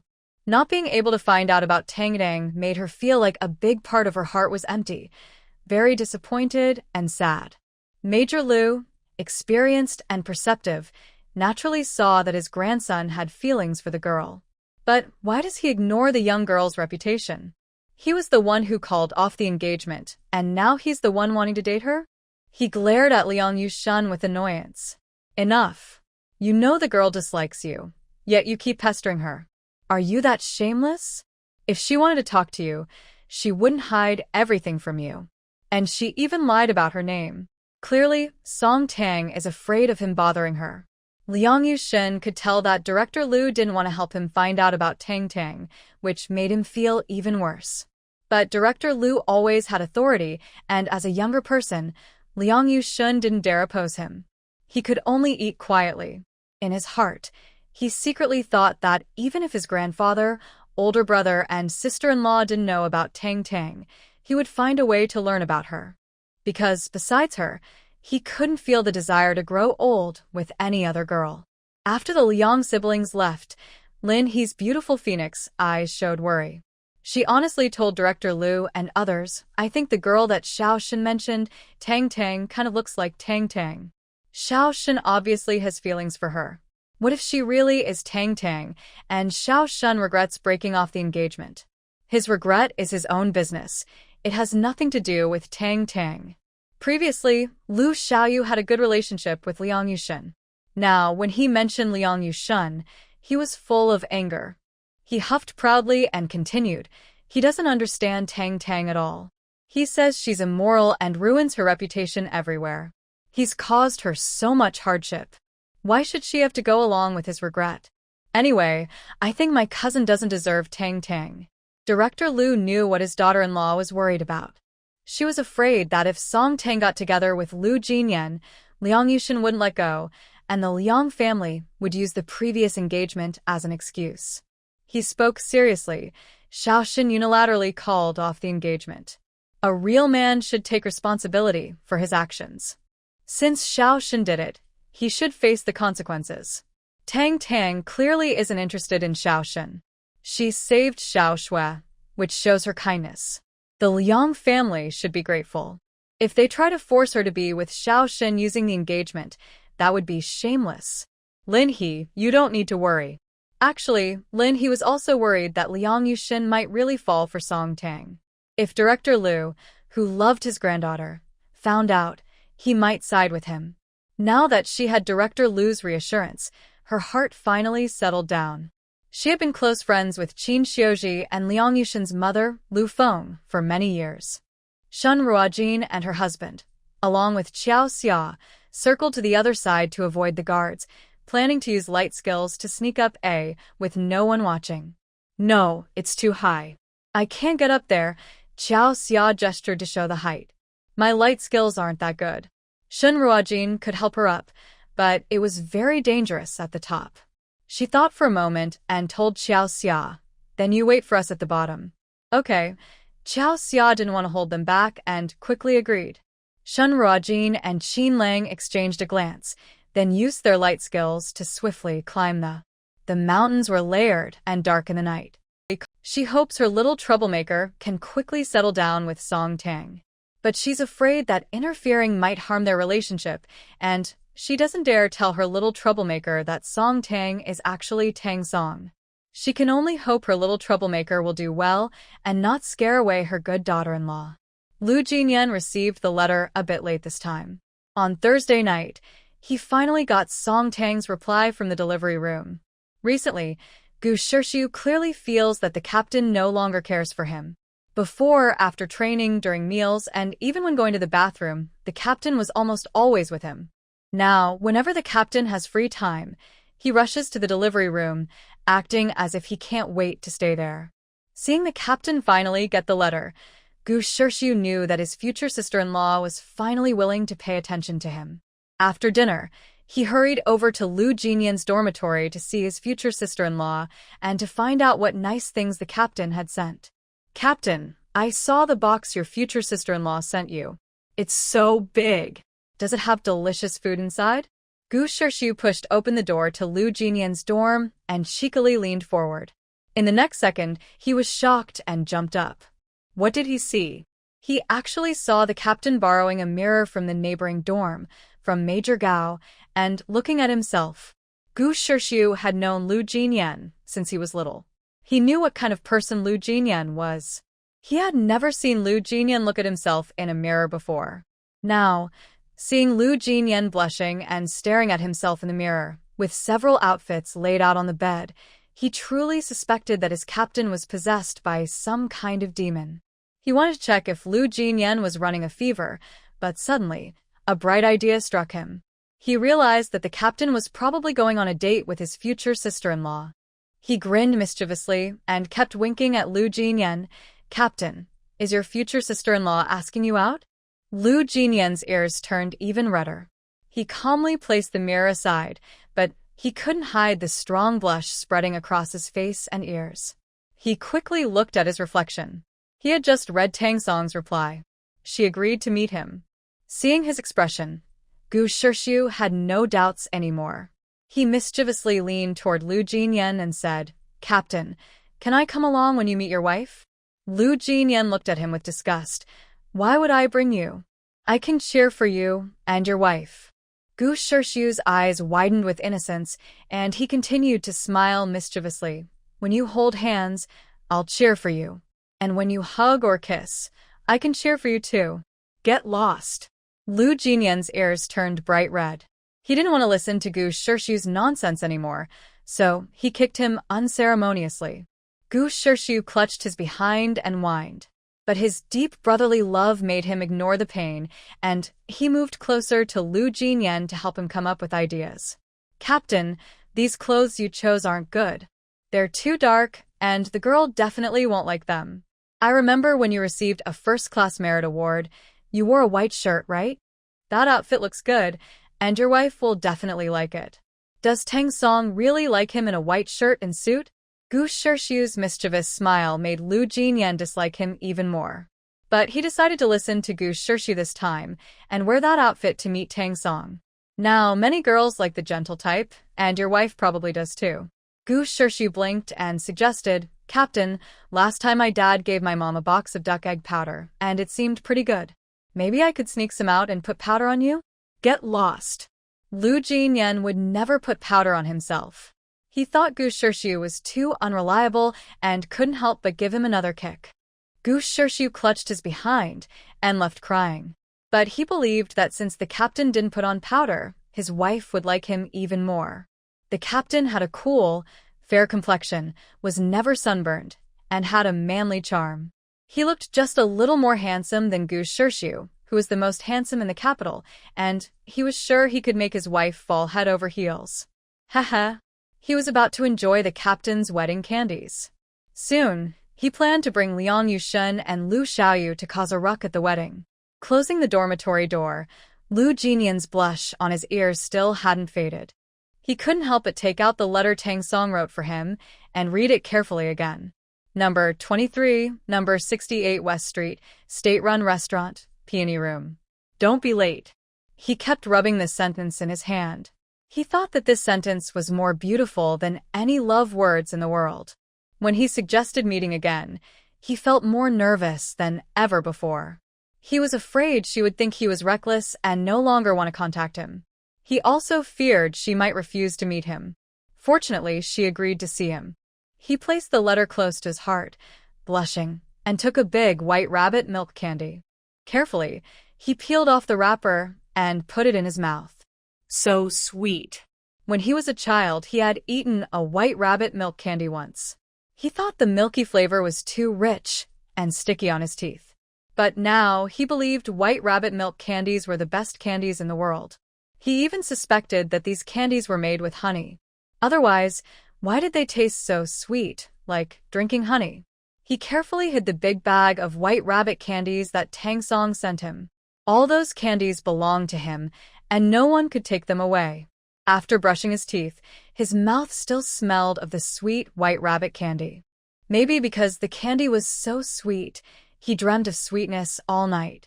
Song Tang and Lu's family lived in the same yard. Lu Jinyan didn't want to go back to Lu's house, but his white shirt and suit pants were at home, so he could only visit on Saturday night. Big Brother Lu. As soon as Lu Jinyan pushed open the yard gate, Song Qingyao fluttered over like a graceful butterfly. He frowned and took a big step back, instinctively keeping his distance. She seemed unaware of his rejection. She lifted her face, smiling like a flower, and looked at him.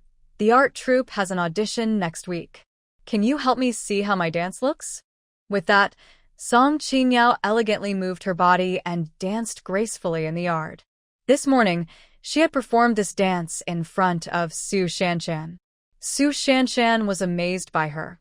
Su Shanshan said that any normal man would be unable to resist her charm after seeing her dance. Last time, Lu Jinyan had indeed rejected her, but she was confident that he would be moved and captivated by her beautiful dance. Neither family's elders had returned yet. If he lost control, they might take the opportunity to do something. He was usually cold, but he was responsible. If he touched her, he would definitely marry her. Then she would become the daughter-in-law of the commander and the wife of the team leader. Song Tang would forever be inferior to her. No. Song Qingyao didn't see the confused and passionate look in Lu Jinyan's eyes, but she heard his cold, emotionless voice. He didn't even look at her, and simply walked toward the living room of the Lu family. Big Brother Lu. Song Qingyao felt hurt. It wasn't vanity. Her dance moves were truly special. Even her dance teacher said she couldn't teach her anymore because she was more talented and better. She couldn't believe that Lu Jinyan wasn't interested at all in her beautiful dance. Since only the two of them were at home, she didn't want to miss this good chance. She gritted her teeth and planned to hold him tightly from behind, using her delicate and pitiful look to gain his sympathy. She thought they would get close, sharing tender moments, but unexpectedly, he seemed to have eyes in the back of his head. The moment she flung herself toward him, he quickly dodged. Unprepared, she fell awkwardly to the ground. Hey, Song girl, what are you doing? Lu Zhang, the head of the family, was at home. He had overslept during his nap. When he opened his eyes, it was already dark. He went downstairs to see if his son and daughter-in-law had returned, but as soon as he reached the living room, he saw Song Qingyao pouncing on his grandson like a hungry wolf. He was almost scared to death. He didn't like the scheming Song Qingyao. He had already decided that his eldest granddaughter-in-law was Song Tang and didn't want his grandson to do anything wrong to her. He strode forward quickly, trying to stop Song Qingyao, but his grandson was even faster, calmly dodging her attack. Lu Zhang let out a long breath of relief. But since the Song and Lu families lived in neighboring courtyards, he didn't want to ruin relations. He signaled to Lu Jinyan to quickly go back to his room, lock the door, and protect his future granddaughter-in-law's purity. Then he pretended he hadn't seen what just happened and showed concern for Song Qingyao. Yao, what are you doing? Why are you on the ground? How could you walk so carelessly? Song Qingyao was shocked. She didn't expect Lu Zhang to be at home. After the shock, she felt extremely embarrassed. It was the second time. He would rather see her fall than hold her. As the recognized beauty of the courtyard, Song Qingyao was never short of suitors. She had never suffered such humiliation with another man. Even knowing that Lu Zhang definitely hadn't seen her Dudong Bal Lu Jinyan, her heart was filled with boundless shame. She didn't respond to Lu Zhang. Struggling to get up, she covered her face and cried loudly as she rushed to the Song family's living room. What's going on? Why is Yao crying again? Just then, Lin He and Lu Shoujiang returned together. Seeing Song Qingyao crying and running into the Song family, Lin He couldn't help but ask. Lu Shoujiang didn't answer immediately. The three of them entered the Lu family living room, closed the door, and only then did Lu Shoujiang speak reluctantly. She wanted to hold Xiaoyan, but he dodged her. She ended up on the floor, crying. Xiaoyan, really? How could you let Yao fall? Lu Shoujiang said untruthfully, out of friendship between the Song and Lu families. Hearing this, Lin He was immediately unhappy. What? Yao pounced on Xiaoyan. Do you think he should have caught her? Lu Shoujiang, if some woman outside pounced on you, would you also be a gentleman and catch her? Lu Shoujiang had only wanted to smooth things over earlier. Who would have thought that, trying to speak kindly for Song Qingyao, he would end up digging himself into a hole? Normally confident and decisive, Commander Lu was now at a loss. He didn't care that his father was still nearby. Holding his wife's hand, he hurriedly explained, I've never held another woman. Don't be angry. If I ever dared to hold another woman, I'd cut off my own hand. Lu Shoujiang's father chuckled secretly. Seeing his son and daughter-in-law so loving, he felt happy inside. Hearing the laugh, Lin He felt a bit embarrassed. She blushed and shook Lu Shoujiang's hand off. Be normal, Dad is still here. Lu Shoujiang's father pretended to be serious, coughing lightly. Lin He, don't worry. If Xiao Jiang dares to mess around outside, I'll break his legs. But Yao, that girl, really gives people a headache. Lu Shoujiang and Lin He weren't blind. They had long seen that Song Qingyao was interested in Lu Jinyan. They also found it very troublesome. After a long silence, Lu Shoujiang finally made a firm decision. Both the upper and lower beams must be straight. When Xiaoyan and Tang get married, if he dares to mess around outside behind her back, I'll break his legs too. Unaware that Lin He and others had paired him with Song Tang, Lu Jinyan finished dinner with his family and then returned to his room. He found his white shirt and suit pants from the wardrobe. They ate and drank, and also cared for their loved ones who were saving them. One soldier quickly ate 2 large meat buns. Before swallowing, he gave a thumbs up and said, no wonder she chose him as her husband. Such skill and style, impressive. On her wedding day, Shunruajin had only thought about the many benefits of marrying into the Prince of Jinbei's family, so she changed her mind at the last moment.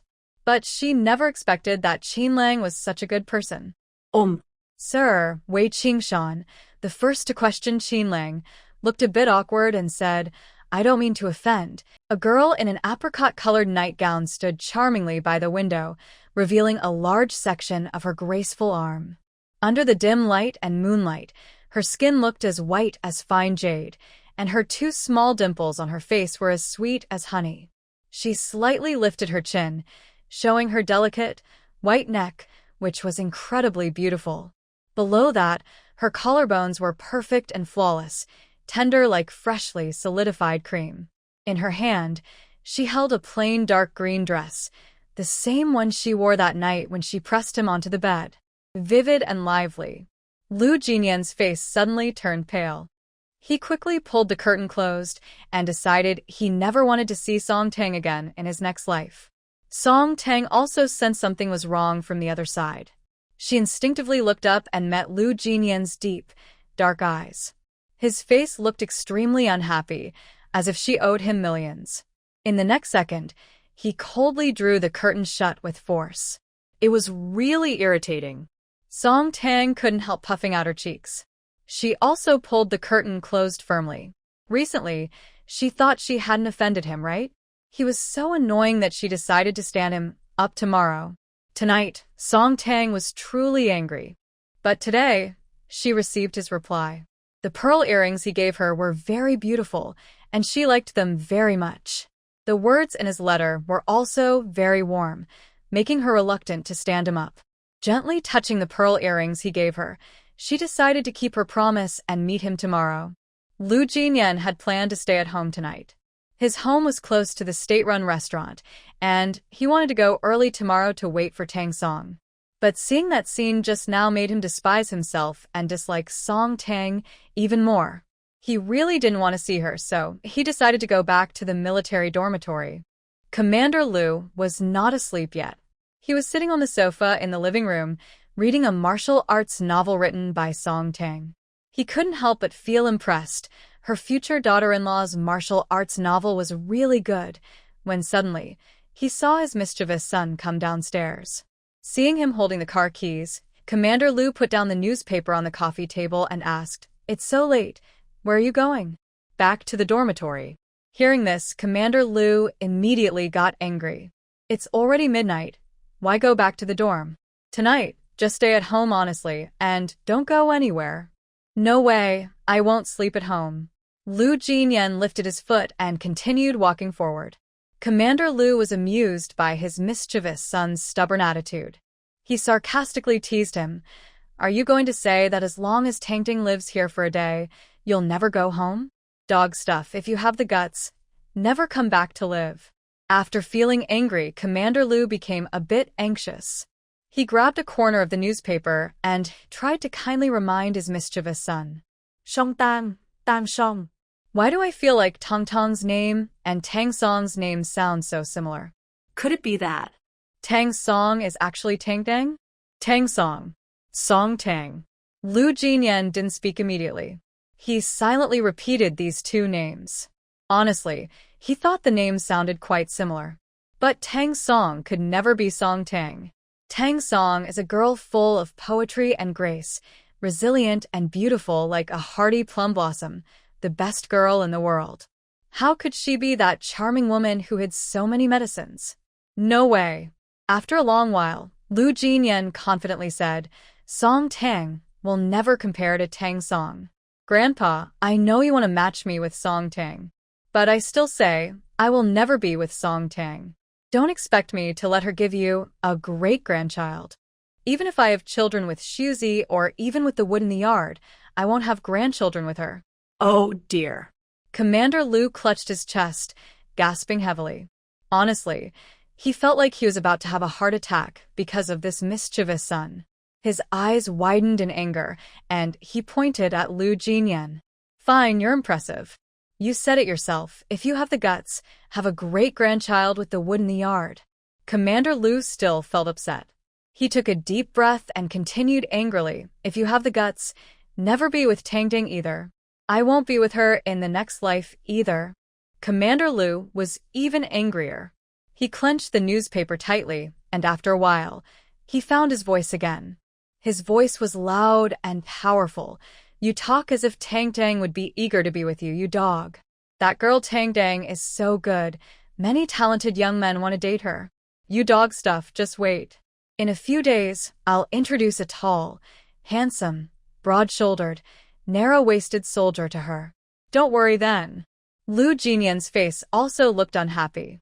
He thought Commander Lu's idea of matching him with Song Tang was simply crazy. Song Tang is not really someone important to him. Who she dates has nothing to do with him. He has already told his family that the girl he likes is Tang Song. He wants to spend his life with Tang Song, growing old together. Grandpa keeps trying to match him with Song Tang, which he finds really unreasonable. Plus, he hates dreaming about Song Tang and often imagining things with her in his dreams. His strong self-disgust makes it hard for him to appreciate her. His voice is cold, like ice falling to the ground. "Grandpa, even if you introduce 10 guys to Song Tang, it has nothing to do with me." After saying this, he doesn't stop. He walks straight out, tall and straight, without looking back. She didn't speak, only carefully stroked the jade pendant.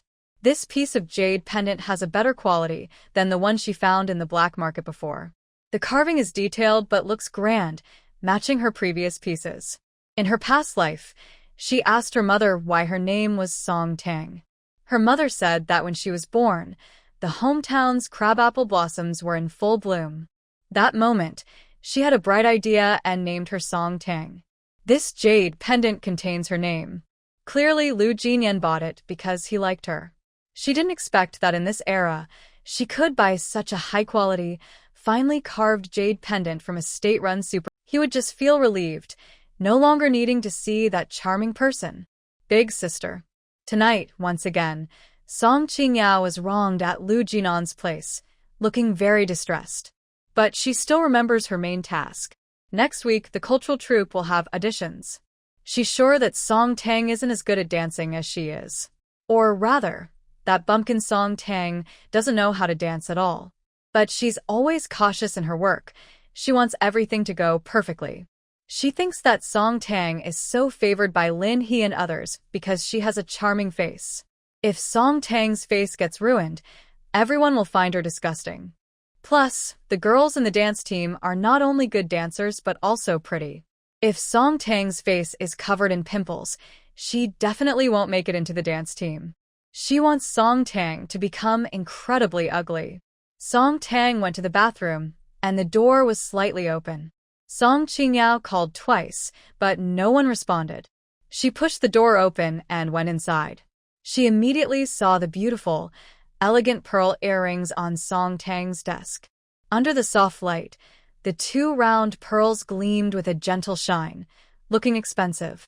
She didn't expect that the bumpkin Song Tang would be willing to buy such expensive pearl earrings. She liked the earrings so much she couldn't help but step forward, wanting to try them on.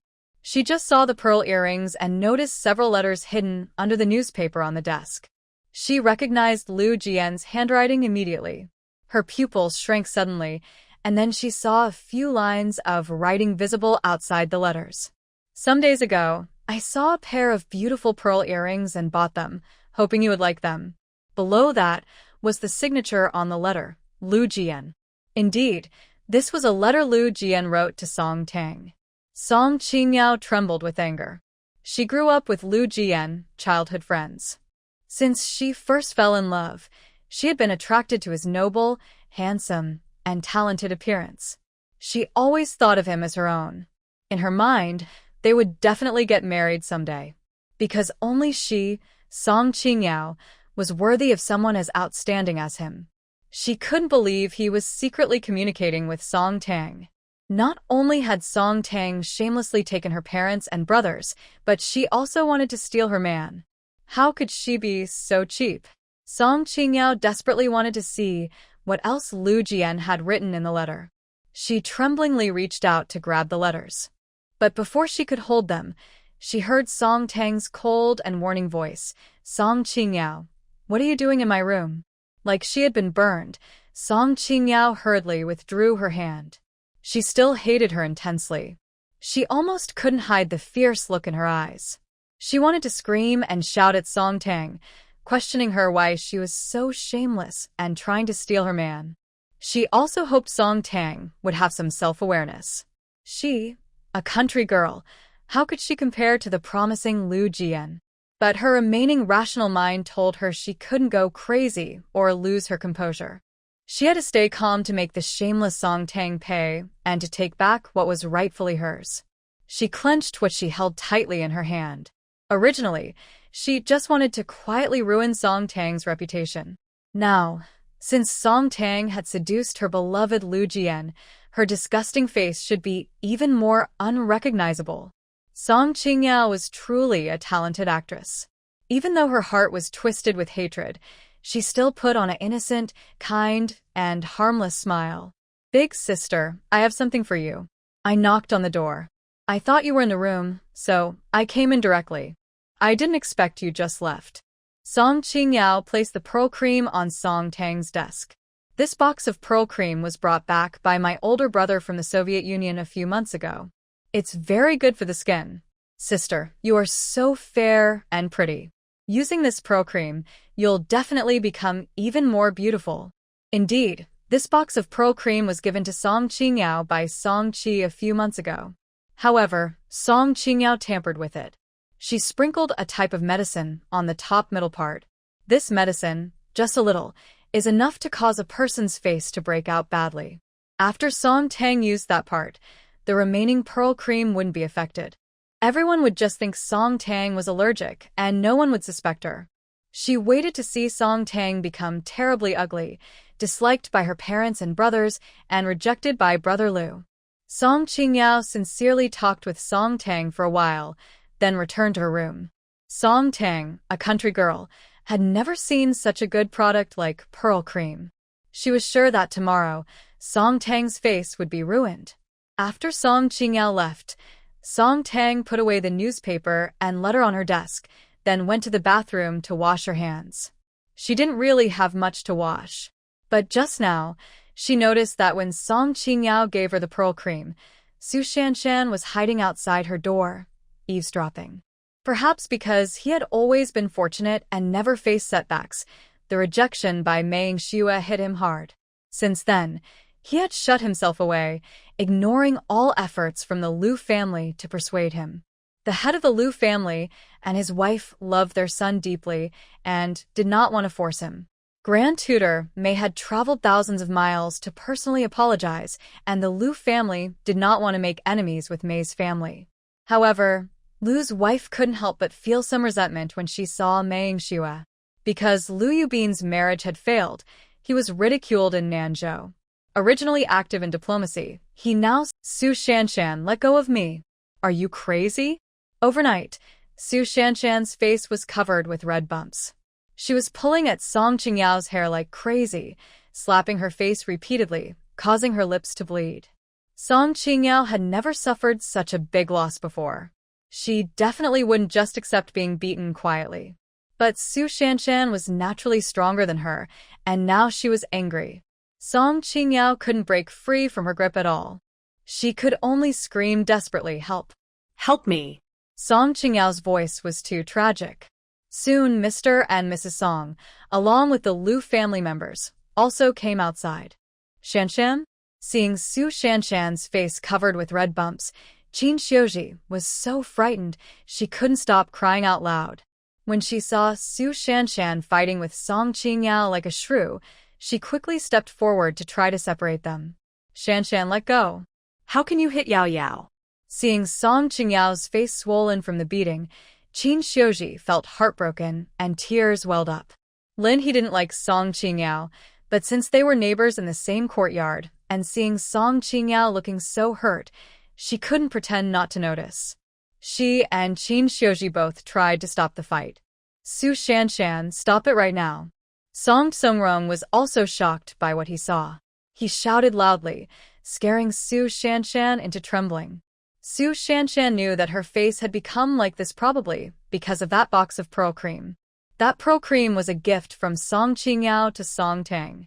She hated the culprit, Song Qingyao, so much she wished she could ruin her face.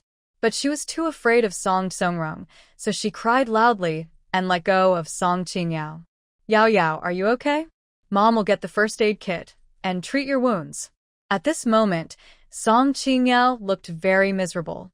Her cheeks were scratched in several places by Su Shanshan's long nails, and the blood from her lips had smeared onto her chin, making her look very shocking. Qin Xiuji wiped her eyes quickly and hurried to get the first aid kit to treat her wounds. Su Shanshan, what are you doing? Why did you hit Yao Yao for no reason? In the big courtyard, Song Songrong was famous for loving his daughter. He had cherished Song Qingyao for so many years. Even though she wasn't his biological daughter, he couldn't bear to see her suffer so much. Seeing her face swollen like a red bun and her lips bleeding, even the tough soldier Song Songrong's eyes turned red with pain. He looked at Su Shanshan with a colder, more serious gaze. Quickly apologize to your cousin. I won't apologize. Su Shanshan glared at Song Qingyao hatefully, her face twisted. Song Qingyao, you caused me to suffer so much. You deserve to have your face ruined. After shouting at Song Qingyao, she turned to look at Song Songrong, tears falling down her face.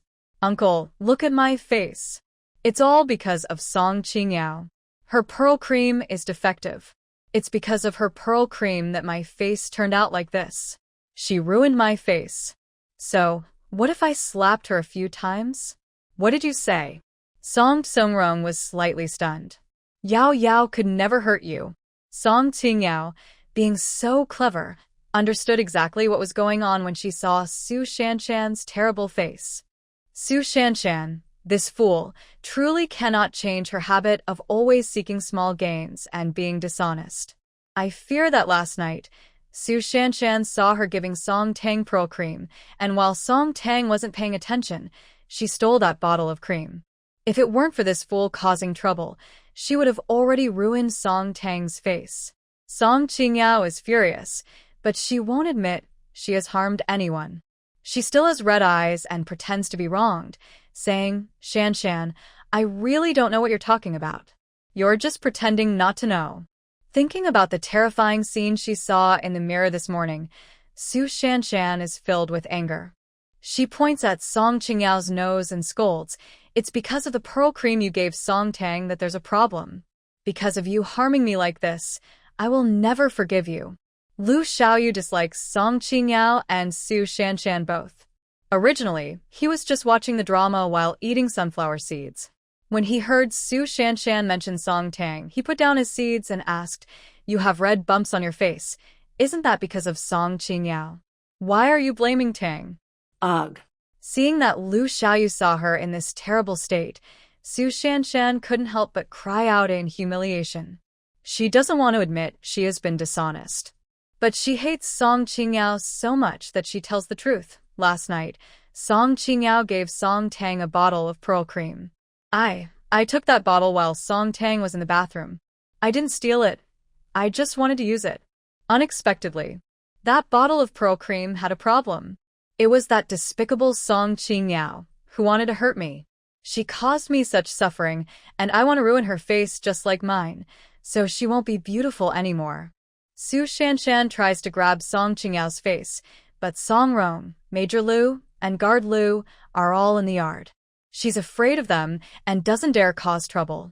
After hearing Su Shanshan's words, Lin He, Major Lu, and others' eyes become very complicated.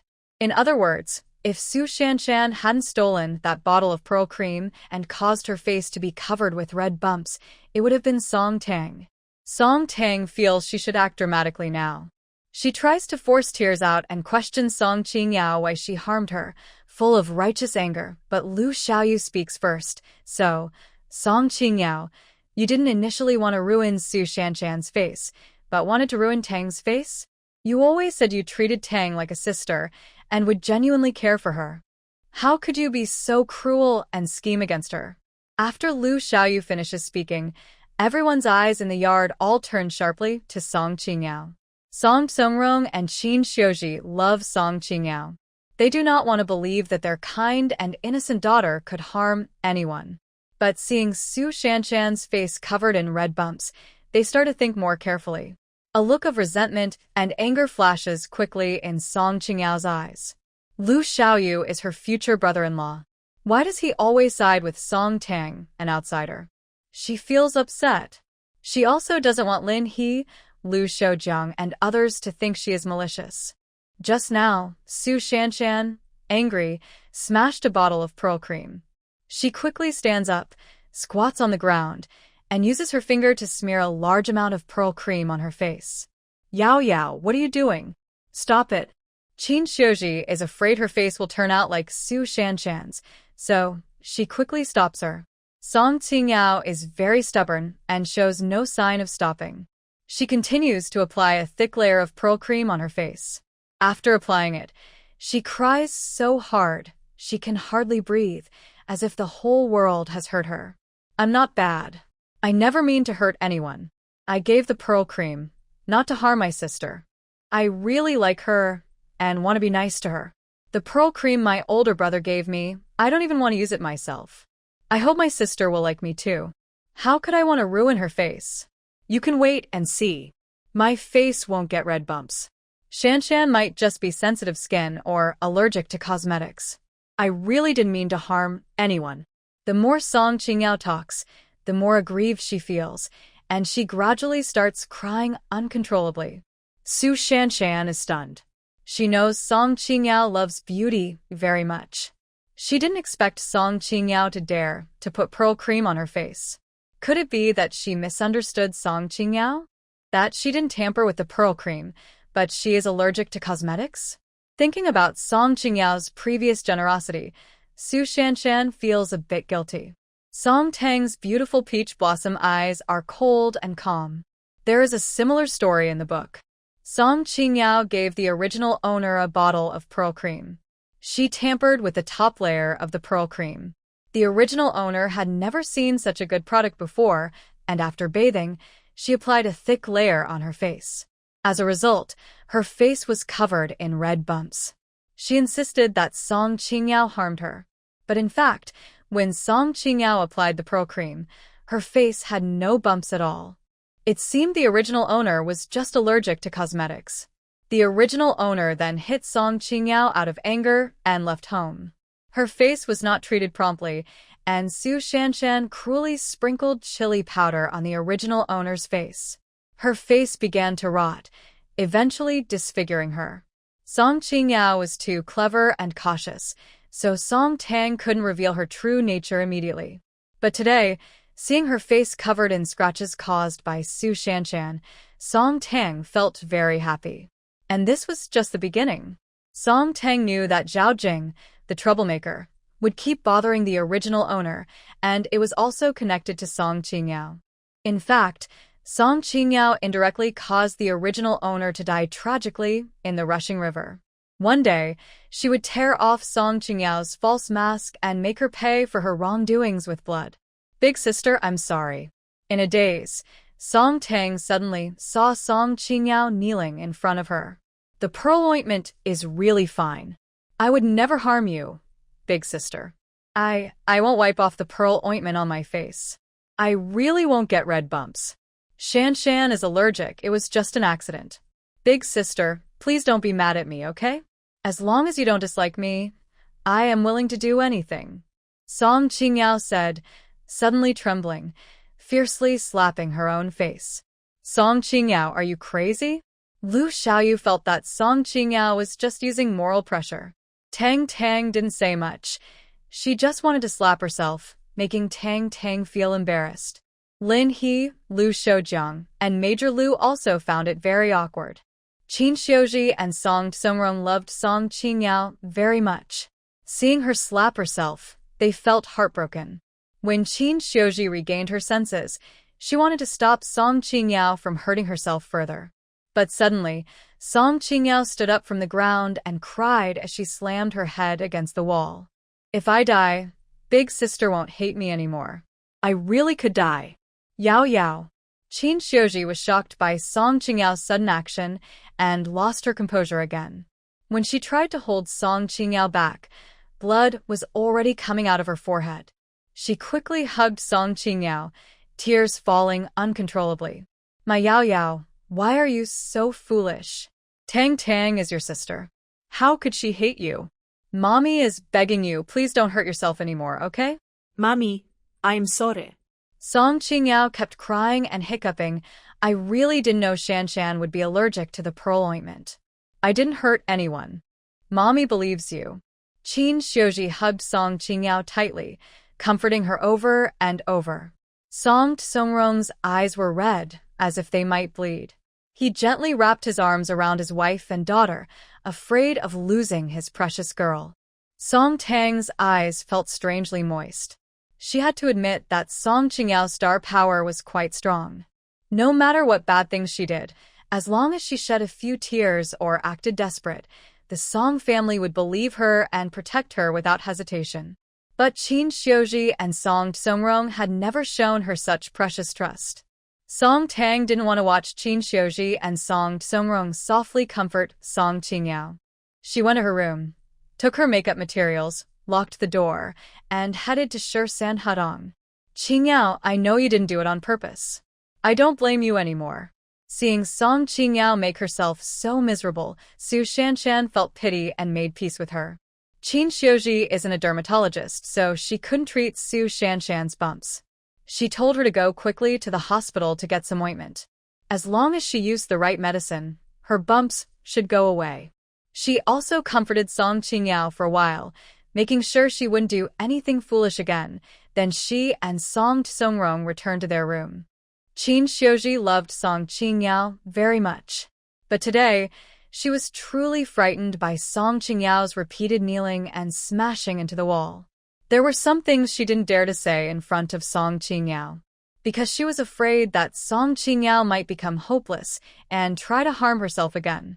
But after closing the door, she couldn't help but speak to Song Tsongrong. Old Song, I feel like Qingyao's personality is too extreme. She pressed her hand to her chest. Honestly, I was a little scared when I saw Qingyao suddenly hit the wall. Song Tsongrong nodded. He also thought that Song Qingyao's recent habit of hitting the wall was quite frightening. But seeing her grow up, he couldn't think dark thoughts about her. He preferred to look for reasons within himself. After a long silence, he finally said to his wife, Qingyao's recent extremism probably means she feels insecure after finding out she's not our biological daughter. As parents, we can't show favoritism in the future. We need to make sure both Tangdang and Qingyao feel safe and secure at home. Only then can our family be happy and harmonious. Qin Xiuji thought her husband's words made a lot of sense. She secretly decided that she would love her two daughters more and give them enough security. Mom, I just think that Song Qingyao is full of bad intentions. She definitely wants to hurt Tangdang. After Song Qingyao kindly accompanied Su Shanshan to the hospital, everyone dispersed. Back home, Lu Xiaoyu couldn't help but complain. It was her own doing. She must have known there was no medicine in the pearl cream, which is why she dared to put so much on her face. Anyway, Song Qingyao is not a good person. Lin He and Lu Shoujiang exchanged a glance. They also believed that Song Qingyao had secretly tampered with the pearl cream. However, Su Shanshan probably finished the medicated part of the cream, so they had no proof and couldn't say anything. Lu Shoujiang looked serious. He was increasingly convinced that Song Qingyao was not only clever but also scheming. Thinking about what he saw last night, his sharp eyes showed worry. His grandson clearly wasn't interested in Song Qingyao, but he was worried that her tricks might eventually trap him. He frowned and told Lu Shoujiang, call Xiaoyan when you have time and tell him to be careful of Song Qingyao. If he doesn't dodge next time, there might be trouble. What trouble? Lu Xiaoyou's innocent little deer eyes were full of clear naivety. Grandpa, why do you want Big Brother to be careful of Song Qingyao? Does she also want to harm Big Brother? Lu Shoujiang glared at Lu Xiaoyu with disdain. From now on, you also need to watch out for Song Qingyao. I'm afraid she might switch targets after hitting a wall with Xiao Yan and come after you. If you marry a granddaughter-in-law like Song Qingyao, don't come back. I'd be so angry I might die. Lu Xiaoyu finally understood what Lu Shoujiang meant. He was very annoyed that anyone thought he might marry Song Qingyao, and his face turned red with anger. How could I marry Song Qingyao? She's so scheming, I'm afraid she might drug me and turn me into Wu Dalong. Lu Shoujiang was utterly speechless with his silly son. He was so angry, he wanted to kick Lu Xiaoyu. Wu Dalong? He was surnamed Lu, the third son. Even if Song Qingyao drugged him, he could only be Lu Sanling. Lu Shoujiang, Lu He, and Lin He didn't say much more in front of the foolish boy. But they all knew in their hearts, they not only had to warn Lu Jinyan and Lu Xiaoyu to be careful of Song Qingyao, but also needed Lu Yu to pay more attention. It wasn't arrogance. The Lu family status in the entire estate was truly top tier. Song Qingyao wanted to always outshine Song Tang. She definitely wanted to marry into the Lu family. Actually, they didn't care much about social status. If Song Qingyao was honest, sincere, and kind, they wouldn't mind her being a foster daughter of the Song family, or even if she had no support. But since she was scheming and full of bad intentions, Lin He absolutely didn't want her to become her daughter-in-law. Lin He only hoped that Lu Jian would quickly marry Song Tang. That way, Song Tang could come to live at their Lu family home. She was worried that Song Tang and Song Qingqiao living together might be too risky, and she might fall into her trap. Song Tang went straight to the 13th alley to do her makeup. Recently, she bought some very good silicone from the black market. She used the silicone to make a very realistic scar sticker on her left cheek, which looked terrible. Her best friend in the 21st century, Gu Baobao, is a very talented beauty blogger. She creates cosplay looks of characters from Shan Haijing, which become very popular on short video apps, gaining many fans. When she makes these looks, she often uses silicone to make fake noses, some tall, some short, some round, some pointed. Her fake noses look completely real, with no signs of being fake. Song Tang learned her silicone nose-changing skills from Gu Baobao. After changing her nose, her overall aura changed completely. She doubted that even Gu Baobao would recognize her now, let alone Lu Jian.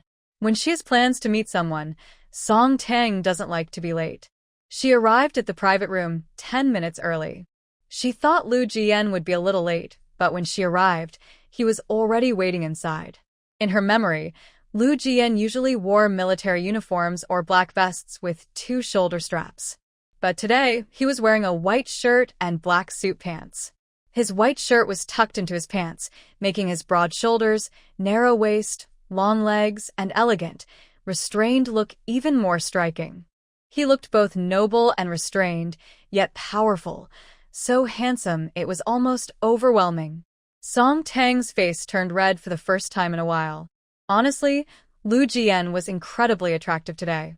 He usually looked better than the top male celebrities she saw in her past life. Today, dressed so formally, he seemed to invite curiosity, making her want to pull open his white shirt and see more. It felt like he was deliberately teasing her. Tang Song?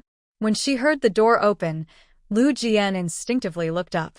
At that moment, he finally saw what the girl in front of him looked like. Today, she wore a 7-part sleeve qipao with bamboo leaves on it.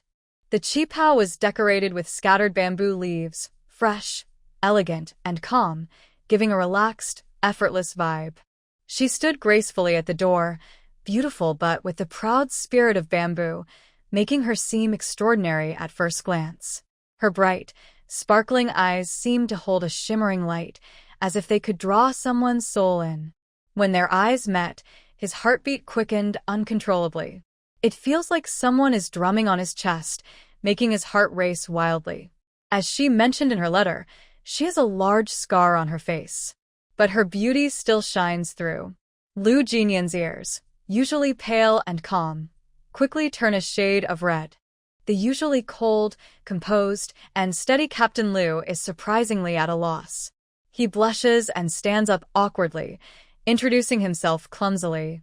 I am Lu Jinyan, 24 years old, single. Song Tang is surprised.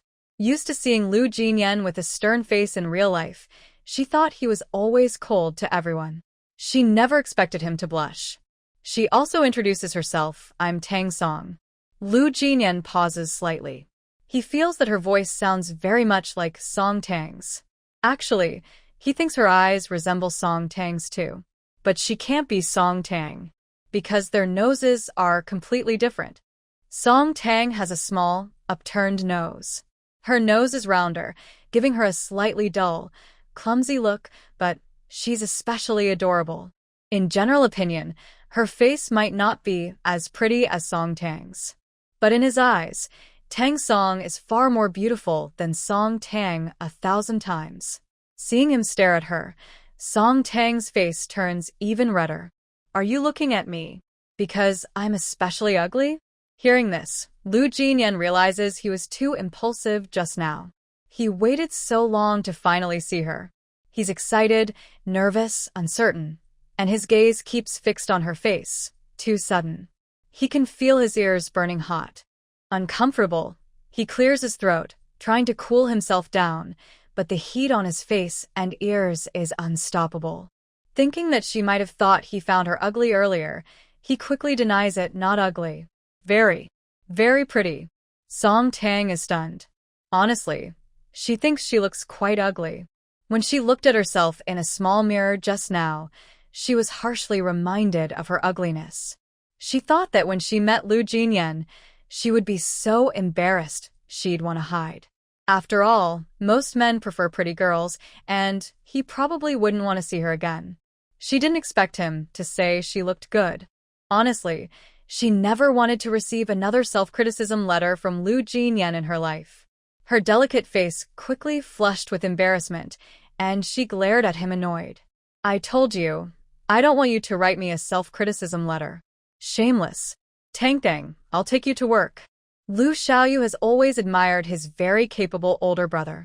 But thinking about how the young girl is shy, and how her big brother has been teasing and bossing her around, he bravely dared to oppose his brother.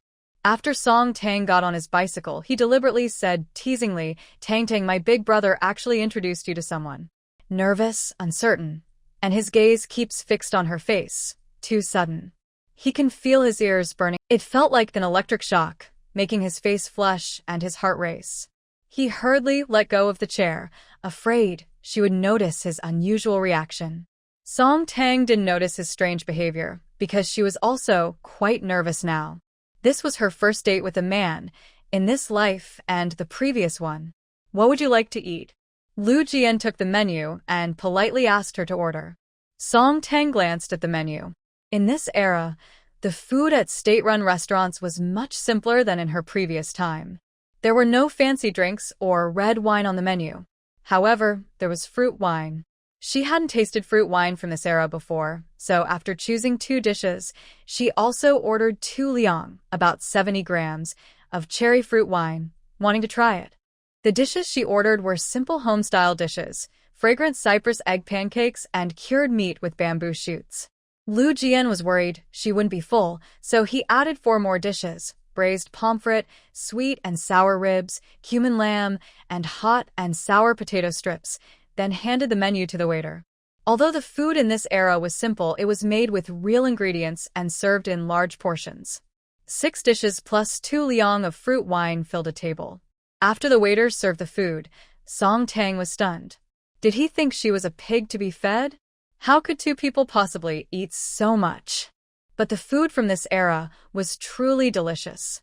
The fragrant cypress egg pancake was incredibly tasty, almost making Song Tang bite her own tongue. The cumin lamb had no gamey smell, and the lamb was especially tender. Even with her wealth in her previous life, she had never tasted such flavorful lamb. The other dishes were also delicious. They had a fresh, unpolluted taste that made people want to keep eating. Eat more. Seeing how slender Song Tang's waist was, Lu Jian couldn't help but frown. She was really too thin. He felt that with just a little effort, he could break her waist. He wanted to help her gain some weight. He took the shared chopsticks, picked 2 ribs for her, then also gave her a large piece of fish. Tang Song, eat well in the future. Gaining some weight is healthier. It was obvious he thought she was too thin. Song Tang actually didn't think she was thin. She had a small frame, which made her look very slim, but she actually had quite a bit of flesh on her body. Strangely, she also remembered a few flirtatious words that Gu Baobao had said. Gu Baobao often said, "Tang Tang, you look so slim, but why do the places that should have meat have so much?" She definitely couldn't tell Lu Jian about these words. If she said anything, he would definitely think she was joking around. She could only lower her eyes slightly and focus on eating. Seeing him serve her more dishes, she reciprocated by giving him a piece of fish. After placing the fish on a small plate, she suddenly realized something very serious. He had been using shared chopsticks to serve her food, but she was using her own chopsticks to serve him. They might even have touched her saliva. Song Tang felt extremely embarrassed and quickly tried to take back the piece of fish from his small plate. But unexpectedly, he had already picked up the fish and naturally put it into his mouth. Song Tang felt as if the air in the private room suddenly became a little awkward. She hurriedly wanted to do something to hide her embarrassment. Seeing half a glass of cherry fruit wine in front of her, she blushed and picked it up, taking a big sip. That sip surprisingly delighted her taste buds. Really, this cherry fruit wine was so delicious. It didn't taste much like alcohol, and it was even better than the cherry juice she drank in her previous life, sweet and sour, making her want to drink more. She couldn't help but pick up the glass again and took several more sips. Lu Jinyan wanted to serve her a few more dishes, but saw her sipping the fruit wine small mouthful by small mouthful. She looked like a cute little hamster, adorable beyond words. Watching her charming appearance, a gentle smile appeared on his lips, and his dark eyes seemed to melt like snow, as if spring was blooming. This state-owned restaurant not only had cherry fruit wine but also various other fruit wines like peach, mulberry, and lychee. He had drunk these kinds of fruit wine before. To him, they didn't cause drunkenness and were just like regular drinks. Seeing her love it, he quickly ordered 6 more kinds of fruit wine and asked the waiter to bring them over. "Tang Song, try this mulberry fruit wine." Lu Jinyan poured her a glass, his eyes filled with affection and tenderness. Song Tang had only drunk alcohol once in her previous life. Her alcohol tolerance was terrible, and she was not very good at drinking. That night, she drank a glass of red wine and almost stripped Gu Baobao. After that, she never dared to drink recklessly again. But she thought this fruit wine was similar to a soft drink, so she couldn't help but drink several more glasses. After finishing the mulberry fruit wine, her eyes sparkled, and she couldn't help but give Lu Jinyan a thumbs up. "Lu Jinyan, this mulberry fruit wine is really delicious, better than cola." "Lu Jinyan, you're so nice. Not only did you take me to eat delicious food, but you also brought me such tasty fruit wine." Lu Jinyan's face turned a little redder. He was about to say that if she liked it, he would give her half a pound. Her bright, smiling face then moved close to him. She also held up towards him. Soon, she held up 3, then 4 fingers. "Lu Jinyan, why do you have 2? No, 3 or 4 faces? Why do your eyes suddenly get bigger and then smaller? Is there an earthquake? I feel like the earth is spinning around me." "Tang Song." Lu Jinyan quickly steadied her unsteady body. He suddenly realized she was drunk. 3 or 4 glasses of fruit wine, like soft drinks, had made her drunk. He didn't expect her to have such a low alcohol tolerance. His calm voice was tinged with helplessness. "You're drunk. I'll help you to the car. Rest for a while, and this afternoon, I'll take you to a barbecue." "I'm not drunk." People who are drunk never want to admit it. Song Tang thought she could still drink at least 10 glasses of fruit wine. Lu Jinyan definitely wouldn't let her keep drinking. He coaxed and persuaded her, finally helping her into the car. After helping her onto the back seat, he was about to go to the front to drive when he suddenly heard her say, "Come here, sit next to me." He surely didn't want to refuse her, so he quickly sat beside her. He thought she just wanted to talk, but the next second, she turned over and sat on his lap. Lu Jinyan's body stiffened instantly. He truly didn't expect her to suddenly do such a thing. His hard-won, steady heartbeat was pounding wildly, almost bursting out of his chest. She was sitting on him and he didn't dislike it at all. In fact, he even liked it very much. But she was sitting on him because she was drunk. He couldn't take advantage of her. He suppressed the burning fire inside him and softly said, Tang Song, get down. Baby, I miss you so much. Song Tang didn't get down. Instead, she opened her arms and hugged Lu Jinyan tightly. She really missed baby so much. And her parents and brothers too. She couldn't help but whisper again, miss you so much. Baby. She unexpectedly called him baby. Lu Jinyan's handsome face, like carved from ice and jade, instantly turned red.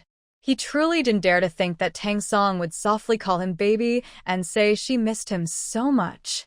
He actually missed her very much too, thinking of her day and night, dreaming of seeing her again. He closed the car door and responded to her awkwardly, Tang Song, I miss you too. Baby, you're so stiff, it hurts my bones.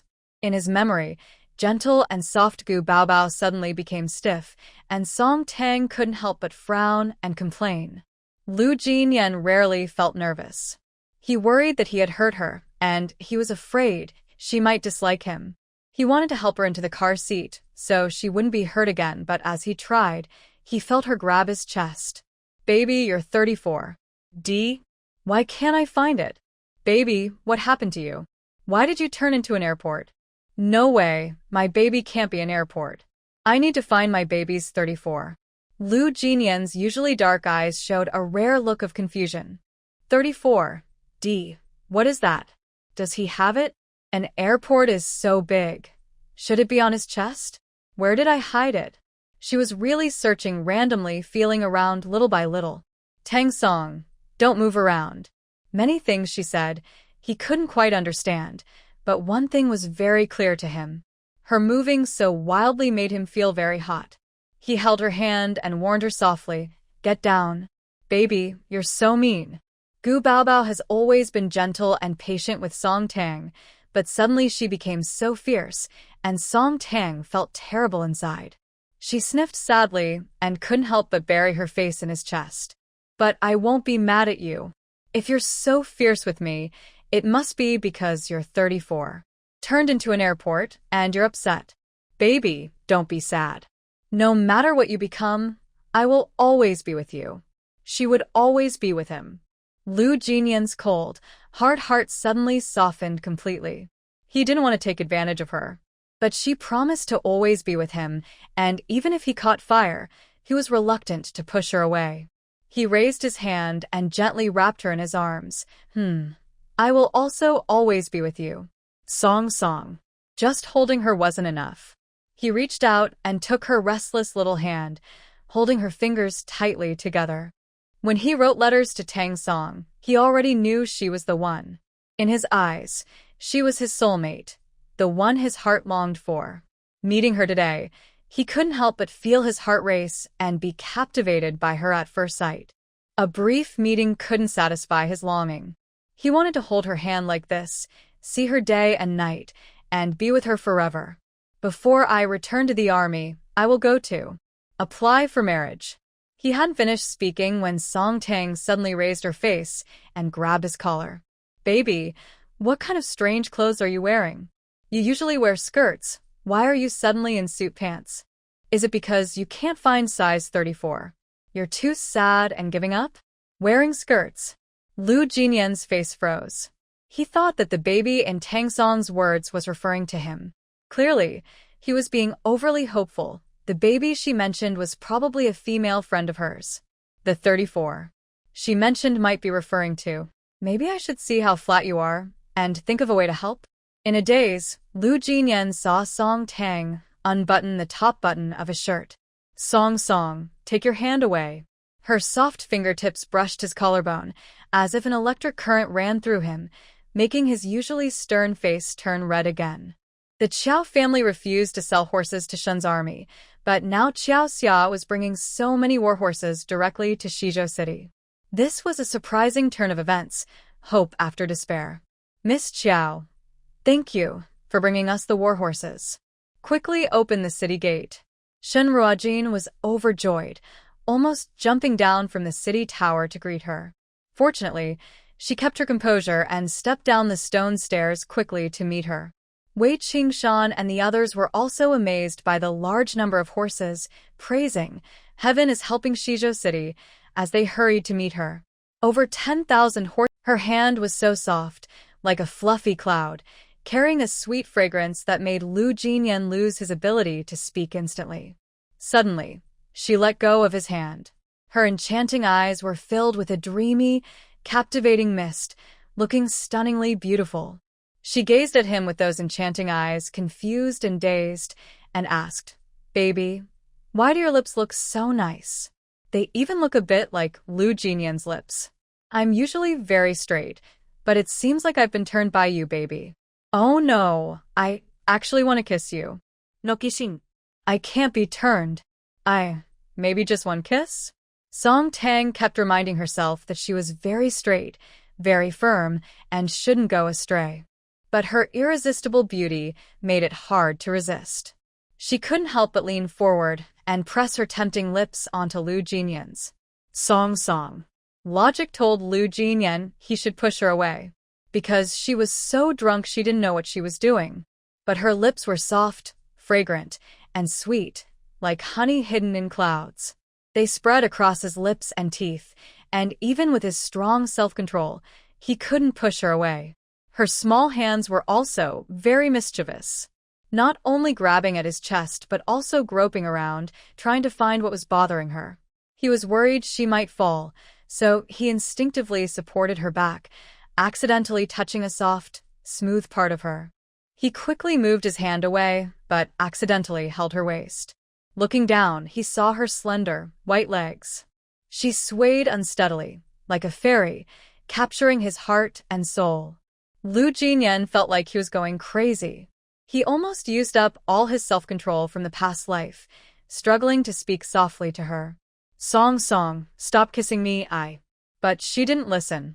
Instead, she deepened the kiss. She was inexperienced and lacked skill, but Lu Jinyan was still unable to control himself. His proud self-control completely shattered, destroying his last bit of reason. He could no longer hold back. Suddenly, he held her head, taking control. Even if Song Tang was completely drunk, she sensed danger. Her body instinctively leaned back, trying to get away from him. But it was too late. The hungry wolf, having broken free from its cage after thousands of years, wouldn't let the tempting prey slip away. He grabbed her slender waist with his other hand, possessively trapping her in his arms, forcefully swallowing her breath. So fierce, so intense, as if he wanted to swallow her whole. "Stop." Song Tang's waist was grabbed tightly, causing some pain. It was also very uncomfortable. Her breathing was difficult. Angry and anxious, like a small, annoyed lion, she bit him fiercely. But her little act of defiance didn't scare him at all. Instead, it made him find her even more adorable. His strong, knuckle-dusted hand quickly moved up her slim waist, and the increasingly passionate kiss made her unable to even protest. Just when she was about to run out of breath from his kisses, he reluctantly pulled away from her lips. But his powerful hand still rested on her. He possessively held her close, his voice filled with a cool, hoarse tone, full of unfulfilled desire and seriousness, as if promising her a lifetime of commitment. Song, I was too bold with you. I will take responsibility for you. Let's be together." Lu Jinyan eagerly hopes for her response. He hopes she will say, "Yes, let's be together." But after he finishes speaking, she tilts her head and falls asleep deeply in his arms. Lu Jinyan chuckles helplessly. He can't help but tighten his arms and hold her even closer. He looks down slightly and sees her current look. Her cheeks are flushed, and she snuggles softly in his arms, looking like a cute cat. Just looking at her makes his heart melt completely. He also clearly sees the ugly scar on her face. The scar is very large, covering half of her face, and looks a bit fierce. But he really doesn't think she's ugly. He just feels sad for the scar, knowing she has suffered a lot of hurt. He can't help but lean down and gently kiss her scar, as if in reverence. His voice is full of tenderness and affection. Song, I will always treat you well." Lu Jinyan also really wants to hold her like this forever. Thinking about his promise to take her camping and have a barbecue this afternoon, he carefully places her flat on the back seat and drives to the front.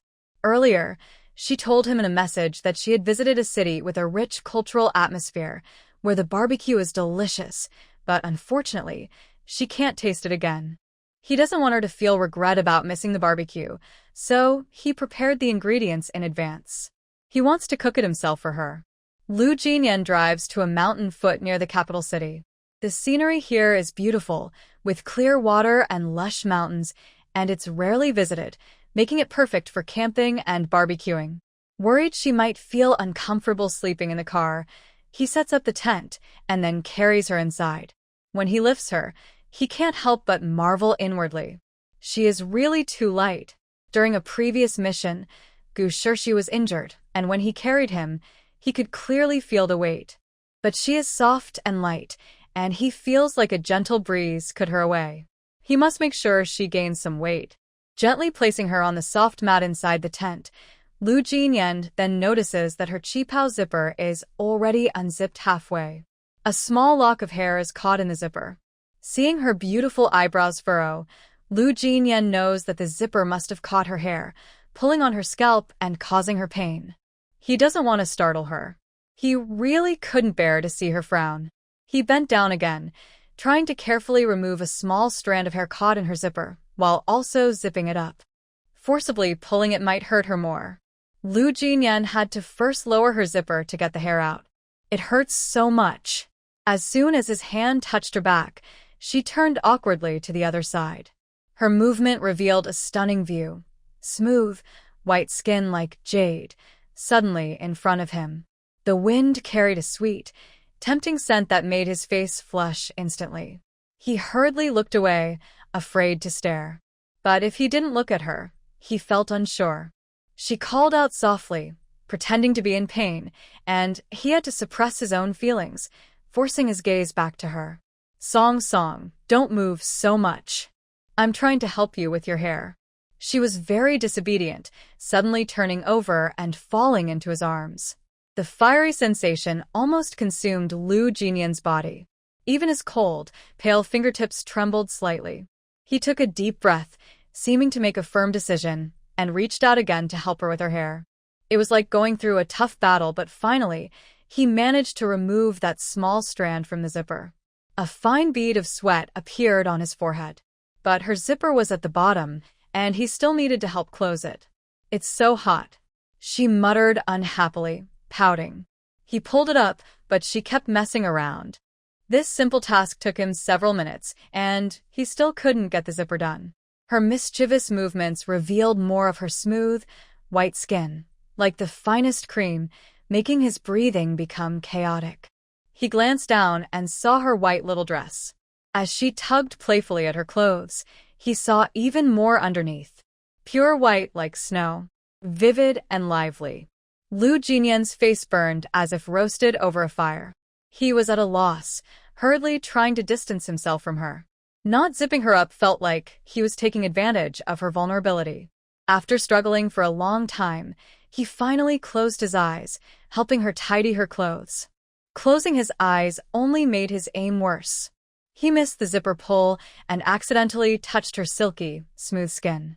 His fingertips felt like they were burned, so he quickly withdrew his hand, searching elsewhere for the zipper pull, but instead touched a place he shouldn't have. He didn't dare continue searching, and was about to pull his hand back when he heard her sweet, confused voice. Lu Jinyan, what are you doing? Lu Jinyan froze instantly. Not knowing exactly where her hand was placed, she felt as calm and steady as he did, but she couldn't find the right words to explain herself. The position of her hand was too awkward and not pure at all. No matter how she explained, it sounded like she was being a flirt. Her ears turned red, and she froze in place for a long time. Finally, she awkwardly said, Your zipper is open. Song Tang's face instantly turned red like an apple. She usually didn't forget things after drinking. In that moment, many memories flooded her mind like a movie. On the car, she had mistaken Lu Jian for Gu Baobao. She not only called him Baobao, but also sat on his lap. She even boldly unbuttoned his shirt, joking that he looked like an airport, and grabbed his chest muscles. What she couldn't forgive herself for was that she had kissed him passionately. She also opened her chi pao zipper herself. His hand on her was not meant to do anything inappropriate. He was probably just trying to help her by gently pulling up her zipper so she wouldn't be embarrassed by her revealing outfit. Song Tang's toes curled nervously in embarrassment. She thought she should explain herself properly. But how could she explain? Should she say she didn't mean to kiss or touch him? Or that she was just drunk and couldn't control her actions? No matter what she said, it sounded like she was being inappropriate. She curled her toes again, blushing as she pulled up her chi pao zipper, pretending she had forgotten everything after drinking. I thought fruit wine wouldn't make me drunk, but I didn't expect my alcohol tolerance to be so bad. I must have blacked out after drinking. I don't remember what happened in the car. I don't know how I behave when I drink. Lu Jian, I probably didn't act crazy in the car, right? She knew she had not only acted crazy, but also been inappropriate. She was afraid he would hold her accountable. Without waiting for his answer, she hurriedly said, "Anyway, whether I was drunk or not, I didn't mean to do anything. Just forget about it. Let's pretend nothing happened." Song, I haven't forgotten what happened in the car. Cough, cough. Song Tang almost choked on her own saliva. She thought that if she said she didn't remember, everything could be over. Who would have guessed he would suddenly speak so seriously? He looked up at her with deep, dark eyes filled with sincerity and seriousness that made her heart beat faster. "In the car, I kissed you and acted impulsively. My behavior was reckless and shameless, taking advantage of the moment." No. I didn't mean to. Actually, Song Tang felt she was the one being shameless. After all, she later kissed him passionately because she was captivated by his good looks. She was also worried he might hold a grudge against her. Suddenly, he sincerely took her hand in his. "Since I kissed you, I won't avoid my responsibility." He repeated what he had said in the car. Song, let's be a couple." Being with him as a couple? Song Tang was almost scared to death by his words. She agreed to meet him, mainly to scare him with her ugly face, hoping he would lose interest in seeing her again. That way, they could focus on writing letters, sharing dreams, talking about the future, and just be pen pals with deep understanding, without further contact in real life. She couldn't even dream that he wanted to be her boyfriend. She quickly pulled her hand away from his grip, trying to stop him from having such a scary idea. "Lu Jinyan, you don't need to take responsibility for me. I was drunk earlier and don't remember what happened in the car. Please pretend nothing happened. I really didn't want to start a relationship so soon." Lu Jinyan couldn't forget. Every moment, every detail of their time together. He couldn't forget. She didn't want to be his girlfriend, and he felt really disappointed. But he also thought he was too eager. They had been exchanging letters for a while, but this was their first meeting in person. She didn't know him well yet, and he suddenly proposed being a couple, which was too hasty. He decided to confess again when they meet next week. "Don't you want to eat barbecue?" Lu Jinyan changed the subject instead of talking about being a couple. "I've prepared the ingredients. I'll go outside to grill. Rest a bit, and I'll call you when it's ready." After saying that, he got up and left the tent. Song Tang was surprised. In her past life, when Zibo's barbecue was very popular, she went camping with Gu Baobao to enjoy it. She loved the local culture of Zibo. The barbecue there was especially delicious. Once, on a whim, she mentioned in a letter to Lu Jinyan that she was craving barbecue, but she didn't specify it was Zibo barbecue. He replied that they could go camping and barbecue together someday. She thought he was just speaking casually, but on their first meeting, he actually prepared barbecue ingredients to satisfy her taste buds. In her past life, her family was very wealthy. Her 7 brothers were all successful in different fields, and there were over 10 chefs in her family. She never had a chance to cook herself. This was her first time having a barbecue outdoors, and she found it quite interesting. Her mind was now mostly clear, and she didn't want to lie inside the tent anymore. She also wanted to try grilling some meat. She sat up from the soft cushion and saw Lu Jinyan nearby. To make grilling easier, he had already changed out of his white shirt. He was now wearing a black tank top with 2 straps on his shoulders, and his lower body was in military green pants. His outfit wasn't as formal as a white shirt and suit pants, but he still looked very handsome. His arm muscles were well-defined, and a hint of his chest muscles showed, making him look and attractive, full of energy. The fire in the grill was already lit, and a skewer of meat was placed on it. He stood in front of the grill with his eyes half closed, upright, strong, and neat, more handsome than top male models. Feeling her gaze, he instinctively looked in her direction. His usual aura was cold and tough, distant and hard to get close to, but when he looked at her, his deep black eyes seemed to sparkle like stars. When their eyes met, Song Tang's heart skipped a beat. She quickly looked away, pretending she hadn't seen him. A few seconds later, she couldn't help but lift her face and secretly glance at him again. The more she looked, the more attractive he seemed. Honestly, every part of Lu Jinyan matched her aesthetic perfectly. Writing messages to him made her very happy. Meeting him in person made her a little obsessed. If she were to find a partner, she would definitely want someone like Lu Jinyan. But unfortunately, he only admired Tang Song. Beyond her false identity as Tang Song, she was just Song Tang. He hated the real Song Tang the most. In reality, she couldn't spend her whole life pretending to be Tang Song with him, so they were unlikely to have a future together. Song Tang felt a little sad inside, but she still happily ate barbecue with him. He grilled pork and lamb skewers, caught 2 fish from the river, and grilled some wild vegetables. All tasted great. After they finished eating, the sun was setting. Lu Jinyan drove her back to 13 Alley, but was reluctant to say goodbye. Lu Jinyan, you should go home first, she said. They stood by the roadside, awkwardly staring at each other, and Song Tang couldn't help but urge him. Song. That morning, Lu Jinyan waited for her in a private room for over 2 hours. Back then, he felt time was moving too slowly because he couldn't see her. When he finally saw her, he thought time was moving too fast before they could really enjoy each other's company. They had to part. He knew he wanted to meet her, and he was too eager and impulsive, but he still mustered up the courage to speak. Next Sunday, I have a day off. Do you have time? I want to take you to the movies. Song Tang has time, but she doesn't want to go on another date because she's afraid she'll fall deeper. She wants to say, Lu Jinyan, let's not meet anymore. Let's just be pen pals. But his eyes are so full of hope that she can't bring herself to say it.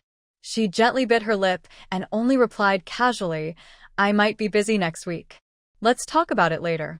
Lu Jinyan feels disappointed that he can't see her next week, but he believes she will have time in the week after next. They have a whole lifetime, and he will definitely find a way to meet her.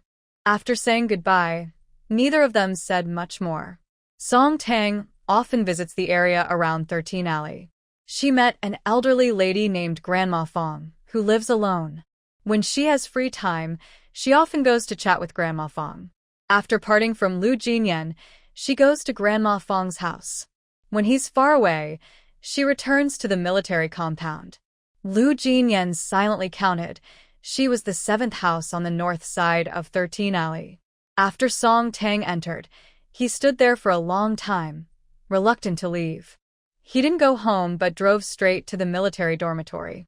The night was enchanting, filled with stars and moonlight. Tonight, he dreamt of Tang Song for the first time. In his dream, he was still wearing armor, and his soldiers respectfully called him General. He was clearly looking for someone. He searched with his soldiers for a long time until he finally found a girl who had escaped from his house, disguised in rough cloth, with a fierce scar on her face. She looked exactly like Tang Song, but he called her Song Tang. Ignoring her resistance, he forcibly took her back to the general's residence. He even reached out and tore off her scar and fake nose. At that moment, in front of him, was a face that looked just like Song Tang. Lu Jinyan felt like he was going crazy. How could he dream that Tang Song had turned into that charming girl, Song Tang?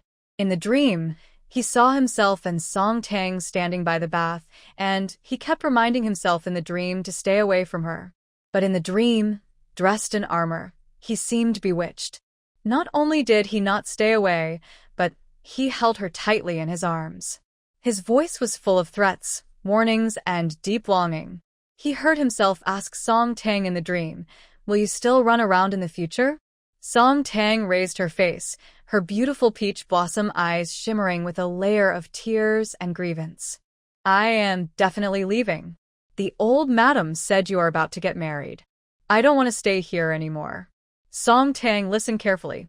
"I'll say this one last time." In her dream, he had fierce anger in his eyes, but more than that, he was filled with strong feelings. "I will not marry anyone else. In this life, if I marry, my wife will only be you, Song Tang." As he spoke, he suddenly leaned down, like a wolf, biting her red lips. "Don't kiss me." Lu Jinyan clenched his teeth, reminding himself in his dream, confused and bewitched. But his reminder had no effect. In his dream, dressed in armor, he not only kissed Song Tang more fiercely, but also pulled her into a big bath together. General, no. Song Tang blushed. She raised her delicate hand, trying to push him away as if he were a hungry beast. But after searching for 3 days and finally finding her, how could he be willing to let go? He turned abruptly, roughly pressing her against the edge of the bath, and once again devoured her breath. His heavy, calloused hand trembled with restraint as it fell on her, gradually losing control. "Don't touch her." In her dream, he remained unresponsive.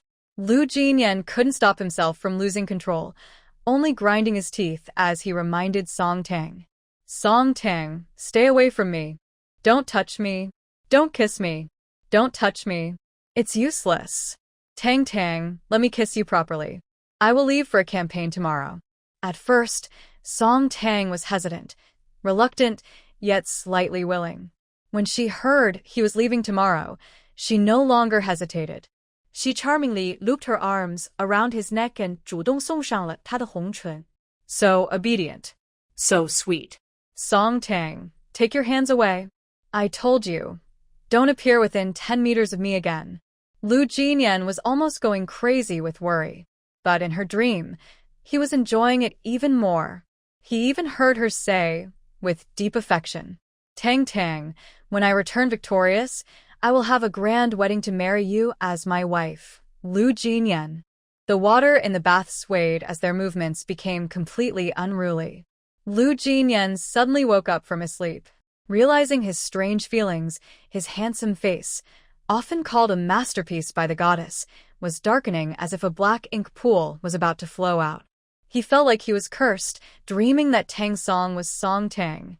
He was still in the dream, doing intimate things with Song Tang. Lu Jinyan despised himself to the extreme. He also hates himself for being unfaithful, repeatedly betraying Tang Song in his dreams. Today, he finally met Tang Song, and he is absolutely sure that he genuinely likes him. From the first moment he saw Tang Song, he wanted to tell him he wanted to marry him.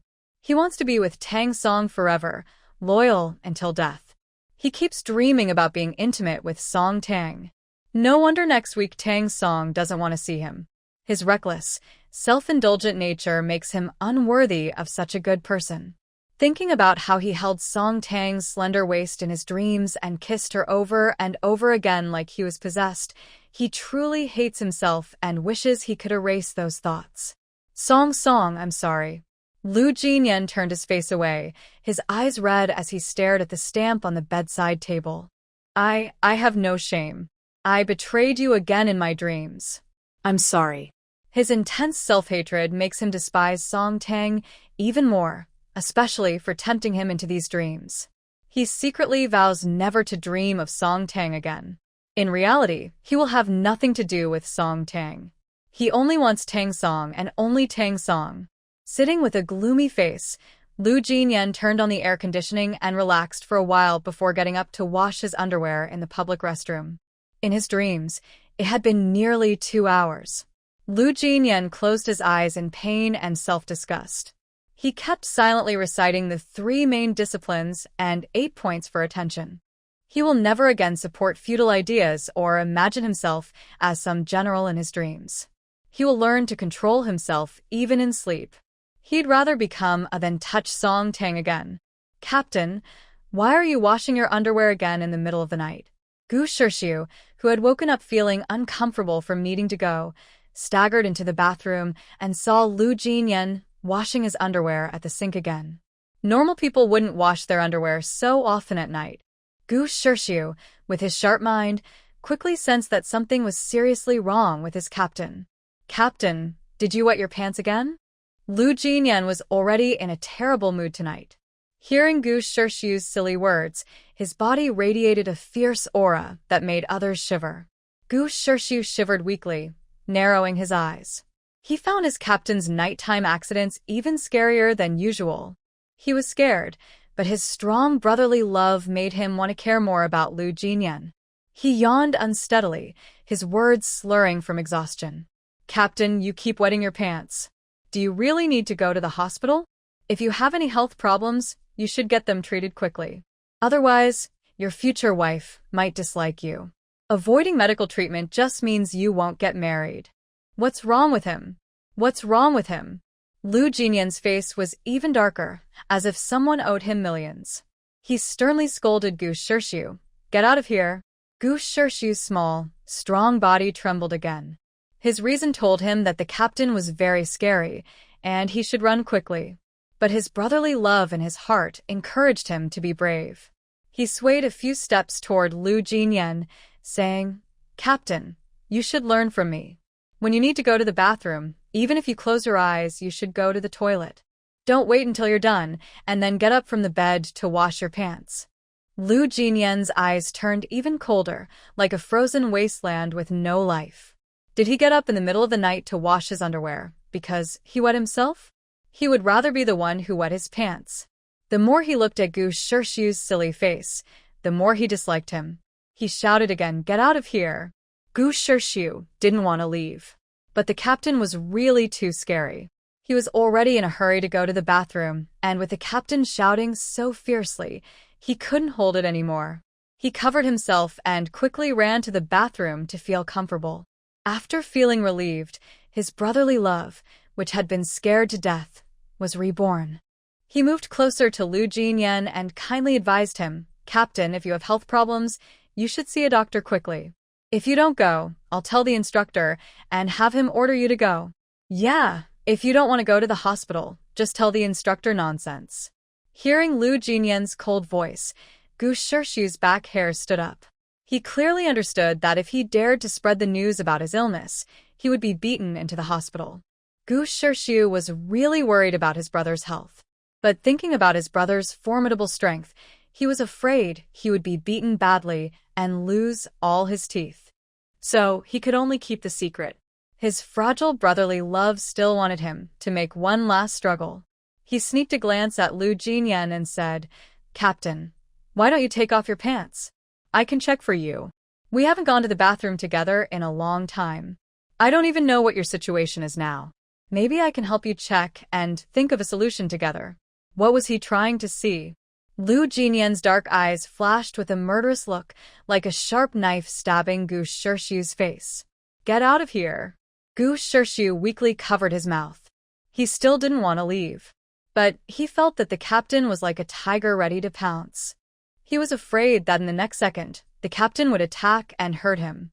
He blinked innocently, then turned around and left step by step. Back in the dormitory, Lu Jinyan had no sleep. He sat at his desk, repeatedly writing on the letter paper. Song, I'm sorry. But no matter how many times he wrote I'm sorry, he still couldn't wash away the shame and self-disgust in his heart. His song was so good. How could he repay her with such insincere feelings? He, a flirtatious man, was truly deserving of death. Unlike Lu Jinyan, who had recently been troubled by many impure dreams, Tang had been sleeping very well these days. She and Lu Jinyan still communicated as they always did. In his latest letter to her, he didn't mention meeting up, just like before, sharing his thoughts freely. But it was strange. At the end of the letter, he wrote, Song, I'm sorry. Tang didn't feel he owed her an apology. After thinking it over, she guessed he thought they kissed that day and that he took advantage of her. Actually, she was the one who kissed him first, and she didn't feel she had lost out. She didn't want him to always feel guilty about it, so she repeated her feelings in her reply. She truly couldn't remember what happened in the car that day. The meal he treated her to that day was delicious, especially the grilled meat skewers he made, which were very tasty.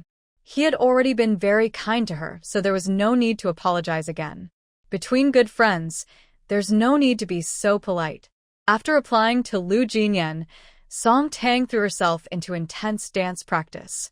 It was Saturday, the audition for the dance troupe. She wanted to join the troupe to realize her dream. In the blink of an eye, it was Saturday morning. Su Shanshan, thanks to timely treatment, no longer had a bad face.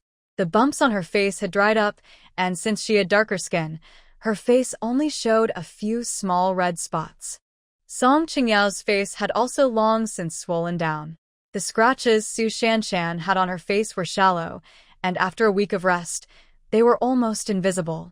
Today's audition, she wore very elaborate makeup, and there was no sign of her injuries. Just after Song Tang finished washing up and came downstairs, she heard Su Shanshan's sarcastic voice. "Country bumpkin can dance too? Song Tang, don't embarrass yourself everywhere. The dance troupe wants dancers, not awkward sticks like you. If I were you, I wouldn't bother auditioning for the dance troupe and just make everyone sick." "Shanshan, stop it."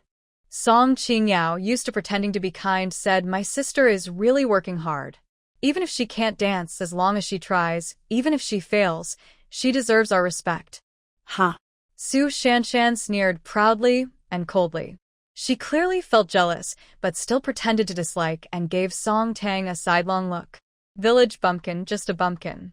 You don't even know how to put on makeup for such an important interview."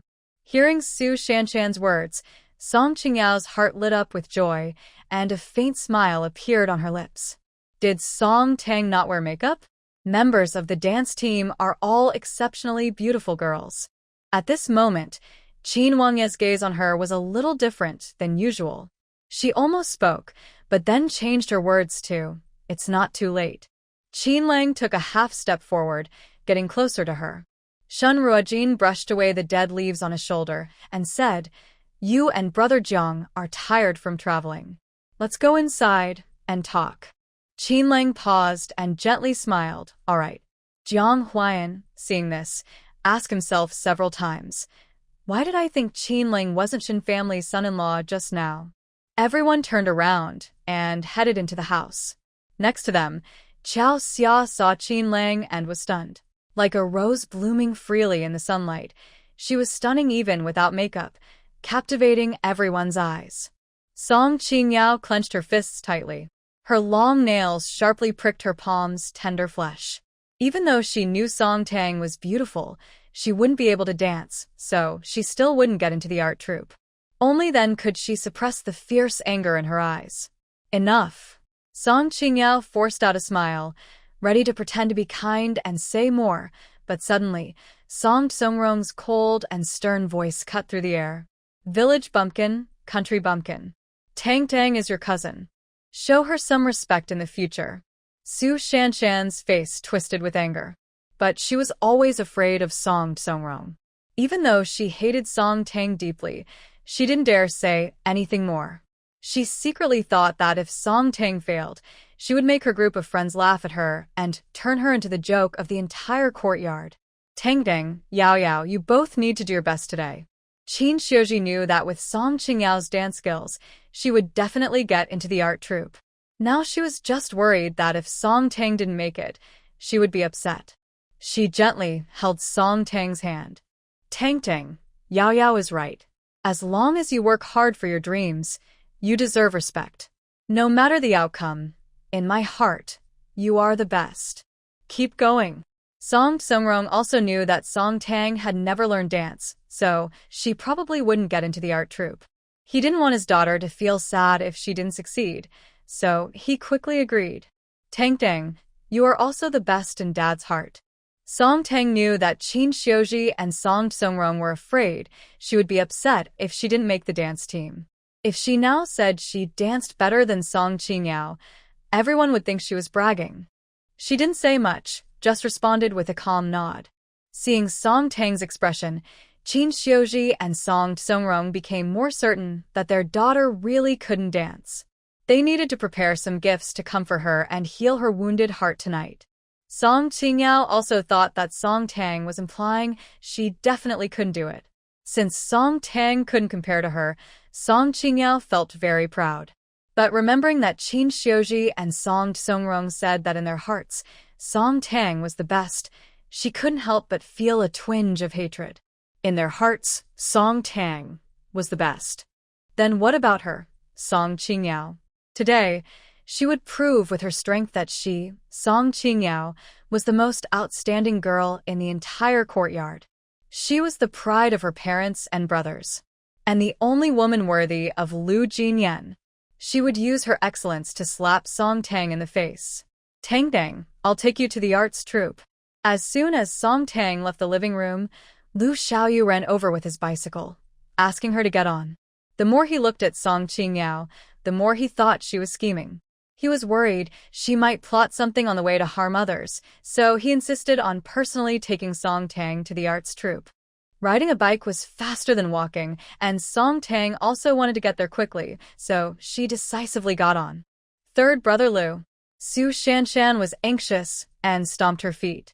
I also want to go with sister Qingyao to the audition at the arts troupe. Why are you only taking Song Tang, that mean girl? Lu Xiaoyu had already ridden far ahead, and Su Shanshan was so angry she cursed loudly. Qin Xiuji followed the children out and naturally heard Su Shanshan's insults. Hearing her calling her a mean girl repeatedly, Qin Xiuji couldn't help but frown. Su Shanshan called her a big Annie, and she had feelings for Su Shanshan. But her niece could never compare to her own daughter. Su Shanshan constantly belittled her own daughter, which made Qin Xiuji feel cold inside. If Su Shanshan didn't learn to control herself, even if the neighbors said she wasn't a good Annie, she would make Su Shanshan leave the Song family. The audition was at the arts troupe hall. Lu Xiaoyu directly took Song Tang to the outside of the hall. Tang, you have to work hard. You're so talented, you'll definitely get into the arts troupe. Anyway, I don't want Song Qingyao to get into the arts troupe. She's so arrogant and full of bad ideas. If she really gets in, who knows how proud she'll be. Tang, come on. Song Tang knew that Lu Xiaoyu was trying to say, go on. She was amused by his awkward English and said, don't worry, I probably won't have trouble with the interview. Lu Xiaoyu knew that Song Tang grew up in the countryside and had never learned to dance. But he somehow believed she would do well. Seeing her calm and confident, he felt more sure she would succeed today. He was just worried that Song Qingyao and Su Shanshan might try sneaky tricks if they couldn't beat her fairly. After riding his bike for a while, he couldn't help but turn around and shout to Song Tang, Tang, be careful not to be tricked by others. Always stay alert, do your best in the interview, and protect yourself. Song Tang understood that Lu Xiaoyu was warning her to watch out for Su Shanshan and Song Qingyao. She felt very warm inside. She waved at him to reassure him. Song Qingyao and Su Shanshan might not be very clever, but Song Tang was not a fool who could be easily manipulated. She wouldn't be so easily tricked by them. Moreover, the judges were about to arrive. That day, Song Qingyao failed to ruin her face with that box of pearl cream. And today, in front of everyone, she wouldn't have a chance either. Plus, Song Qingyao was overconfident and wouldn't risk doing something in front of so many people. Today, 6 leaders from the art troupe were judging her. The troupe leader, Zhou Jihong, the head of the arts department, Zheng Qi, the chorus captain, Meng Zhe, and the dance team captain, Li Chunlan, along with vice captain Zhao Fong and Jiang Mei. The interview was quite simple. Each person had to perform a dance they prepared in advance, and the best score would stay. Last time, 4 people tied for 10th place, and 13 people in total made it to the interview. After changing clothes, the staff handed out slips of paper for a draw, and everyone went on stage according to their number. Song Qingyao drew number 12, and Song Tang drew number 13. They also prepared their dance costumes themselves. Today, Song Tang wore a flowing, vintage-style, light green dress she made herself. When she came out in her outfit, Song Qingyao clenched her fists in anger. The chiffon long dress Song Tang wore today was even more beautiful than the little black dress she wore in the morning. The more she looked at Song Tang's stunning face, the more Song Qingqiao thought Su Shanshan was foolish. If last time Song Tang had used pearl cream, now her face was covered with pimples, and she couldn't keep pretending to be charming. However, Song Qingqiao was still confident she wouldn't lose. Even if Song Tang could dance, she believed she wouldn't be defeated. Because among the judges was her own aunt, Jiang Mei. Jiang Mei was now the vice-captain of the dance team, and Zhou, the troop leader, valued her highly. Recently, she just acknowledged her relationship with Jiang Mei. Jiang Mei personally promised her that she would help her join the cultural troupe. As for Song Tang, she would only receive 0 points and be humiliated in defeat. Tang. Today, the Air Force was hosting a social event with the cultural troupe. Liang Yu deeply liked a girl, so he definitely wouldn't sign up for the event. But the leaders cared about his personal matters and put his name on the list, so he had to come. Unexpectedly from afar, he saw Song Tang. Seeing her, he lost interest in going upstairs to socialize with the girls from the troupe. He asked Song Zhoya to help him handle it, then quietly sneaked into the auditorium. When Liang Yu entered, it was just the turn of the 5th girl to perform on stage. Song Tang, Song Qingyao, and others were standing on the east side of the stage, waiting for their turn to perform. The girl performing on stage didn't dance very well. Song Tang didn't notice Liang Yu. But Liang Yu didn't feel bored at all. Just watching Song Tang from afar made his heart feel as sweet as honey. His happiness made the corners of his mouth lift uncontrollably. He thought she looked very beautiful in this greenish-blue dance costume. He didn't expect her to dance either. He thought she looked good no matter what. Even if she was dancing a ritual or performing a dance, she would look beautiful. The people below, including Director Zhou, looked increasingly displeased.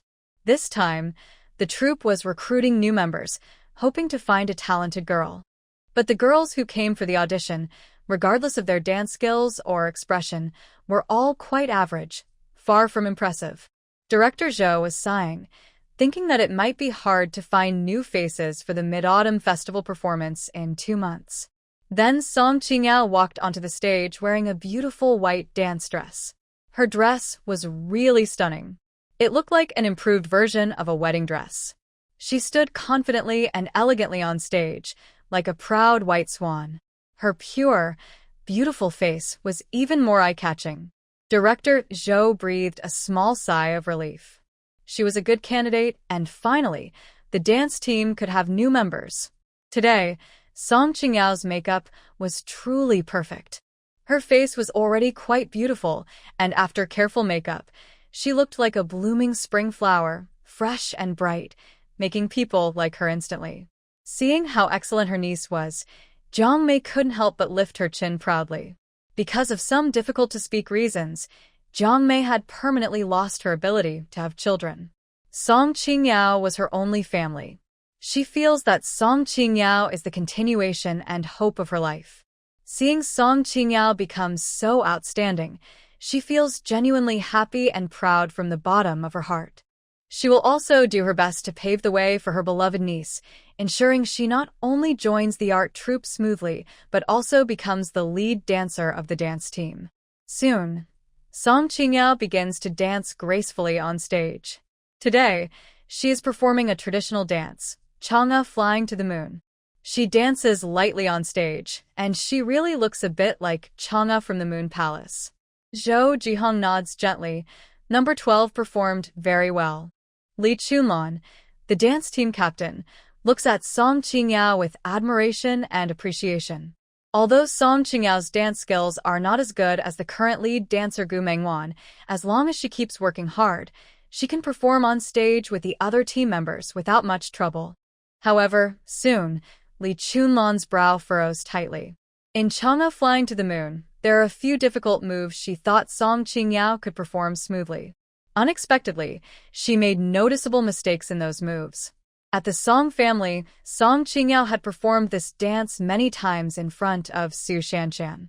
Su Shanshan, not understanding dance, couldn't see the mistakes and thought she was amazing.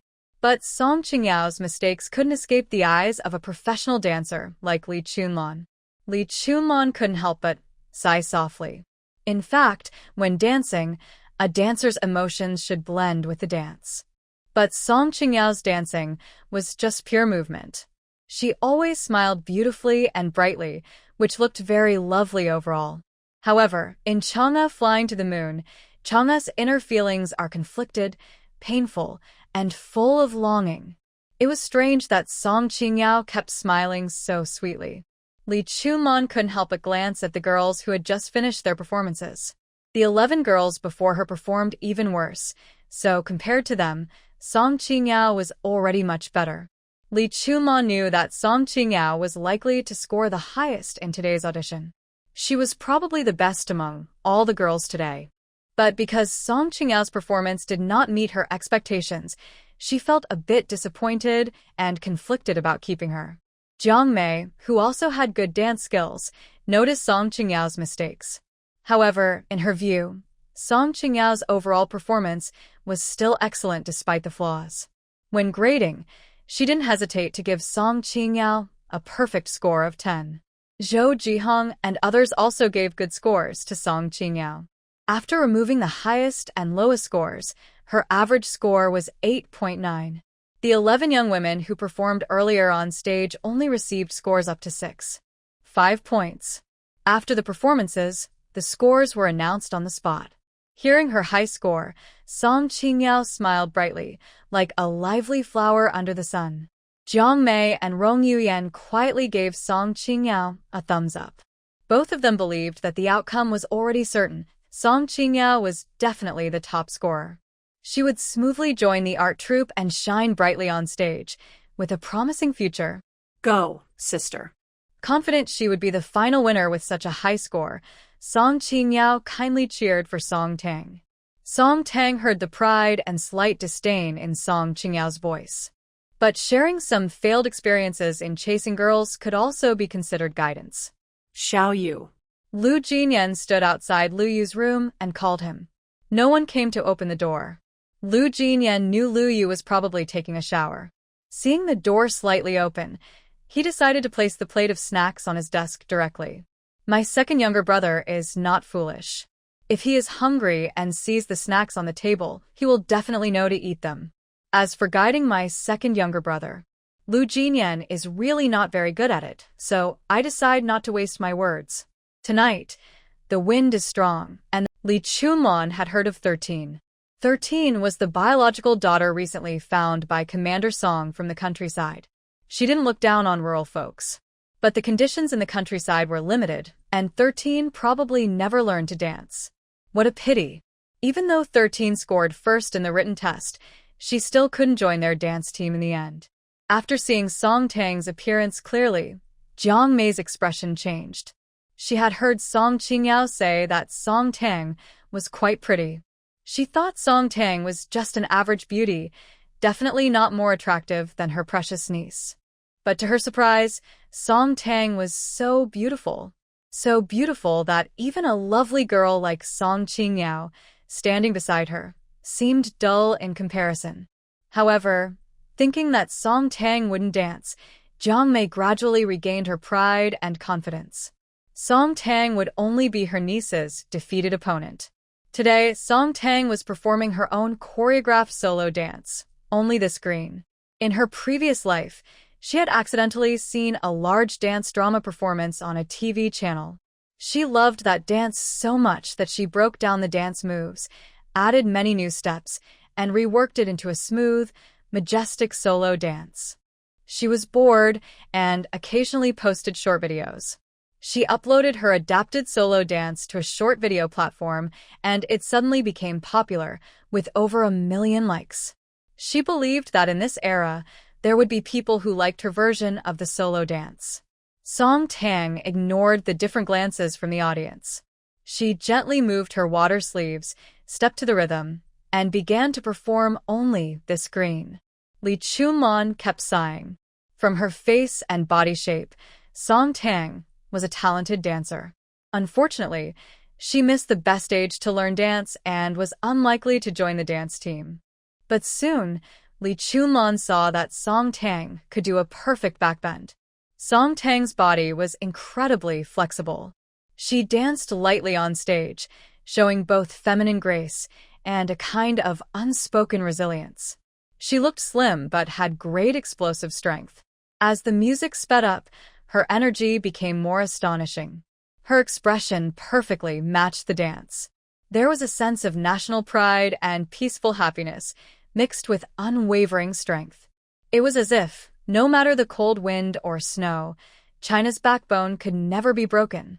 Li Chunlon was proud because it was true.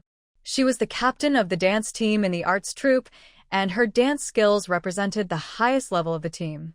And Song Tang's dance skills were even better than hers when she was young.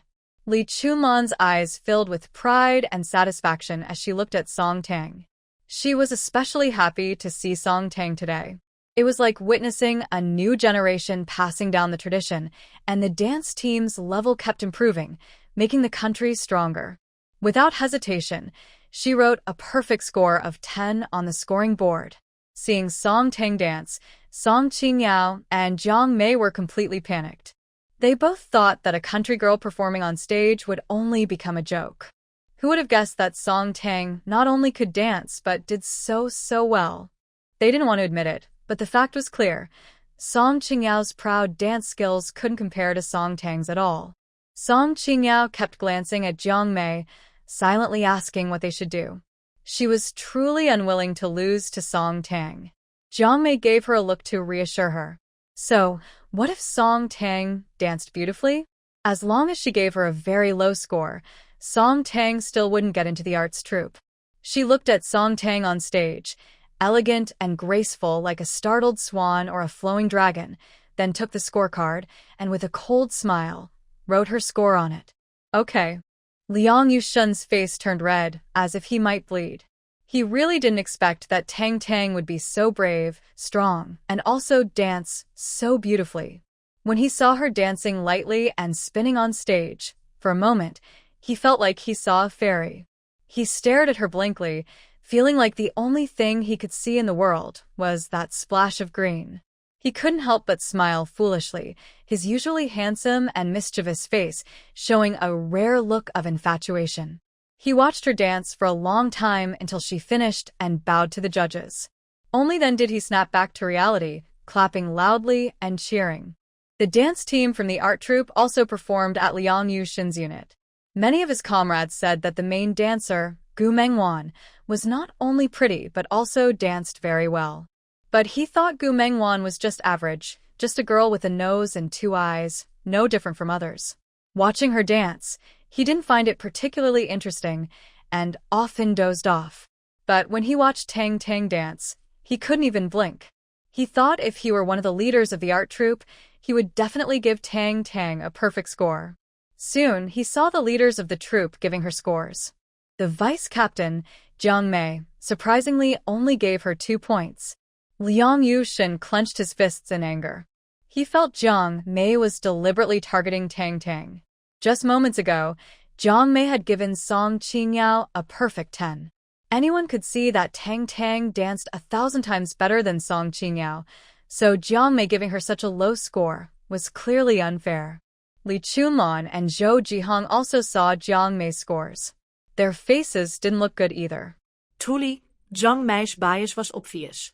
Earlier, when contestant number 5 went on stage and fell, Jiang Mei gave her 5 points. But for the dance on the 13th, which was nearly perfect, she only gave 2 points, clearly trying to embarrass the young girl. Jiang Mei was an elder in the troupe and had brought many honors to the group through dance competitions. Zhou Jihong and Li Chunlon couldn't say much, but after exchanging a look, they both silently raised their scorecards. They both gave Song Tang a full 10 points. The remaining 3 leaders also gave her 10 points each. After removing the highest and lowest scores, Song Tang's average score was still a perfect 10.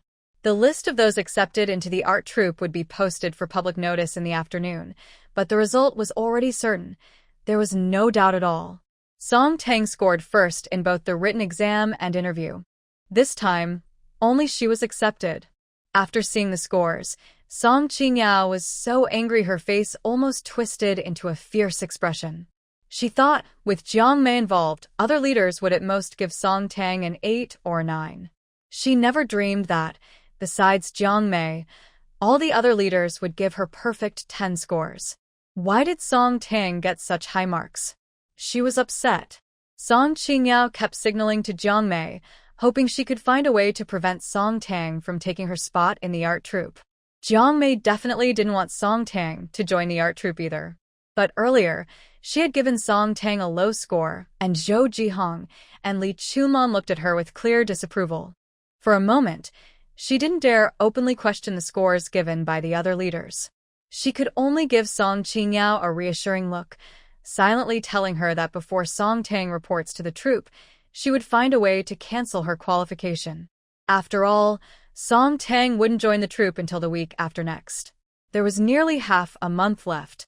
If they played their cards right, Song Tang still wouldn't get into the troupe. Tang. After the interview, everyone started leaving the hall one after another.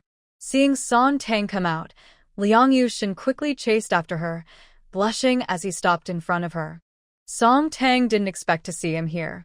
She was momentarily stunned, then quickly took a step back, maintaining a somewhat distant and cool attitude. When their eyes met, Liang Yushin's face turned even redder.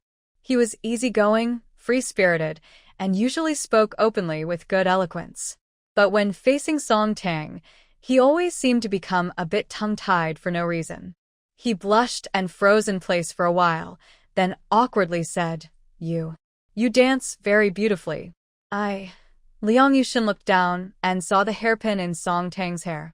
The last time he saw her, she had a small lock of hair with a wooden hairpin, simple, elegant, and incredibly beautiful.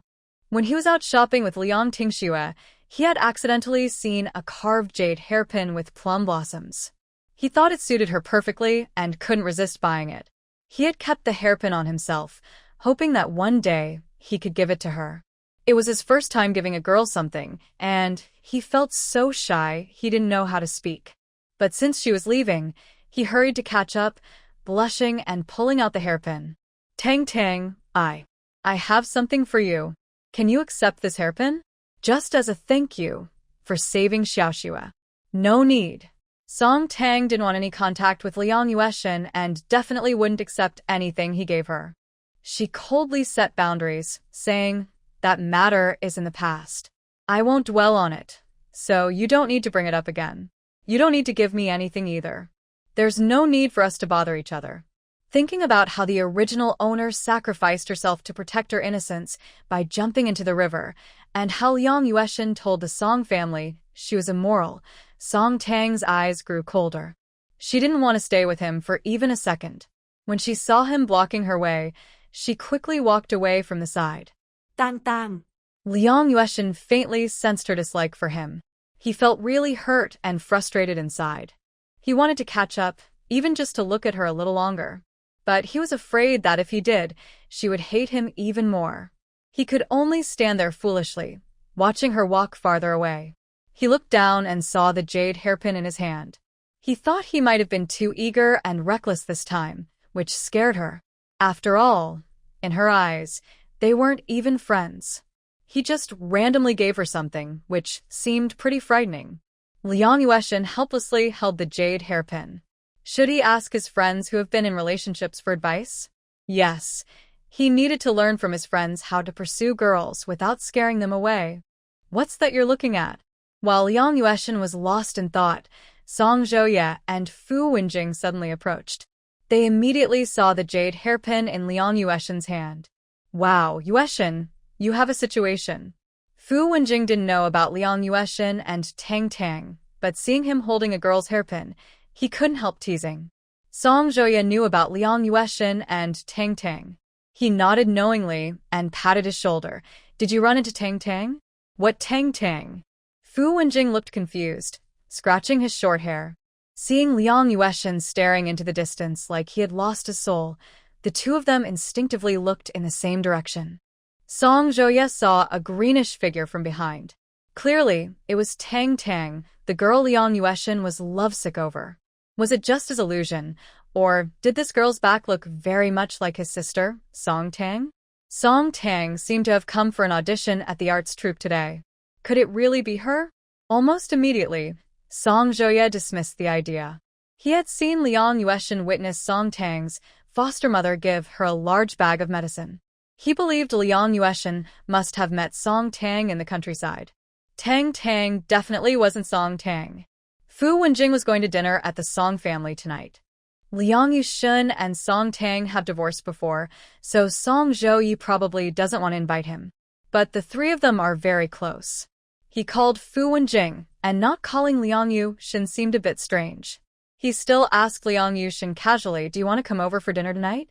Liang Yueshan instinctively asked, "Is Song Tang also coming?" Song Zhouye immediately looked upset. "Song Tang is my sister. Of course she will be eating at home. Then I won't go." Thinking of Song Tang, Liang Yueshan's face also looked very unhappy. "I can't eat with her. I'm worried she might scheme against me. Who cares if you go or not?" Song Zhouye was completely angry. "My sister wouldn't want to be with you anyway." At first, because Liang Yueshan said Song Tang had improper conduct, Song Zhouye did have some prejudice against her. But he misunderstood Song Tang twice. He felt ashamed and cared about his sister. He wanted to be a good brother and couldn't stand Liang Yueshan always belittling her. The more he thought about it, the angrier he got. He directly said to Fu Wenjing, "Wenjing, my sister didn't go to school, but she's very pretty and kind. How about I introduce her to you?" Fu Wenjing had never met Song Tang, but his family was also near the military compound. He had heard of Song Tang. It was said that Song Tang was very simple and quite naive. He thought Song Zhouye said she was pretty, probably because of his brother's bias. Anyway, he believed Song Tang couldn't be more attractive than Song Qingyao. He was looking for a girl who shared his values and interests. He definitely wouldn't date Song Tang. But he noticed that Song Zhouye was very angry now. He didn't want to upset his friend, so he smiled, showing his two little tiger teeth. "All right, you introduce us. If she's suitable, maybe we could really date. If she wasn't suitable, they wouldn't waste time on each other." Seeing Fu Wenjing agree, Song Zhouye couldn't help but feel proud and smug as he shot Liang Yueshan a teasing look. He put his arm around Fu Wenjing's shoulder and deliberately said loud enough for Liang Yueshan to hear, "If my sister likes you, I support you two being together. But if my sister doesn't agree, don't bother her too much or she won't be happy." Fu Wenjing nodded with a bright smile. He had no interest in Song Tang and would never cling to her. Liang Yueshan was not stupid. He naturally understood that Song Zhouye's words were meant for him. He sneered. Fu Wenjing had high standards, and he didn't believe he would fall for that useless Song Tang. Of course, he only has Tang in his heart, and he would never like someone like Song Tang, who has a bad attitude. The best decision he ever made in his life was to break off his engagement with Song Tang. Song Tang changed back into her black, elegant dress in the dance troupe's changing room. She knew her test and interview results would probably get her into the troupe. But just to be safe, she waited until the afternoon results were posted before returning to the military compound. "Hey, our great dancer is back." As she turned into the alley where the Song family lived, Song Tang heard Song Nanqing's sharp, mean laughter. Song Nanqing was deliberately coming to laugh at her. After being kicked out of the Song family, Song Nanqing moved into the staff dormitory at her workplace. She knew the results of the dance troupe's audition would be out today. After work in the afternoon, she went straight to the military compound, excited to mock Song Tang. Many neighbors finished work around this time. Song Nanqing's loud voice immediately drew a crowd. Seeing so many people gathering, her voice grew even louder. She wished she had a loudspeaker so everyone could hear that Song Tang didn't make it. She arrogantly rolled her eyes and looked at Song Tang through her nose.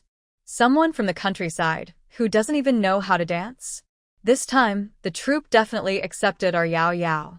This bad-mannered girl isn't even worthy to tie Yao Yao's shoes. Song Tang thought Song Nanqing was truly crazy.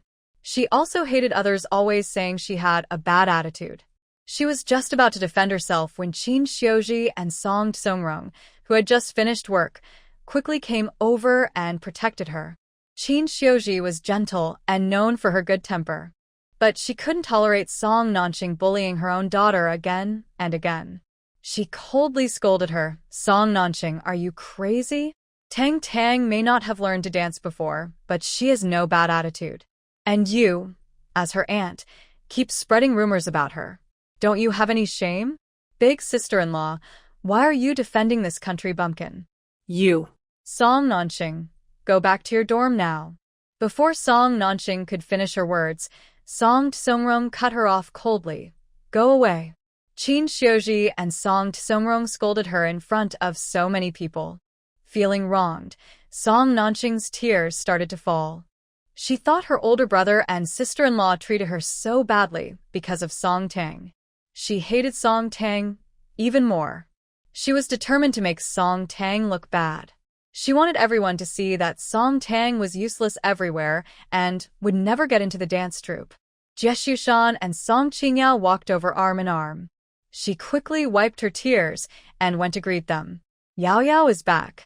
Yao Yao, congratulations on earning your spot in the art troupe. One day, Auntie will treat you to something delicious to celebrate.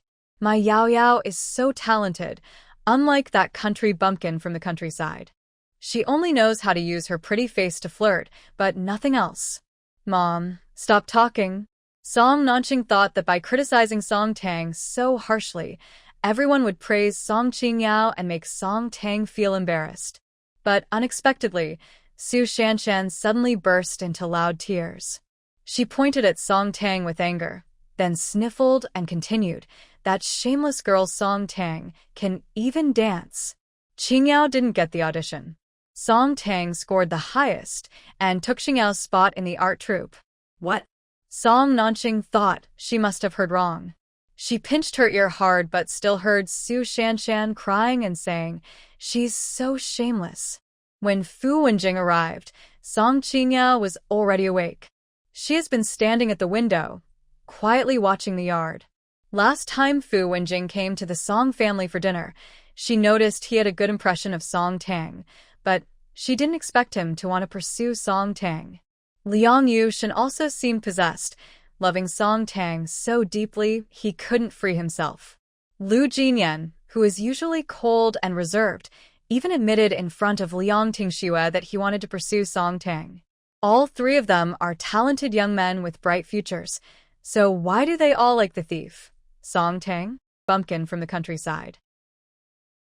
She only knows how to use her pretty face to flirt, but nothing else. That country girl Song Tang doesn't know how to dance. There's no way she scored the highest. She must have used some dirty tricks, bribing the leaders of the art troupe. Mom, we've been tricked by that shameless girl Song Tang. Not only can she dance, but she dances very well, better than Sister Qingyao. Su Shanshan was furious. Song Nanqing was stunned again. After a moment, she was so angry she wanted to slap Su Shanshan's head. She had just publicly said that Song Tang danced better than Song Qingyao. How could she continue to belittle Song Tang? Song Qingyao's face also turned a sickly color. She hadn't expected Su Shanshan, this fool, to say publicly that Song Tang danced better. How could she, Song Qingyao, show her face after saying such stupid things? Song Nanqing still wanted to make a last-ditch effort. Grinding her teeth, she said, Yao Yao is so talented. That shameless Song Tang definitely can't dance better than her. There is corruption in the arts troupe audition. We must report them. Song Nanqing thought that after she said this, a few neighbors would agree with her. However, everyone was actually praising Song Tang. Tang truly is the daughter of Commander Song and Dr. Qin. She's really outstanding. Exactly. Tang is great at solving problems. She's so smart and looks good too. It's normal for her to be chosen for the arts troupe. Who doesn't like someone good-looking? Clearly, Tang is prettier than Yao Yao. Plus, she dances better. If I were the leader of the troupe, I would definitely pick her. Yes, Commander Song and Dr. Qin are so lucky. Their two sons are excellent, and their daughter is so talented. It's enviable. Hearing everyone praise Song Tang for being outstanding and prettier than her, Song Qingyao was almost grinding her teeth in anger. Song Songrong and Qin Xiuji didn't expect Song Tang to dance well and actually get into the arts troupe based on her skills. Their faces were filled with pride. Qin Xiuji held Song Tang's hand and honestly said, "Tang Dang is indeed very good. But Yao Yao, don't be discouraged. The arts troupe will recruit again in half a year. You can sign up then, and it will definitely be fine." Hearing Qin Xiuji also praise Song Tang, Song Qingyao's anger grew even more, filling her mouth with a bitter taste. She didn't want to wait half a year. This time, she just wanted to join the arts troupe. She had to make sure the troupe canceled her qualification for the dance team before Song Tang joined. Song Qingyao was so angry, she wanted to roar and tear apart Song Tang's disgusting face, but her remaining rationality forced her to stay calm. She forced a smile at Song Tang and said, "Sister, you're really amazing. I'm so happy to have such an excellent sister like you. From now on, you'll be my role model. I will learn a lot from you." Seeing that Song Qingyao wasn't upset about not being chosen or harboring resentment towards Song Tang, Song Songrong and Qin Xiuji silently breathed a sigh of relief. The neighbors were criticizing her, so before Song Songrong could continue to chase her away, Song Nanqing left in frustration. Almost immediately after Song Nanqing left, Song Zhouye brought Fu Wenjing to the Song family. At this moment, Fu Wenjing also saw Song Tang. On the way, Fu Wenjing had imagined what Song Tang looked like. Everyone said she was extremely plain, probably wearing a red floral jacket, green floral pants, dull and unremarkable. But surprisingly, Song Tang was not wearing any bright or colorful clothes. She wore a very simple black dress in the style of Hepburn, with thick long hair high with a black wooden hairpin. It's not an exaggeration to say that she only wore 3 colors: black, white, and red. Yet, these 3 simple and pure colors combined on her to create an extraordinary beauty. She looked like an elegant, mysterious, noble black swan. Seeing her, Fu Wenjing felt as if the lights in the Song family living room seemed brighter. Strangely, his face also felt a little warm. Suddenly, he thought that if Song Tang was willing to be his girlfriend, that might be pretty good too. Although Fu Wenjing is a pilot in the Air Force, he is secretly very interested in physics. Today, he came to the Song family for dinner and also wanted to ask Lu Yu some physics questions. These questions were very difficult. He had been thinking about them for several days, but couldn't figure out what to do. After dinner, he went to Lu's house, but Lu Yu wasn't home that evening. Thinking that Lu Xiaoyu was also good at studying, Fu Wenjing went to Lu Xiaoyu's room to ask him. Lu Xiaoyu is quite good at solving problems, but the questions Fu Wenjing asked were really too hard. He looked at them for a long time, but had no idea what to do. Thinking of something, Lu Xiaoyu quickly said, "Wenjing, you should ask Tang Dang. Tang Dang is so smart. She can solve all the questions I can't. These physics problems, she definitely can." As he spoke, Lu Xiaoyu took Fu Wenjing back to the Song house. After dinner, Song Tang was about to go for a walk to help digest her food, but Lu Xiaoyu stopped her. "Tang Dang, Wenjing has a few physics questions he can't solve, and I can't either. Can you help explain them to him?" Song Tang had a pretty good impression of Fu Wenjing. Plus, since Lu Xiaoyu brought him to ask her questions, she definitely wouldn't refuse. Fu Wenjing's expression was particularly complicated. He thought Song Tang looked quite pretty, but she hadn't been in school for long, so how could she solve such difficult physics problems? He didn't want the girl to feel embarrassed. He was about to say she didn't need to explain. He would study them himself for a few more days. But then, he saw Song Tang take the pen from Lu Xiaoyu and write out the solution under the questions. After briefly writing the solution, she patiently and gently explained it to Fu Wenjing step by step. At first, Fu Wenjing just thought, why does her voice sound so nice? Later, he thought, why is she so good at explaining problems? Really, Lu Yu is well known for being good at solving problems. But before, when he asked Lu Yu to explain, Lu Yu's thinking was too quick, and he couldn't keep up with his pace. While Song Tang explained the problems to him, he could understand every step and point she made. He also admitted that he had been too shallow before, wrongly believing that a girl who grew up in the countryside was uneducated and inexperienced. Song Tang made him realize that talented and impressive girls can also come from rural areas. After she explained all the problems to him, Fu Wenjing not only felt his face burning with embarrassment, but also felt his ears heat up inexplicably. Lu Xiaoyu, who already admired Song Tang, was even more impressed when he saw her glance at the questions and solve them easily.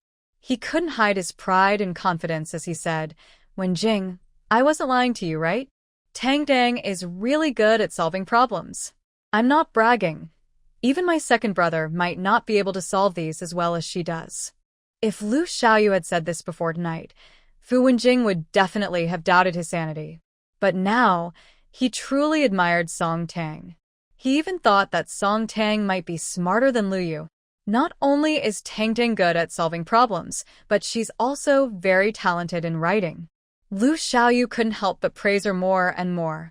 Yes, Tang can even dance. Wenjing, do you know? Today, Tang went to an audition for the cultural troupe and scored the highest. This mid-autumn festival, the cultural troupe will perform at your unit, so you might see Tang on stage. Song Tang felt a bit speechless. Really, Lu Xiaoyu's praise for her was way over the top.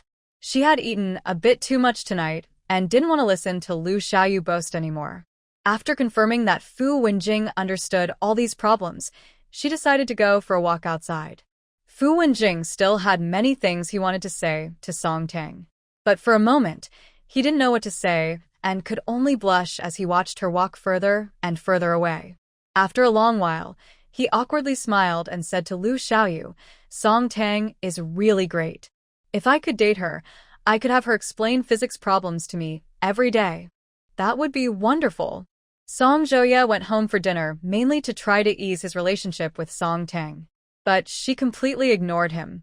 After dinner, he could only go back to the military dormitory with Fu Wenjing. He and Fu Wenjing, Liang Yeshen, lived in the same dorm. When they arrived, Liang Yeshen had already gone back.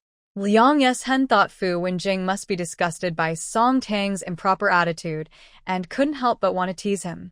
He forced a smile and said, "Wenjing, how was dinner tonight?" He thought Fu Wenjing would be annoyed by Song Tang. Unexpectedly, Fu Wenjing seemed not to hear his voice. Instead, he eagerly hugged Song Zhouya's arm and called out, "Second brother." Liang Yeshen and Song Zhouya both froze at the same time. Among the three of them, Song Zhouya was the earliest born. But because he was only a few days older than the other two, neither of them wanted to call him brother. Who would have thought that tonight, Fu Wenjing, acting as if he had lost his mind, suddenly called him second brother? Song Zhouya thought he might be hearing things. When he snapped back to reality, he couldn't help but ask, "What did you just call me?" "Second brother. Next week is a public holiday. Can I come to your house for dinner? I really want to date Song Tang." Hearing this, Song Zhouya felt very proud. He arrogantly shot a glance at Liang Yeshen. Wenjing has good taste. Unlike some people, mistaking pearls for fish eyes. All right, let's go to my house for dinner next week. But Wenjing, I still say the same thing. We must respect my sister's wishes. If she's willing to date you, I will fully support her. But if she doesn't want to, you can't bother her. Fu Wenjing blushed and nodded. He smiled foolishly, showing two small tiger teeth, full of youthful energy. Anyway, I will behave well and try to become a brother-in-law for second brother. Second brother, do you want to wash your underwear? I can help you wash it. Seeing Fu Wenjing's overly eager attitude, Liang Yeshen felt disgusted and looked down on him. He thought Fu Wenjing really lacked good judgment. No, he probably didn't have any eyes at all. If it were him, he would never want to date a woman like Song Tang, who only knew how to play dirty tricks. The only girl who could make his heart race and stay in his thoughts was Tang, strong, smart, and brave. But Tang didn't seem to want to pay attention to him. He didn't know when she might develop some feelings for him and be willing to date him.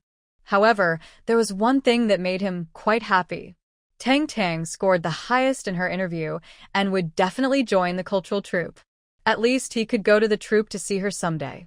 He believed that as long as he learned how to make girls like him, she would eventually develop some good feelings for him. Mom. Big news. Lu Xiaoyu didn't know about Song Tang communicating with Lu Jinyan under the alias Tang Song. As soon as he entered the house, he excitedly shouted. Seeing Commander Lu Shoujiang, and Lin He in the living room, he raised his voice even more. Tang might be getting married soon. What did you say? Commander Lu was reading a newspaper. He took off his reading glasses and asked his silly grandson seriously, who is Tang going to marry? Your eldest brother? How could it be my older brother? Lu Xiaoyu was so excited his neck turned red. It's brother Wenjing. Tonight, second brother Song seemed to introduce someone to Tang, and that was brother Wenjing. You guys didn't see how red Wenjing's face was. When Tang was explaining problems to him, his ears were so red they looked like they were going to bleed. After Tang left, he kept smiling foolishly at her back. I think Tang also has a good impression of Wenjing. I bet they will start dating soon. Maybe before the year ends, they'll get married and have 2 kids in 3 years. I'm telling you, brother Wenjing has much better taste than the older cousin. I support Tang being with Wenjing. When they get married, I want to be their best man. Hee. Lu Xiaoyu kept smiling happily as he thought more about it. He chuckled foolishly, then grabbed his tools and went outside to dig a turtle trap.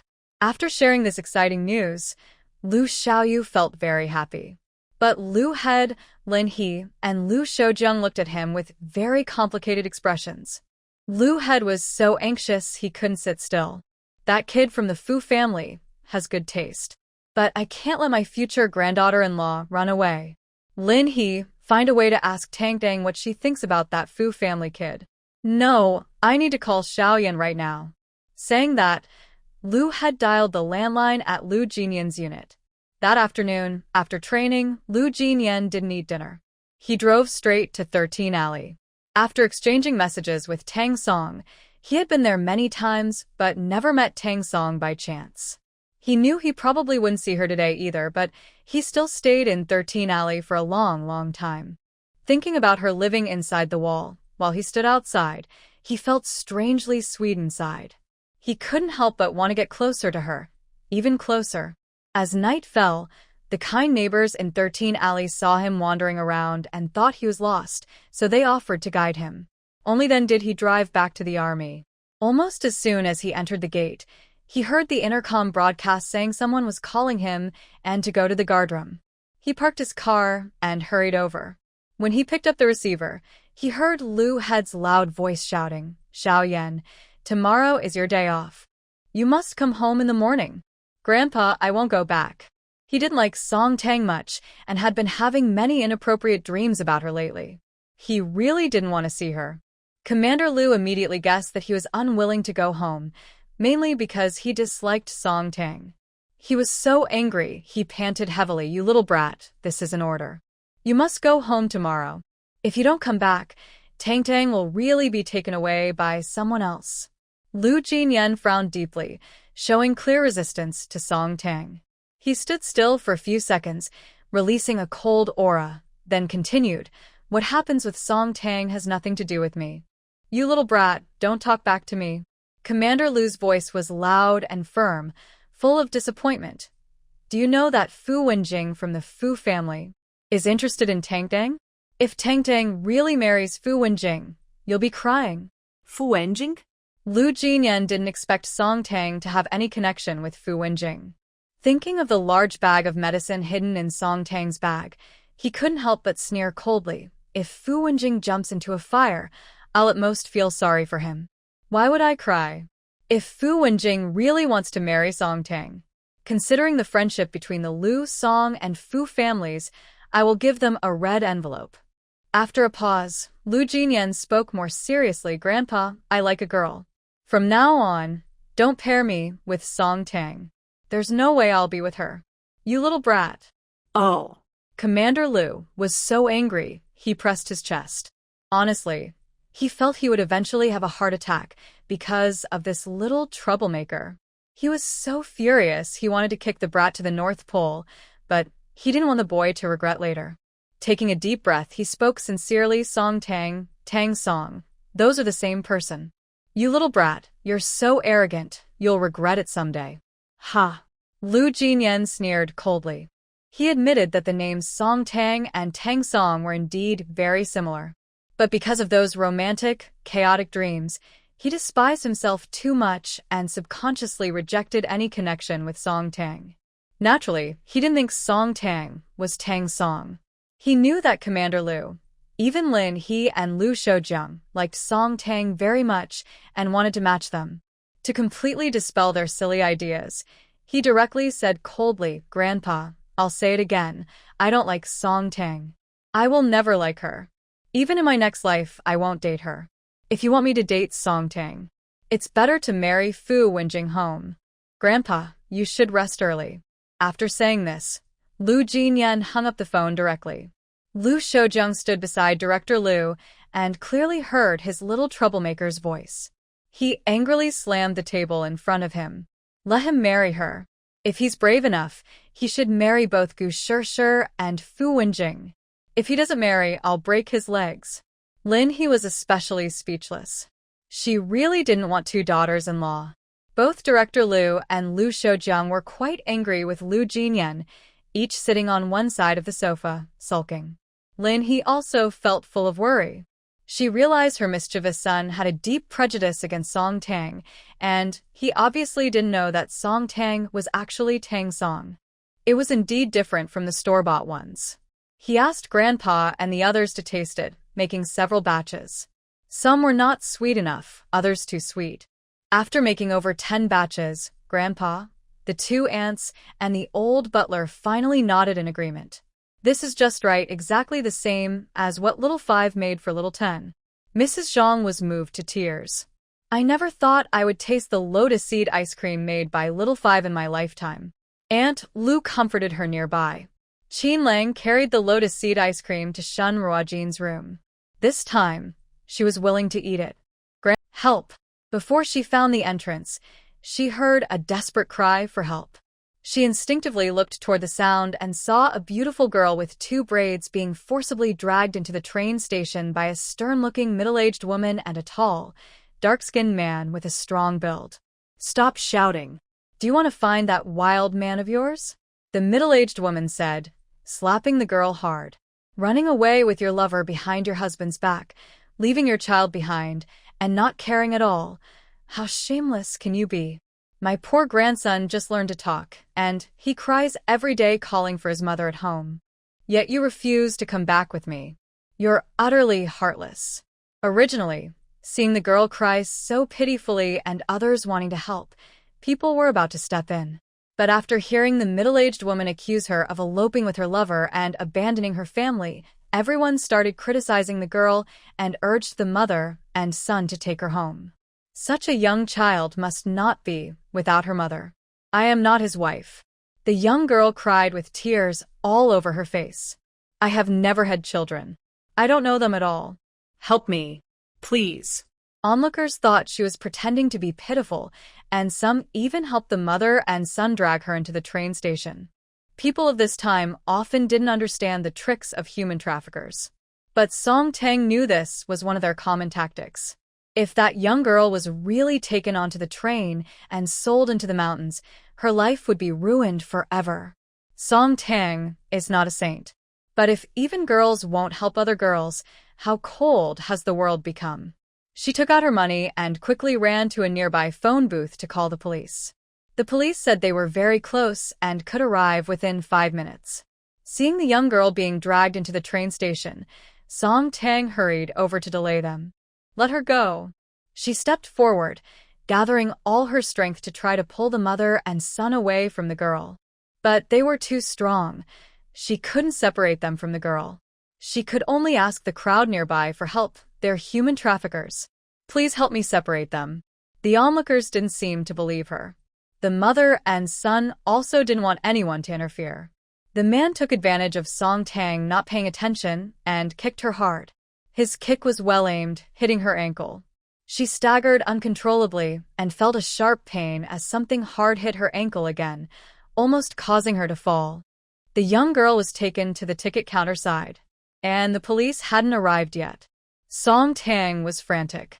Suddenly, she saw Lu Jinyan coming to send someone off. When she was Song Tang, she called him Brother Lu. When he thought she was Tang Song, she would call him by his name directly. In her panic, she forgot to change her words and called out his name, Lu Jinyan. There's a human trafficker. Lu Jinyan froze. In a daze, he heard Tang Song call her. He blushed and quickly looked back, only to realize that the person calling him was the person he disliked the most, Song Tang. His eyes suddenly grew cold, like someone had dug up his family's grave. Thinking that Song Tang looked like Tang Song made him feel disgusted with himself. He truly thought his flirtatious behavior was shameful and despised himself deeply. Song Tang realized she had called the wrong name in her panic. She quickly corrected herself, Brother Lu, they are really human traffickers. Please help me separate them. At this moment, Lu Jian also noticed the small girl crying uncontrollably, Zhou Ruashi. He has always been very observant and noticed the panic and resentment flashing in the eyes of the burly man and the middle-aged woman. He also felt that these two were not good people. He didn't want any contact with Song Tang. But he is a soldier and couldn't ignore someone in need. The mother and child had already bought their tickets. When they tried to drag Zhou Ruashi into the ticket gate, he quickly stepped forward and tried to separate them. Little brat, she is my wife. I must take her home. I advise you not to interfere or else. The strong man threatened Lu Jian fiercely, but before he finished speaking, Lu Jian kicked him hard, causing him to fall unsteadily to the ground. Trying to die? That man, who was usually the one bullying others, was furious now that he had been beaten so badly by Lu Jian. He couldn't tolerate it. Moreover, he had already given Zhou Ruashi medicine that made her weak and unable to move properly. He was about to complete his plan, and he wouldn't allow anyone to ruin it. He got up from the ground, roaring as he lunged toward Lu Jian. Lu Jian is 188 centimeters tall, not shorter than the man. But his muscles are not overly large or bulky. His muscle lines are very attractive, slim when clothed, muscular when. Today, he was wearing a military green short-sleeve shirt, looking tall and lean, much thinner than the muscular man. The onlookers couldn't help but sweat nervously. Everyone thought he would definitely get beaten badly by the big man. But before the man's fist could land on him, Lu Jian delivered a swift kick. The burly man was kicked forcefully, flying through the air, teeth gritted in pain, lying on the ground howling and unable to get up. Son, are you okay? The middle-aged woman, standing closer to the man, clearly heard the sound of bones breaking. She didn't bother to hold on to Zhou Ruashi anymore and hurried over to check on the man. Song Tang's ankle was hurting more and more, so much so that she was starting to lose her balance. She cared about her dignity and definitely didn't want to fall in front of others. Instinctively, she tried to grab onto something to prevent herself from falling. Song Tang, don't touch me. She instinctively grabbed the arm of Lu Jian, who was standing nearby. Lu Jian didn't know that Song Tang's ankle was injured. Held tightly by her, he couldn't help but think again of the wild and crazy scenes from his dreams. He had never disliked his flirtatious nature before and definitely didn't want to have physical contact with Song Tang. Because being close to Song Tang would be a betrayal of Tang Song. He wouldn't allow himself to betray such a good person like Tang Song. He instinctively shook off Song Tang's hand and quickly stepped back, trying to keep his distance. Song Tang was already in pain and couldn't stand properly. Suddenly, her support disappeared, and she fell to her bottom. Song Tang was quite delicate and especially afraid of pain. The pain in her ankle was already hard to bear, and after falling again, she felt both pain and embarrassment. Her beautiful eyes, usually bright and lively, turned red like a little rabbit. Song. Lu Jinyan didn't expect his sudden movement to cause Song Tang to fall. At this moment, he also noticed that her left ankle was swollen like a red bun and had a large scrape. Her skin was so fair and delicate that it looked especially shocking. Lu Jinyan's heart suddenly ached uncontrollably. He instinctively raised his hand, wanting to help her up from the ground. But, as a gentleman, he knew it was inappropriate to touch a woman without permission. He had good manners with other women, but that would be a betrayal of Tang Song. He would rather give up his gentlemanly manners than betray Tang Song, especially because the pain in his chest felt like it was tearing him apart, making him feel more conflicted and reckless. He forced himself to look away from Song Tang, drawing a clear line between them without words. Brother-in-law. Sister Tang, how did you fall? Liang Tingxue and Liang Yeshan had also come over today. Earlier, Liang Tingxue went to the bathroom and she asked Liang Yeshan to wait outside. Now they were coming from the bathroom area and saw Song Tang sitting on the ground. Liang Yeshan felt heartache beyond words. But he was afraid that helping her up might seem too bold, and she might dislike him more. He could only stand nervously to the side, watching Liang Tingxue rush over to support her arm. Zhou Ruoxi saw Song Tang fall and was also very worried. But she had been given something and couldn't use her strength, so she couldn't rush over to help her up. Sister Tang, are you okay? Did you hurt anywhere? After helping Song Tang up, Liang Tingxue looked at her with concern, worried she might have hurt herself. Liang Yeshan also noticed the injury on Song Tang's left ankle and felt his eyes turn red with pain. He knew she didn't want to talk to him much, but he was really worried about her injury. Still, he asked Tang. Tang, are you hurt? Does it hurt a lot? Big sister Tang got hurt? Where did you get hurt? When he heard his own brother say that Song Tang was injured, Liang Tingxue immediately became anxious. She carefully examined Song Tang and finally found the injury on her ankle. She was so worried that her voice started to tremble with tears. Big sister Tang, how did you get hurt like this? Let's go to the hospital quickly. I heard my brother say that big sister Tang dances so beautifully. Don't let this affect her dancing in the future. Song Tang really doesn't like Liang Yeshan, but Liang Tingxue cares so much about her that she feels warm inside. Of course, she thinks Liang Tingxue's words are a bit exaggerated. Her ankle injury looks quite serious, but with good rest, it definitely won't affect her dancing. The mother and son realized they couldn't defeat Lu Jinyan. Even though they couldn't take away Zhou Ruoxi, which made them very unwilling, they were afraid of more punishment. So, they decided to run away quickly. Human traffickers are trying to escape. We can't let them get away. Song Tang noticed their movements and shouted urgently. Lu Jinyan definitely wouldn't let them escape. He and Liang Yeshan were about to step forward to stop them when several police officers quickly rushed over and forcibly detained the mother and son. In this era, kidnapping and human trafficking are punishable by gunfire. This incident was very serious. Song Tang, Lu Jinyan, and others went to the police station to give statements.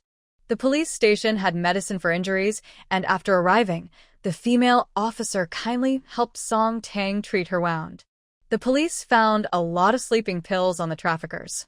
At first, the mother and son denied being traffickers, claiming they had mistaken Zhou Ruoxi for their daughter-in-law.